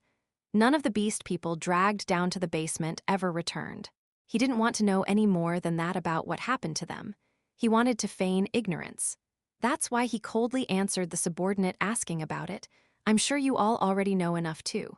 Some of his subordinates were being forced to be knights, in order to protect their families. Others were doing it as they were working for Ryan and wanted to carve out a little something for themselves. The subordinate who asked the question was one of the ones being forced to do it. He was someone who had tried to look into what happened to the beast people in the basement a few times and had to be warned by the elf knight. It made it so that the beast knights who wanted to look good to Ryan would ignore him or isolate him. Something is odd. However, the opposing beast knights were not trying to do anything despite this guy stepping forward. No, they were actually full of fear and dread. He didn't know what they were scared about. I am showing you this because you are in the same situation as me, boss. What? Please see this before you make up your mind. Hey, you little punk. He ended up raising his voice. Why are you telling me to read a note when the situation is like this? He had to flinch after reading the first sentence of the open note. The note had 2 pages to it. He saw something else as well. The note that came first was on the bottom, and the note on top came later. The elf knight could not move. Sacrifices? Ritual, dead mana. This information stated that what was going on there was much worse than anything he had ever imagined. His mind turned white after the truth he had been avoiding this whole time was right in front of him. He heard his subordinate's voice in his ear. Based on what is happening right now, I think that these notes are telling the truth. But you see, boss, do you really think offering 2 dragons and us beast people as sacrifices will be the end? The elf knight slowly raised his head. He observed his surroundings. Finally, he saw his own face reflected in his subordinate's eyes. This is the last one. He heard the voice of his close friend, the wind elemental, at that moment. His close friend, who still listened to his requests but had stopped talking as much after he started working for Ryan, whispered in a low voice. This is the last chance. The elf felt his close friend's words stab deep into his heart. The elf was not the only one to hear that this was the last chance. Eldernim. The old man did not answer the voice next to him and read the note in his hand. He had eventually ended up the oldest in their tribe after being born past the cataclysmic period. His parents and ancestors had all been hunted down. They were all half-tigers who could not properly go berserk. That may explain why he had aged so much despite being a tiger that should have a long lifespan. Or maybe it was because he suffered a lot. The end of that suffering resulted in submitting to Ryan and living a life pretty much as a slave. Just living that way may have put him at peace, but he had been unable to sleep for a while because of the concern and anxiety he got about the tribe members who were dragged into the lair. However, he still could not let it show. Because I'm weak. It didn't matter if he died since he was old, but the fact that they were not kicked out of this place, despite living like slaves, meant that his tribe members were able to settle down here. He could not let them die. That was what I thought, but his old heart made him ponder if that was the right decision. While everybody had been excited about today's festival, a note had reached him with the wind earlier today. He received a note with new information 1 hour later. These notes talked about everything that happened in Ryan's lair. The last note he got had the following sentence on the bottom. The person giving the info did not tell him to blindly trust him and follow him. He said to trust what he saw. However, nothing had happened until 6 p.m., making the tiger tribe leader unable to easily make a decision. However, Senior White Snake, the White Snake, was the last hope and the pride of the beast people remaining in the world. Everybody was hush-hush about it, but they all believed that she was alive somewhere, and that as long as the White Snake was alive, the beast people would not go extinct. The White Snake was as large as their hopes. The snake that had a body comparable to that of a dragon gave off significant pressure.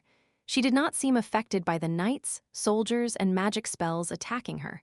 Bang, bang. She dodged spells or blocked them with her body as she moved forward through the explosions. The old man looked around. Wolves, lions, bears, he could mainly see predatory beast people. Some were not, but Ryan controlled all of their lives.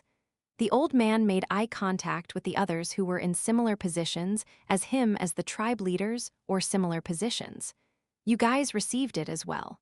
He was certain that they had received these notes as well. It was just that nobody dared to open their mouths. The amount of suffering they had faced until now was so heavy that they could not immediately make a move based on information they had received just 2 hours ago. What are you doing?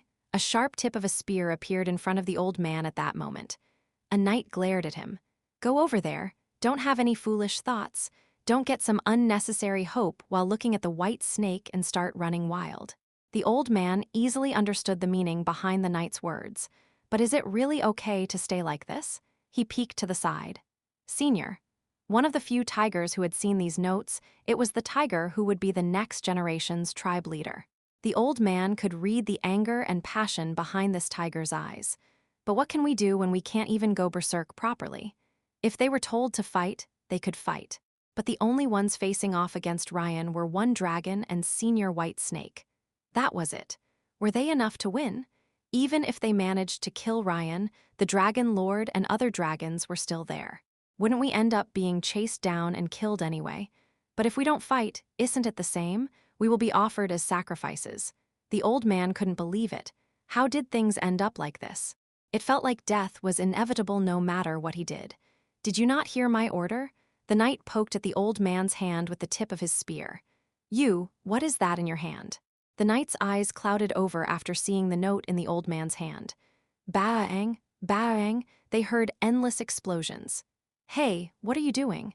The old man saw the tribe leader candidate step in front of him. He probably did this to protect the old man. The old man heard voices around them as he looked at the young tiger's back. Are you not moving? Why are these shits suddenly not listening? Do you want to die? The beast people were not listening. Not just the regular beast people, but the leaders, whom the old man knew had also received these notes, were not able to move. Yes, it was not that they were not moving, they were unable to move. Being given such information now that they know the truth, how could they listen to these enemies? The old man tightened his grip. The note crumpled. Even if they were beast people who could not properly go berserk, it did not mean that they were weak. Plus, this old man was a tiger. The predatory beast people's basic personalities were fierce. Die if we do this, die if we do that, it may end up the same. The knight scowled after hearing the old man's mumbling. This old man, on the other hand, the young tiger that got in his way laughed. Ha ha, it was a refreshing laugh. The young man asked, "Shall we do it?" The old man remembered the last thing on the note. Prepared to run? There was nothing that needed to be done. They had been on the run for their whole lives. They were always ready to run. This world was a place where they could barely get themselves out alive. They had no belongings. Even though they lived like slaves in this place for a few years, it did not mean that their experiences running away had disappeared. Shall we do it? The old man answered that question. Yes, let's do it. Let's try running away. Shouldn't we do what we can to survive? However, there was something that would definitely accompany them if they tried to run. This bastard. Crack. The young man grabbed the knight's spear. Fur faintly started growing from his body as well. A half-berserk transformation. They needed to buy some time in order to run. That meant that someone had to fight against the enemy for the tribe. The old man looked back at the tribe members and shouted, "We need to run." The gazes of the tribe members instantly changed. He looked around. The leaders of the other beast tribes, who made eye contact with him, they also nodded their heads. The old man nodded his head as well and started to move. Move. Senior. Plop. Plop. His body grew larger. The reason he had been the tribe leader this whole time was because he managed to go berserk to a decent degree and was the strongest. But his body was old now. It was only right for him to be the one to buy time for the next generation. The leaders of the other tribes seemed to feel the same way. Keek, all us old bones are stepping up. He couldn't help but laugh. Yes, Senior White Snake is stepping in, so it is only proper that us old ones are next to step up. Crack, the spear easily broke as the old man grabbed it. This was still quite weak compared to the original tigers, but he was still strong. You shitheads, the moment the knight shouted in anger beep, there was a sharp noise. Ho, the old man sighed. The door to Ryan's lair opened and troops started pouring out. Yes, their enemy was the first star dragon. He was the trusted subordinate of the Dragon Lord. Such a figure had more troops than this old man could have ever imagined. Soldiers and knights continued to endlessly pour out from the lair. Screech. The closed gates opened, and countless soldiers, knights, and mages appeared from outside the castle. They really were trying to kill all the beast people. Well, I guess they need a ton of troops to take down 2 dragons. I guess it will be hell even if we manage to escape out of the castle. The old man scoffed. However, his presence became even stronger. If the situation was like this anyway, I need to fight more. I need to create more time for them to run. His fist started to move.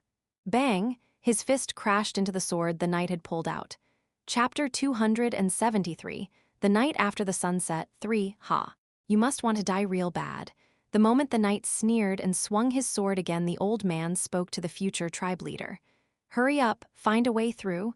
It was at that moment. Huh! A shadow appeared above his head. This shadow appeared before the sun completely set. He raised his head. A bird, he could see a bird.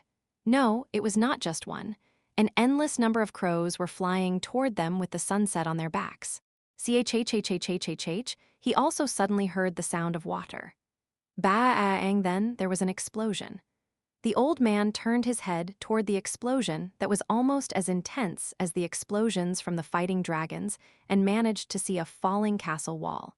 There was a woman standing on top of the wall. The old man realized it as soon as he saw her. The woman with the water wrapped around her, a whale, a race of beast people they had believed to be extinct had appeared. However, the old man couldn't focus on the woman. The broken castle walls, he noticed individuals walking over the debris of the wall. These individuals, who were wearing clothes with baggy sleeves, which were different from the typical clothes of this world, all looked relaxed. However, the old man's pupils started shaking the moment he saw their sizes and shapes. Tigers. He was sure that they were tigers. Not only that, they were tigers who had properly completed their berserk transformations. How no, the old man could not speak properly. They were so huge that they were clearly beyond the normal sizes of humans. Then there was the fur covering their whole body, as well as their sharp nails on their hands and feet. They were all signs of a properly berserk tiger that he had seen when he was young. You bastards, one of the knights who were heading toward them was easily caught by a tiger's hand. The tiger stared at the knight before smashing down. Bang! He smashed the knight into the wall. The knight's armor became crushed and his hands and feet twisted. However, the tiger gently brushed off his hands and looked up. Can we fight? It was at that moment. He heard the sound of a flute. The crows broke off into groups. The old man then noticed people standing on top of the crows. There were humans, elves, and dwarves. In addition that, sir, a tiger was blowing a flute. The old man barely managed to shout in shock. The tigers have returned. Gashan opened his mouth. Let's go. The tiger tribe warriors started moving at his command. As usual, there were not many of them. However, just as they had done in the Gorge of Death, they were not a group to look down on because of their low number. The existences of this world, who did not use aura or magic, were too weak to stop these enraged tigers. The other beast people who had been watching could only gasp in admiration. No matter what, the fact that their fellow beast people, ones who have properly gone berserk at that, had appeared was filling them up with strength. Of them, by the group of wolves formed the largest group of predatory beast people within Ryan's castle. They had also been trying to use the situation to escape when their leader, Anson, noticed the people on the crows falling to the ground. Bang, bang, bang, the people made loud noises as they gently landed on the ground. One of those people who had fallen in front of the wolves walked over to them. Hello, it was a feeble young man. Anson was about to say something after realizing that this young man was a wolf when he flinched. We are pressed for time right now, so I will explain in detail later, sir. The young man said that and then turned away from them. Anson couldn't help but gasp. The young man's back slowly became bigger. The feeble and intimidated-looking young man disappeared. Is it possible, however, the young man, Locke, could not hear Anson's voice? Boom, boom, boom. He focused on the beating of his heart. Anger, a sense of responsibility, a desire to fight, the determination to change everything his heart started beating more and more intensely as if to respond to all of that. Boom, boom, boom. Locke's physique easily surpassed even the tiger tribe warriors who were fully berserk. The dull gray hair of the young man, who looked like a boy, got rid of its smudges as it started glowing silver. Silver fur covered his whole body. The silver fur then started gently releasing blue light. The silver fur grew as if it was a star in the night sky that arrives after the sunset. The blue light resembled the blue you see as night ends and dawn arrives. His clear eyes were as clear as the sky that contained the sun. Tribe leader Anson's eyes were shaking while looking at Locke. He couldn't even think about asking this young man how he was able to properly go berserk. Blue Wolf, he subconsciously mumbled the name of the god he worshipped. He could not help it. Locke was the largest of the berserk beast people here, and his existence was sparkling. Blue Wolf. An existence that was exactly that had appeared, making it impossible for Anson not to mumble that name. Locke looked somewhere with his clear eyes. He looked toward where Cal should be for a moment before closing his eyes. Locke, you help out with getting the beast people to run away. Locke remembered Cal's orders as he opened his eyes. He uncurled his body and stood up. I need to pay for the meal. I need to do my part. He turned around and spoke to Anson. Our allies will soon arrive to lead the way. Please follow them. Allies? As Anson flinched at those words during the chaos, I guess I can fight properly now too.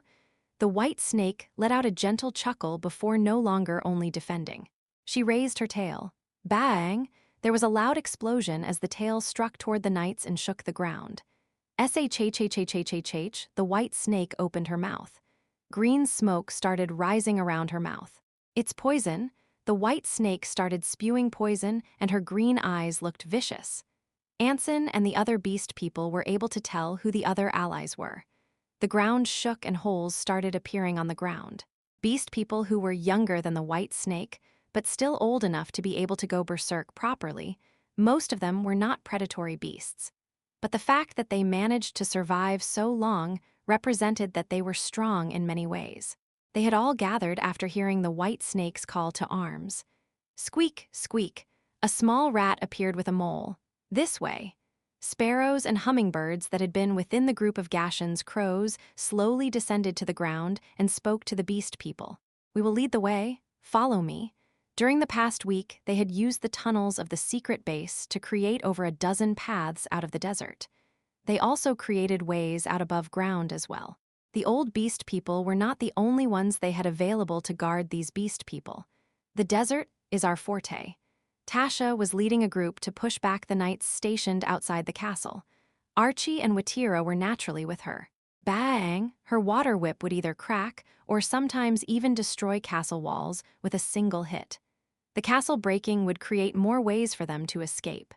The group helping the beast people escape also helped the residents who were in chaotic states. Gashan used his crows to endlessly deliver Cal's orders. Make them all move away from the stage. Whether they were beast people or humans, get everybody not related to this fight far away from Ryan. We cannot increase the number of sacrifices. Cal had told Gashan another way to destroy a chain binding this castle in addition to the castle wall. He gave his allies an order. Say his name. It was a simple order so everybody understood. Kahaha! Archie laughed out loud before entering the castle. He took one step into the castle and then shouted. Ryan! The moment he said the forbidden name, Beep, the magic surrounding the castle activated. It was a spell that would activate immediately when someone dared to say Ryan's name. Ryan's eyes opened wide as he fought against Iruhaben. Archie didn't care and continued to laugh as he shouted. Ryan, Ryan, Ryan. Archie's tone made it sound as if he was swearing despite just saying Ryan's name. He continued without stopping. Beep, beep, beep, the magic alarm rang nonstop. However, the magic alarm was not only going off around Archie. Ryan, Keek Ryan. All right, here you go, Ryan. Gashan, his tigers, the beast people who came to help the white snake, and even Cal's people, everybody called out Ryan's name. Ryan, Ryan. Even the crows that had taken over the sky flew around calling Ryan's name nonstop. Beep, the alarms screeched in response. As the alarms filled the area to the point that their hearing was starting to go dull, the alarm started to change, as if the magic circle device was being overloaded. The magic circle was created without thinking that there would ever be a time when Ryan's name would be said dozens, no, hundreds of times at once. Who would dare, unless they were treachers, would dare to say his great and holy name? That was why the magic circle was set to be so sensitive that they could determine who inside the castle had said the name. But they did not set it to handle numerous incidents at once. Furthermore, this magic circle was connected not just to Ryan's name, but also the use of magic inside the castle. If one of the two broke, both of them would break. They had learned this information through Leto. Beep, beep, beep, the more the alarm turned weird kekek. Archie laughed like a lunatic and continued to shout. Ryan, Ryan, Ryan, he ran around the castle as he shouted.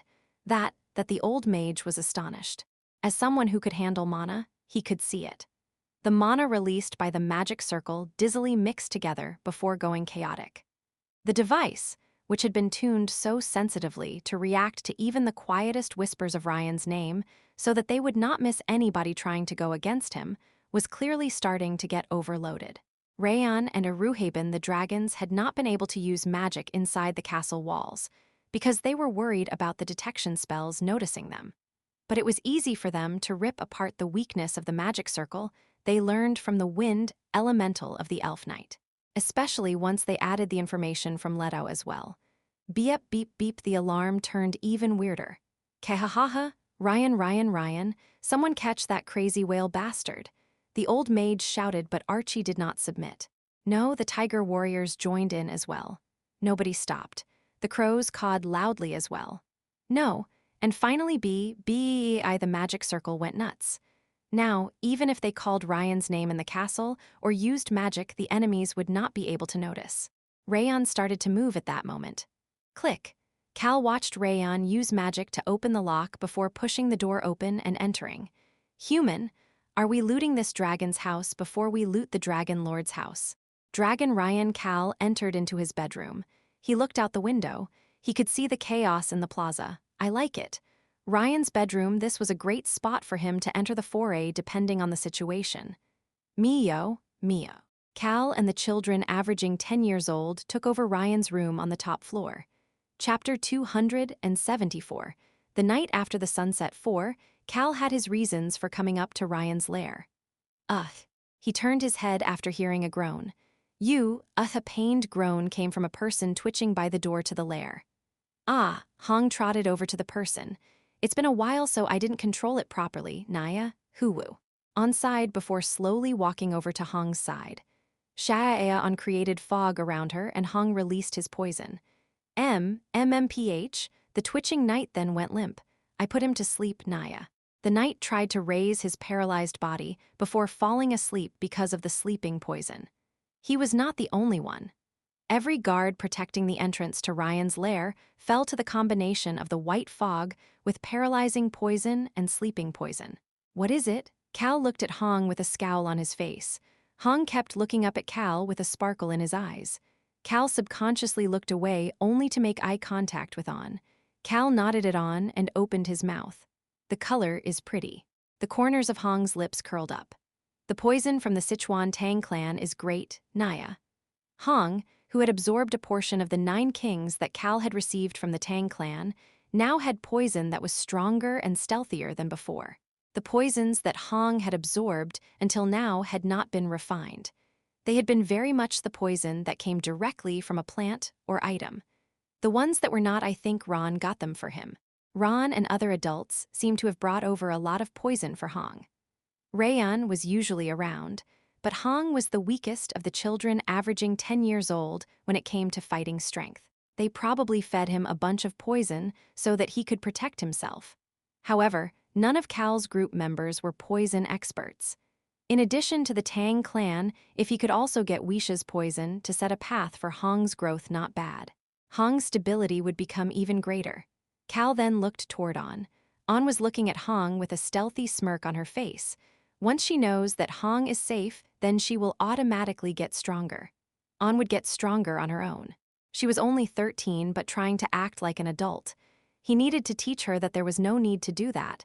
She would never listen if he just told her. She's the most stubborn of the trio. On, Hong, and Rayon. Of the 3 of them, she was the most stubborn. Her stubbornness is almost at Locke's level. Locke, that guy was timid and basically chaining himself down, but he was actually extremely stubborn. That was the reason he felt such intense pressure and sense of responsibility. But Locke would soon become an adult. As long as he's not completely going down the wrong path, it's not a bad idea to watch how he does until help is really needed. Cal planned on just watching over Locke. Bang! He turned his head after hearing a loud explosion. He could see that chaotic plaza outside the window. Human, everybody is moving away from the stage. Rayon was right. Their peers were having everybody move away from the stage, the altar where the ritual was to take place. Oh, it's Locke. I knew Locke was the largest. Rayon was right again. Locke was the largest of the beast people. Well, other than Wisha, who was in her snake form, and the whales. Locke was much larger than Gashin. Bang! Locke's fist sent a knight flying. Beast people were following behind Locke. They seemed to be wolves. He's doing well. Cal then turned away from the window. Freedom, he had a lot to do from here on. Human, are we looting now? He heard Rayon's excited voice. However, that voice sounded concerned as well. Let's hurry, we need to save the dragon. That was correct. The reason Cal randomly visited Ryan's lair was not just to loot the safe. That Cal recalled the scared voice of the guard. Before coming here, Cal had headed to a secret prison that the wind elemental, Freedom, had found. That was in a different direction than here. It was a luxurious residence close to the inner castle. The prison had been connected to the basement of this house that looked like a noble might live in it. Freedom, discovered. Mana, smell of a dragon. Freedom had used the information the wind elementals had gathered for the past week, as well as one elemental's recollection of smelling the unique scent of a dragon here a few weeks ago to find this location. Who goes there? Block them. We must make sure nobody finds out about this place. As the celebration was about to start, and most of the people had gathered in the plaza, and right before the white snake revealed herself, Cal had brought Choi Han and the others to visit this place. They easily suppressed the enemies. It was obvious. Yes, the elves and dwarves who were Ryan's subordinates were quite strong, but slash. My arm, there was Choi Han, who was swinging his sword with a pure smile on his face. Let's hurry. Then there was Choi Young-soo, who was smiling even brighter. Nobody there was strong enough to stop his vicious push forward. The entrance they found after alighting the stairs to the basement, they found a maze-like path once they entered. There were multiple cells and the entire place reeked of blood. Cal arrived at the end to find the guard that Choi Han had suppressed. Cal ordered the old elf, open it. However, the guard shook his head. He struggled to speak. You need a key to open this. Where is the key? That the guard trailed off before Choi Han stepped on his arm on the ground, forcing him to speak. In the bedroom, in Ryan Nim's bedroom. That was how Cal left Choi Han and Choi Young-soo in the prison, and came here with the children averaging 10 years old. Yep, once they heard the bizarre sound of the magic device going awry, Cal spoke to Rayon. You can detect all of the magic devices in here, right? Of course. Rayon knew exactly what Cal wanted by this point. Ooh-Wong Rayon's black mana rose up and quickly spread throughout the lair. Ooh-Wong. There were locations that were giving off intense vibrations. Furthermore, Cal could hear voices in his mind because of the golden top's whip in his hand. Air is flowing through here. It must be a secret area. Oh, I think there is something here in the ceiling. The flow of air is weird. The wind elementals were quite skilled at finding things like this. I don't smell it. The sound of the wind let Cal know that the divine item was not here. Cal's mouth opened. Check them all. He gave the order to the wind elementals and walked over to Rayon. Just leave it to me. Rayon started looking into all of the areas that reacted. This is not it. He passed by the regular magic devices. Oh, this one is a safe. He naturally opened the safes. The key might be in here. Ooh-Wong, black mana wrapped around the safe and click. The magic lock on the safe was released. The safe opened. Cal, Rayon, and Hong, nobody could say a thing. They all looked at each other. It's not the key. The door to the secret prison needed the key and the magic circle on the key to open. If you don't open the door with the key, the door and the prison will explode together. This building will be destroyed. Human, this guard is right. This is quite the elaborate magic circle. Rayon agreed with the elf and added on. But I don't think Ryan was the one who created this magic circle. Rayon had already looked through Ryan's magic circle, one that a wind elemental helped emulate, along with Iruhaben. This one is much more skilled than Ryan. It's too hard for me to deactivate it right away. We need Goldie Gramps. Rayon huffed as if he was aggrieved. I would be able to do it quickly if I deactivated it once, but it will take me 1 hour right now with my current abilities. An enemy who created a magic circle that would take Rayon an hour to deactivate Cal was curious about that enemy. He looked at the guard who struggled to answer. Maybe it was the second saint. The second saint that dragon was said to rule over the sea. The 3 dragon saints, they were clearly stronger than the 10 dragon gods and had something unique about them. Cal snapped out of his thoughts. The children averaging 10 years old were looking at him. Cal spoke as if it was obvious. Next, this was not the key, so let's move on to the next thing. Quickly. You know what to do, right? Rayon nodded his head at Cal's additional comment. I know. Rayon opened his spatial dimension. Quickly closed the safe back up. The safe instantly disappeared into the spatial dimension, and Hong sounded extremely happy as he talked to Cal. I think we will have about 5 billion if we sell those jewels, Naya. Cal flinched. Where did you learn that? Hong snickered. Cal was shocked that Hong could laugh like this. When Rayon went kehahaha. Last time he was feeling just as shocked as that time right now. Hong looked a bit pompous as he answered. This is just the basics, Naya. I learned from Grandpa Ron too, Naya. Cal looked at on this time. The House of Malin will now go beyond the underworld and become an information hub. Information is money, Naya. Wow, Cal subconsciously started clapping. You guys learned properly. He petted Hong and On's heads. Rayon's shoulders shimmied as if he had gotten praised himself. We are all smart. Yes, you guys are all smart. Cal had to admit it, because while they were talking like this click, this one is not the key. This seems to be the currency of this world, Naya. I think we can ask the Pope to exchange it, Naya. Carefully. We need to go slow, Naya. Rayon, Hong, and On were all going through the magic devices and magic safes in this place. They were doing a great job without any guidance. It was understandable, as Iruhaben had said that Rayon's magic was at a level where there wasn't anything left to teach. As for On and Hong, they had received Ron's training. These three were now experts. This is nice. Cal was full of admiration as he followed behind the children. Actually, it was hard for him to keep up with the kids. Cal, those children are angels, the fire of destruction. The cheapskate's admiration and compliment made the corners of Cal's lips twitch and go up. Oong, pot, click, chhhhhhhh, boom, magic flashed, locks were broken. Money or jewels were swept into the spatial dimension. Or the entire safe was moved into the spatial dimension at times as well. They are truly great angels. The cheapskate gasped in admiration. You raised them well. The super rock was full of satisfaction. It was at that moment. Human, I don't see a secret safe in here. As Rayon reported to him freedom, chaos, the order within the two, Freedom suddenly shouted in an intense voice. Under the chair. Odd fluctuation of air discovered. Chair? Cal turned his head. Ha, he let out a sigh of disbelief. It resembles the emperor's chair. He saw a luxurious chair that would befit an emperor.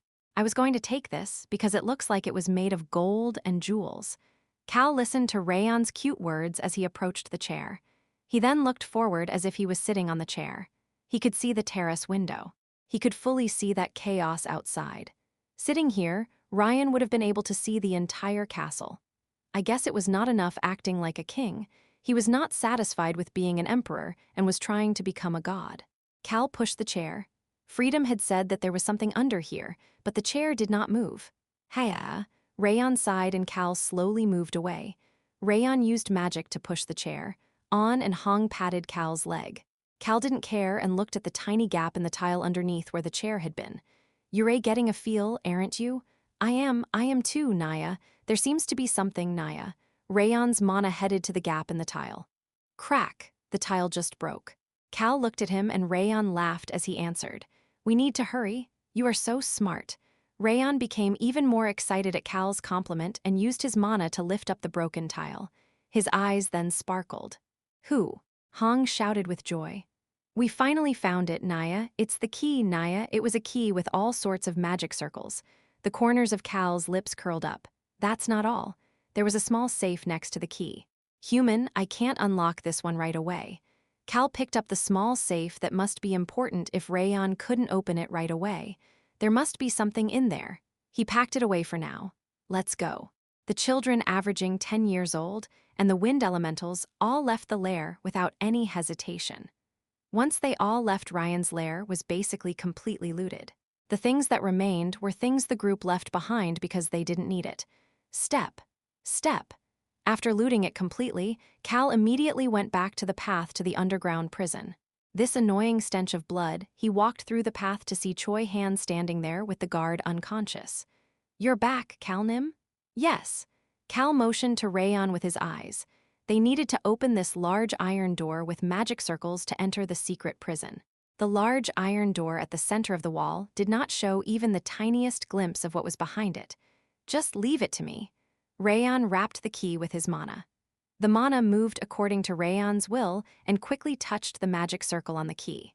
Ooh, light started flowing out of the magic key. Rayon moved his front paw. The key floated up and entered the keyhole on the iron door. Click. The key turned, and the iron door rumbled before the magic circle on it started releasing a light as well. The bright light soon became dyed by Rayon's black light. PSSSSSH, they heard some air release as the light on the iron door subsided. Boom! The lock on the iron door was released. "I'll open it, Calnim." Cal pulled at the now dark iron door. Screech, the heavy iron door slowly opened. Cal got to see what was inside. He recalled what Leto's note had said. He had written all sorts of information with his blood. The things Leto wrote at the end allowed Cal to feel Leto's desperation, helping him understand why he wrote in blood. There were no lights in the prison. The large black square space was full of metal and all sorts of magic circles. He could only make things out because the bright light of the path seeped into it. Cal brought over a torch to take a good look inside. Cal sighed.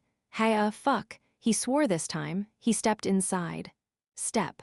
The sound of his shoes stepping on the cold metal echoed through the area. His gaze was stuck in the direction of the torchlight. Having completed her first growth phase meant that she was similar to Rayon.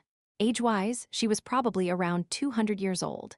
Even if Rayon's first growth phase had happened very fast, Leto's daughters had been very slow. Cal could see a dragon that was around Rayon's size. There were no chains on her neck or her forelimbs. However, the small green dragon only had scars where she should have had wings. The dragon that could not fly was curled up on the ground and shaking while covering her eyes with her front paws.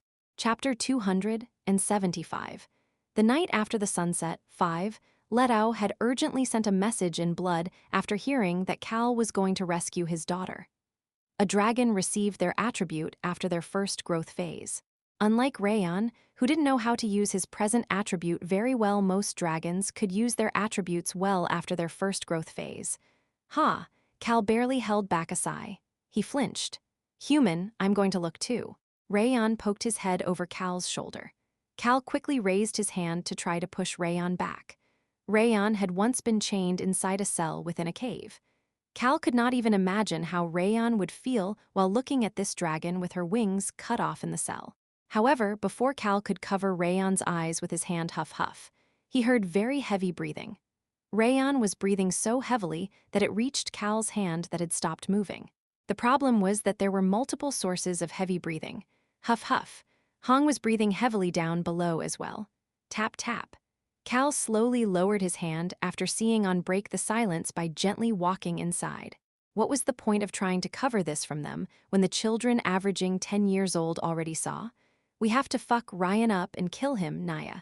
Cal could not say anything despite Hong swearing like that. He wondered who taught this young kid such vulgar language. But Cal, it sounds like the children are learning your way of talking.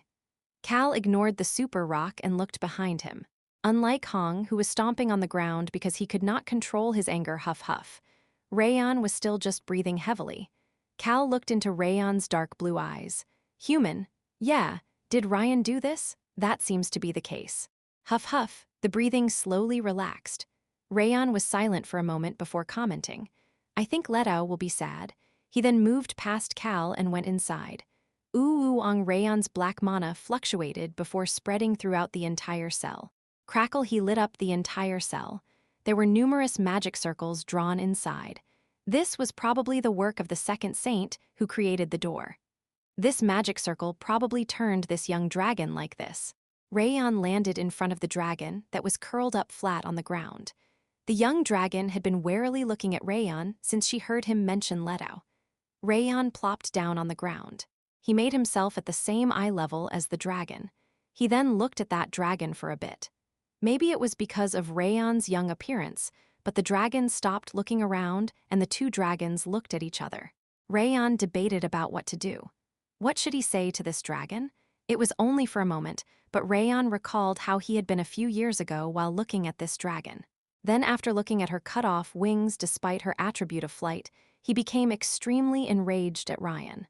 "A god? Will they feed you if you become a god after doing something like this? Ryan is not a great and mighty dragon, he is a shitty dragon. The dragon identity is wasted on him." Rayon held back the words that wanted to burst out. He then thought about what he could say. Unlike himself in the past, this dragon probably had something she wanted to hear. "Leto is waiting for you." Rayon found a place to return to after meeting his human, but this dragon already had a place to go. "By the way, I am the great and mighty Rayon Muru. I am 7 years old. I am about 200 years younger than you, but I am a cool and mighty dragon who has finished his first growth phase." Rayon calmly introduced himself as well. It was at that moment. The dragon that was only as large as Rayon despite being over 200 years old started speaking. My dad Cal wondered what she would say next. Would she ask why her dad was not here? Maybe she'll ask where her dad is right now. The young dragon soon finished her question. Is my dad okay? Some existences reacted faster than Cal after hearing this question. Cal, let's make sure to kill that son of a bitch. Those rotten dragon bastards. No, not all dragons are like that. Let's fuck up all of the purple blood bastards. The cheapskate and the sky-eating water both roared intensely with anger. Huff huff. Rayon started huffing again. Cal squatted down and made eye contact with the dragon. The dragon silently looked at Cal.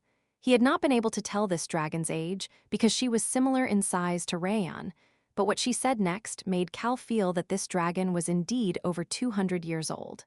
Hell be sad to see me like this. Her voice sounded young, but there was sorrow in her eyes. Cal heard Rayon's angry voice at that moment. These magic circles are all ones that mess with the mind. All of the magic circles on the ceiling, walls, and floor were set to destroy her mind. Human, it was to the point that Rayon was speaking into Cal's mind now. She probably spent every day not being able to tell what was real and what was a nightmare. To activate these magic circles, Rayon gasped and spoke loudly. It stopped because we opened the cell door. The magic circle on the inside of the door closing the door would complete the magic circle, making this young dragon remain consistently in a nightmare. Cal looked at Dragon and asked, "Is that why you weren't suspicious of us?" She had been wary at seeing unfamiliar faces, but this dragon had believed the things Cal and the group had said to her. Even with these magic circles, I can still feel the vibrations. The young dragon calmly spoke.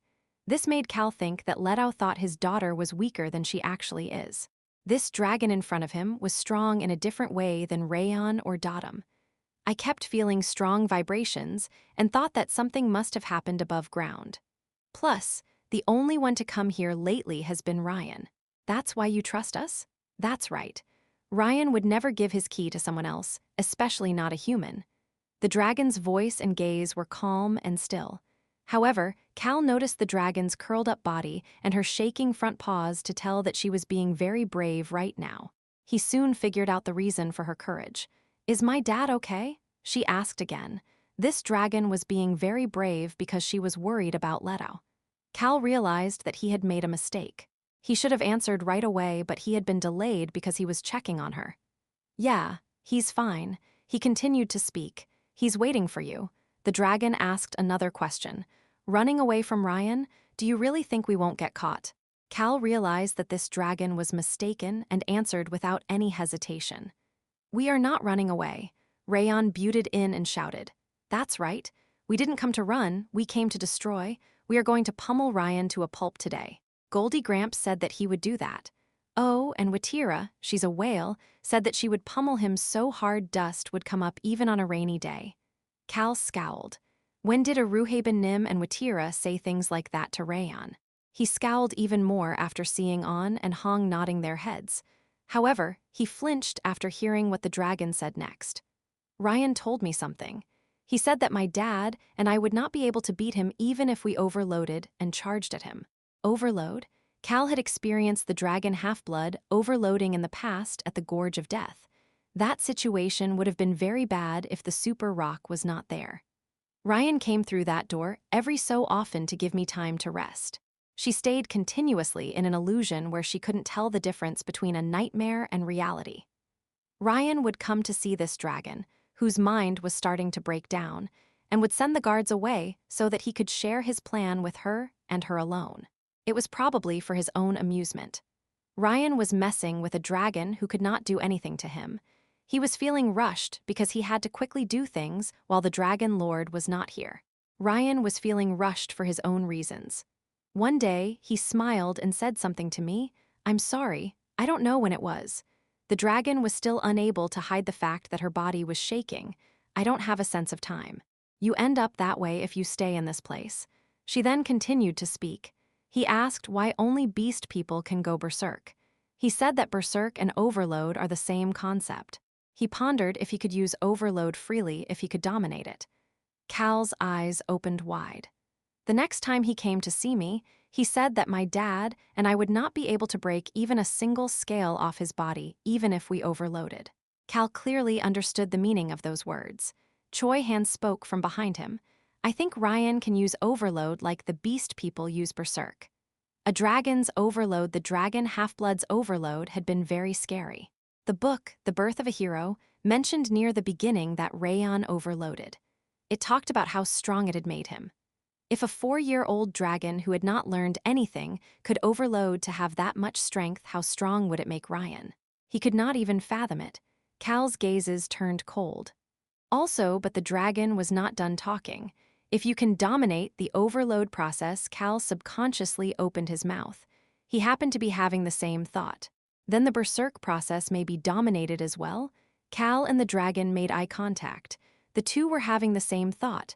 She looked young, but she was wise. I had the same thought. The dragon spoke calmly. Cal realized it. This dragon's courage was coming from her concern for her dad as well as her own wisdom. Calnim, I know. Cal realized that he could not just stay here like this. He heard the super rock in his mind. I understand why he wants to take the spot of the blue wolf. Ryan, the dragon with the attribute of domination, he was said to dominate wild beasts, predatory beasts, and animals. If that power affects beast people as well, it wasn't impossible. Ryan was probably one of the dragons who had consumed the largest amount of the foundation of this world. Just like how the Inquisitors received special powers and grew stronger, Ryan's attribute could have changed or evolved as well. An attribute that allows him to dominate the beast people and even control their berserk transformations as he pleases the blue wolf. It was understandable why he wanted to become the god of the beast people. That was the only god position befitting Ryan. But it won't be easy to dominate the beast people. If it was easy, Ryan would not have remained as a trusted subordinate of the Dragon Lord and laid low until now.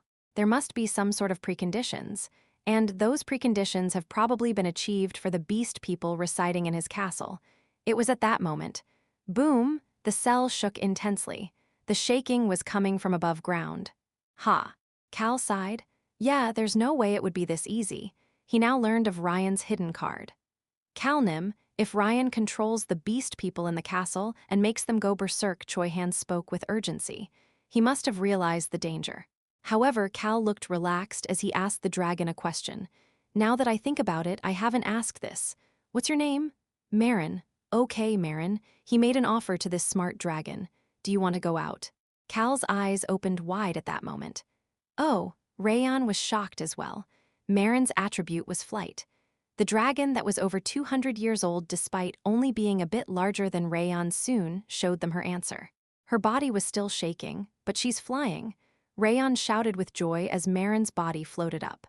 Marin looked at Cal and Rayon as she explained, "Not having my wings doesn't mean that I can't fly. My existence itself is my wings." Rayon's eyes opened wide. Hearing that her existence itself was wings, Rayon suddenly thought about his own attribute, the present. In that case, he tried to use the same logic on himself. My existence itself is the present. I am the current moment, the now. Rayon suddenly felt as if everything existing in the area around him was unfamiliar. He quickly pushed that feeling aside. That was not important right now. I think you are braver than Leto. Marin slightly smiled at Cal. Her lips were shaking, but her gaze was firm. Honestly speaking, my dad is scared of a lot of things. He's a coward. She sounded mischievous for the first time. Cal then turned around and started walking out. No, he stopped and called out to Rayon. Rayon, he pointed at the ceiling of the path.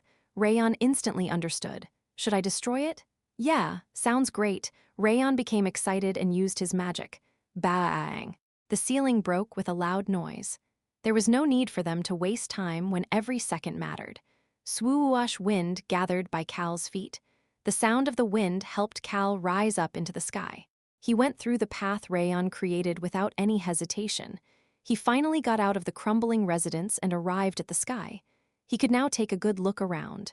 The beast people who were running away were on the ground screaming.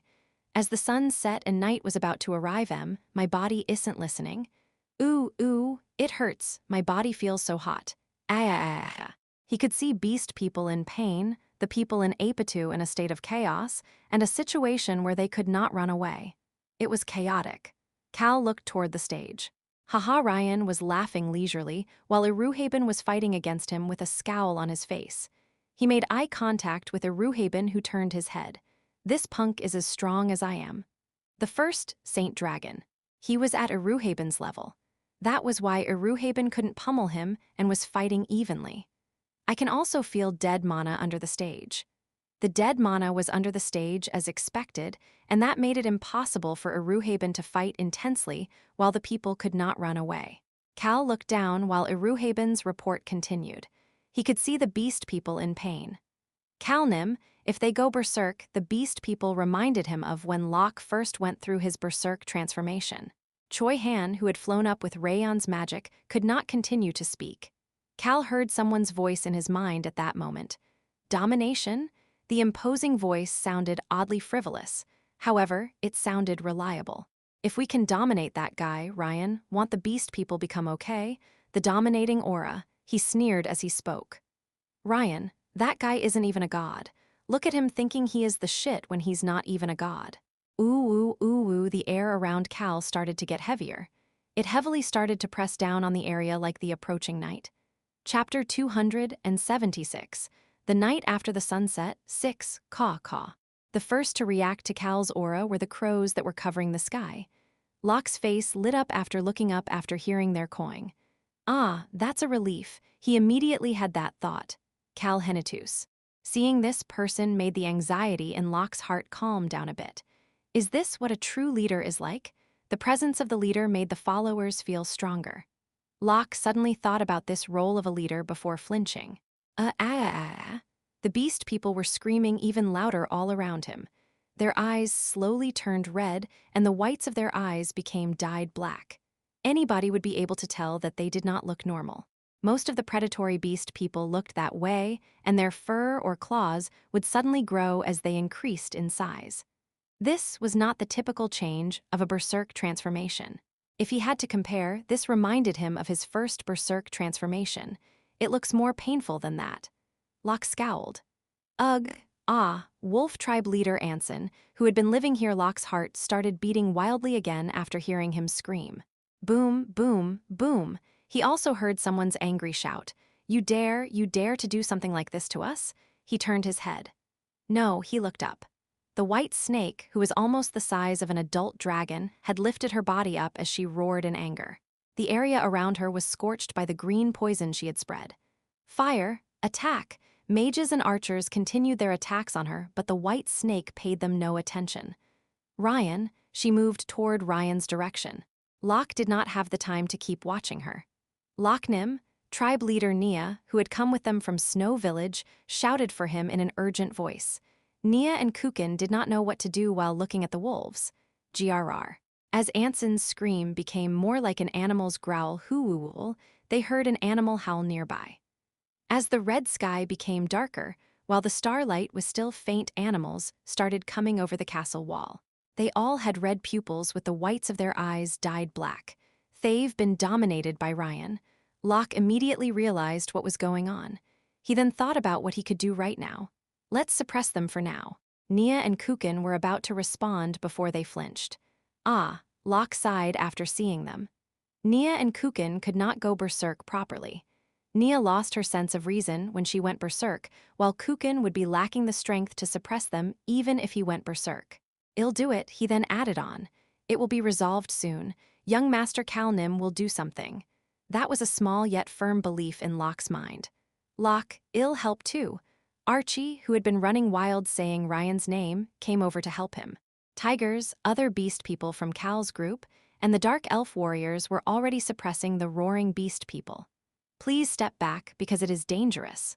Locke informed Nia and Kukin before grabbing tribe leader Anson's arm and shoulder. It was to suppress him. He flinched as he did that. It was because he saw the look on Nia's face as she withdrew. Locke could accurately tell the emotions visible in her eyes, frustration, and a sense of helplessness. Locke knew this ever too well because he had experienced them at one point as well. He instantly understood Nia's situation. She's the tribe leader. The wolves of the Archduke's House of Snow, the tribe leader of the tribe that hid in the mountains and barely survived. Nia was still young. However, she was in a position to be responsible for something. It was the reason she wanted to follow after Locke and become a bit stronger. This current situation naturally made her feel a sense of helplessness. But, is there anything I can say to her? There's nothing. He wanted to help, but he could not think of how to do that. Locke simply remembered her gaze as he did what he had to do. "I'm sorry, Mr. Anson." He then pulled at Anson's shoulder and slammed him against the ground. Boom! Grrrrrrrrrr. Anson's voice sounded both hurt and angry. Locke calmly suppressed him and looked through Anson's body. "I need to find it." He was sure that there was a reason this happened to the beast people and the animals. The information he heard about Ryan's attributes did not say he was this strong. What the hell did he do? Locke scowled after hearing Archie shout. "There's nothing." There were no traces of anything on the body. He wondered if there was a mark or anything, but there was nothing. "What do I do?" Locke's eyes filled with a sense of urgency when he made eye contact with Anson. His eyes would soon turn red. Those eyes looked right at Locke. Anson still has his sense of reason. Locke realized it. He could also see the sorrow in Anson's eyes. Bop, bop. Anson barely managed to open his mouth. "My will, bop." His mouth opened and closed without any sounds. Grrrrrrrrr. He growled again as if he lost his sense of reason. The words that the tribe leader barely managed to say, "This is not my will." He had lost control over his body right now. This was not a berserk transformation. A beast person could lose their sense of reason and show the instincts of a wild beast during their first berserk transformation, but this was clearly someone being controlled. Boom, boom, boom. Locke felt his heart beating and raised his head. He made eye contact with Archie. "What is it?" Archie subconsciously flinched at Locke's gaze before asking. The timid wolf, this was the first time Archie cowered at a gaze from this guy. This guy's eyes have gone a bit crazy. It made him think of young Master Cal, no, of Watira. At least when they were up to no good. It was like them at those times. "Could you please suppress them?" Locke left things for Archie and started to move. He then immediately kicked off the ground. He turned his body that was heading away from the castle and headed inside. He pushed through the chaos as he moved forward. He then looked around. I knew it. Watira, the white snake, Gashan, they were heading toward the center of the castle, the plaza with the stage. They had realized it. The fundamental piece to resolve this situation was Ryan. They also knew that this was not something to just leave for Cal either. "Locke, be careful." He heard one of the tiger misters calling out to him. "Hey, we will take care of the wild beasts." Not only the berserk beast people, but also the riled-up wild beasts trying to get into the castle. The tiger warriors and others were telling him to trust them and to leave it to them. He just had to have faith, as they said they would take care of it. In return, Locke pushed forward toward the center of the battlefield, the spot where Eruhaben's golden dust was shooting up. As things got darker around him with the arrival of the night, the blue in Locke's silver first sparkled as if blue light was surrounding him. Locke had no idea about this because he had never fought at night before. Locke also did not realize that the beast people were all looking at him. What mattered to him right now was to get the beast people out of these painful berserk transformations. It was at that moment. Ha, ha, ha, Locke started laughing. He felt as if he understood why Choi Han laughed like this from time to time. Yeah, Choi Han Hyung had faith too. He had faith in the others, which always allowed him to push forward like this. Ugh, Ryan suddenly groaned. There was a heavy aura surrounding Ryan's large castle. Ha, young Master Cal Nim has made his move. Locke suddenly felt as if he was not scared of anything. He found it funny he felt this way, but what could be done? That was how big Cal's existence was in his mind. Choi Han was Hyung, Rosalind was Nuna. Gashan was Grandpa and Rayon was his Dongsing. As for Cal, he was like an uncle, or even he was like a father. It was weird. Despite them being close in age, Cal praising him or approving of him made Locke more emotional than anybody else doing the same, and it made him feel relaxed. Cal's back looked bigger than anybody else's back to Locke. It could not be helped. Cal could not help it either. HMPH. Domination? What fucking nonsense. The dominating aura was oddly angry. Based on what I know, there is no god of domination. But this shitty thing calls this domination? HMPH. What is up with this guy? Let's only use half of our strength for now. Cal listened and only used half of his dominating aura. Swoosh, he rode the wind and stood on the stage. Ryan had been looking at him since earlier. Who is this human? His gaze held such a question as he looked on with vigilance. He was not looking down on Cal. That alone was enough to accept that Ryan was skilled. However, his gaze could not continue for a long time. As the half-powered, dominating aura focused only on him, Ryan's shoulders flailed significantly as he groaned. But he soon stood up straight. Ha, ha, ha, he started laughing. Oh ho, the dominating aura was surprised. I guess he needs to live up to his position as second in command. I guess he really is aiming for the spot of a god. Ryan started to speak. When I heard that Kendall and even Cisco lost to a human, I did not believe it. He looked toward Iruhaben in the air. I thought it was this old guy who had run wild. Ryan gently moved his neck and loosened his muscles. Xiolin, Central Plains, you must be responsible for all of that. Ryan was about the size of Berserk Locke. He gently loosened the muscles of his hands and feet as well. Prick, prick. He felt the aura trying to push him down, but he cast away as much of it as possible. Dragon Lord. How long had he lived in silence trying to get over the dragon in that position? His aura was that of a god. He had kept his head down under the Dragon Lord's domination for a long time in order to become greater than a god, to resist against a god. It was now time to get out of his control and be in control. The preparations for it had finished, and there was only one stage left. This won't be easy. Ryan looked at Cal, who was standing at the edge of the stage, and mumbled to himself. It really won't be easy. The red-haired man. He definitely looked human, but he was no easy opponent. You are carrying nature within you. Cal's eyes clouded over. Who? He can notice that as well? The dominating aura was amazed. Of all the dragons Cal had seen in this world, Ryan had been the only one to get even close to finding out about Cal. There is nature, you also have the aura of domination. But that's not all. Ryan shook his head before Cal asked a question that came to his mind. If that's not all, what else is there? The foundation of this world. Cal's eyes opened wide. Ryan scoffed. You seem to have met once with the foundation. He pointed toward the white snake as well. That half-ass snake bitch too. She's touched the foundation as well, just like that elf guardian. Cal flinched. He was not the only one.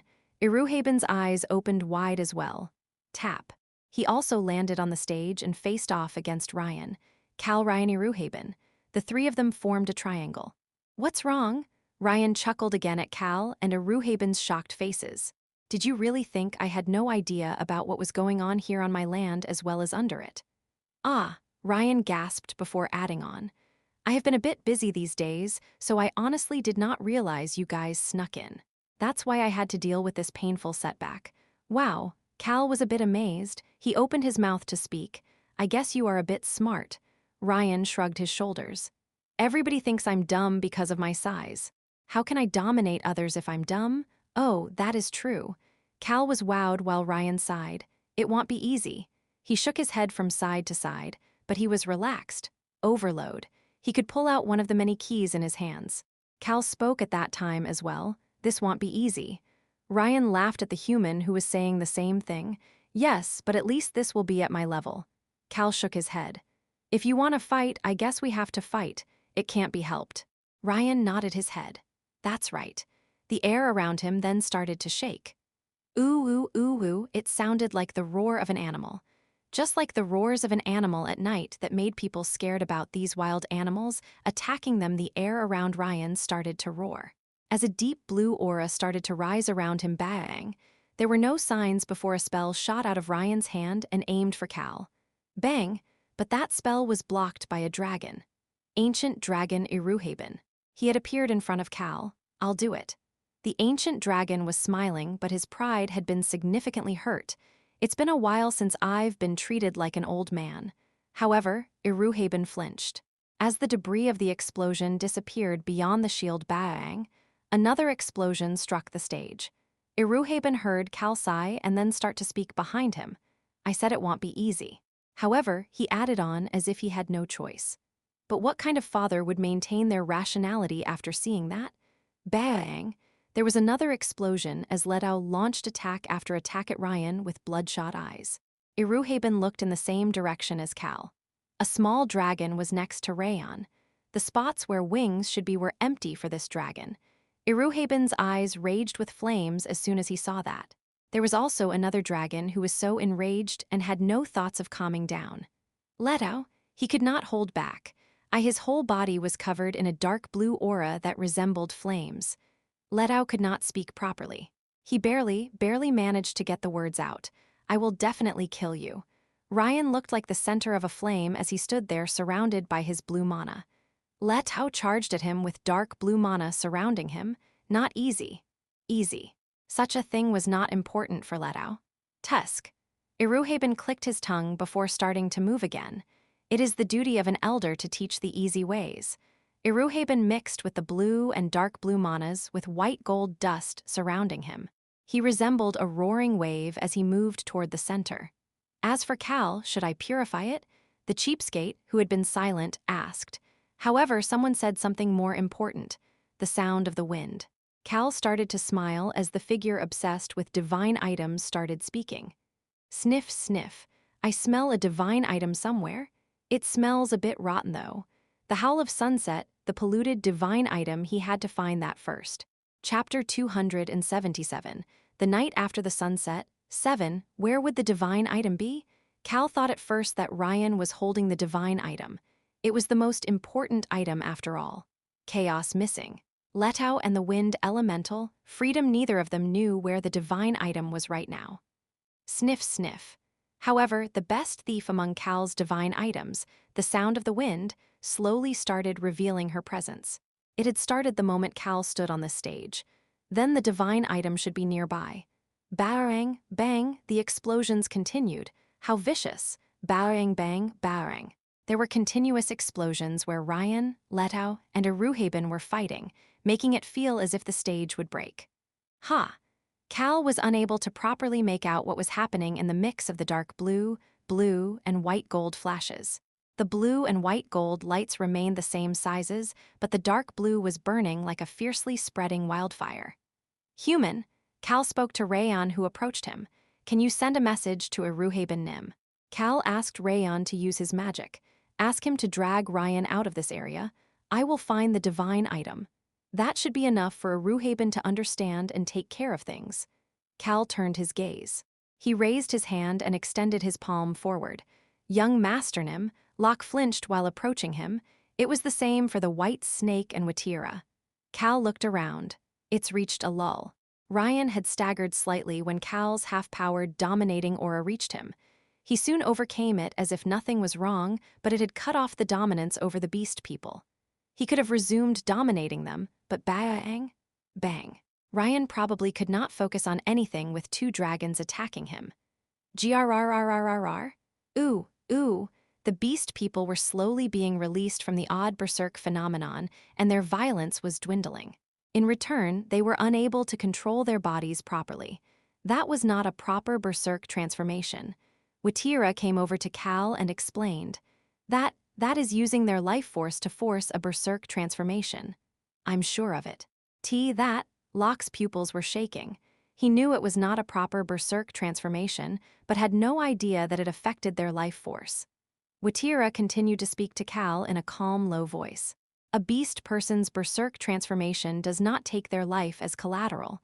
There is only one instance where an individual's life is on the line like this. Cal quickly figured out the answer and commented. A dragon's overload. That's right. Watira nodded her head, chuckled, and added on. It really is different from the true god, the blue wolf. Gashan belatedly approached. He had his hands behind his back, but the presence he was giving off was quite vicious. Young Master Nim, based on what I have checked with the crows, this forest, and the entire desert reacted to Ryan's power earlier. It was not just the predatory beasts in the forest, but the snakes and all living creatures in the desert had moved for Ryan. In a frenzy state at that. Ryan's domain. Ryan's land started at the castle and extended to the forest and the desert. I think that the animals living there were influenced by Ryan's attribute. However, I do not know the reason the beast people have ended up like this. Cal nodded his head and opened his mouth.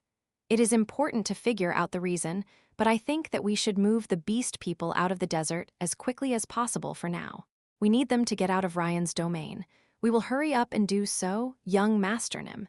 Gashan did not say anything else and immediately walked away from Cal. Pat. He patted the white snake scale as he spoke. Let's put the beast people on this large body of yours.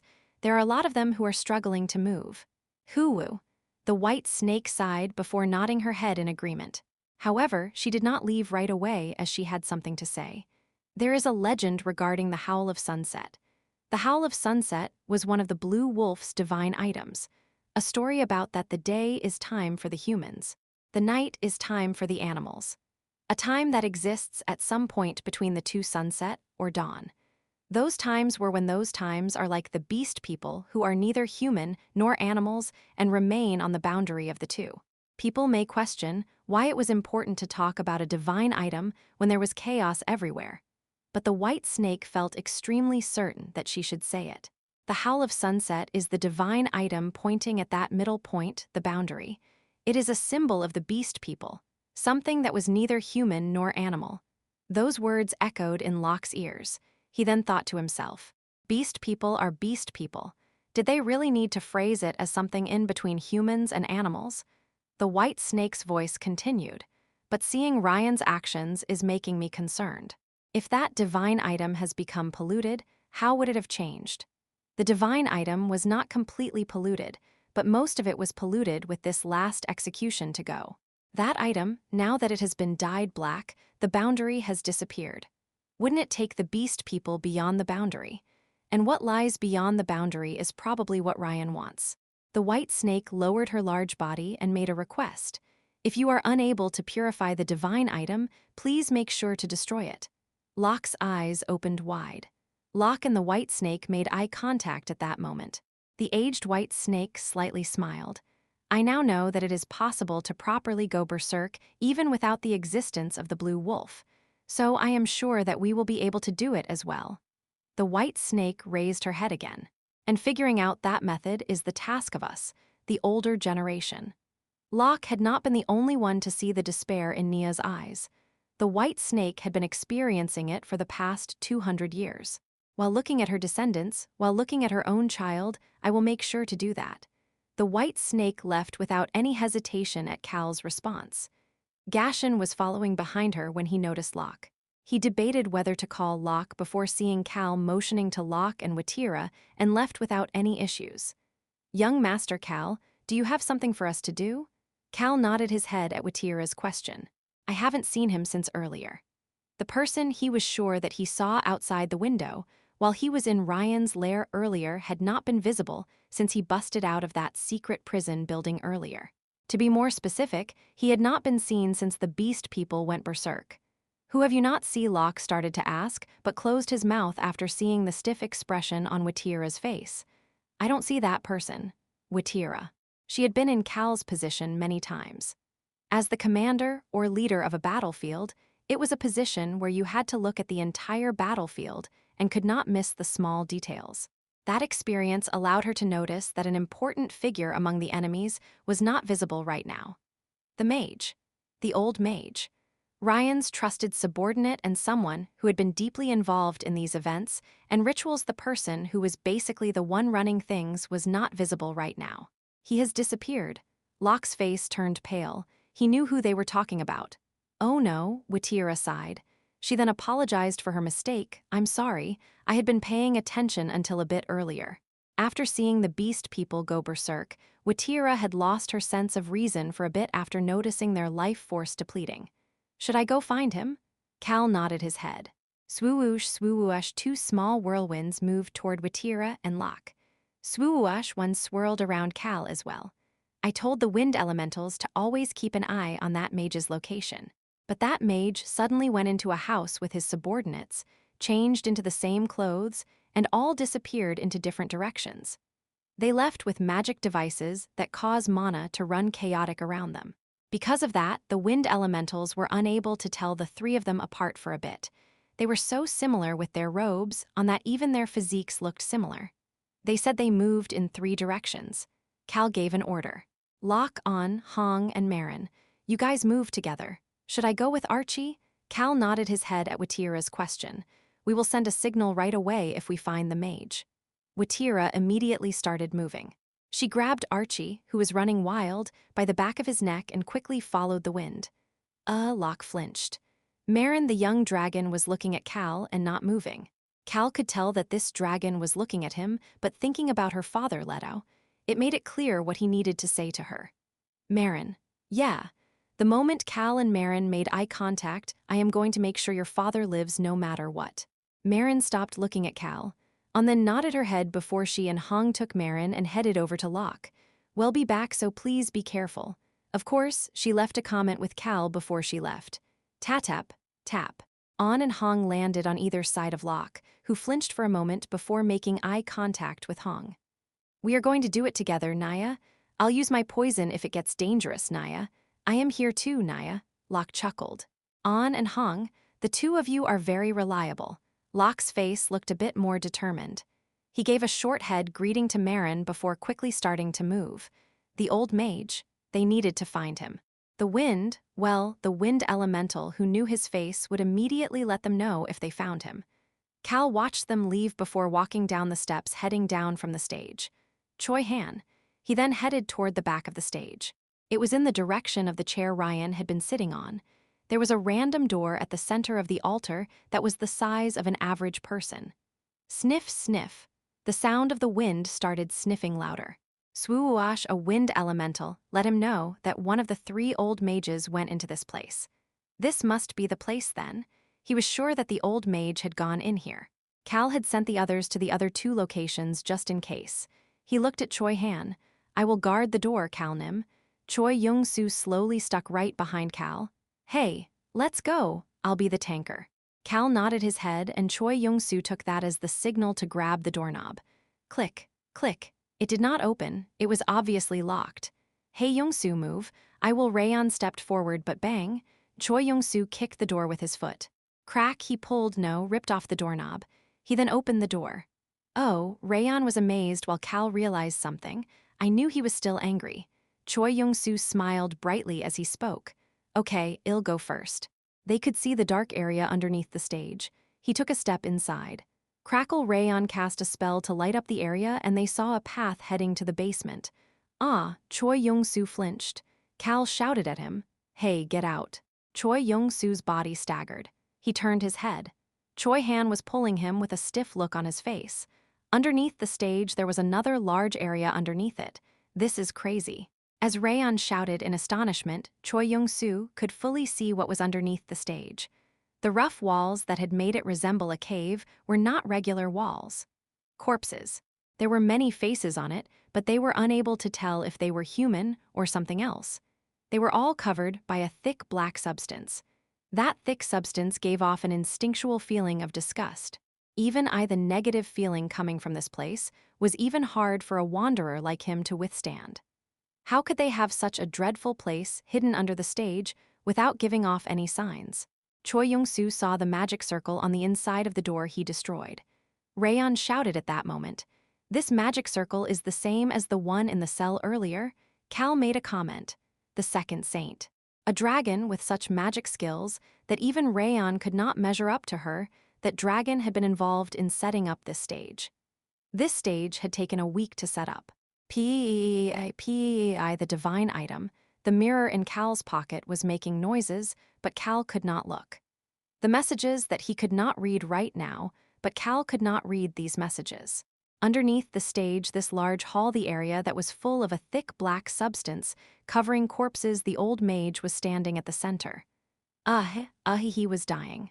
Finally, the grand vision, but he was laughing. His body was being dyed black. To be more specific, the thick black substance in the area was starting to take over his body. It covered all the way up to the old man's neck at this point. The old man laughed while watching it. The old man was holding the Howl of Sunset in his hands.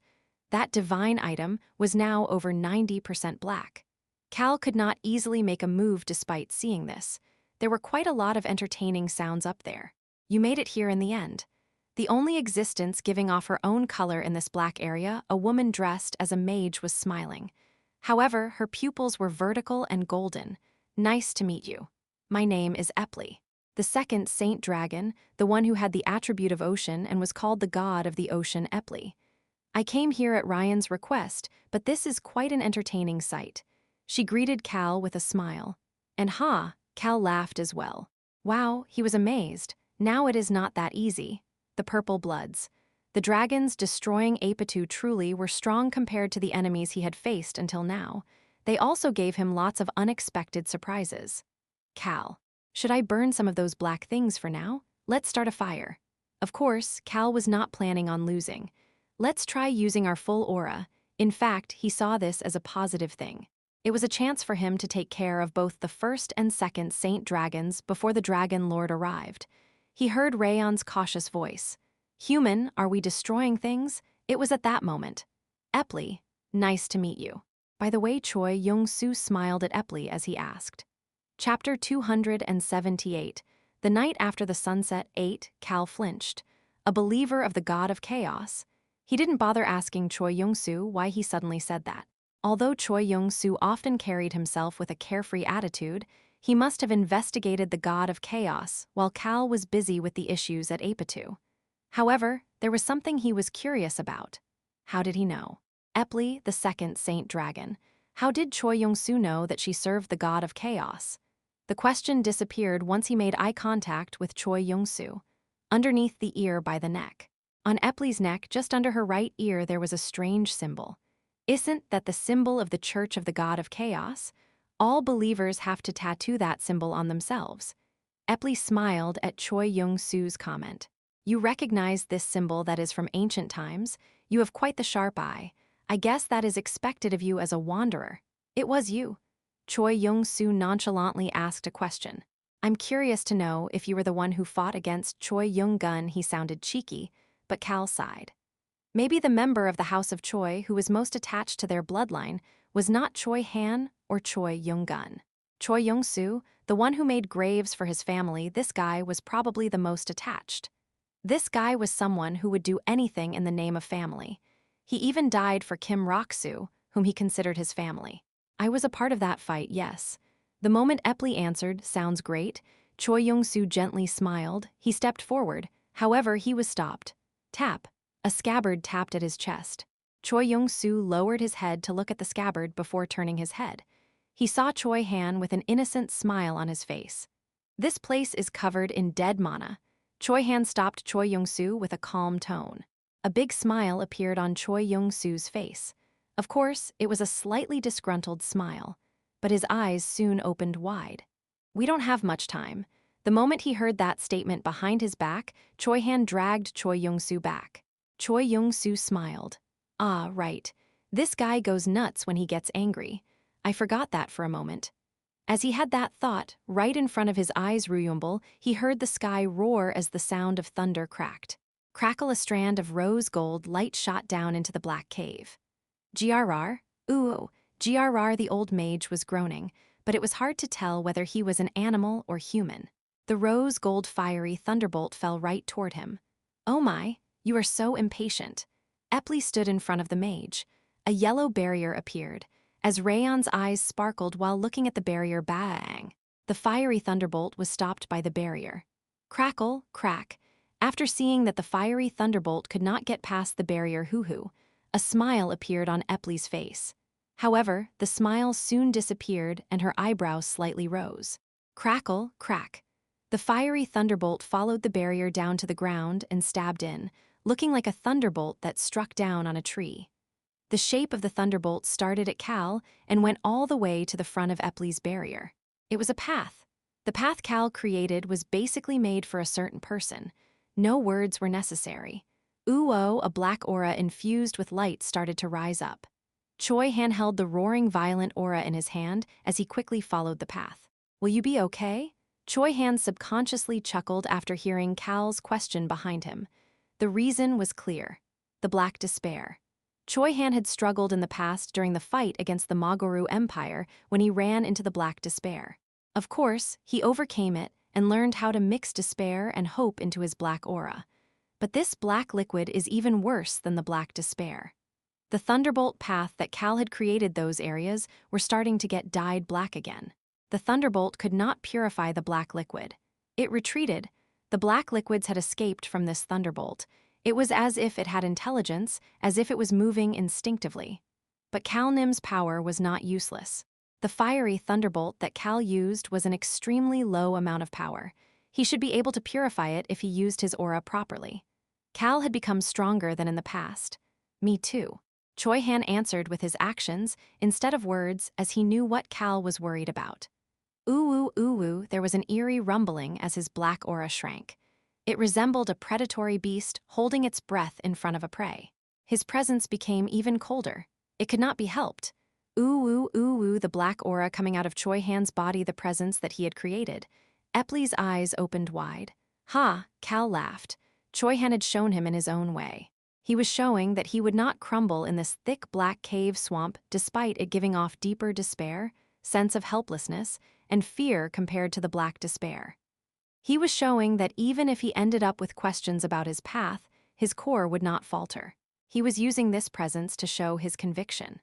Although this presence was not strong enough to pressure others like Cal or the dragons, this aura showed that he would be unyielding, never allowing anybody to break him down. Choi Han raised his sword. Bang! There was a loud explosion and Epley's yellow mana started to spread out. Cal nodded his head while watching.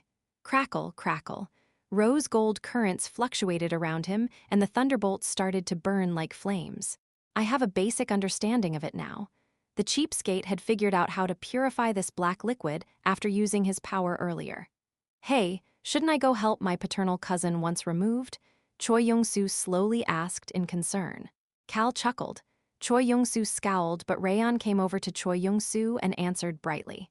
Hey Choi Young-soo, Choi Han is stronger than you think. I can't figure out how much stronger Choi Han has gotten since fighting against the blood demon. Rayon was unable to figure it out. It is probably because Choi Han has not gone all out lately. I'm sure he is very strong. As Choi Young-soo's eyes clouded over, Cal was already stepping into the black cave. Y'all have to use quite a bit of power at once to purify it all. The components of this thing are at least 5 times more dreadful than the black despair. That was not all. I'm sure you already know. But the path they had made for Choi Han the ground starting from the door, and making a straight line to Epley at the center of the hall, everything other than that path was a swamp. It was hard to see because it was dark, but the rest of the area was covered by that thick black liquid. Well, that doesn't matter to us though. As the cheapskate mentioned, it didn't matter to Cal. Sniff, sniff, I can smell it, yesir. The moment the sound of the wind created a gust to wrap around Cal's ankles, Cal stepped off the path without any hesitation. Crackle, crackle. The swirling rose gold thunderbolts made the black liquid run away. Cal turned his gaze. Grrr, the old mage was now growling like an animal, and everything under his nose was dyed black. Cal's target was this mage, no, the divine item in his arms. Swoosh, Cal heard Choi Young-soo's voice just as his body shot forward. The god of chaos is chaos, as his name implies. He was not someone who would speak nonsense in an urgent situation. Chaos likes mutants, variables, and hybrids. There was nothing that could stop Cal as he quickly shot forward. Bang, bang. Choi Han was skillfully handling Epley. Even if the thunderbolt path decreased, I'm right here, human. Rayon stood by the door with Choi Young-soo and used flight magic to support Choi Han. It allowed Cal to quickly arrive at the old mage. Crackle, crack. He continued to hear Choi Young-soo's voice as rose gold currents crackled in his hand. The believers of the god of chaos place great importance on chimeras. Chimera. Cal's eyes clouded over the moment he heard that word. Oh my, you know about that too. Cal heard Epley's relaxed voice and immediately extended his hand toward the old man. Keha. The old mage looked at Cal at that moment. The eyes that had turned completely black were smiling while looking at Cal. Although he was groaning in pain, his face looked delighted. Cal could see it now that he was close. Crazy bastards. On the old mage's back that he had been unable to see until now because the old man was facing him, there were wings. The wings were small. Their shapes had turned odd after being covered by the black liquid, but Cal could instantly tell the identity of these wings. These were dragon wings. As for these small dragon wings, Marin, they belonged to Marin. Dragon wings implanted in a human body chimera. He didn't know why Epley was a believer of the god of chaos despite being a dragon, but he could at least tell what she and Ryan had been doing here. He now knew why Marin's cell had Epley's magic, also why she had protected this old mage as if she was his guard. Ha! Cal felt flames roaring inside. The hunters. These motherfuckers he had fought against until now were extremely evil. Were their goals really worth hurting and killing so many people? No. A shitty value like that was none of Cal's business. He had no need to understand the minds of those bastards. I just need to do what I need to do. Cal had actually been trying to find Marin's wings. He had expected that Ryan would have stored them somewhere to use for something, as they were not just any wings, but dragon wings. He thought that Mila might be able to use her attribute to attach them back. It was the same reason he was storing Choi Young-gun's arm, but those wings were no longer usable. Cal had thought of Rayon when he first saw Marin. You motherfucking bastards. Cal thought that he had no reason to be calm. Epley had pushed Choi Han back and was coming toward him while the old mage was smiling brightly at him. You cannot stop me. Kehe, the mage spoke while groaning in pain and nodded his head, the only part of his body he could move. Slash, the black liquid around him shot up. It created a barrier around him as if he controlled it. It did not fear Cal's fiery thunderbolt. Crackle, this was the same for Cal. Cry-eckle, the black liquid was pushed back the moment it touched his fiery thunderbolt. The black liquid ran away. It was as if it would die if it touched the thunderbolt. You have to fuck these motherfucking bastards. Cal heard the cheapskate's anger and pushed his hand into the old mage's black barrier. He placed both hands inside and pushed against the barrier as if he was ripping it and walked in. And the old mage laughed. He spoke leisurely to Cal. My liege has arrived. The old man, who was completely black underneath his eyes, opened his mouth. The moment Cal heard the words that came out of his mouth that was even black on the inside, Choi Han raised his head. Cryack, he heard the ceiling crack. No way, did Ryan come to help the old mage? He didn't know what the old mage was doing right now, but the divine item was almost completely black. Ryan wanted the old mage to finish this ritual. Kahaha, my liege will stop you all. As the old mage shouted in both joy and madness, bang, the ceiling broke. It was right where Cal and the old mage were standing. No, Choi Han moved toward them in shock. Flight magic helped him fly over there. But he soon flinched. Ha, he then laughed.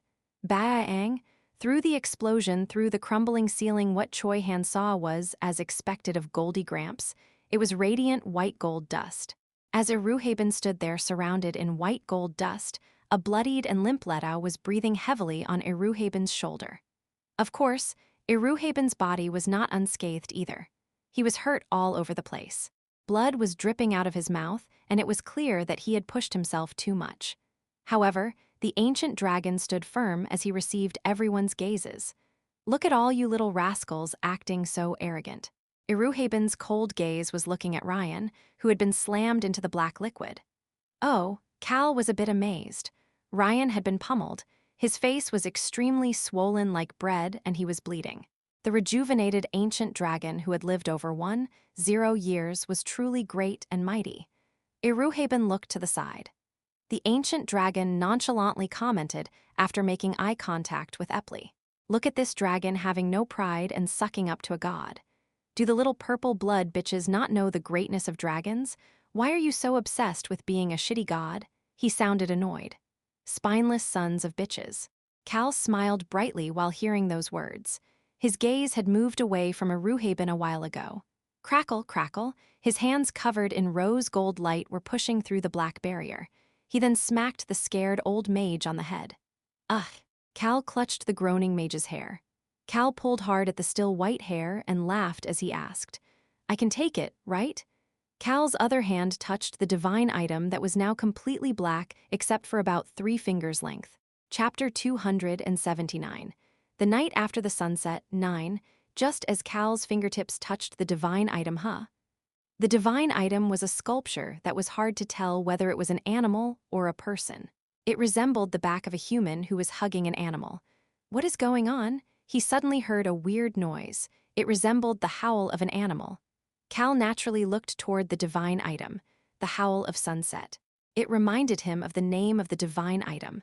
However, It was no ordinary howl. He could not understand it at all. It almost felt like a completely new language. Cal could not figure out anything the divine item was saying. However, wow, did I get scared for a moment? He got chills the moment he heard the howl. The dominating aura mumbled almost in a gasp. What the hell? Why do I feel the aura of a god? Wow, the mighty dominating aura, got scared? The aura of a god. Did that mean that a god's aura was currently within the howl of sunset? It wasn't completely destroyed after being polluted by this black liquid. The moment Cal's mind turned chaotic, should I show it to the beast people? Do I need to have them touch the divine item? It was truly only for a moment. As numerous thoughts filled his mind in the short couple seconds plop, he heard an odd noise. Cal looked toward the old mage. He heard Ryan shout behind him at the same time.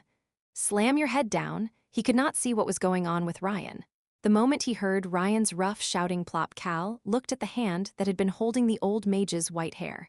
Hair was still in his hand, but the hair had been cut off and falling away from the head. Calnim. Choi Han's voice sounded urgent again. The wings, Marin. The young dragon's wings suddenly started moving and cut off the old mage's hair. Cal's hand was no longer holding him. It was at that moment. Slam your head down. Choi Han could see Ryan pull his head up from inside the black liquid to shout. Slash! The little dragon's wings suddenly became bigger. They resembled devil wings that Choi Han recalled reading in books during his time in Korea. The now grotesque and black wings cracked as if they were breaking before they became longer. Slice! They now resembled blades as they were swung. They seemed to have their own conscience. Calnim! The two wings were naturally attacking Cal.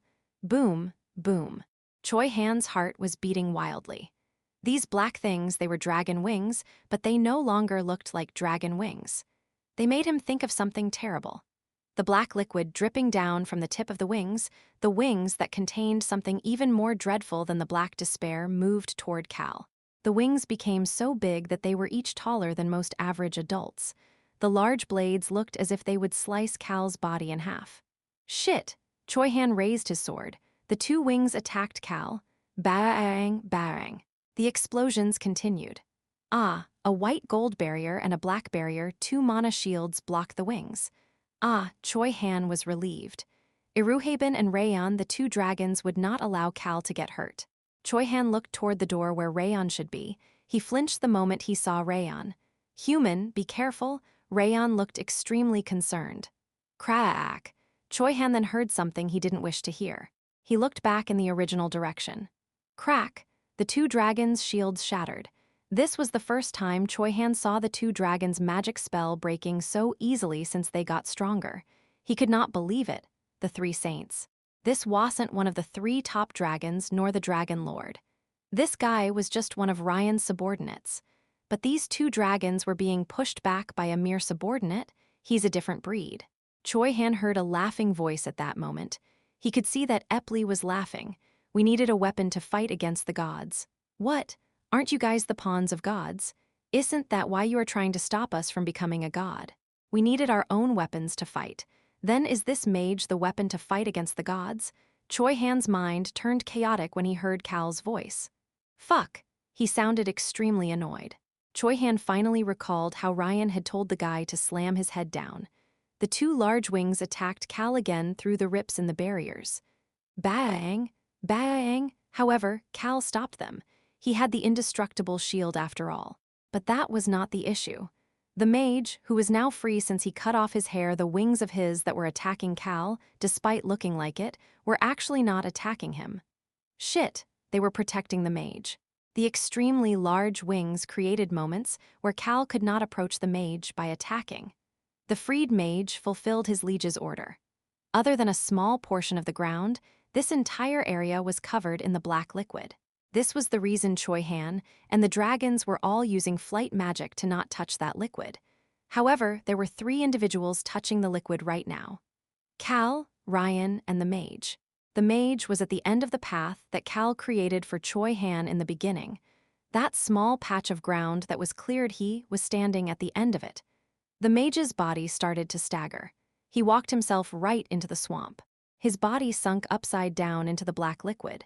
The wings continued to increase and decrease in size as they attacked Cal. Bang! Bang! Cal's shield stopped them. Unlike the magic shields, Cal's shield endured without any issues. Is the world contained within as I thought? Epley mumbled while slowly withdrawing. Her role would be finished once the mage's head and face became completely covered in the black liquid. However, Epley's eyes opened wide. Crackle. A large rose-gold thunderbolt suddenly appeared in Cal's hand. That current struck down into the swamp. Bang! Just as the mage's head was about to fall into the swamp, the thunderbolt struck the spot first. As before, the black liquid acted on instinct to retreat from the thunderbolt. The old mage's whole body was unable to turn black. He would not have any chances to do so from here. As Epley scowled fuck, Cal swore loudly. He made eye contact with the mage. The mage's entire face was unable to become dyed black. Fehe. However, he was laughing. Slash. The wing cut off one of the mage's wrists. The hand instantly fell to the ground.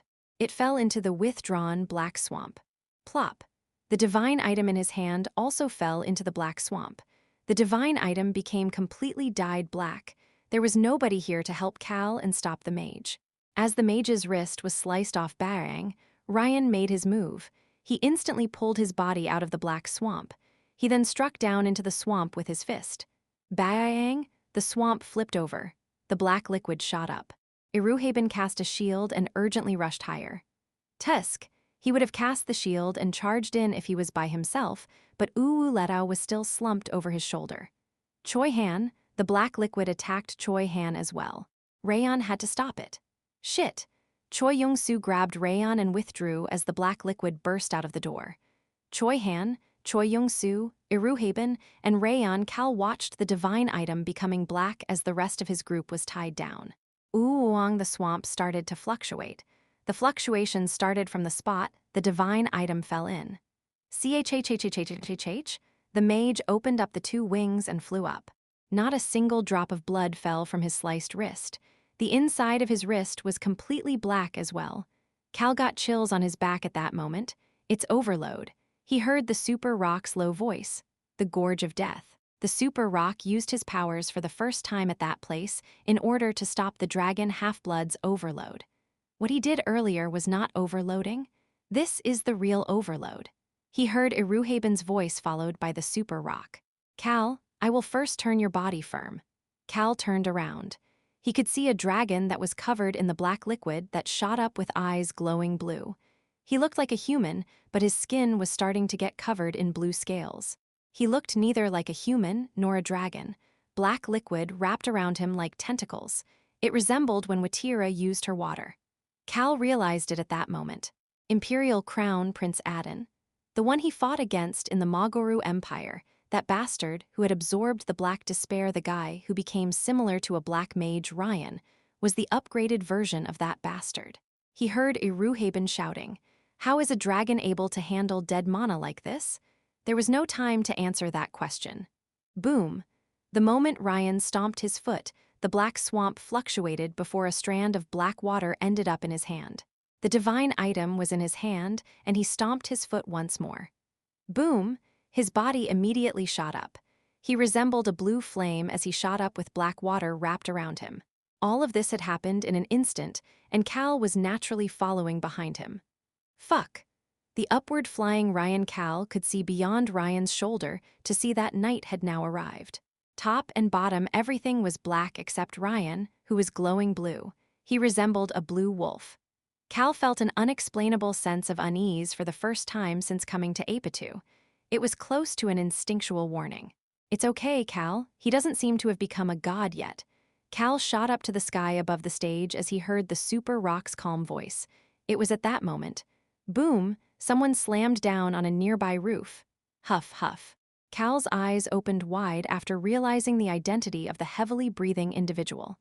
His eyes clouded over after hearing the individual's voice. To S, save them Huff. Huff. He could see Locke breathing heavily. Locke had silver fur with blue light. He spoke with desperation. Someone keeps shouting for me to save them. Cal noticed that Locke was similar in size to this large dragon Ryan when he stood up straight. He knew Locke was large, but had he always been this big? As Cal recalled Locke's back when Locke moved to protect him at the Gorge of Death, I think it is the divine item. Huh. Cal laughed. The weird howl he heard when he touched the divine item, Locke had heard it. Now that he thought about it, only Locke seemed to have heard it. The unease completely disappeared. He asked in his usual nonchalant tone, "Do you still hear it?" "Yes, young Master Nim. It keeps getting quieter and more faint, but..." Cal became certain after hearing Locke's urgent voice. The now completely black divine item in Ryan's hand, it was just the outer appearance. But it hasn't happened yet. The inside was not completely polluted yet. Haha, that changes things. Cal's face returned to normal. Boom, boom, boom. Locke watched Cal as he felt his heart beating wildly. He recalled what had happened a few moments ago, while he had been looking for the mage with An, Hong, and Marin. Boom, boom, boom, he suddenly had a thought. Why does my heart keep beating like this? I've already gone berserk. Is it because I'm anxious? Whether it was because he could relax a bit now or because the surroundings got quiet, he suddenly had the thought that this condition was weird. He suddenly heard a voice at that moment. I want to know what's going on, Naya. What is it? An and Hong had looked at him oddly. Locke realized that he was the only one who could hear the sound. Boom, boom, boom. He realized that his heart beat more the longer he heard the voice. Hold on. Locke quickly got on top of a nearby roof. He wanted to find the direction of the sound. Are you all alive? He heard the voice. Locke turned toward the stage. The voice was coming from there. The voice became clearer after he noticed it the first time. You should not suppress your natural instincts. He could hear it well. It was an odd voice. He could not tell whether it was male or female, young or old. He could not tell at all. But it was a very firm yet gentle voice. Trust yourself. Being strong and being violent are two different things. Boom, boom, boom. His heart was running wild. Just because it gets stained does not mean that its true nature disappears. Boom, boom, boom. The silence of the night is not fear, but just that the sun has set. Do not cover the night with fear. The clear voice suddenly started to disappear. It was fading away. Boom, boom, boom. No, Locke subconsciously started moving. He thought that he could not allow this sound to disappear. His body was leading the way. It is not that I protected you all protected yourselves. The voice was saying things a master might give to their disciple on a last lesson. You, huff. Huff, Locke's breathing became heavier as he jumped across the roofs. The faint voice changed at that moment. You can hear my voice? Yes, I can hear you. He wanted to answer, but he simply rushed along. Bang! There was suddenly a loud explosion before something covered in black liquid shot up into the air. It was the overloaded Ryan. Locke's instincts told him something once he saw the item in Ryan's hand. It's the divine item. This is the voice of the divine item. The divine item has been speaking to me this whole time. Locke gulped after realizing this fact. He had rushed here without thinking. He ended up closest to Cal and Ryan. The overloading dragon, even without an explanation.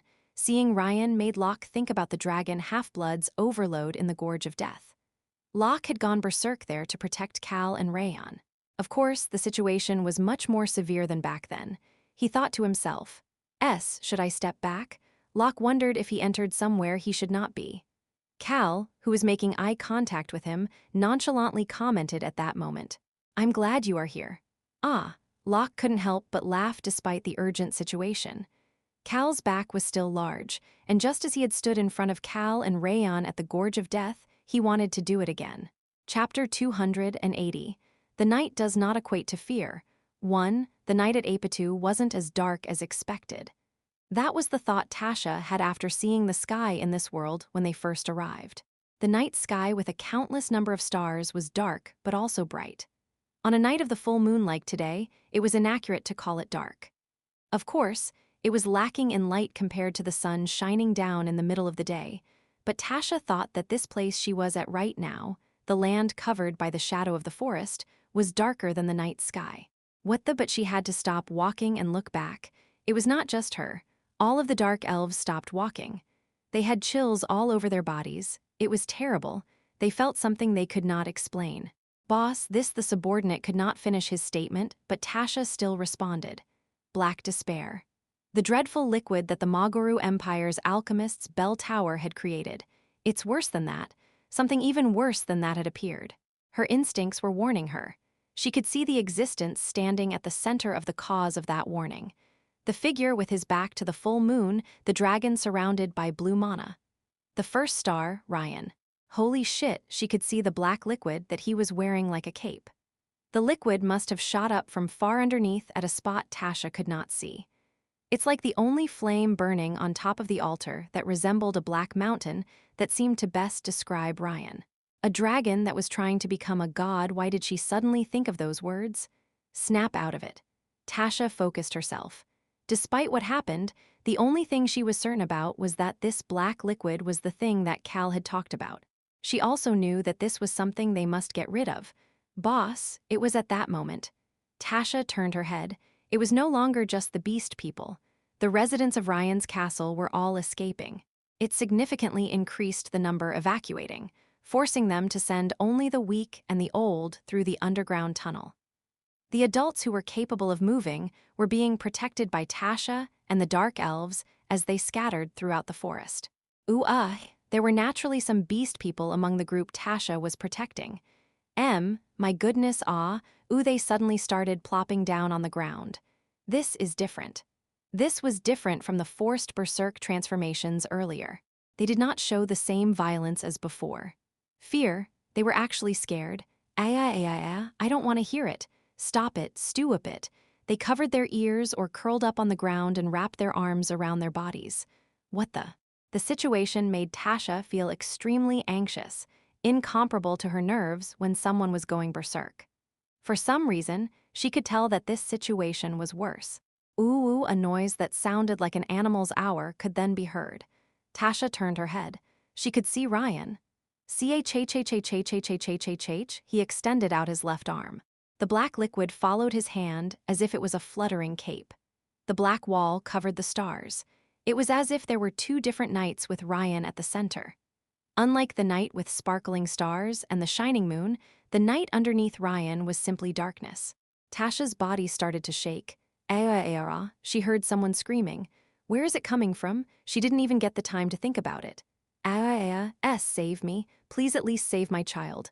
My arm, She heard voices full of pain, despair, and fear all around her. Furthermore, Tasha felt like Ryan's black wall was getting bigger and trying to envelope her starting from the moment she heard the noises. What is this? Her heart was beating fast. What is going on right now? Tasha felt like she heard the screams of countless people stuck in darkness for a moment. Huff, huff. Her breathing became heavier. It was at that moment.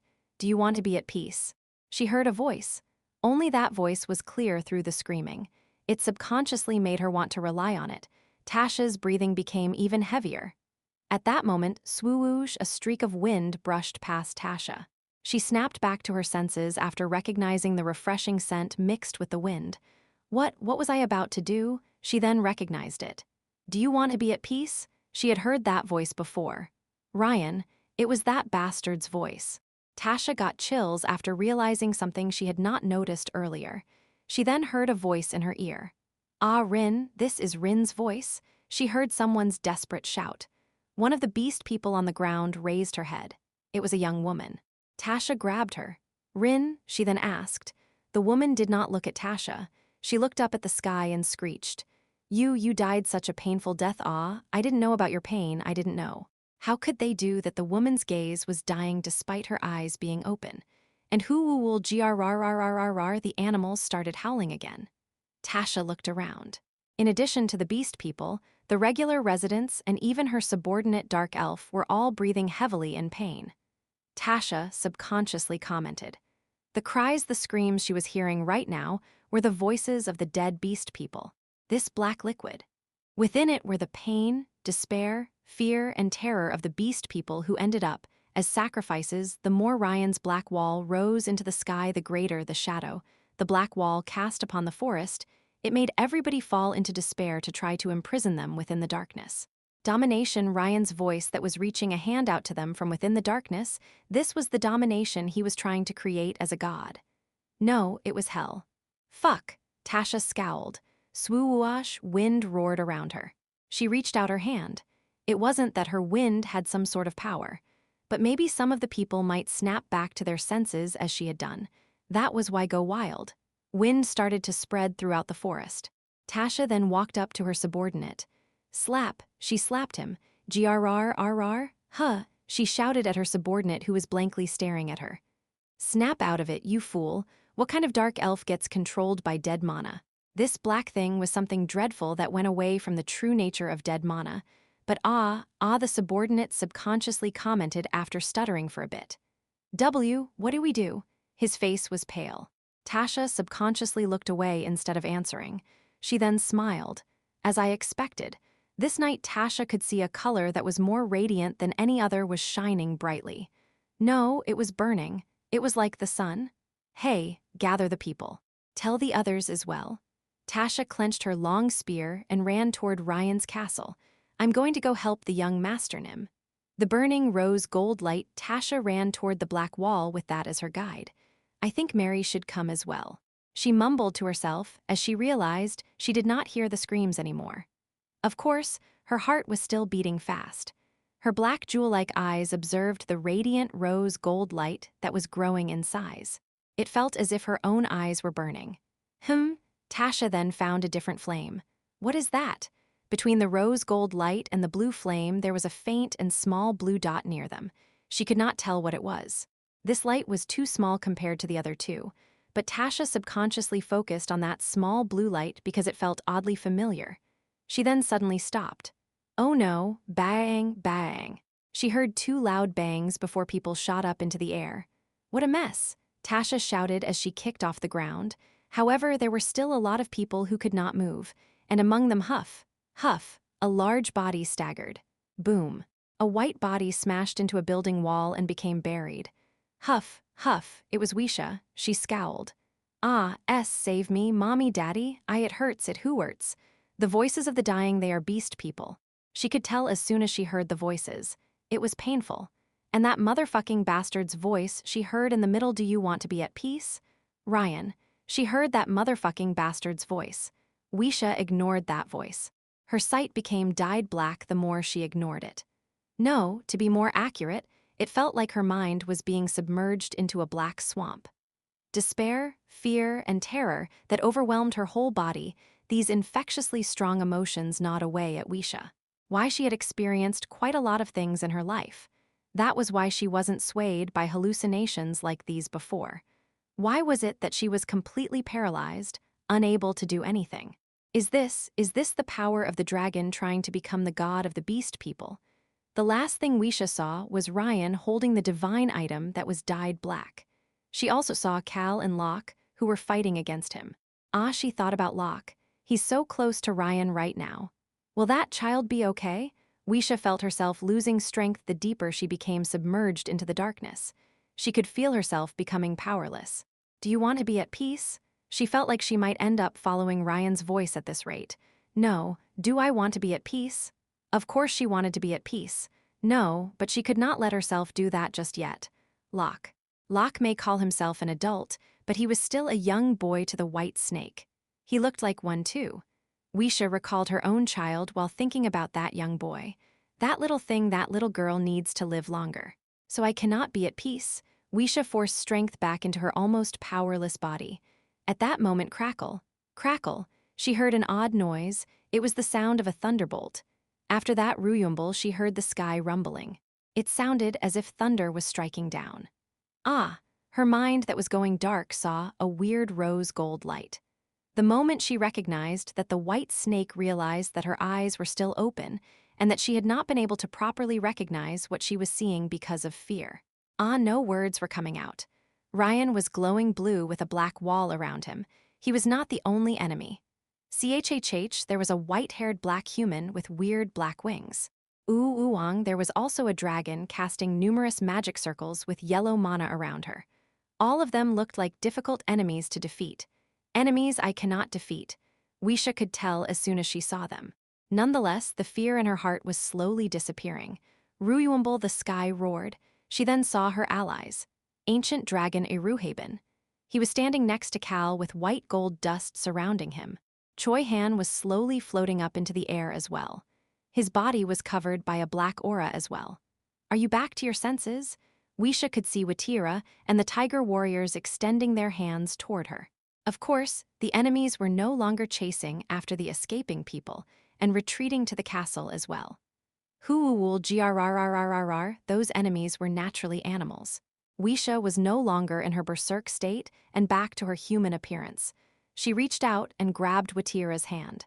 Watira nonchalantly commented with an angry look on her face. Even I can't get near them. It is giving me such a headache. Ha. Gashin mumbled with a bitter look on his face. The beast people on Cal's side wanted to charge at Ryan, but they could not do so as long as that black liquid was present. They were already at their limit, just maintaining their consciousness. But how is it that Weisha subconsciously commented? The smallest light among the people by Cal's side, those children, especially that child Locke. How is he completely fine?